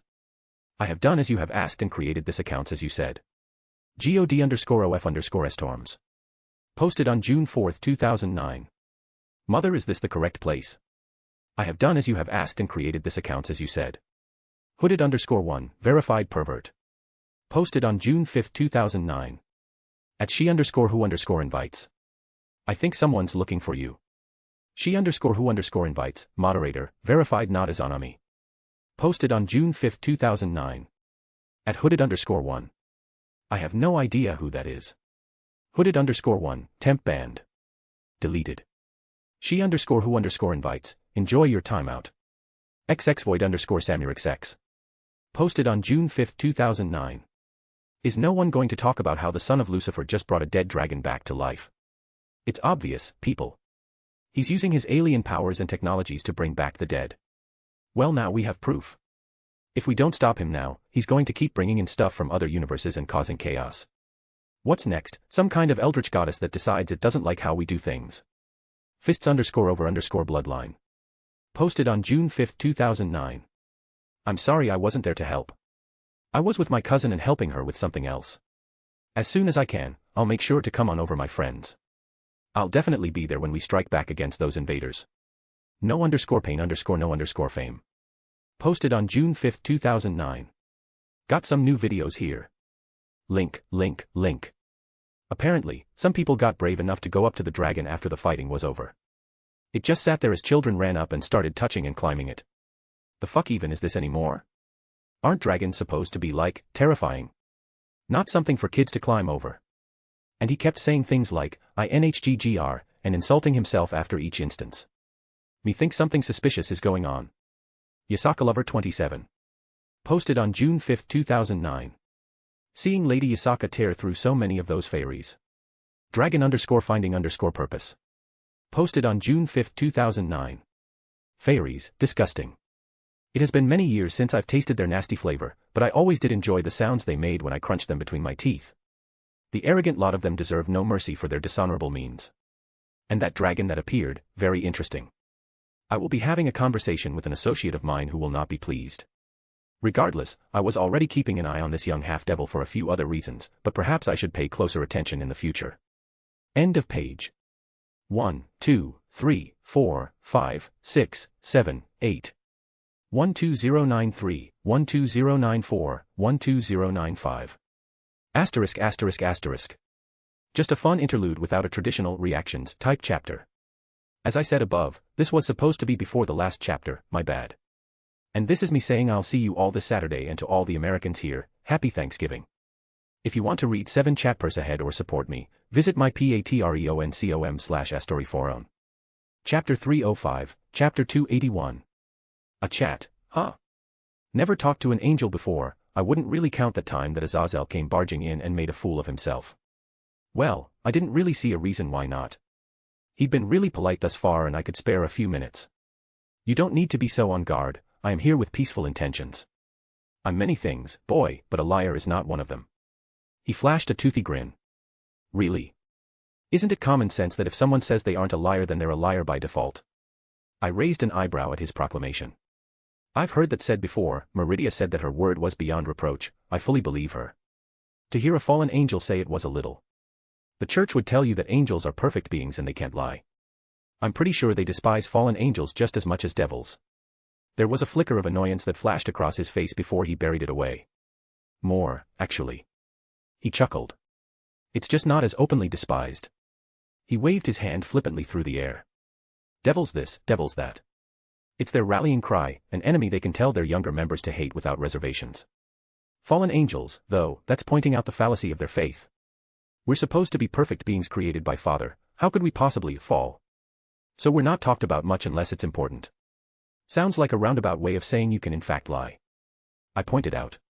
He shook his head with a small smile. Many fallen lose things when they fall. I chose to keep that aspect of myself. To lie is to deny your own actions, to relinquish responsibility. Every one of my words, everything I do, they are mine and I will never deny them. An odd way to look at it, but I can't deny the sentiment, I suppose. I shrugged at his reasoning. I can't say that I don't feel similarly. The strong have no need to lie. He chuckled again. Even renowned tricksters, like those detested pagan gods such as Loki, they don't lie. They skirt the truth, they tempt and they play their word games, but they don't lie. Not like devils. Kokabeel finished with a scowl. So he says to the half-devil. Please, we both know you don't associate with them. He rolled his eyes. Tell me, do you think of yourself as a devil? I guess that's pretty common knowledge at this point, huh? I actually gave that question some thought. Even before my many changes, I never really thought of myself as a human or a devil even if I did align myself with humanity. Point. I nodded. And with your obvious distaste for them, even if I don't care to associate myself with them, I'm surprised you're speaking to me so amicably. It would be hypocritical of me to lump you in with them just because of how you're born. Just as I no longer see myself like my siblings above, I don't necessarily see you as those from down below. He shrugged with a casual dismissal. Besides, you're also partially human, even if I don't really care for them, they're at least better than devils. Is that so? I muttered, not really knowing what to say to that. Do you disagree? Not at all. I crossed my arms. I care about one devil. The devil faction could disappear as a whole for all I care. Well, I suppose I would protect the things important to her as well, but I just can't bring myself to care about them. But I think this conversation has taken a strange turn. I'm curious, why are you here? Well, you questioned the truth of my words. He said with an amused look. But to answer your question, well, I suppose I was investigating the recent events that happened around here. I also took it as an opportunity to do some sightseeing. I haven't been here before, at least not since the yokai here separated themselves from normal human. Investigating. And what's so interesting here that you wanted to investigate? I was curious if it was any specific incident or just in general. Playing the fool. He raised an eyebrow. Even ignoring the fact that those fairies attacked Japan of all places since disappearing for so many centuries, why wouldn't I? Aren't you here? How long ago was it that a half-devil fought a god off the coast of Japan? Or was that something so insignificant to you that you have so easily forgotten it? He let out a bark of laughter. I guess for everyone here it hadn't been that long. But with my moving between worlds, things just felt different, I guess. He studied my expression for a moment before continuing. Do you know what they call you around here? When I asked questions about you to the yokai on the street when I acted as a tourist. What? They call you a hero. Kokabeel laughed. Imagine, the son of the current Lucifer, being hailed as a hero outside of the devil faction, with none of the usual propaganda to help either. A hero. I repeated the word, it almost felt foreign. I never thought of myself as a hero. I've met heroes and I don't feel like I can measure up to their lofty ideals. I've only ever cared about the things within my reach. Kokabeel nodded his head in amusement. How refreshingly selfish. Most people are selfish, I don't see why I have to be different. I felt no shame in saying so. I would protect what I cared about and keep everything within my reach safe. But I feel like you've been dancing around the question I asked. Maybe I have. He hummed. I admit I initially came because of the Fae attack. I wanted to see what happened with my own eyes and to get a measure of things. Call it a vested interest in the state of the world's balance after hearing about the war declaration. Worried that your faction is going to be pulled into things. I really couldn't fault him for that, and it's not like he's causing trouble like Azazel. Yasaka had a very open policy in regard to people coming and going as long as they don't cause trouble. Something like that. He smiled in a way that didn't sit well with me. I was wondering if I should change some of my upcoming plans, but I think it doesn't matter in the long run, just some extra considerations to take into account. It sounds like you could have done all of this without showing yourself to me. The fact that you didn't announce yourself to Yasaka and just wandered around, you Altiste wanted to keep low profile. So, why specifically come talk to me when you could have investigated in relative secrecy? Call it a whim. If I didn't hear you were out and about I may have just left already. He shrugged once more. I wanted a chance to meet the person behind so many of the rumors and strange occurrences. And do I live up to any perceived hype? You are a scary young man. He narrowed his eyes. How young are you and yet, I can't see through you at all. You aren't a freak like your father, no, you are something that grew into what you are now. I don't know how, but you're a monster of your own making. Should I take that as a compliment? I snorted. Just an observation, maybe tainted with a hint of jealousy. The one thing I admire about humans is their ability to change so drastically if they put their minds to it. He stood up, dusting himself off. I wonder if that's why Father was so fascinated with such lowly things. We angels are even more stagnant than those devils. They at least had the bright idea to start stealing humanity's potential to better themselves while we sit here, waiting for the world to change without changing with it. Then what's stopping you? You're no longer bound by heaven's system, the rules and such don't force you into certain paths anymore. Be whatever you want to be. You don't know much about fallen, do you? Kokabeel looked at me. When we fall, we lose a part of ourselves. It's not just no longer being connected to heaven, but Father's love, his essence that he poured into use is ripped out when we deny our original purpose. In desperation, we do whatever we can to fill that emptiness with something, and that something becomes an obsession that we can't escape from, just like those who still live high above.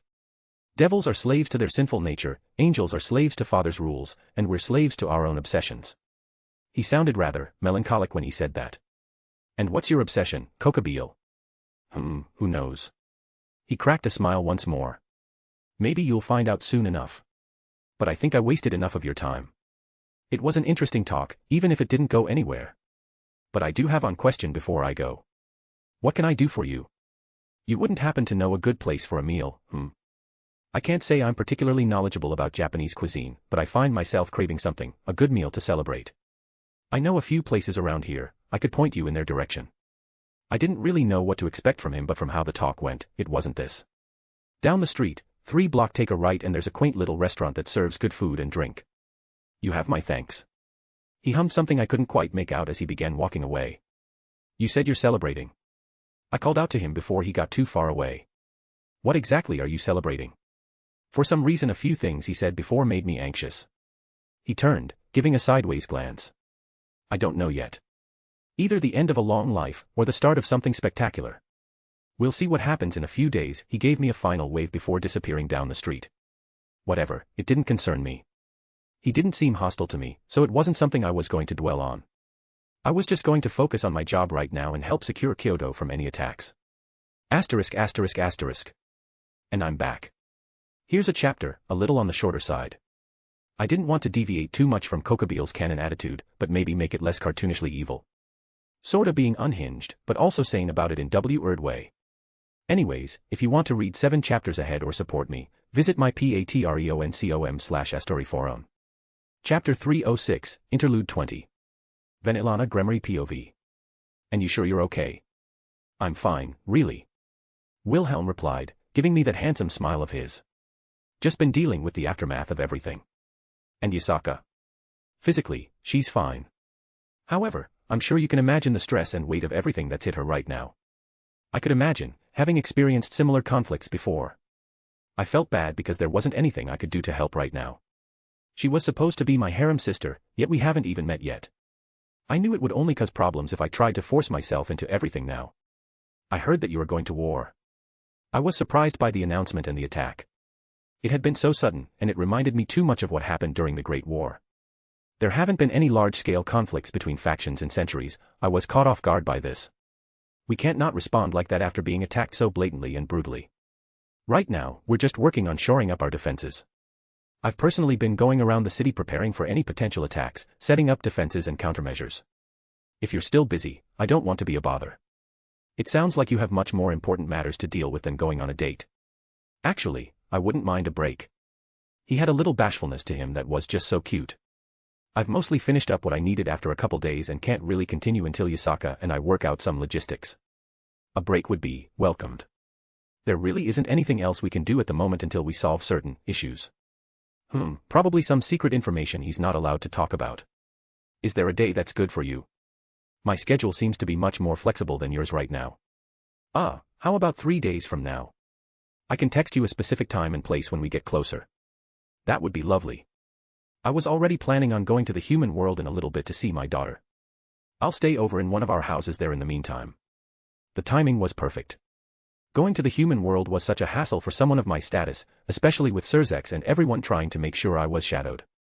It was annoying enough going on our last date without being followed. I had half a mind to just let whoever it was follow us and let them report back to that foolish son of mine how I rode my grandson and all the juicy details again. Of course that was just me being annoyed. I knew he's doing it out of love and worry.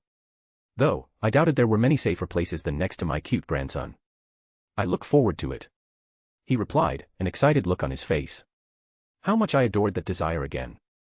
It felt nice to be wanted like that after so long. Well, I don't want to keep bothering you while you're busy. Until then. You're never a bother. He cutely retorted. And I can't wait to see you again. You're so sweet. Finish your important things before worrying about us. We have all the time in the world. Make sure your other women are taken care of.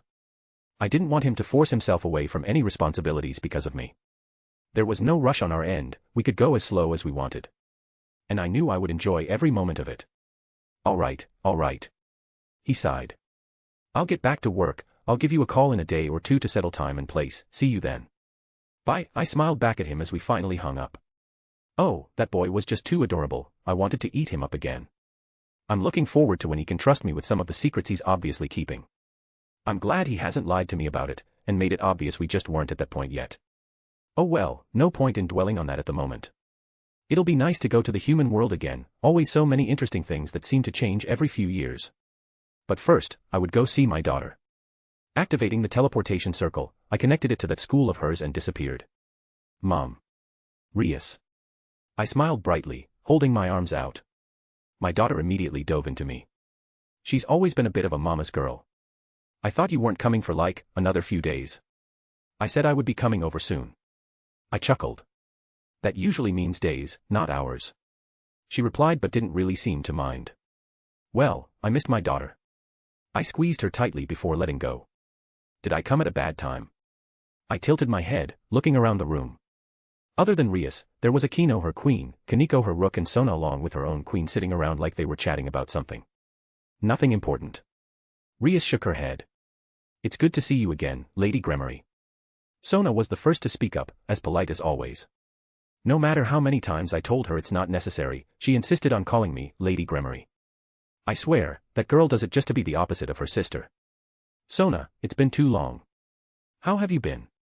I've heard you also got a new member of your peerage. Seraphal just wouldn't stop talking about it. A sacred gear user as well. It was fun to watch her get flustered at the mention of Seraphal. Yes, he's shown a lot of potential so far. He took 4 pawns to reincarnate, and he's taken to being a devil quite readily. Sona forced herself to keep an even expression. I stopped myself from chuckling as I walked over to Aquino, pulling that girl into a hug too.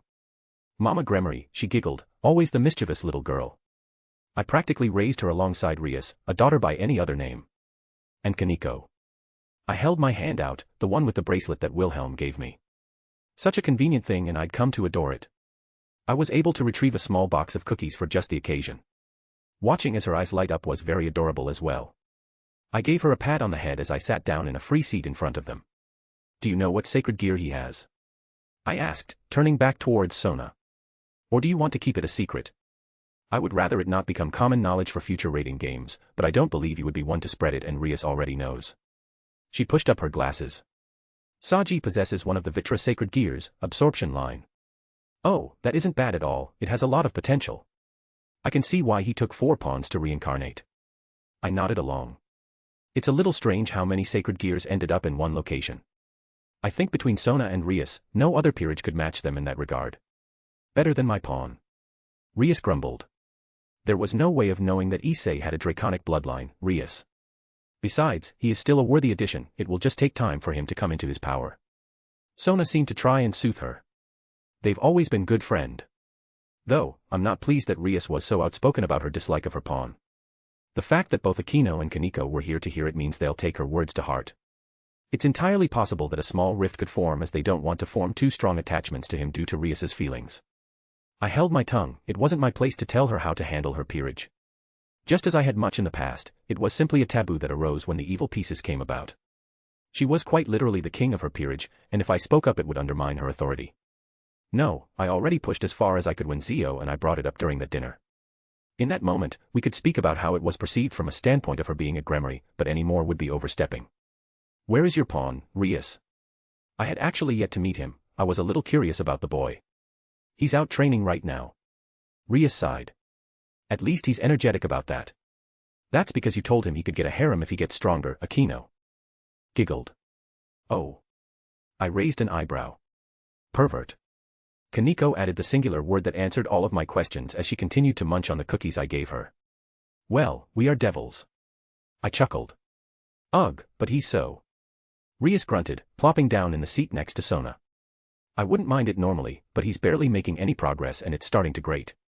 Ah, is he the type to be very open about his desires without anything to add beyond that? That's a very apt description. Sona huffed, a noticeable amount of annoyance on her face. He's a well-known pervert throughout the school. Oh my. It seems Rias has gained a rather troublesome pawn then. Like Saji is any better. What was the thing he said when Issei declared he was going to be a harem king? Rias puffed up. I'm going to get Sona pregnant. I blinked in surprise as Sona turned a very bright red. At least he doesn't scream about Ape every other word. Sona huffed. And now I'm very happy I came over when I did. I was going to have so much to talk to Seraphal about the next time I saw her. And speaking of Rias's pawn. The door to the room slid open. Bucho, I'm back. A young man I didn't recognize strolled right in, and by his words, I could guess his identity. What are you? He abruptly cut himself off as his gaze landed on me. Well, more specifically, his eyes became glued to my breasts. I admit I wore something a little revealing because I was calling Wilhelm and he would be seeing me. I hadn't thought much anything of it after coming here. Issei. Rias let out a long sigh. Close your mouth and stop drooling. This is my mother. I can see some of what she meant. Supposedly a draconic bloodline, yet, he wasn't much beyond a normal human yet. It would take a lot of work to get him up to a certain standard, and doing that before a wedding date would be difficult. However, he does have the potential to be a powerful member of her peerage if she puts in the work. It's a pleasure to meet another of my daughter's peerage. I decided to ignore his leer. It's not the first nor will it be the last time I had a young man drool over me. I was by no means oblivious to my own appeal. It was never a matter of finding a willing partner on my end, but one that met my standards. Oh, why yeah. He suddenly shot up to attention. I'm Issei Hayadu. He introduced himself with vigor. I can't deny that he's energetic. Regardless, he'd at least be a good lesson to Rias. She was practically handed her other peerage members and they all came with such wonderful abilities that she so egregiously wasted. Having to build up a peerage member without a high starting point will help her grow. Lady Gremory. Another handful of boys followed right behind. Oh Kiba, how wonderful to see you again. Okita had been asking about you just the other day when he was discharged. Despite my annoyance with my son's knight, Okita was more than willing to help out and train Kiba more. Saji, come over here. Sona beckoned her supposed pawn over. And introduce yourself just as I taught you. The young man walked behind the couch where Sona sat. He politely bowed his head. I'm Saji Genshiro, pawn of Sona Citri. It's an honor to meet you, ma'am. Well done, but be careful calling someone ma'am. When in doubt, you can refer to a woman as a lady. Even if they aren't high in status, you will come off as a gentleman. Well, unless he was skeevy about it, but I doubted Sona would ever allow it to come to that. I apologize, Lady Gremory, he's still new. Sona shot him a glance but didn't openly chastise him. Rias could learn a thing or two about airing things in front of others. Oh, it's no trouble. I don't take any offense, Saji. I gave him a warm smile to know I wasn't offended. I understand you're still new to our society. I'm sure Sona will teach you quite thoroughly before putting you in a situation where it matters. Thank you for your understanding. Sona replied on his behalf, always the one to follow proper etiquette regardless of the situation. And one more face that I don't recognize, nor do I think you belong to either my daughters or Sona's peerage. I turned to the last person to enter the room. A man fully dressed in a knight's regalia. Apologies for my late introduction, Lady Gremory. The knight bowed his head respectfully. I am Beluga Furkas, the knight of my lord, Serord Bale. Oh, a member of House Furkas. And one of Little Sai's peerage. Seeing him twitch when I called his king Little Sai was adorable. What are you doing here, if you don't mind me asking? In accordance with my lord, I was lending my aid in the training of Lady Rias's peerage. Oh. I turned back towards Rias. Sai came by back when Riser showed up. Rias crossed her arms in annoyance. I did hear about that.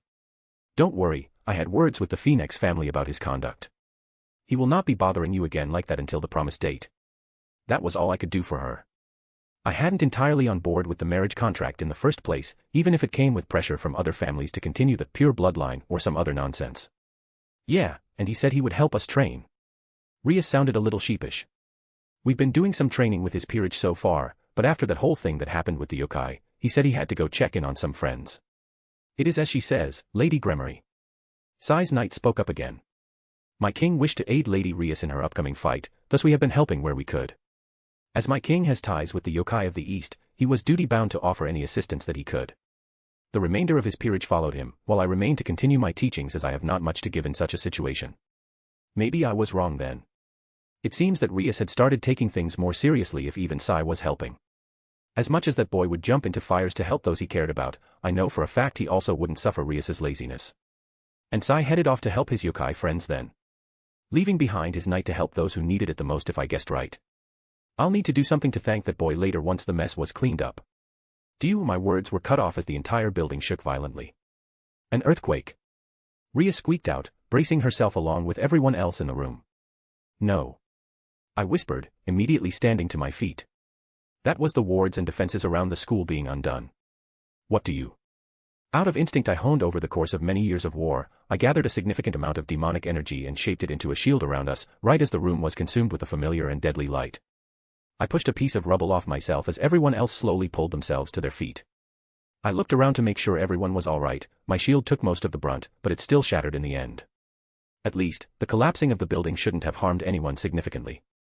A byproduct of our devil physiology giving us enhanced abilities. Furkas.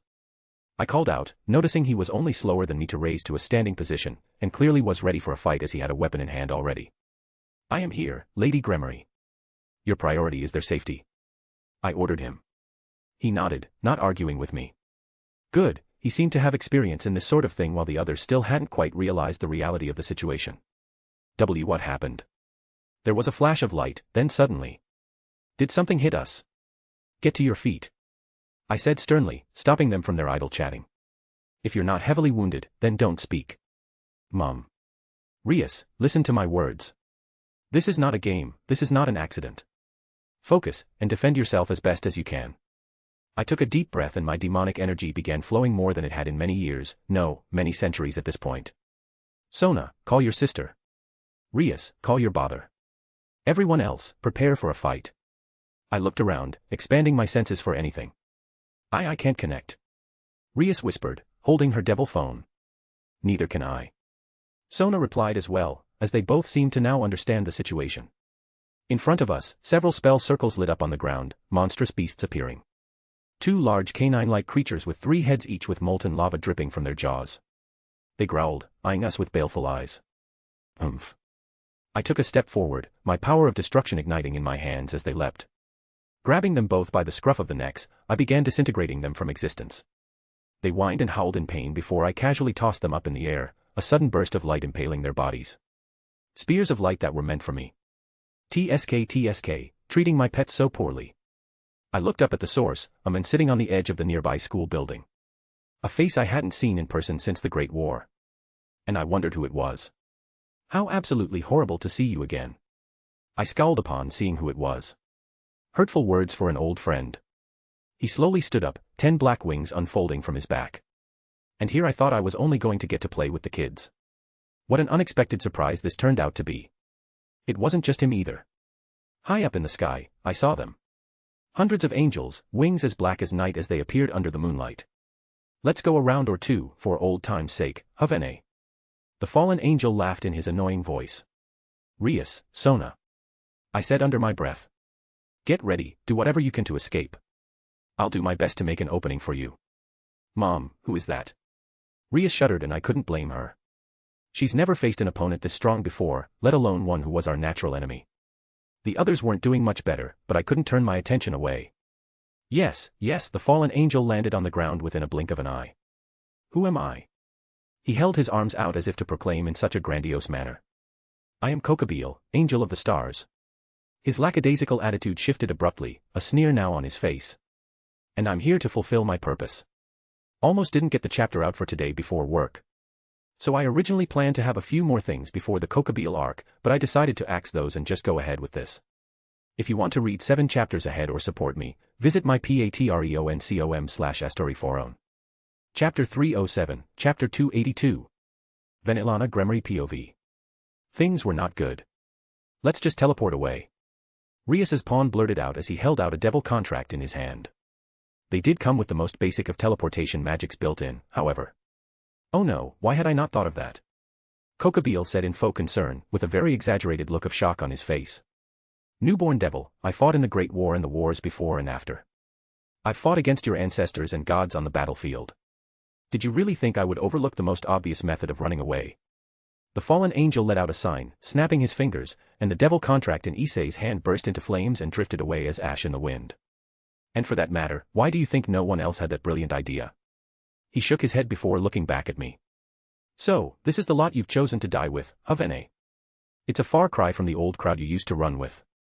Though, you never stood at the front lines, I can remember seeing you carve out my kin from my formations back in the good old days. Unfortunately, I remembered him too. He led many legions of fallen angels throughout the Great War. He was never the strongest angel in either faction, but no one could deny his skills as a general.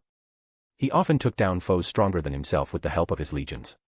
My only regret is that you weren't among them. Good, got to keep him talking. Give us your maniac monologue, you always did love to do that. The longer this dragged on, the more time that someone on the other side might figure out that something was wrong. Ho ho, that's the fire I remember. He let out a laugh. The devils these days are just so disappointing. What exactly is your plan? Come attack us and have my son shove his hand so far up your rear that you'll see your dad again. My plan. He rubbed his chin. Is this the part where I declare my intentions for the world, reveal my diabolical scheme? Sorry, but it's actually really simple. I just want the war to start back up. You're doing this to reignite the war. Why else would I go through all this trouble, to do something so pedantic? He rolled his eyes staring at the ones behind me. Do you really think I would care one iota about those kids? That they're at all worth my effort? I don't want a fight, I want a war. This is merely a means to an end. You're mad, even if you succeeded, you wouldn't last a day after my son found out. Well, it would be a life well lived then, he chuckled. But at the very least, I would have accomplished my objective. The world is so broken, it doesn't make sense anymore. And that fool, Azazel, just wants to make peace with everyone. It's disgusting. He actively cohorts with you lot, tries to appease you all and gives so many concessions in the name of his peace. One of the great generals of the Grigori throwing a tantrum because he feels irrelevant. I scoffed at his reasoning. Oh please, pettiness is beneath you. Besides, you make it sound like I'm the only one involved. Do you think I forced my men to follow me? No, they did so because they share my sentiments. A bunch of mad angels following their equally insane leader, how surprising. Haha, I do love that attitude of yours, it'll make this so much more fun. But you're wrong again, you think that it's only my men as well. I've made a bunch of friends recently. You would be surprised how many like-minded people there are in the world. That sounded very ominous and I came to a realization. The wards around the school. I breathed out in a feeling of dread. You're many things, but a magician of that caliber isn't one of them. There is no way you would have been able to pull down Ajuka's wards without any alarms going off. I asked him to increase the defenses around the city after Wilhelm warned me about a potential attack. Yet, they came down so quickly and easily. How many in the world could match Ajuka when it came to magic? As I said, some like-minded friends. Kokabeel just smiled. Speaking of, I made some other preparations. Why don't you come on out, Freed? He gestured as a new person walked forward. The presence was not substantial. However, there was something about him that gave me pause. It looked like a young priest, but he held something in his hand that made my hair stand on end. Took a while to steal those things from the church, and I could only get 4 of them before Michael got smart. Kokabeel chuckled. Well, and that one the Pendragon family has, but I'm not stupid enough to stick my hand over there right now. You weren't lying, huh? The new priest smiled maniacally, as he wielded a holy sword the likes I haven't seen in centuries. I can really test my new Excalibur against these devil bitches. Oh yes, you can have as much fun as you want. And don't worry, we have a barrier around the school, so they can't run away. I'd seen the Excalibur fragments a few times, and this thing was significantly stronger than any of those. Did he manage to recreate the original thing to some extent? And this is your plan? I stared warily towards that sword. Somehow blame the church by using some holy sword. Do you think that everyone's that dumb? You insult me, Lady Gremory. Do you think this is all that I did? Of course that would be an idiotic assumption to make. They would easily hand-wave it in the name of peace. Truthfully, I was hoping the church would be their usual incompetent selves and arm a few exorcists with the remaining fragments of Excalibur and send them to hunt us down, but it seems someone used their brain. He hummed nonchalantly. But fusing together 4 fragments should be enough. I just need a strong enough holy signature that isn't tied to an angel. I've already put enough pieces in motion that when you all turn up dead, they have to declare war even if all the leaders don't want it. Well, there went my hope that he's lost in his own madness. It seemed he actually thought and planned this out, even if it's a ridiculous notion. But let's end this stalling game you're trying. He smiled savagely. And yes, I knew you were stalling for time. But spoiler, he raised his arm up in the air. The dark night suddenly lit up with a holy glow, hundreds of light spears manifested in the hands of his troops. No one's coming. He threw his arm down and they began raining from the sky. It had been so long since I've had to pull on this much power, having not brushed up on my old techniques. Luckily, I had anticipated this and quietly gathered enough during his monologue. I held my hands out, the smallest waft of destruction flickered between them.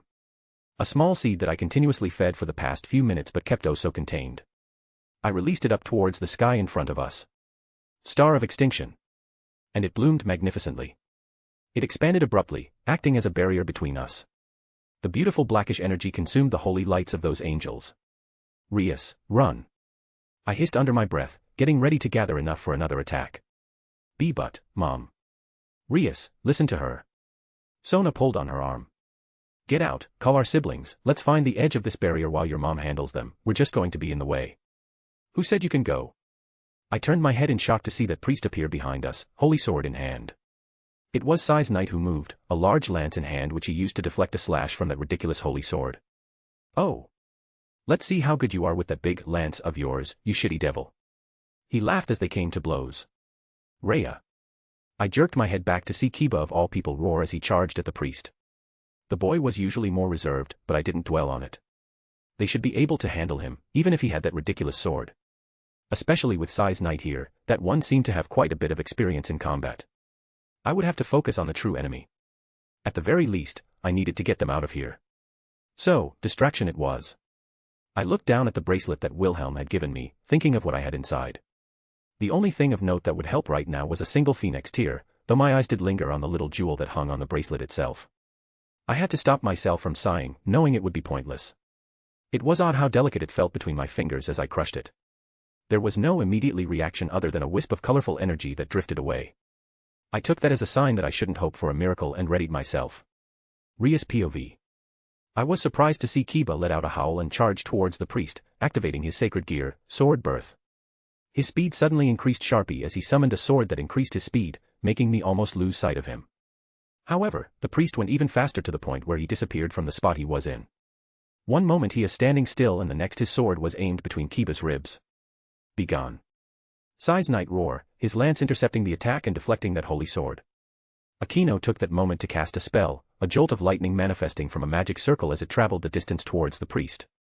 The priest, who had been knocked back by Sai's Knight, slid back on his feet, holding his sword up as it glowed bright, enough that I had to shield my eyes partially. Akino's magic was snuffed out as it approached, her magic circle fell apart and a burning sensation covering all of us. How you like that, you shitty devils? The love of God is gonna be forced in you whether you like it or not. The priest laughed as he slashed his sword down at Sai's Knight. Come here you cocksuckers, get ready for Daddy Freed's holy sword. And I ain't talking about the Excalibur, ha ha ha. Sona stepped up, a shield enveloped Sai's Knight, but it shattered upon contact with the holy blade.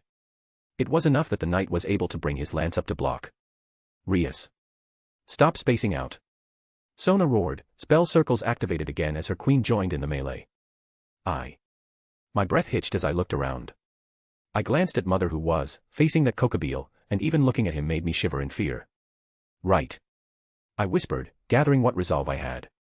Kiba, come back. I yelled out, trying to grab his attention as he wasn't acting like his usual self. He did have a sore sport regarding that sword, but I saw him grit his teeth and disengage. We trained enough to be able to handle this. Kaneko. Smash the ground. I yelled, gathering my destructive power in my hands. Beluga instantly knew what we were doing, it was a strategy we used against him not long ago. He grabbed Sona's queen, yanking her back as he jumped to the side. Kaneko's Tuki roared as she leapt forward high into the air and pushed all of it into her fist, before slamming it into the ground, sundering the earth and blocking everyone's vision. The hell you dumb cunt. The holy power of the sword was no joke. The random slashing could be seen between all the kicked up dust and even Kaneko looked like she was hissing in pain when it collided with her. Thankfully, her Tuki enveloped her body, keeping it from direct contact. Akino. I yelled. Take this, thunder snakes. She yelled, as the spell manifested. Lighting like snakes were created from a multitude of magic circles, crackling and jolting around every angle as they navigated the falling debris that Kaneko kicked up. Rah. The priest screamed as they collided with him. Motherfucker, I found you. He screamed, lunging at Akino with blinding speed. Don't forget about me. Kiba slid in front of her with a new sword in hand. I only saw it once and he still hadn't worked out the kinks. Sword barrage. He activated it, and the blade itself shattered into dozens of pieces, dozens of smaller shaped swords as they all fired off towards the oncoming priest. Something he came up with after seeing Wilhelm do something similar. The priest growled, stomping on the ground, and the holy light filled his sword as he continued to move blindingly fast, his arm blurring to deflect or destroy everyone. Unfortunately, it was still a work in progress. Kiba's own hand started bleeding, his blades having cut them apart when they shattered. Issei. I shouted out again, as I saw the boy dove forward, protecting his other peerage member. He let out a scream that made my blood crawl. The boy who had barely been a devil, and was just cut with a holy sword that could even bring down a century-old devil. Finally, got one of you stupid cunts. He priest howled in laughter. Bastard. I yelled, letting go of all the destruction I gathered, pointing it right at the priest. Oh shit. I lost sight of him and it barely missed my peerage, enveloping the priest. The burst slamming into the side of a school building as it continued on, devouring everything in its way. I let out pants when I didn't catch sight of him. Relief slowly working its way up in my heart. Rias, look out. Sona shouted, but all I saw was a swirling of shadows next to me take shape. The same priest, looked worse for wear, but still whole. That sword swung at me. I cast my own shields, and even saw Sona's appear around me. His sword cut through them like a hot knife through butter. I panicked, coating myself in my power of destruction haphazardly as the blade slammed into my arms. The pain was excruciating. It only lasting a moment before Kaneko punched him away. But, the mask that was the priest distorted, a maniac smile appearing on his face, much too wide for a human to possess. His body shifted into a nightmarish shadowy monstrosity that towered over us. Sona and Aquino both unleashed a barrage of spells, lighting and water intertwining as they landed upon the thing. It didn't even react. Even when I lofted my own prideful power at it, my power of destruction just ignored him in its entirety. "'Tis an illusion."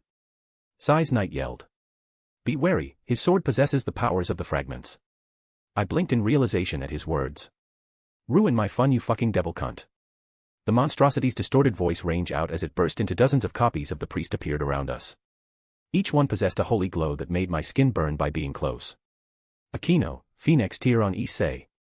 I shouted, launching forward, my hands covered in demonic power as I clawed at the closest one, ignoring my hands that began to burn even through my protections. "On it." She nodded, running towards the boy who Kiba was still protecting him and trying his best to siphon away the holy power, presumably with the sword he made previously that absorbed holy power. It was in no way able to stand up to the sword in the priest's hands, but for this, it was probably our best bet to save Issei. "I'll find the real one," Sona declared, throwing her magic into the air and a torrential rainfall fell upon our small area. "Look for the wet one," she declared. My eyes darted around, but they're all wet, I shouted, shattering another illusion that leapt at me so haphazardly. "Then I shall meet them head-on." Sai's Knight roared, his demonic power gathered visible, and he began to split, matching each illusion one for one as they clashed within the courtyard. "Shit fuck!" the priest shouted, a lancer slicing through his arm as the other illusions shattered. It only took the blink of an eye for Kaneko and Sona, Queen, to launch back at the priest, who resorted to stepping back with a blur, gaining his own distance. "Eat a dick." He howled again, slashing his sword as it carried waves of holy power, slicing the ground and rending the earth. I stepped forward, seeing what Mother did not too long ago, and I gathered my power of destruction, condensing it to a fine point before letting it out. What did she call it again? Star of Extinction. I let loose, acting as a shield to take the oncoming holy power and consuming it. The shield dispersed almost immediately after fulfilling its purpose. It was exceedingly difficult to keep up, and I didn't know how Mom did hers for so long. We prepared to attack again, only for Sona's Queen to turn into a blur herself, a katana in hand as she stabbed upward into the priest's stomach, his blood spurting out from his mouth. I blinked, only now noticing the line, a sort of appendage. I traced it back to its origin, and it was from Sona's newest pawn, the one who had been staying behind Sona. I knew for a fact he lacked any kind of combat experience, even less than Issei, however, I was able to put two and two together at this point. His sacred gear. Right next to him was the remains of one of those Cerberus that Mom had mutilated. His sacred gear can siphon strength from things, and I guessed it's able to give it to others too. Did he take the remaining strength of that monster and add it to Sona's Queen? Things were looking up now. I was feeling confident, and that all shattered once a bright light up in the sky caught my attention. And I was reminded that a legion of angels were hanging above as they all readied a multitude of attacks. Fear returned. Asterisk asterisk asterisk asterisk. Vanillana POV. Era, is that all? And you used to be so menacing, Kokabeel. My power of destruction finally dissipated from above, showing the bleak sky again. We had traded several blows at this point, but neither of us had committed to anything. Well, as long as he's focused on me. It actually isn't. He chuckled, gesturing again, and they once more started raining down holy light. And, as if reading my thoughts, it wasn't reserved for me alone. Once more, I had to gather my power of destruction and fill the space above not just me but the others as well. "Mom!" Rhea screamed as she looked up. "Lady Gremory." Sona held up her hands as she began casting her own spells. She was decently talented in magic from what I remembered, however. The barriers that sprung up in the sky were shattered immediately. She wasn't experienced in facing holy light when weaving her spells. Holy light was our antithesis, it dismantled our demonic power quite easily if you didn't maneuver around it. Even then you needed a lot of power to shield from it. I jerked my hand, my power of destruction wafted through the air, devouring the errant spears of light that seemed to be never-ending. How boring. I'm sure if you were by yourself, a good chunk of my men would have fallen already. But instead, you're stuck protecting those little devils behind you. Kokabeel took a few steps forward as I eyed his every movement. I don't want this night to end on such a dour note. Should I help you out? Maybe, remove your handicap, perhaps. His wings fluttered and he disappeared from the spot he was in. My eyes widened as I turned around, ignoring a light spear that tore into my shoulder from above. I used everything I had to propel myself forward, slamming into the angel who was behind my daughter with his hand glowing bright. What? Rias didn't seem to notice until the last moment. I grabbed the golden light he had gathered and deflected it to the side and forcing him back in one motion. Toot toot, look at you. Kokabeel slid back and readjusted his stance, reorienting himself after the little scuffle. How much have you let yourself go? Have you even kept up with your skills in all these years? It's almost insulting, you should have been able to keep up better than this. Why don't you come closer and find out? I gritted out, grabbing the light spear sticking from my shoulder.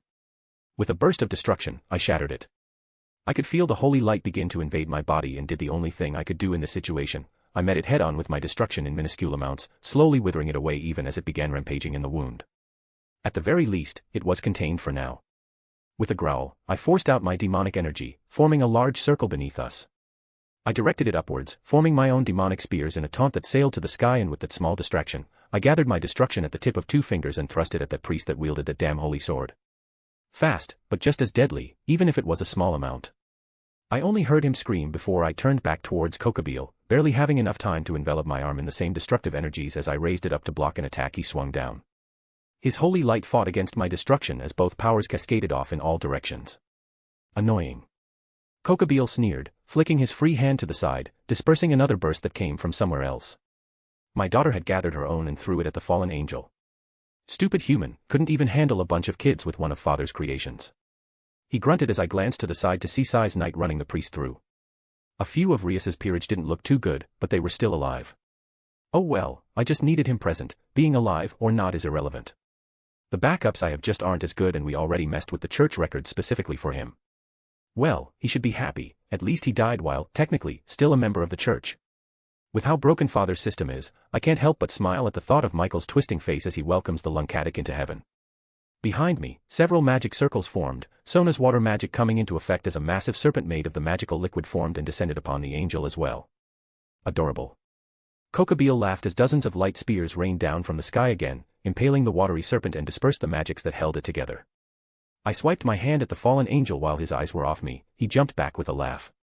Close, a small wound only appeared on his chest and closed within moments. I felt blood swelling up in my throat before pushing it back down. Playing with your food isn't like you, Kokabeel. I breathed out, pushing sweaty hair out of my eyes. You seem to be under a misconception. He tapped a spear of light against his shoulder. For some reason you seem to think you're the one that's stalling. He tilted his head up and I just now noticed a man standing on a nearby roof. You done? He asked. The man looked like another priest. An older and round man. Except, he had an exceedingly dangerous aura to him. Just finished, you can wrap up whenever you want. Oh wonderful. Kokabeel chuckled again. And why are you wearing that appearance? Did you run around as that priest I killed? The priest just shrugged. I found it amusing, so yes. Fair enough. Kokabeel turned back to me. Now, where were we? Oh yes. He snapped his fingers and the sky once more filled with light. My eyes widened as the amount of power raining down was much more intense than before. I was about to gather my power of destruction once more, but I looked down, blood began flowing from my mouth and there was a light spear in my diaphragm, with Kokabeel's hands empty. You really lost your edge. I've kept training, always making sure I was ready while you sat on your laurels and played housewife. Kokabeel's voice held a cold indifference. If it's any consolation, they'll be joining you shortly. MOM. I think I heard Rhea scream, but my head was very dizzy and it was hard to focus. Hearing it, I ground my teeth and stood up, gathering what power I had left and tossed it up into the sky, hoping it was enough so they wouldn't die and maybe by a few more moments. The majority of the bombardment was consumed, but several still made it through. The holy power erupted into explosions upon hitting the ground, causing the corrosive power and expand outwards. I grabbed Rias into my arms, turning my back and covering her. I felt my body burn at the touch as a particularly large burst erupted right behind me. It hurt. My back felt like it was burning even with my demonic power coating me in an attempt to ward off the holy power. Pathetic. So, this is the last moments of one of my old foes. I do hope this kicks you devils into actually being threats again. I looked up to see his hand shaping his holy light into the form of a small sword. Or not, killing devils has always been enjoyable. I gathered my power of destruction, molding it into a wall once more. A last pitiable stand. His sword cut through it easily enough, but I clutched my hand. It distorted, the wall reformed and the destruction jerked and pierced towards the fallen angel. He hissed as it barely managed to tear away a few strands of flesh before his own holy power shined off his body, dispersing it quite easily. That's more like it. He smiled brightly. I shakily took out a phoenix tear from the storage I was given. I attempted to give it to Rias, only for the glass to shatter in my hand with a burst of light I could only assume was from the fallen angel. Really? Kokabeel sounded incredulous. Not even for yourself, but to help your daughter. You do realize she's going to die if you can't stop me, right? Not that you will, I just think the logic is ridiculous. Though I guess it's slightly admirable too. I can admit that you devils care about your own, even if you did steal that kind of love from father when Lucifer fell. As a final acknowledgement, I'll kill you first so you don't have to see her die. I held the remains of the flask, the liquid dripping between my fingers as I quickly rubbed it on Rias's exposed skin, and even into my own wounds. I felt the healing properties invade, if diminished heavily. It was enough that I stood up again. Rias. I managed to breath out as she also slowly climbed up.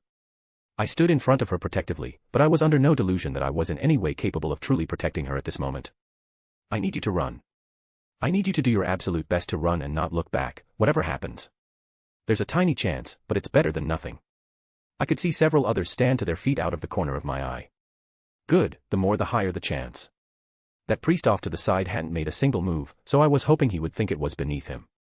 For some odd reason, Kokabeel wasn't moving, probably deciding to keep having fun it seemed. No, he was rather speechless for some reason, just standing there, looking at us. Mom. Rias, don't question me. I hissed out under my breath. I didn't dare take my eyes off Kokabeel for a moment. It still hurt, I was still dizzy, but I pulled on my destruction again as it wrapped around my hands. Mom. I stuttered at Rias's words, instinctually looking behind me, practically running right into something as my vision was filled with black and white. A soft fabric that I had seen several times at this point. A iridescent glow behind that matched one I had seen come from the emergency gem Will had given me. Arms wrapped around me, and I instinctually dismissed my destruction. All my fatigue seemed to catch up to me in that moment as I felt a relief overcome me. I felt like I would collapse, but those warm arms held me up, and I did my best to make it so the tears didn't fall. Sorry, I'm late. His voice was reassuring in a way I didn't think possible. We've got to stop meeting like this. I don't know why, but I started giggling at the ridiculousness of my own words.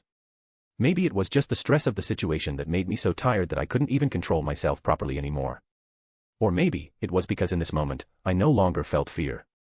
Wilhelm POV. I stepped out of a portal upon a battlefield. I was relaxing at home with my girls after working on that obelisk project for several days. That was, until I got pinged by Venelana's emergency jewel. I had no actual name for it at this time. It hit me so suddenly that I scrambled to trace back its location. The coordinates were distorted in an intense way. It was different than what the Fae did. It wasn't a normal method of spatial distortion. It was as if someone built a maze around them and I had to waste energy forcing my way through it as opposed to the normal method, which was to seal up a location. There was no expectance in me to appear at my old school, or what was left of it. But I didn't dwell on that, even with my girls followed me through. I felt my heart drop at what I saw, and my hands even shook as I took her in my arms. My healing spells came out instinctually, enveloping her as my arms wrapped around her tight. My Venelana was not in the best of shape. I could practically feel her exhaustion as she barely even supported herself anymore. Well, the fact that she was giggling to herself was a good sign. There was a slight bit of color that returned to her face as I continued my healing. It's going to be okay, I'll take care of it now. I whispered to my grandmother as she swayed back and forth in my grasp. I didn't need to look back to know that my other girls were taking care of anyone else. I saw many others that I recognized, but my attention was solely on Venelana right now. Please protect them. Her voice was strained. Of course. I reassured her with a kiss on her forehead. I could see her shoulders sag in relief.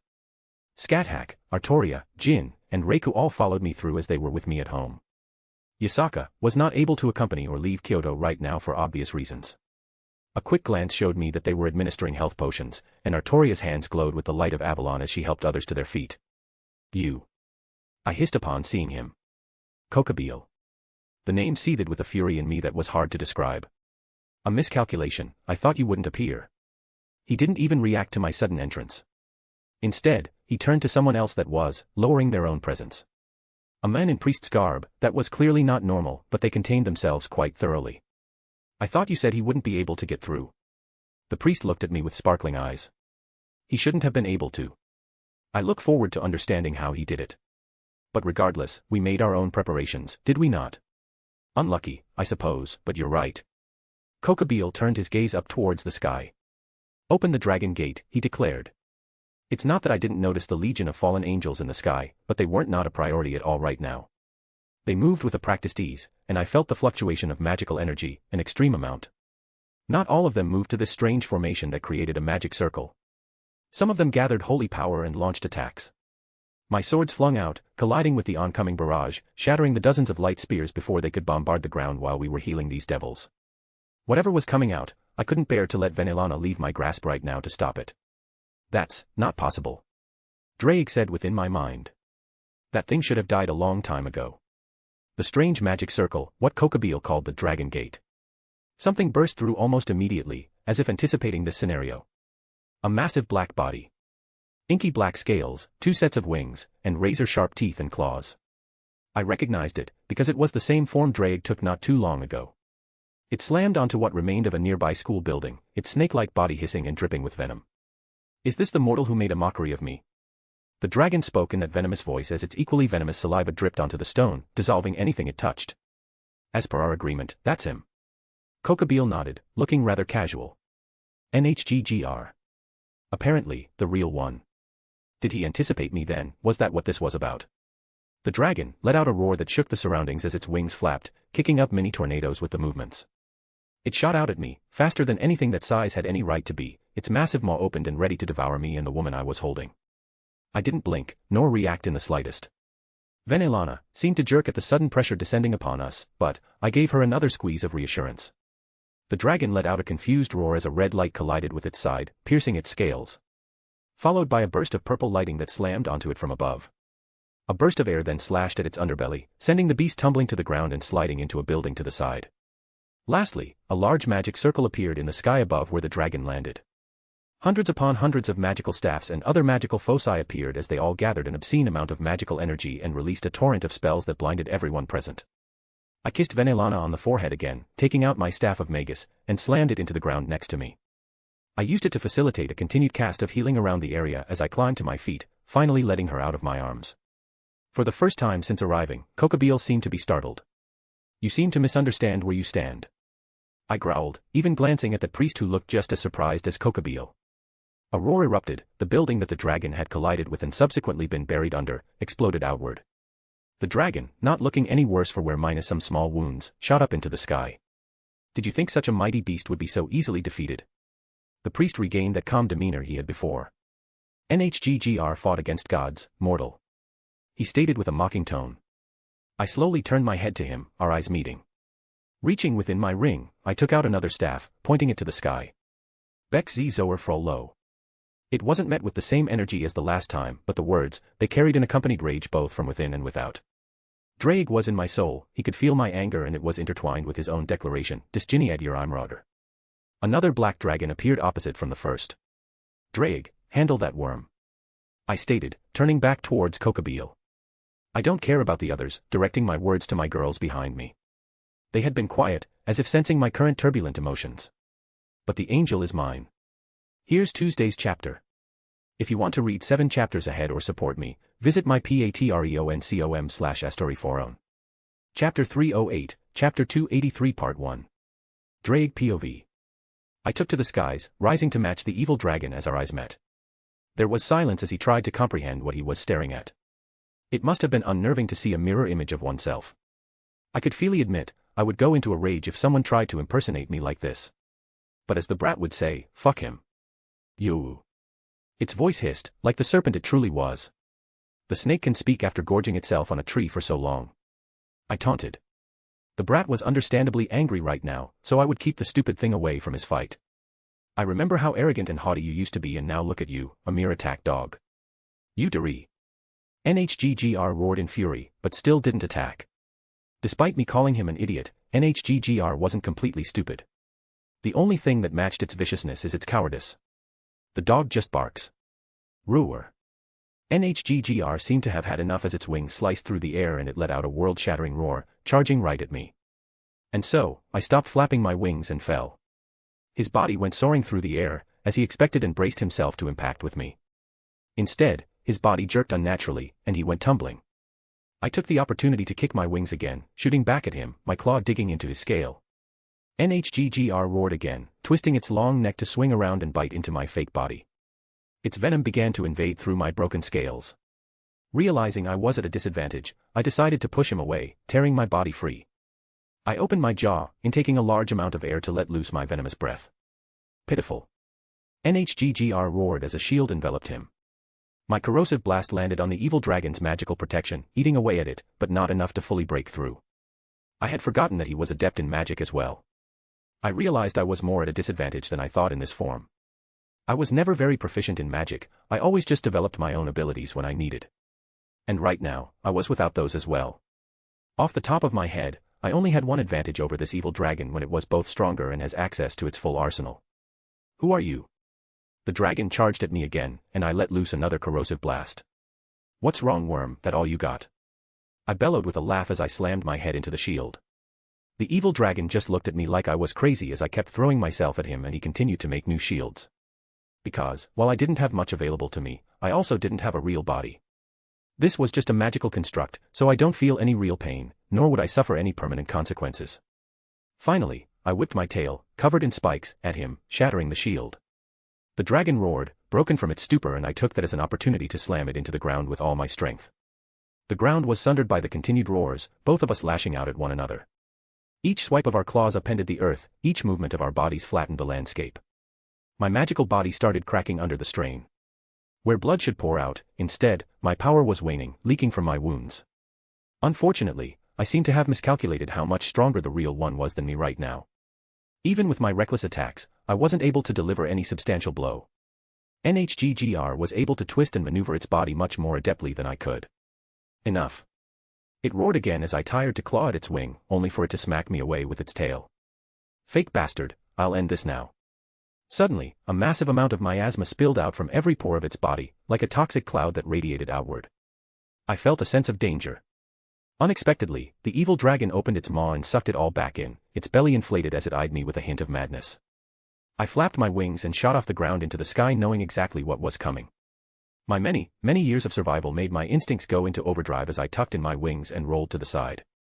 My scales were torn apart from behind and my tail completely melted off as I barely dodged out of the way.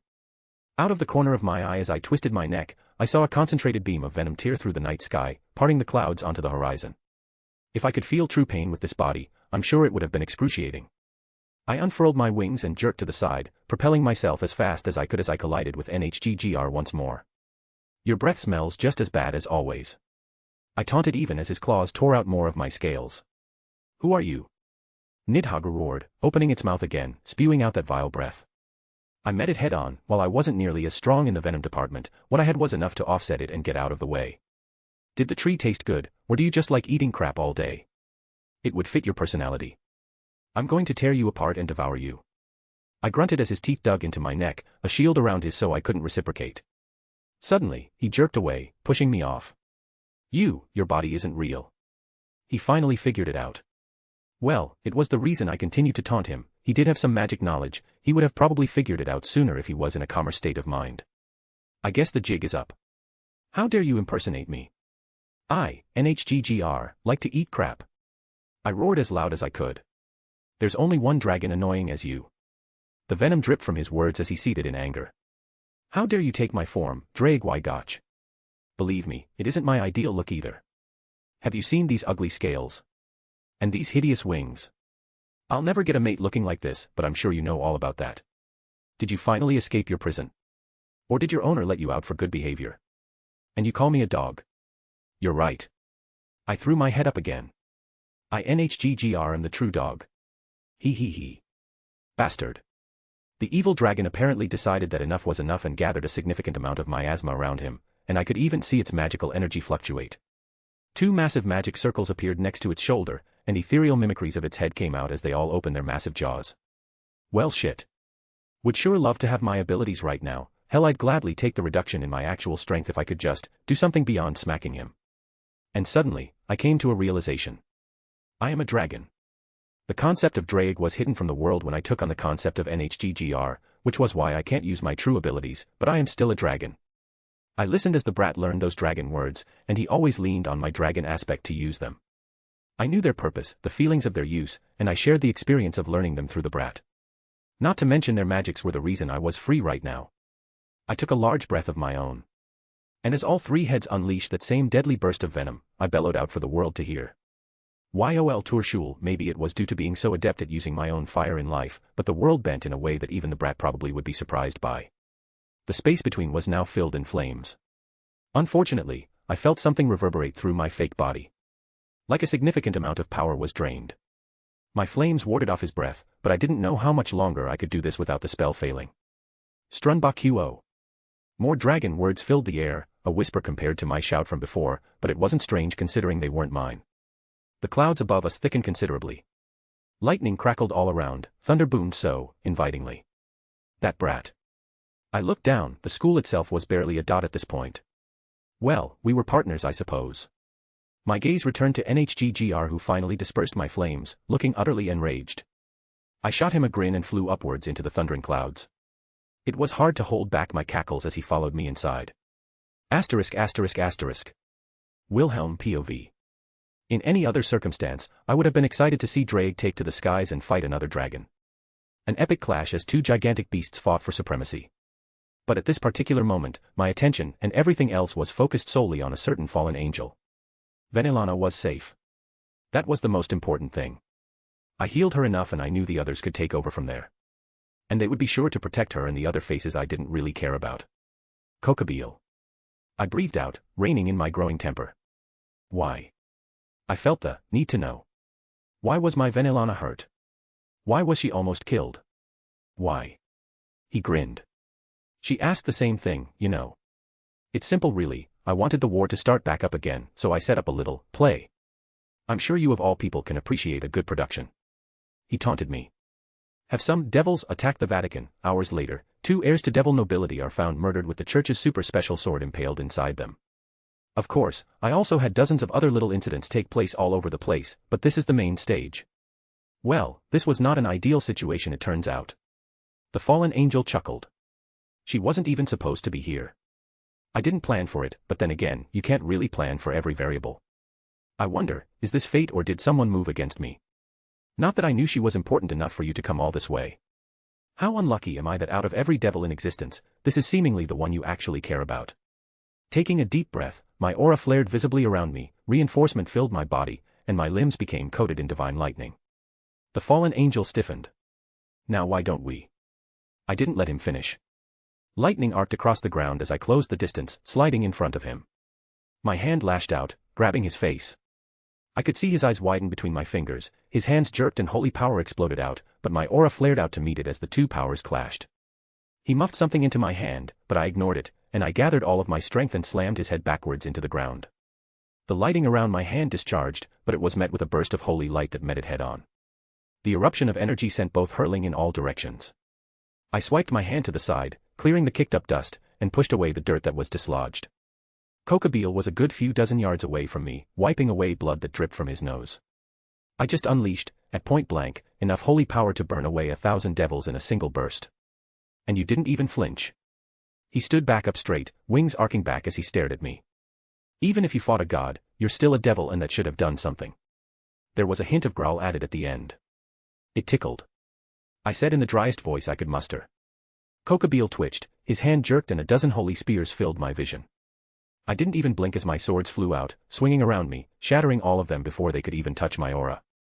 A little help would be appreciated. Kokobeel glanced towards the priest. Honestly, I think this whole plan is beyond salvaging, but I'm also very curious about a few things. I guess I can lend a hand, to satisfy my curiosity if nothing else. He held up his hand, a spell circle formed, and almost immediately, it was shattered. How interesting.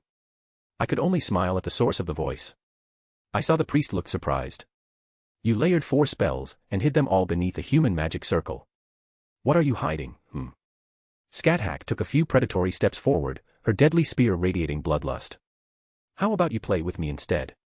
And the priest had no choice but to focus solely on the bloodlust and killing intent that was bearing down right on him. Kokobeel noticeably frowned. I was always more of a general. His wings behind him flapped once more, propelling him into the air. Formation Omega. He declared as the angels in the sky shifted. They moved into smaller groups, and seemingly, combined their holy power into larger molds. The most simplistic method of attack for them was to shape it into a general pointy end and release it, yet it was also extremely effective. Truly massive holy spears were created at this point. Their size weren't the only thing that changed, their entire strength increased several-fold, enough to threaten those above their normal weight class. But still, I glanced at them but didn't even pay them any mind. Reiku. I called out. Yes, master.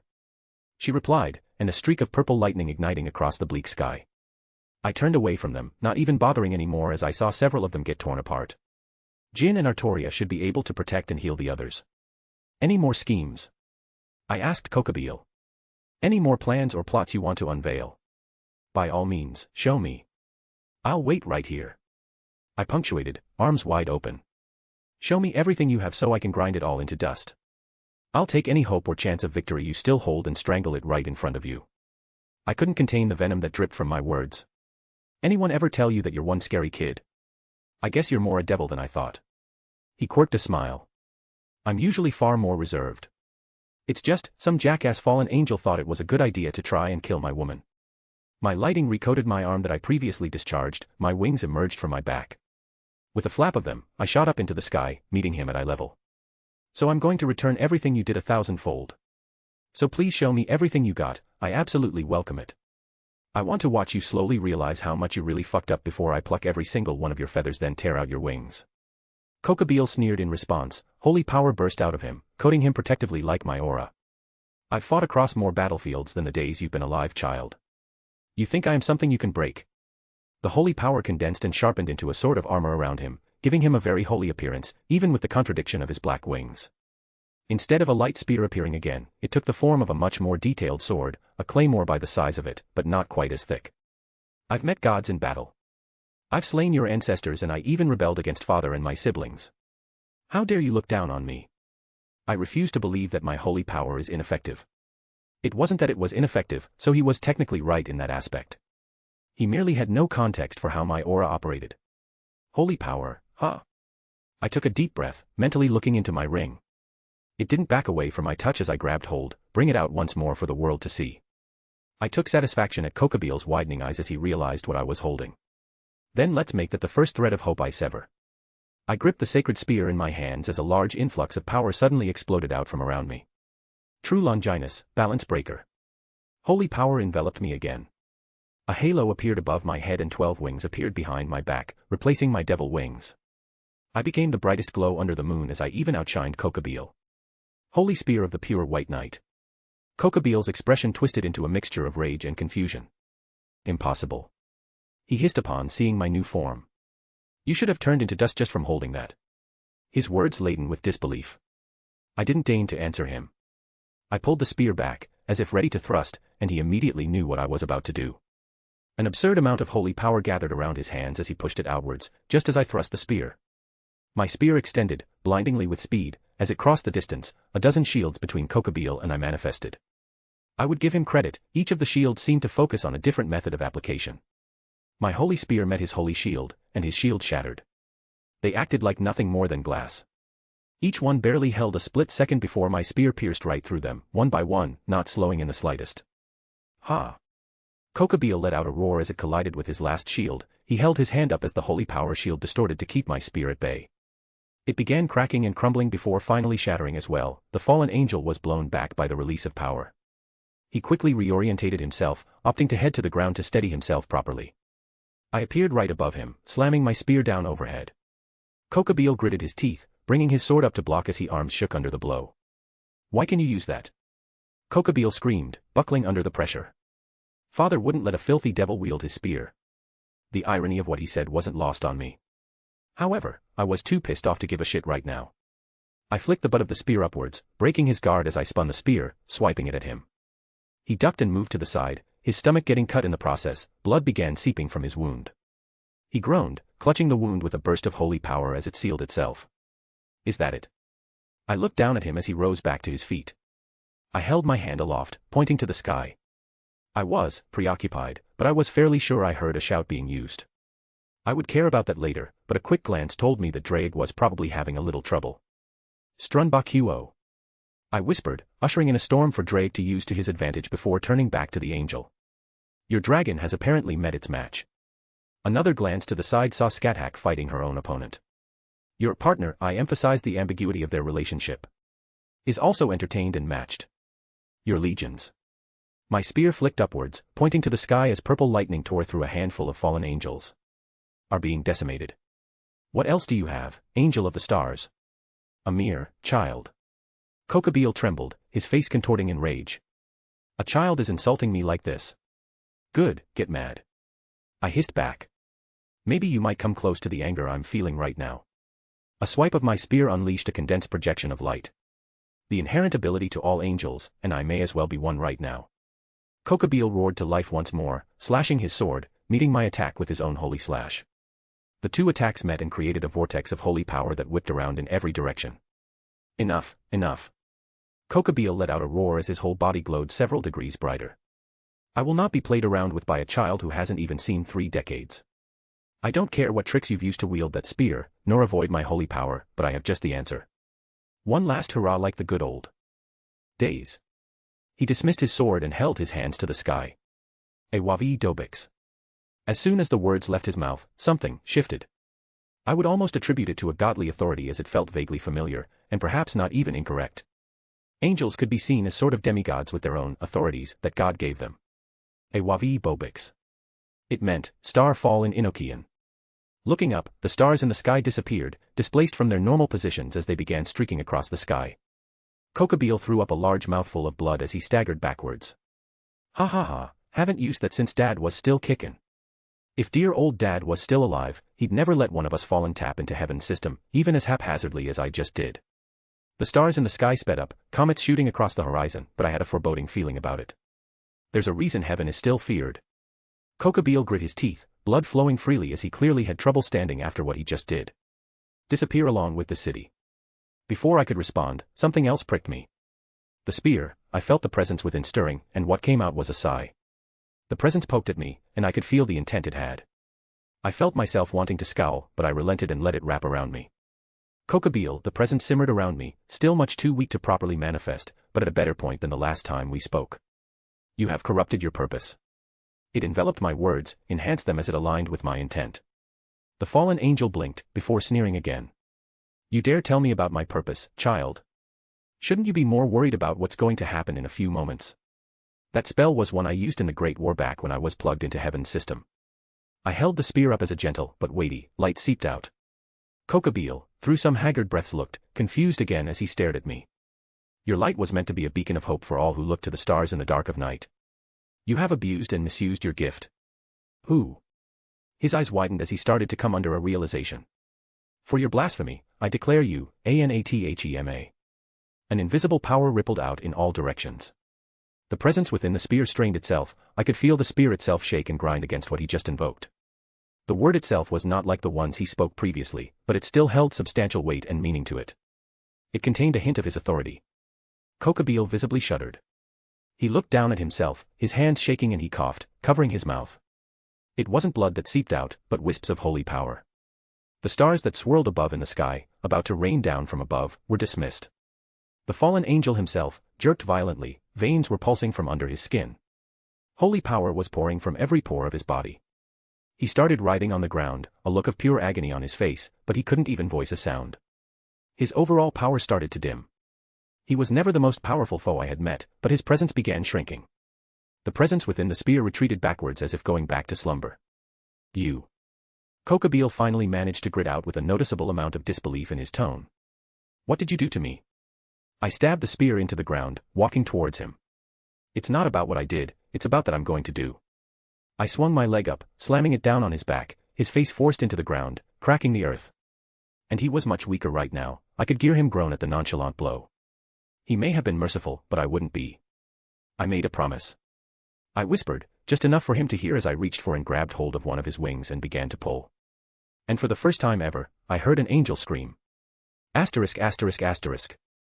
It ended up being too long, so I separated it into 2 parts. Here's part 1. If you want to read 7 chapters ahead or support me, visit my patreon.com/astoryforon. Chapter 309, Chapter 283 Part 2. Scathack POV. I looked at the priest, who also stared right back. He quirked his head, as if inspecting me, a curious look upon his face. Apologies, but have we met before? For some reason, I have the strangest feeling that I know you from somewhere, but I simply can't place it. He finally spoke up. I do not make it a habit to associate with such repulsive people.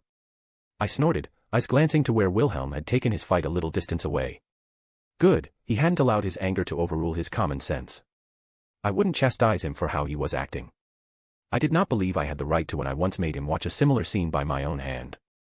It was a sin that would weigh heavily on me, but I could only make sure that he never suffered such a grievance again. I do not know if the others realized what this person was, thus I took the opportunity to stake my claim as his opponent. Quite. He pursed his lips. Though you give this oddly familiar feeling, but maybe I can't place it because it's completely overshadowed by all that bloodlust you're giving out. I feel as if I'll be stabbed through the heart if I lose focus for even a moment. How peculiar. You misunderstand something. Oh. And what's what? It will happen regardless of your efforts to the contrary. Oh, I like you. The corners of his lips curled up. Though, you should be careful of who you taunt. His eyes narrowed dangerously. You say that as if I did not know you are a god. I spun my spear, slamming it against the ground. That elicited a reaction out of him. How did you know? I was sure I hit it thoroughly. Why did he not even try to deny it? You are not a god yourself, but I feel something divine about you. It's quite simple. My back foot pushed into the ground, and his eyes widened as a heartbeat later, my spear was aimed for his heart.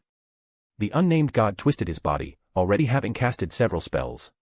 I allowed momentum to carry me to dodge the barrage, a trade for me not being able to take his heart. Coming to a stop, I spun around, swiping my spear as runes manifested and danced through the air.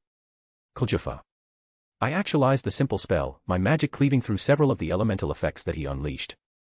I stood back up straight, spinning my spear, flicking off a tiny bit of blood on its edge.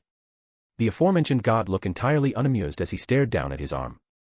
It was the tiniest cut that healed without any effort on his part. However, it did serve to pierce through the veil he was hiding himself behind. It did mend itself rather quickly, but it did show that this facade was not but an illusion. I have bathed in enough divine blood to recognize another. The god frowned, looking back at me. Careful with your words, mortal. My amusement may run its course. Funny, I have heard similar words many times in the past. How many of the gods have I slain had uttered such trivialities before me? What warning need I to heed from someone who hides themselves in front of this mortal? The god's eye twitched, but he didn't jump upon my provocation. I was still unsure of his true identity, thus I would continue to probe, but I did not wish to commit without knowing any details I could find out when others required protection within the vicinity of my battle. Some manner of demigod. There shouldn't be many of you running around these days. Especially ones that know that language and use of Norse magic. He seemed to be voicing his thoughts for his own amusement. But I don't think that's it either. My instincts are telling me it's something much different, but I just can't put my finger on it. For some reason, it made me annoyed to converse with him. And the feeling of being looked down upon was also not one I enjoyed. If I had not been a servant, even with how advanced Wilhelm made my vessel, I would have no hesitation in my ability to kill him. Unfortunately, I am much lesser now than when I was alive. However, that did not mean that victory was beyond me in the slightest. This one gave off a much more dangerous feeling than that goddess I had fought in that other world. She was a mere shadow of what a god should be, not even allowed to be called a divine spirit with her reduced state. This one, while the differences were obvious to someone who had once lived in the old age in my world, was without a doubt a god. Spinning my spear, I kicked up large swathes of dirt. With a second flick, I sliced at the ground, imbuing the ground with a string of runes. The wind reshaped, gathering up the dirt and shot at the god like spears. He casually swayed side to side as to dodge, but that wasn't my intent. The spears all swirled around him and I snaped my finger, causing them to burst into a large upturn, concealing vision. With that, I moved, a straight thrust right at his point of location. I gathered a significant amount of magical energy at the tip of my spear and let out a shout. The god raised up his hand, and cast a spell in response. The space between us fluctuated as my spear collided with something very sturdy. The result was that neither side would give in. His shield fluctuated, I pushed, but my spear was unable to penetrate the shield. The god had an amused smile still adorning his face which made me wish to wipe it away. Did you not wonder why I used such a spell to obscure vision when I attacked from the front? I took a small bit of satisfaction as his eyes gained realization and he glanced down at the ground. On his side of the shield, a handful of small stones began glowing, each had a rune placed on them. My previous spell had deposited them at his feet without him noticing. He raised his other arm to cast another spell, but I took that moment to put much more power into my thrust, shattering his shield at the same moment his attention was divided. The resulting explosion caused a large portion of the school behind us to disappear. My own shield shimmered around me, a singular string flickering before fading as to not be caught up in my own attack. I frowned once more, waving my spear to the side to clear away the dust once again, to get a clear sight. I didn't expect him to be there. I could feel something happen right at the point of contact. Instead, my eyes followed the feeling of anger directed towards me. He was standing atop another building and he had a much better expression. His mouth twisted back in a snarl as he held his eye.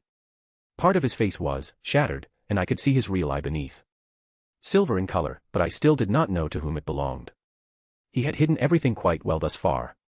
Even his magic was hidden. He was using the human magic from this world and layered several spells together to get a worthwhile effect. It was roundabout, but still provided results. Very inefficient, but it served to hide his origin. It seemed that this was not the ideal battlefield for either of us. The god swiped his hand, mending the fake body once more. Cute trick. He looked very calm after composing himself. Yes, the child that showed me thought it was very amusing. I nodded me head, meeting his barb. Satanta looked so proud of himself when he showed me the runes he carved on stones, then started throwing them, making them explode. One thing after another. The god sighed, walking along the edge of the building, as if taking a stroll. I swear, this was supposed to be an easy little experiment. Help out the little soldier, watch these idiots implode on themselves. But that pigeon couldn't even do this right, and it was such a simple plan. He abruptly turned, like he was going to step off the edge only to disappear and reappear on the ground. I suppose it was intelligent by their low standards. Really, it wasn't that difficult. Help him sneak some of his people in the Vatican disguised as devils, kill a few important mortals. Stab their important sword into the annoying devils. He waved his hand flippantly. Not to mention that a portion of his own soldiers should be attacking devil territory right about now, you know, to round everything up. Along with many other smaller incidents around the world. With so many fingers pointed, it's impossible to know who or what's the right story. All the lower ranks know is that they were attacked by the other two factions, and their leaders won't have any choice but to retaliate. You talk too much. I took a step forward, ready to attack again. Or maybe. He raised his finger up, and a massive spell circle appeared beneath us. You should pay more attention. My eyes widened. Did he weave spells into his monologue? Well, it was fun. Goodbye. He snapped his fingers and a baleful green serpent created from divine flame came into existence, coiling around me. For the first time in this fight, I felt a hint of the god's authority come into being. It was still not one I could immediately place just from feeling. However, this attack would be far from enough to stop me. I ran my hand down my spear, bringing forth my primordial runes as I strung together the ancient language along my weapon. I lifted it up, and slammed it against the ground. J.R. Timmy Tomer. A domain expanded outwards from me, the serpent flickered and appeared still. Within this small domain, I slowed time to roughly a standstill. The god's eyes widened, and he reacted frantically for the first time since our meeting. I could see his divinity expunge outwards, fighting against the effects of mine as he pushed himself backwards. He was near the edge, but it was enough time. I let loose my magical energy fully. A simple movement again, a singular thrust right at his heart. A significant amount of power emanated from the god in response. The temporal anomaly around his immediate person was pushed to the side as he swiped his hand and a beautiful dagger appeared between his fingers. The point of my spear met his own weapon. He was bodily lifted up off the ground and carried outwards from the domain I had created. The arrogant god went tumbling across the ground before sliding to his feet. His illusion flickered briefly before stabilizing. He growled in annoyance, that haughty facade of his dying. He planted his foot firmly, swinging his dagger with enough force to deflect another thrust of my spear. The ground to the side was cleaved away by the dispersion of power that was expelled. We were far enough away from the others that I couldn't help but feel my blood boiling again. The need to protect them was wavering as he focused solely on me, and thus I felt excited at the prospect of the fight. My spear turned into naught but a red blur streaking across space, moving faster and faster with each moment. And the god, he was keeping up. I could tell his strengths did not lay in martial might. However, he was still experienced enough to deflect or dodge my blows as his feet slid across the ground, redirecting most of the force behind my attacks. He was most certainly losing ground with each exchange, but he was fighting. Who are you? The god blurted out. How do I not know who you are? And how do you know that magic? The old bastard barely taught anyone that. Though he shouted the question, he didn't give me an opportunity to answer, not that I would. He grabbed his dagger with both hands and slammed it forward, knocking my spear downwards, utterly obliterating the ground beneath us. He disappeared from sight, blade coming at my back. With a flick of my fingers, I actualized a shielding spell that his weapon collided with it. In his other hand, he held his own magic, still keeping to hide himself. The spell circles overlapped as a large amount of power gathered. I dropped to my knee, spinning my body around, spear piercing through the spell sequences, disrupting the process. With another sneer, he teleported away on top a half-destroyed building. I grow tired of this foolishness. His dagger disappeared and he raised both hands up. In one hand, a baleful green fire raged, in the other, a bone-chilling coldness radiated out. The one with fire he held towards the snake that was still suspended from my previous spell. As if grabbing hold of it, he slammed his hand down. My temporal domain shattered, and the fire was recycled into a new sequence. The ground cracked beneath it, a deathly aura began radiating outwards as hands grasped at the edge. Hundreds of figures pulling themselves out of the earth, enveloped in that unholy fire of his. In his other hand the world turned cold. Snow began falling down above us, winds whipped up, forming an obstruction, as if he declared his own domain in the vicinity. The flickering of fire was all that I could see now as the ice-cold air enveloped my vision completely. The god himself turned his lips upwards mockingly. I could feel his presence shift and merge with the many that now walked around the ground. He was hiding himself amongst the undead he summoned. More specifically, the type of undead I could recognize, Draugr. I looked as they surrounded me, hundreds of undead, and any of them could be this god who was so skilled that I was having trouble finding him. What's wrong? A voice carried upon the winds, not giving his location away. A little cold for you. Do my little friends make you uneasy? I breathed out a cold breath of air. How nostalgic. Whatever this god had expected, I did not believe it for me to feel so familiar. All of this to hide your identity. My excitement has died. I spun my spear again in annoyance. You had no true intention on fighting me from the start, merely play whatever games it is you are playing. I guess you aren't the foolish woman I thought. I was only a spectator that wanted to see this play out and I'm left disappointed. Oh well, it doesn't matter in the long run. His words irked me. Razor-cold winds. Undead abominations. I harumphed in contempt. Allow me to show you my home for the past thousands of years. I could feel my magical energy swirled about as I touched my second noble phantasm. The cold air around me distorted, the winds that he had summoned were bent as I commanded my own authority to descend. Open, gate of sky. I declared as the massive stone gate slammed into the ground behind me. A compulsive force swept out, dragging everything along with it. The undead he summoned were forcibly taken. The winter storm he called forth was consumed. The area was swiftly cleaned up as the gates behind me slammed shut and disappeared. There was but one last figure in front of me. He didn't deem it necessary to hide himself anymore. Who are you? He had a very serious expression on his face. I wield Gibalg and summoned forth the land of shadows, and you still ask me who I am. The god's face flashed through many emotions, it seemed as if he wanted to ask many more questions. However, a large eruption power exploded out from behind us, from the direction that my student was fighting the fallen angel. I will remember you. The god stated, his form cracked and shattered, and I only saw the briefest glimpse of him before he utterly disappeared. Wait until my own stage is set. His last words barely reaching my ears. Humph, a second time I allowed my foe to escape. That Athena previously, and now this god who refused to tell their name. It is truly difficult to keep a god anchored if they wish to flee, but it will not happen a third time. Asterisk asterisk asterisk. Reika POV. I hovered protectively amongst the others as a few fallen angels fell from the sky by my own hand. However, there were still many thousands in the sky. They were disciplined, more so than I had anticipated. I did not think I would see creatures as lofty as angels were acting like soldiers in such a manner. Whatever grievances there are against this Kokobeel, he certainly trained his men well. As a leader myself, I could acknowledge that much. Both Scathach and Wilhelm had taken their fights away from the group, so I did not have to worry about that aspect. Though, Scathach's opponent did give me pause. Something about him sent a chill down my spine. Is that why she sought him out? It was irrelevant right now, I didn't believe she would lose. I should focus on the task that Master had given me. Admittedly, I'm not in the best position to fulfill it. They obviously knew they possessed an advantage by staying so high up in the air, and I did not have a means to actually fly. I did not think any of them could singularly match me, but with so many, I was more than aware that a group is capable of overcoming difficulties by working together. They also didn't move, as if watching warily, waiting for us to make a move and respond accordingly. Looking up at the two dragons still fighting higher up, I did have an idea, whether it would be a good idea was still not decided. But I thought my son would be all for it in a different situation. Jin. I called out, and the blue-skinned girl perked up, she was still healing everyone having grabbed Master's staff. Need help? She offered almost immediately, the sweet girl that she was. Yes, but, would you be able to stay back and defend? I fear I won't be able to fulfill my command without leaving this area. Leave it to me. She replied, giving a thumbs up. Do you perhaps have a spell to give me flight as well? A flight spell? She blinked. I do, but I would have to be nearby. That would defeat the purpose. I opened my mouth again, but suddenly the angels in the sky moved.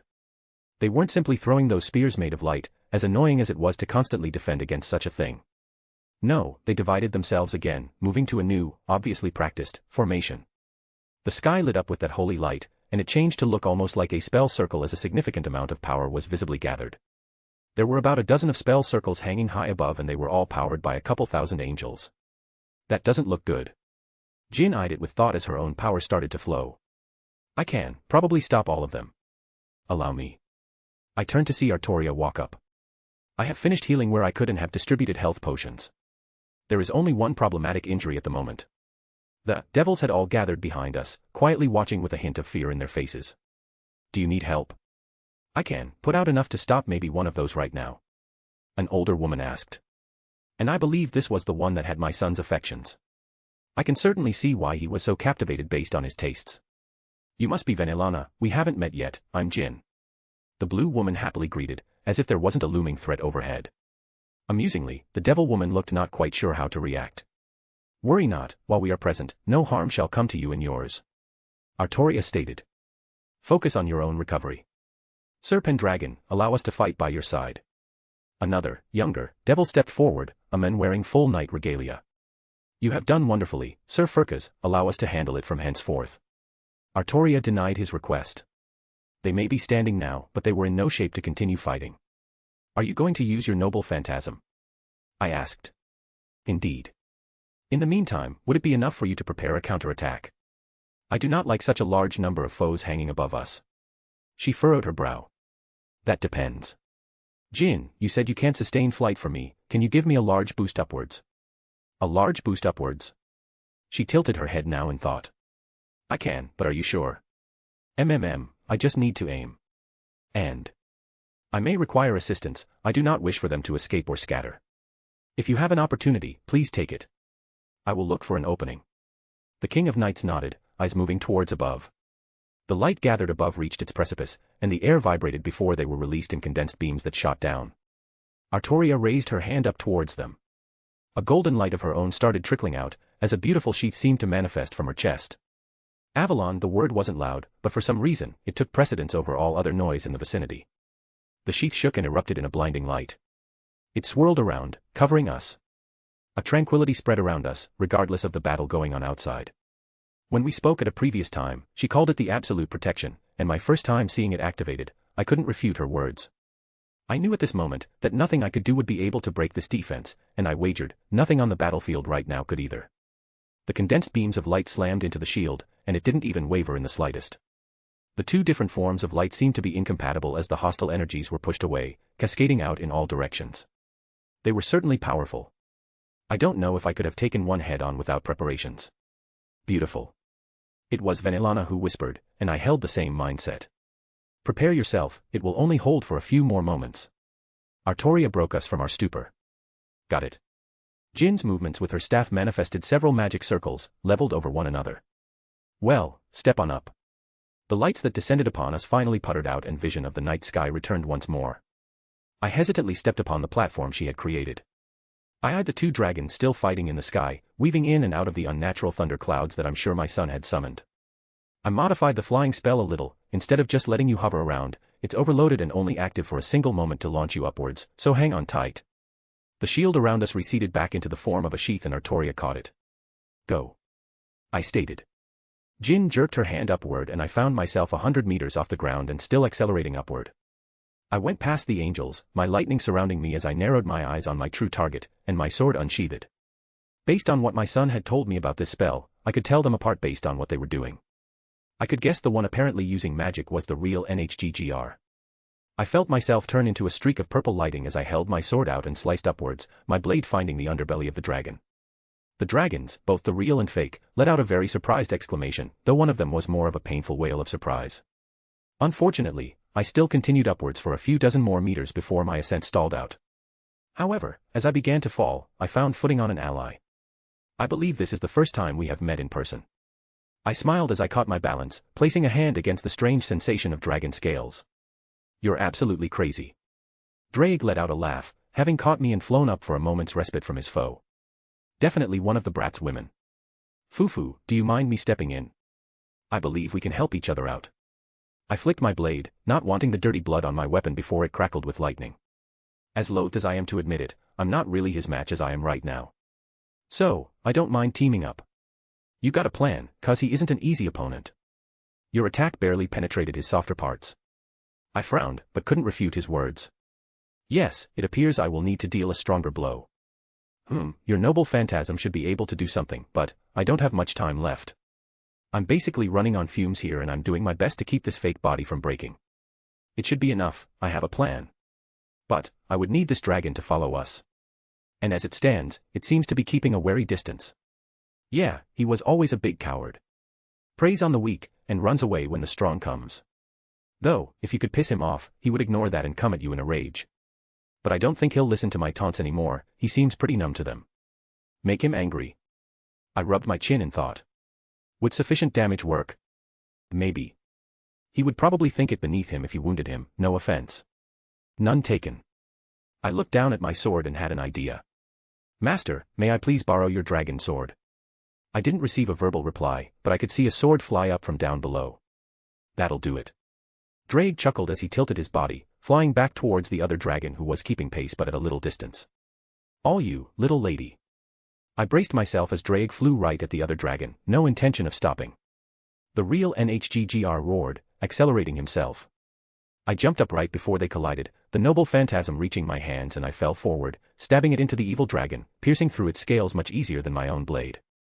NHGGR looked startled as its body jerked, it roared, head thrown back in confusion, and Drake took that opportunity to bite into its neck. It jerked back and forth, trying to dislodge me, however, I regained my footing on its back, pulling the sword free and sliced into it more and more, my lightning crackling around the blade as I pushed it fully into its hide, all the way down to the hilt. The anti-dragon properties caused it to rip apart the scaly defense. Pest. The evil dragon hissed, breaking free from Drake's grasp and spun its body. I couldn't hold on and fell off after pulling the blade free. Got you. Drake grunted as I landed upon his head. Do you think that was enough? Roarer. There is a possibility. Yes, I believe that would suffice. I think the anti-dragon properties caused it to act more irrational than normal as well. What's your plan? Head into the group of fallen angels. Ha ha ha, that sounds like fun, let's go. I stood back up, glancing behind us as the other dragon looked mad with anger, and it was flying faster than us. Putting Ascalon safely away into my storage bracelet, I sheathed my own sword. Is this your fastest speed? In pure flying, yes. But I think I got a little more juice in me for something else. Drake sucked in a deep breath as we approached the groups of angel who looked hesitant at our approach, but formed up ranks all the same. Well trained indeed. Would. Drake breathed out, and I felt us both accelerate in a blinding burst of speed, to the point where we bulldozed through dozens of fallen angels, and their entire first line and appeared on the complete other side of their formations. You got one of those, little lady. It's your turn now. Yes, I shall deal with this dragon then, and answer my master's command. I declared, taking a spot atop of Drake's head as I pulled on my divine lightning, my noble phantasm activating. It was not the noble phantasm I had as a mere berserker. When master and grandfather had fixed me, they added other aspects of myself. It was mostly my saber aspect that filled in the gaps, but other things slipped through. My riding had increased from my rider class and such, but what filled another slot in my noble phantasms was my lancer class. It appeared in my hands, a weapon not my own, but my father's. An iconic weapon that hailed from the eastern lands of India. My allowance of its use was only during the activation of my noble phantasm. My lightning danced around it as it began to spin, coalescing magical energy until it reached an adequate amount. I will show you. It continued to increase in speed as it spun in my hands until it became nothing but a blur, lightning arcing in every direction. Gozu Tenu, the eastern deity, Vajra of Indra. That is, the spear of the divine, made from the sacred sacral bone. Now, come forth and annihilate every foe. I stopped my machinations, all the accumulated power dancing around the weapon as I reeled back, and threw it with all my might. Sakras Vajra. The fallen angels had noticed, they tried to move out of the way, but they were reduced to ash by the mere passing of the divine weapon.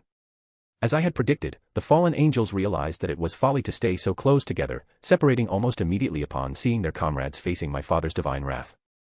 But my main target was not them. The dragon who saw what was coming, its lower body jerked, trying to stop its forward momentum, its wings suddenly trying to change its direction, but it was too late. Its body arced as the divine weapon connected, an ear-piercing roar of pain echoed out. My noble phantasm tore through its stomach and exited out the other side, sailing across the night sky. And seeing a golden light start rising from the ground below, I realized my role had finished. Asterisk. Artoria Pendragon POV. I watched Reiku ascend to the sky, not quite understanding her plan until she landed atop of Drake in that fake form. Avalon had returned inside me and I kept my vigil watch. I did not know what to think about this woman beside me previously, this Venelana. However, seeing how she was so desperately trying to protect her daughter, I felt an inkling of respect swell up. Perhaps there was some common ground we could find, more so than I had expected beforehand. But that was a thought I dismissed for now. I had a duty to uphold and I would not allow any of these children to come to harm under my watch. And especially the woman who Wilhelm had traded affection with. It was no secret how much he treasured our relationships. I recalled the looks he had when I found out the situation with Scathack after he returned. We were nowhere near where we are now in terms of relationship bonding, yet, the thought of him returning to that state made my heart retch. These fallen angels had almost caused him to revert back to that again. I kept it under wraps, but my anger was not absent. I would also admit to feeling odd about fighting angels that had fallen from heaven. Geez, they don't give up. Jin huffed, holding her hands up and casting a multitude of spells.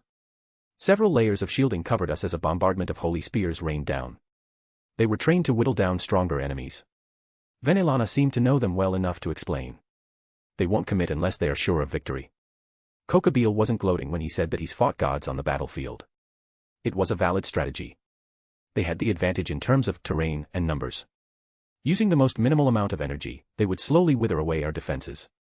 Be it magical energy or mental fatigue, eventually, most would give out in our situation. And what was that earlier attack? It was much more substantial. I asked. A probing. She answered simply. Humph, the only probing I allow is from Wilhelm. Jin huffed, more spell circles appeared and she returned attacks back to their origin.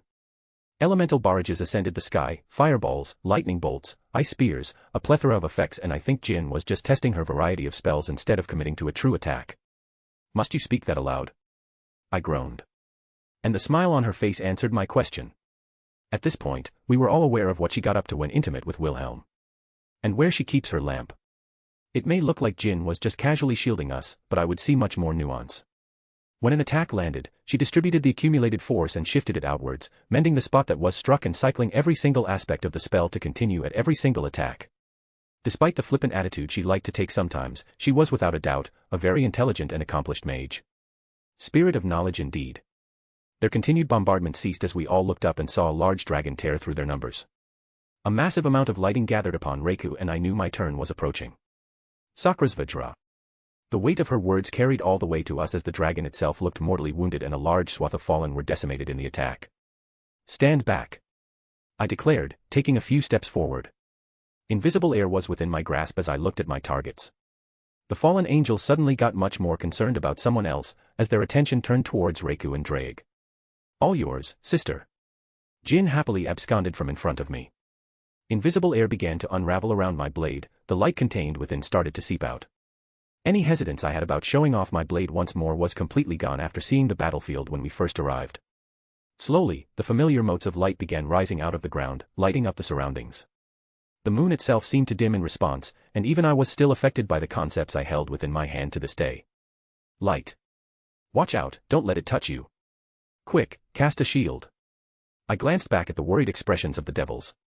Mayhaps a previous warning, but it did not cross my mind until this moment.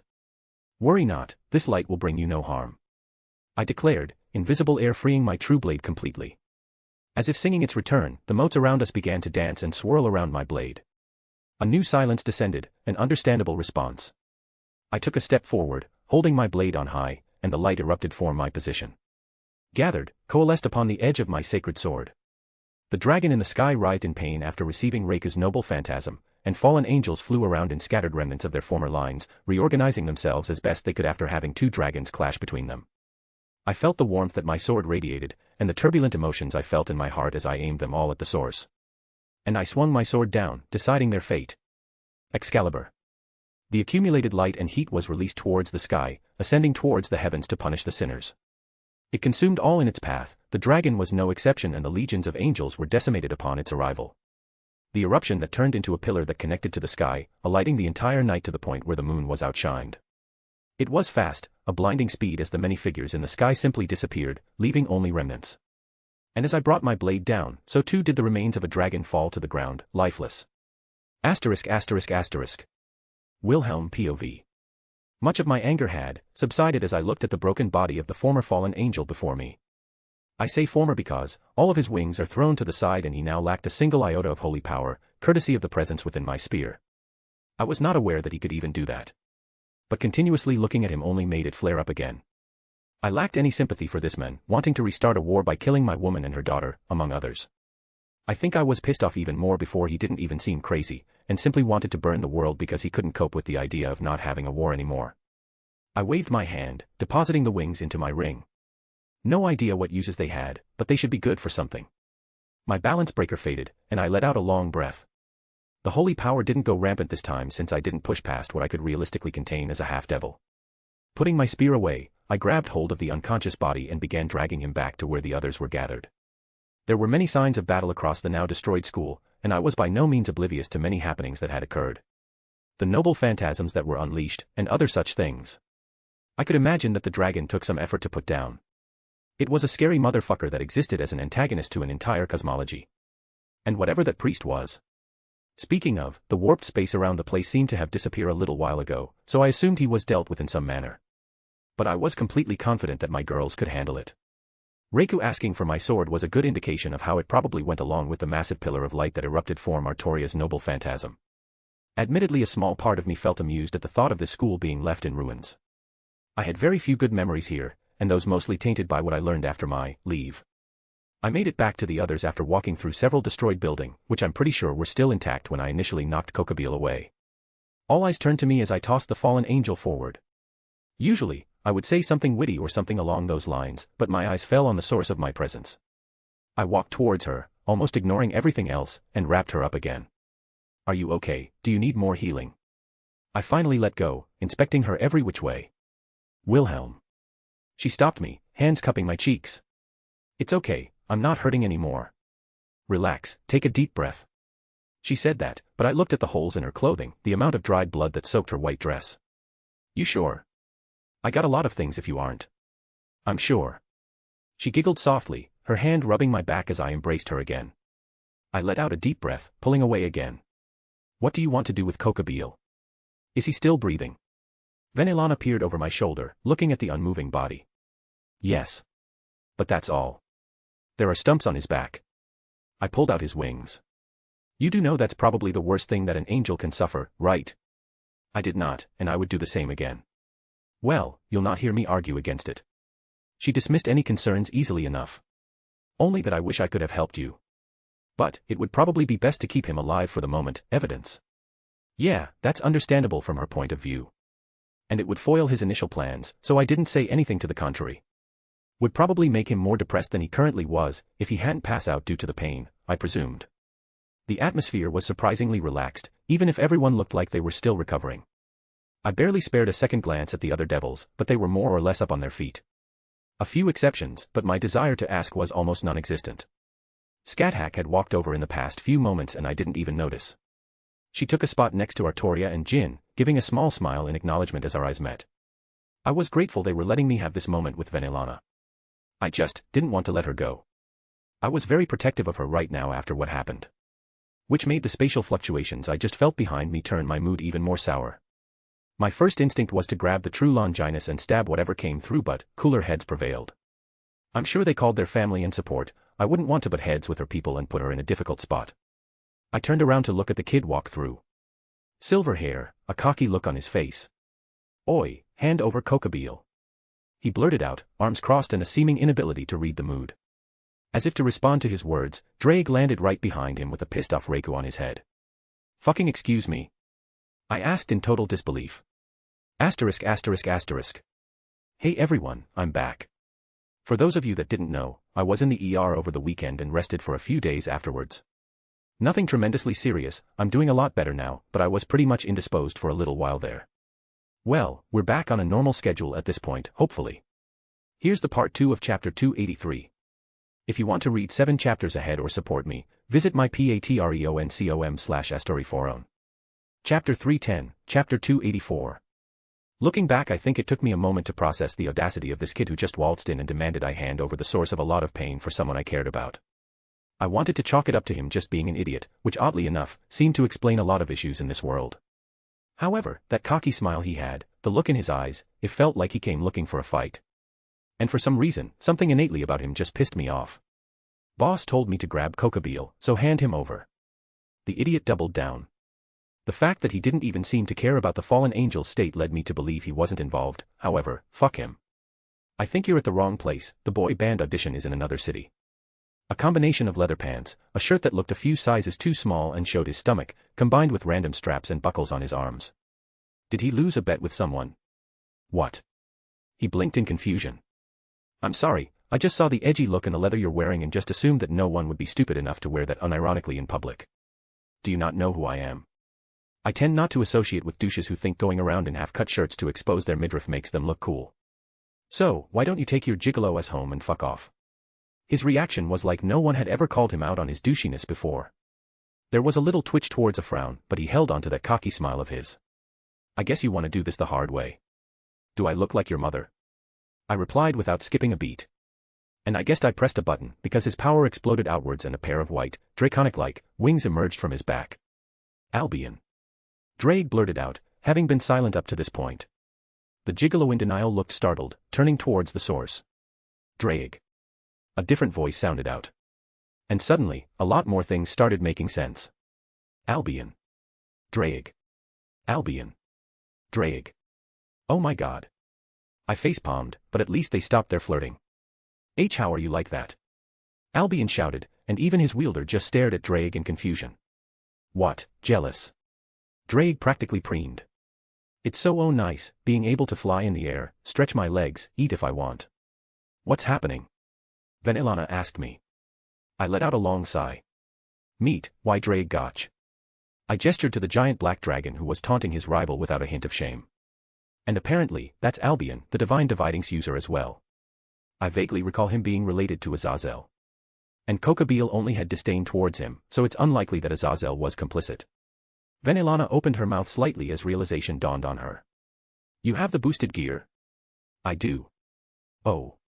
Yeah, well, this is Valley, the greatest user I've ever had. I turned my attention back to their arguing. Best of shit is still shit. Drake snorted. Why you? And I seem to now understand why their rivalry lasted so long. Drake was a little shit. My partner is like, 1,000,000 times better.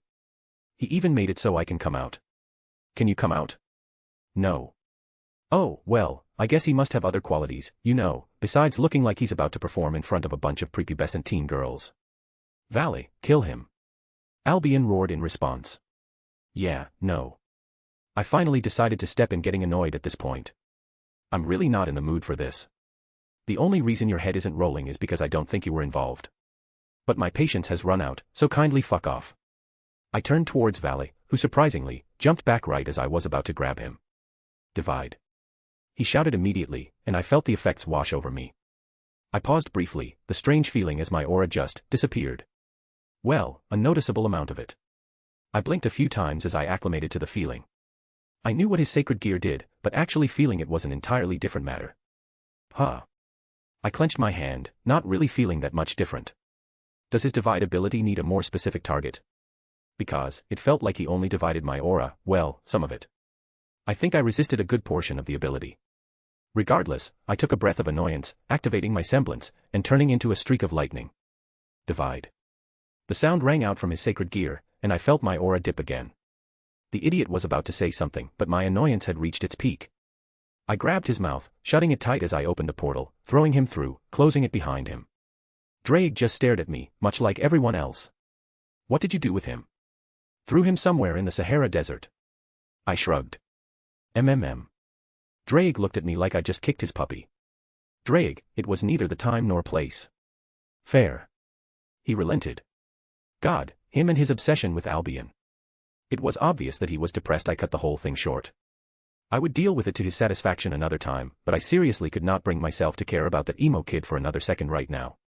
Well, the annoyance is out of the way. I let out a sigh. Reiku, can you please find any remnants and bring them here? I asked my servant who had been quietly ready off to the side. Of course, master.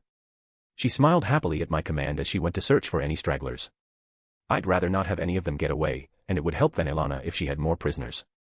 I will assist. Scathack flicked her spear, leaning it against her shoulder as she followed after. I gave her a thankful nod and got a returned smile from her. What a fucking mess this is. I sighed, looking around everywhere, rubbing the bridge of my nose. You sure you're okay? I turned back towards Vanillana. She let out that adorable giggle of hers again. Yes, I'm fine. She leaned over, giving me a kiss on the cheek. You probably have a lot of questions. Without a doubt. She giggled again. But right now I really don't have the mental capacity to even think about it. I thought I was going to die not that long ago, Wilhelm. I don't think the adrenaline has worn off yet. There has been so much thrown at me in the past hour or so, and I haven't had any time to properly handle it. I'd like time to de-stress and calm down, then deal with it later. That's understandable, I acknowledged. Her hand took mine as she gave it a small squeeze. I'm going to check on the children again. Yeah, I'll start cleaning everything up. She smiled beautifully before letting go. She went over to her daughter again, giving her a big hug. They had been relatively quiet, all things considered. Well, I suppose it was awkward due to our relations. So, that's Vanillana. Jin happily threw herself at me. I caught the excitable woman in my arms, always welcoming her affectionate personality. I also felt much better now that all the annoyances were gone and everything was settled. She seems like a good woman. Artoria added, walking up as well. 'Tis not the most ideal first meeting, but I do not dislike her thus far. That's saying it nicely. I'm just relieved that she's okay. Asterisk asterisk asterisk. Rias Gremory POV. Mom, I'm fine. I breathed out as she began making sure I wasn't bleeding anymore. I'm just checking. She smiled, before pulling me into a big hug. And you too, Aquino. Mom reached over, pulling the dumbstruck sadist into her arms. It was weird. We were so close to dying, and yet, now everyone's acting like it didn't even matter. What the hell even happened? I saw it all, it happened right in front of my eyes, but I don't think my brain caught up yet. So, I just opted to watch Mom run around and give everyone hugs, making sure they were okay. Rias. Sona. I let out a long breath, seeing my friend hobble up next to me. I honestly didn't know what to say now, I was still in shock. We were lucky. Sona said quietly. Yeah. We almost died, and everything would have blown up with us. It's entirely likely the war would have restarted in full if he succeeded. Who would have thought he would have rescued us? I glanced at the source of most of the confusion. My nephew, who didn't even spare us a second glance. Have you tried calling your father? Phone still shows no signal. I casually tossed it to the ground, falling to my butt as I pulled my knees up. What the hell, Sona? I buried my head into my arms. I know, I feel the same way. One moment we were just having a random conversation, then next, we were about to be killed by one of the strongest angels to fall. And didn't they just teleport over here? Shouldn't it be working now? You can try teleporting if you want. I offered, letting out another sigh. It was probably best to sit and wait. Honestly, I thought we were all a bit too shaken to try anything right now. The safest place was right here for the moment. I want to thank him, but you can't even find the courage to approach him. Sona sighed, sitting next to me. I feel like there's a wall there, and I don't think I can cross it. The hell am I supposed to say after he literally saved our lives? Sorry I ignored you for your entire life, but thanks. I let out a depreciating laugh. The only reason he appeared was your mom. Sona questioned. I let out a groan. I guess that isn't a secret anymore. Mom is apparently dating him. Oh. Sona's reply was lackluster. I thought she would have said something different. What? What? Sona returned. I mean, aren't you going to say something? Rias, I was almost killed by an angel, I couldn't care less right now. Besides, my sister hasn't exactly been subtle about her advances over the years towards me. And you know that Riser's parents are cousins, right? It's really not that uncommon for us. Yeah, I guess. Just, I don't know how to feel about it. But he came right when she called and saved us. I sighed again. Maybe I'm just upset about finding out that Mom and Dad aren't in love anymore. This is going to be a mess to explain. Whenever our siblings got here, that was. Explain what? The dragon that's just casually sitting over there, that's apparently the one sealed in the infamous boosted gear. Or are you talking about the woman who apparently has Indra's divine weapon and used it to kill an evil dragon that was supposed to be dead, who for some reason looks like the previously mentioned dragon, for some reason? Or the woman who could hold off a legion of fallen angels while shielding us? Or the woman who identified the priest as a god hiding in disguise and proceeded to battle him and not lose? Or the last woman who apparently revealed a holy sword that put what was supposed to be Excalibur to shame, only to name it Excalibur as well and obliterate said legion of angels and the dragon? Or lastly, is it your nephew, who apparently has both the boosted gear and the true Longinus, the latter of which he decided to ignore the fact that he's a half-devil and used its balance breaker, somehow becoming an angel in the process, and handed Kokabeel his metaphorical and literal ass. I blinked as Sona said all of that in a single breath. Yes. She let out a groan. I couldn't blame her, to be honest. I would probably freak out about everything later. Instead, I just watched the blue-skinned woman run over and hug the scary-looking dragon. The latter of which looked way too amused and let her climb on top of him. And there was those other two who started dragging unconscious fallen angels and throwing them into a pile near Kokabeel. It feels like the gap has widened even more. I muttered. I don't understand it. Rias. I was broken by my thoughts, standing up immediately as I saw Mom calling to me. I hurriedly ran over to see her kneeling next to Issei. What's wrong? Did he take a holy attack earlier? Yeah, but he healed up.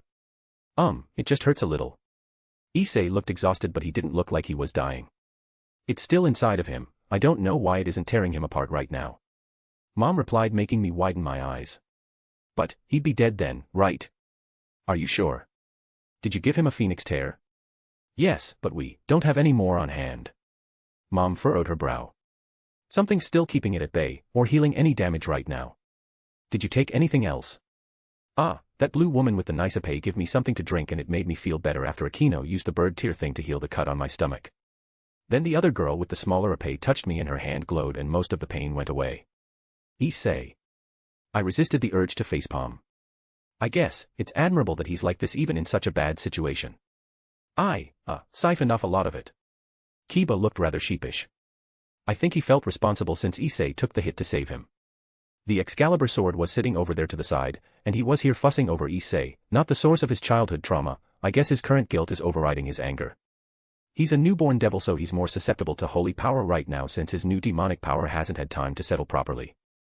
Mom looked worried. What do we do? Mom bit her lip and looked up. Wilhelm.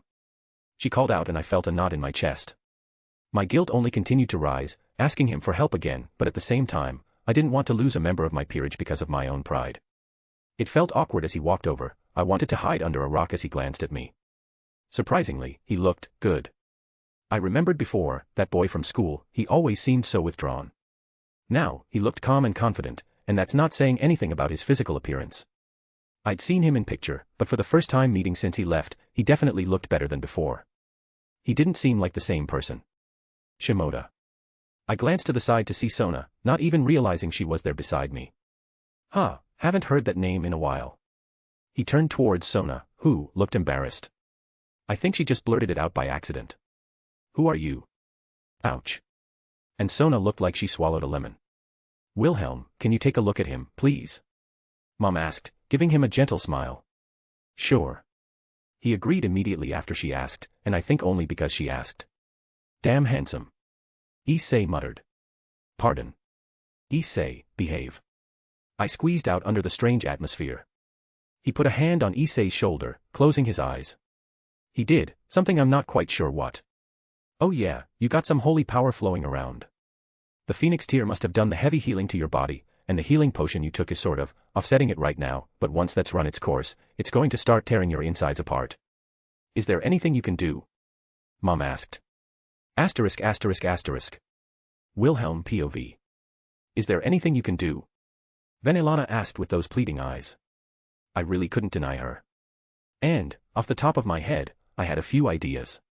It's not like he was in immediate danger, give it 10 to 20 minutes and then it might become a problem. Demonic power naturally fights against holy power when it invaded the body, but his power was minuscule. He probably spent his entire reserves to keep himself going before we got here. I wanted to cringe at the idea that popped into my head. I felt guilty about taking the boosted gear away from him initially. I was most certainly not in a good headspace at the time, and I fully admit I stole something very valuable from him that could have sent him on a completely different path. Honestly, the fact that he's a devil right now was shocking. I didn't know how it happened, but I also didn't really care. After inspecting his body, he did have a small dragon aspect, a leftover from Drake being in his soul for so long most likely. Perhaps that was enticing enough for them to reincarnate him. It would be an interesting point of experimentation to see what would come of it. I stood up, rubbing my chin in thought. Did I really want to do this? I felt like I owed the kid for taking Drake from him. And I knew for certain that Drake also felt slightly guilty too after seeing some of my memories of a possible future. I may as well clear up any moral debts I had hanging around. You're going to feel something odd, don't fight it. I breathed out as I gathered my aura into my hand and placed it on his stomach. I would take responsibility for my actions, and this was the least I could do. However far he could go, that would be on him. And after this, I would consider any debt settled. For it is through freedom that we achieve immortality. Through this we become a paragon of liberation and choice to rise above fate. Infinite in possibilities and unbound by death, I release your soul and by my hand, free thee. Asterisk asterisk asterisk. Non-canon Omake, the first meeting of the heavenly dragons. Albion. Draig. So that's Draig's rival. Two fated foes, destined to clash for all eternity until one emerges victorious. Not even death can stop this feud. Red and white. Dominion versus supremacy. The James Moriarty to his Sherlock Holmes. The Batman to his Joker. The Superman to his Lex Luthor. The "Why are you black?" Albion suddenly blurted out and everything came to a screeching halt. Whoa. Albion, what the hell? Draig looked offended. What? Albion sounded confused.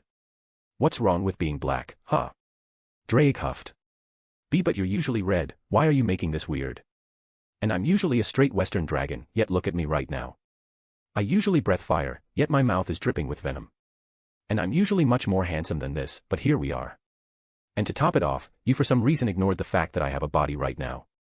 You instead decided to focus on my color over all of that. Something you want to say, Does the White Dragon Emperor have something to say? I crossed my arms. Why, you're making a big deal out of nothing. Did you say something, Dragon of Supremacy? Draig intoned. You're taking it out of context. Yeah, what's wrong with black? Even Kokabeel stood up, looking rather annoyed at the dragon. Just putting this out there, but I don't share his beliefs. His wielder spoke up. Valley. What? You're the one who made it about his color, don't bring me into this. Valley muttered. Get with the times, Albion, this shit isn't okay anymore. But I'm not. For real, even the fallen angel trying to start back up the Great War thinks you're out of line. I added. Despicable. Draig shook his head. I'm questioning this rivalry right now. But you should just go. I clicked my tongue. What are you? Yeah, let's go Albion, you made it weird. Valley turned around, stepping back through the teleportation circle. I didn't do anything. Were the dragon's final words before disappearing. I shared a look with Draig, who had a shit-eating grin on his face. I can't believe that worked. Me either. I shared the same look. How long until you think he realizes? Give it an hour. Draig laughed. And I'll hold this over him forever now. Honestly, I think Draig and I were a perfect match for each other. Is it any wonder that Albion has such a burning hatred for Draig? I'm starting to wonder if Draig even hates Albion in equal measure, or he just enjoys fucking with him too much. Asterisk asterisk asterisk.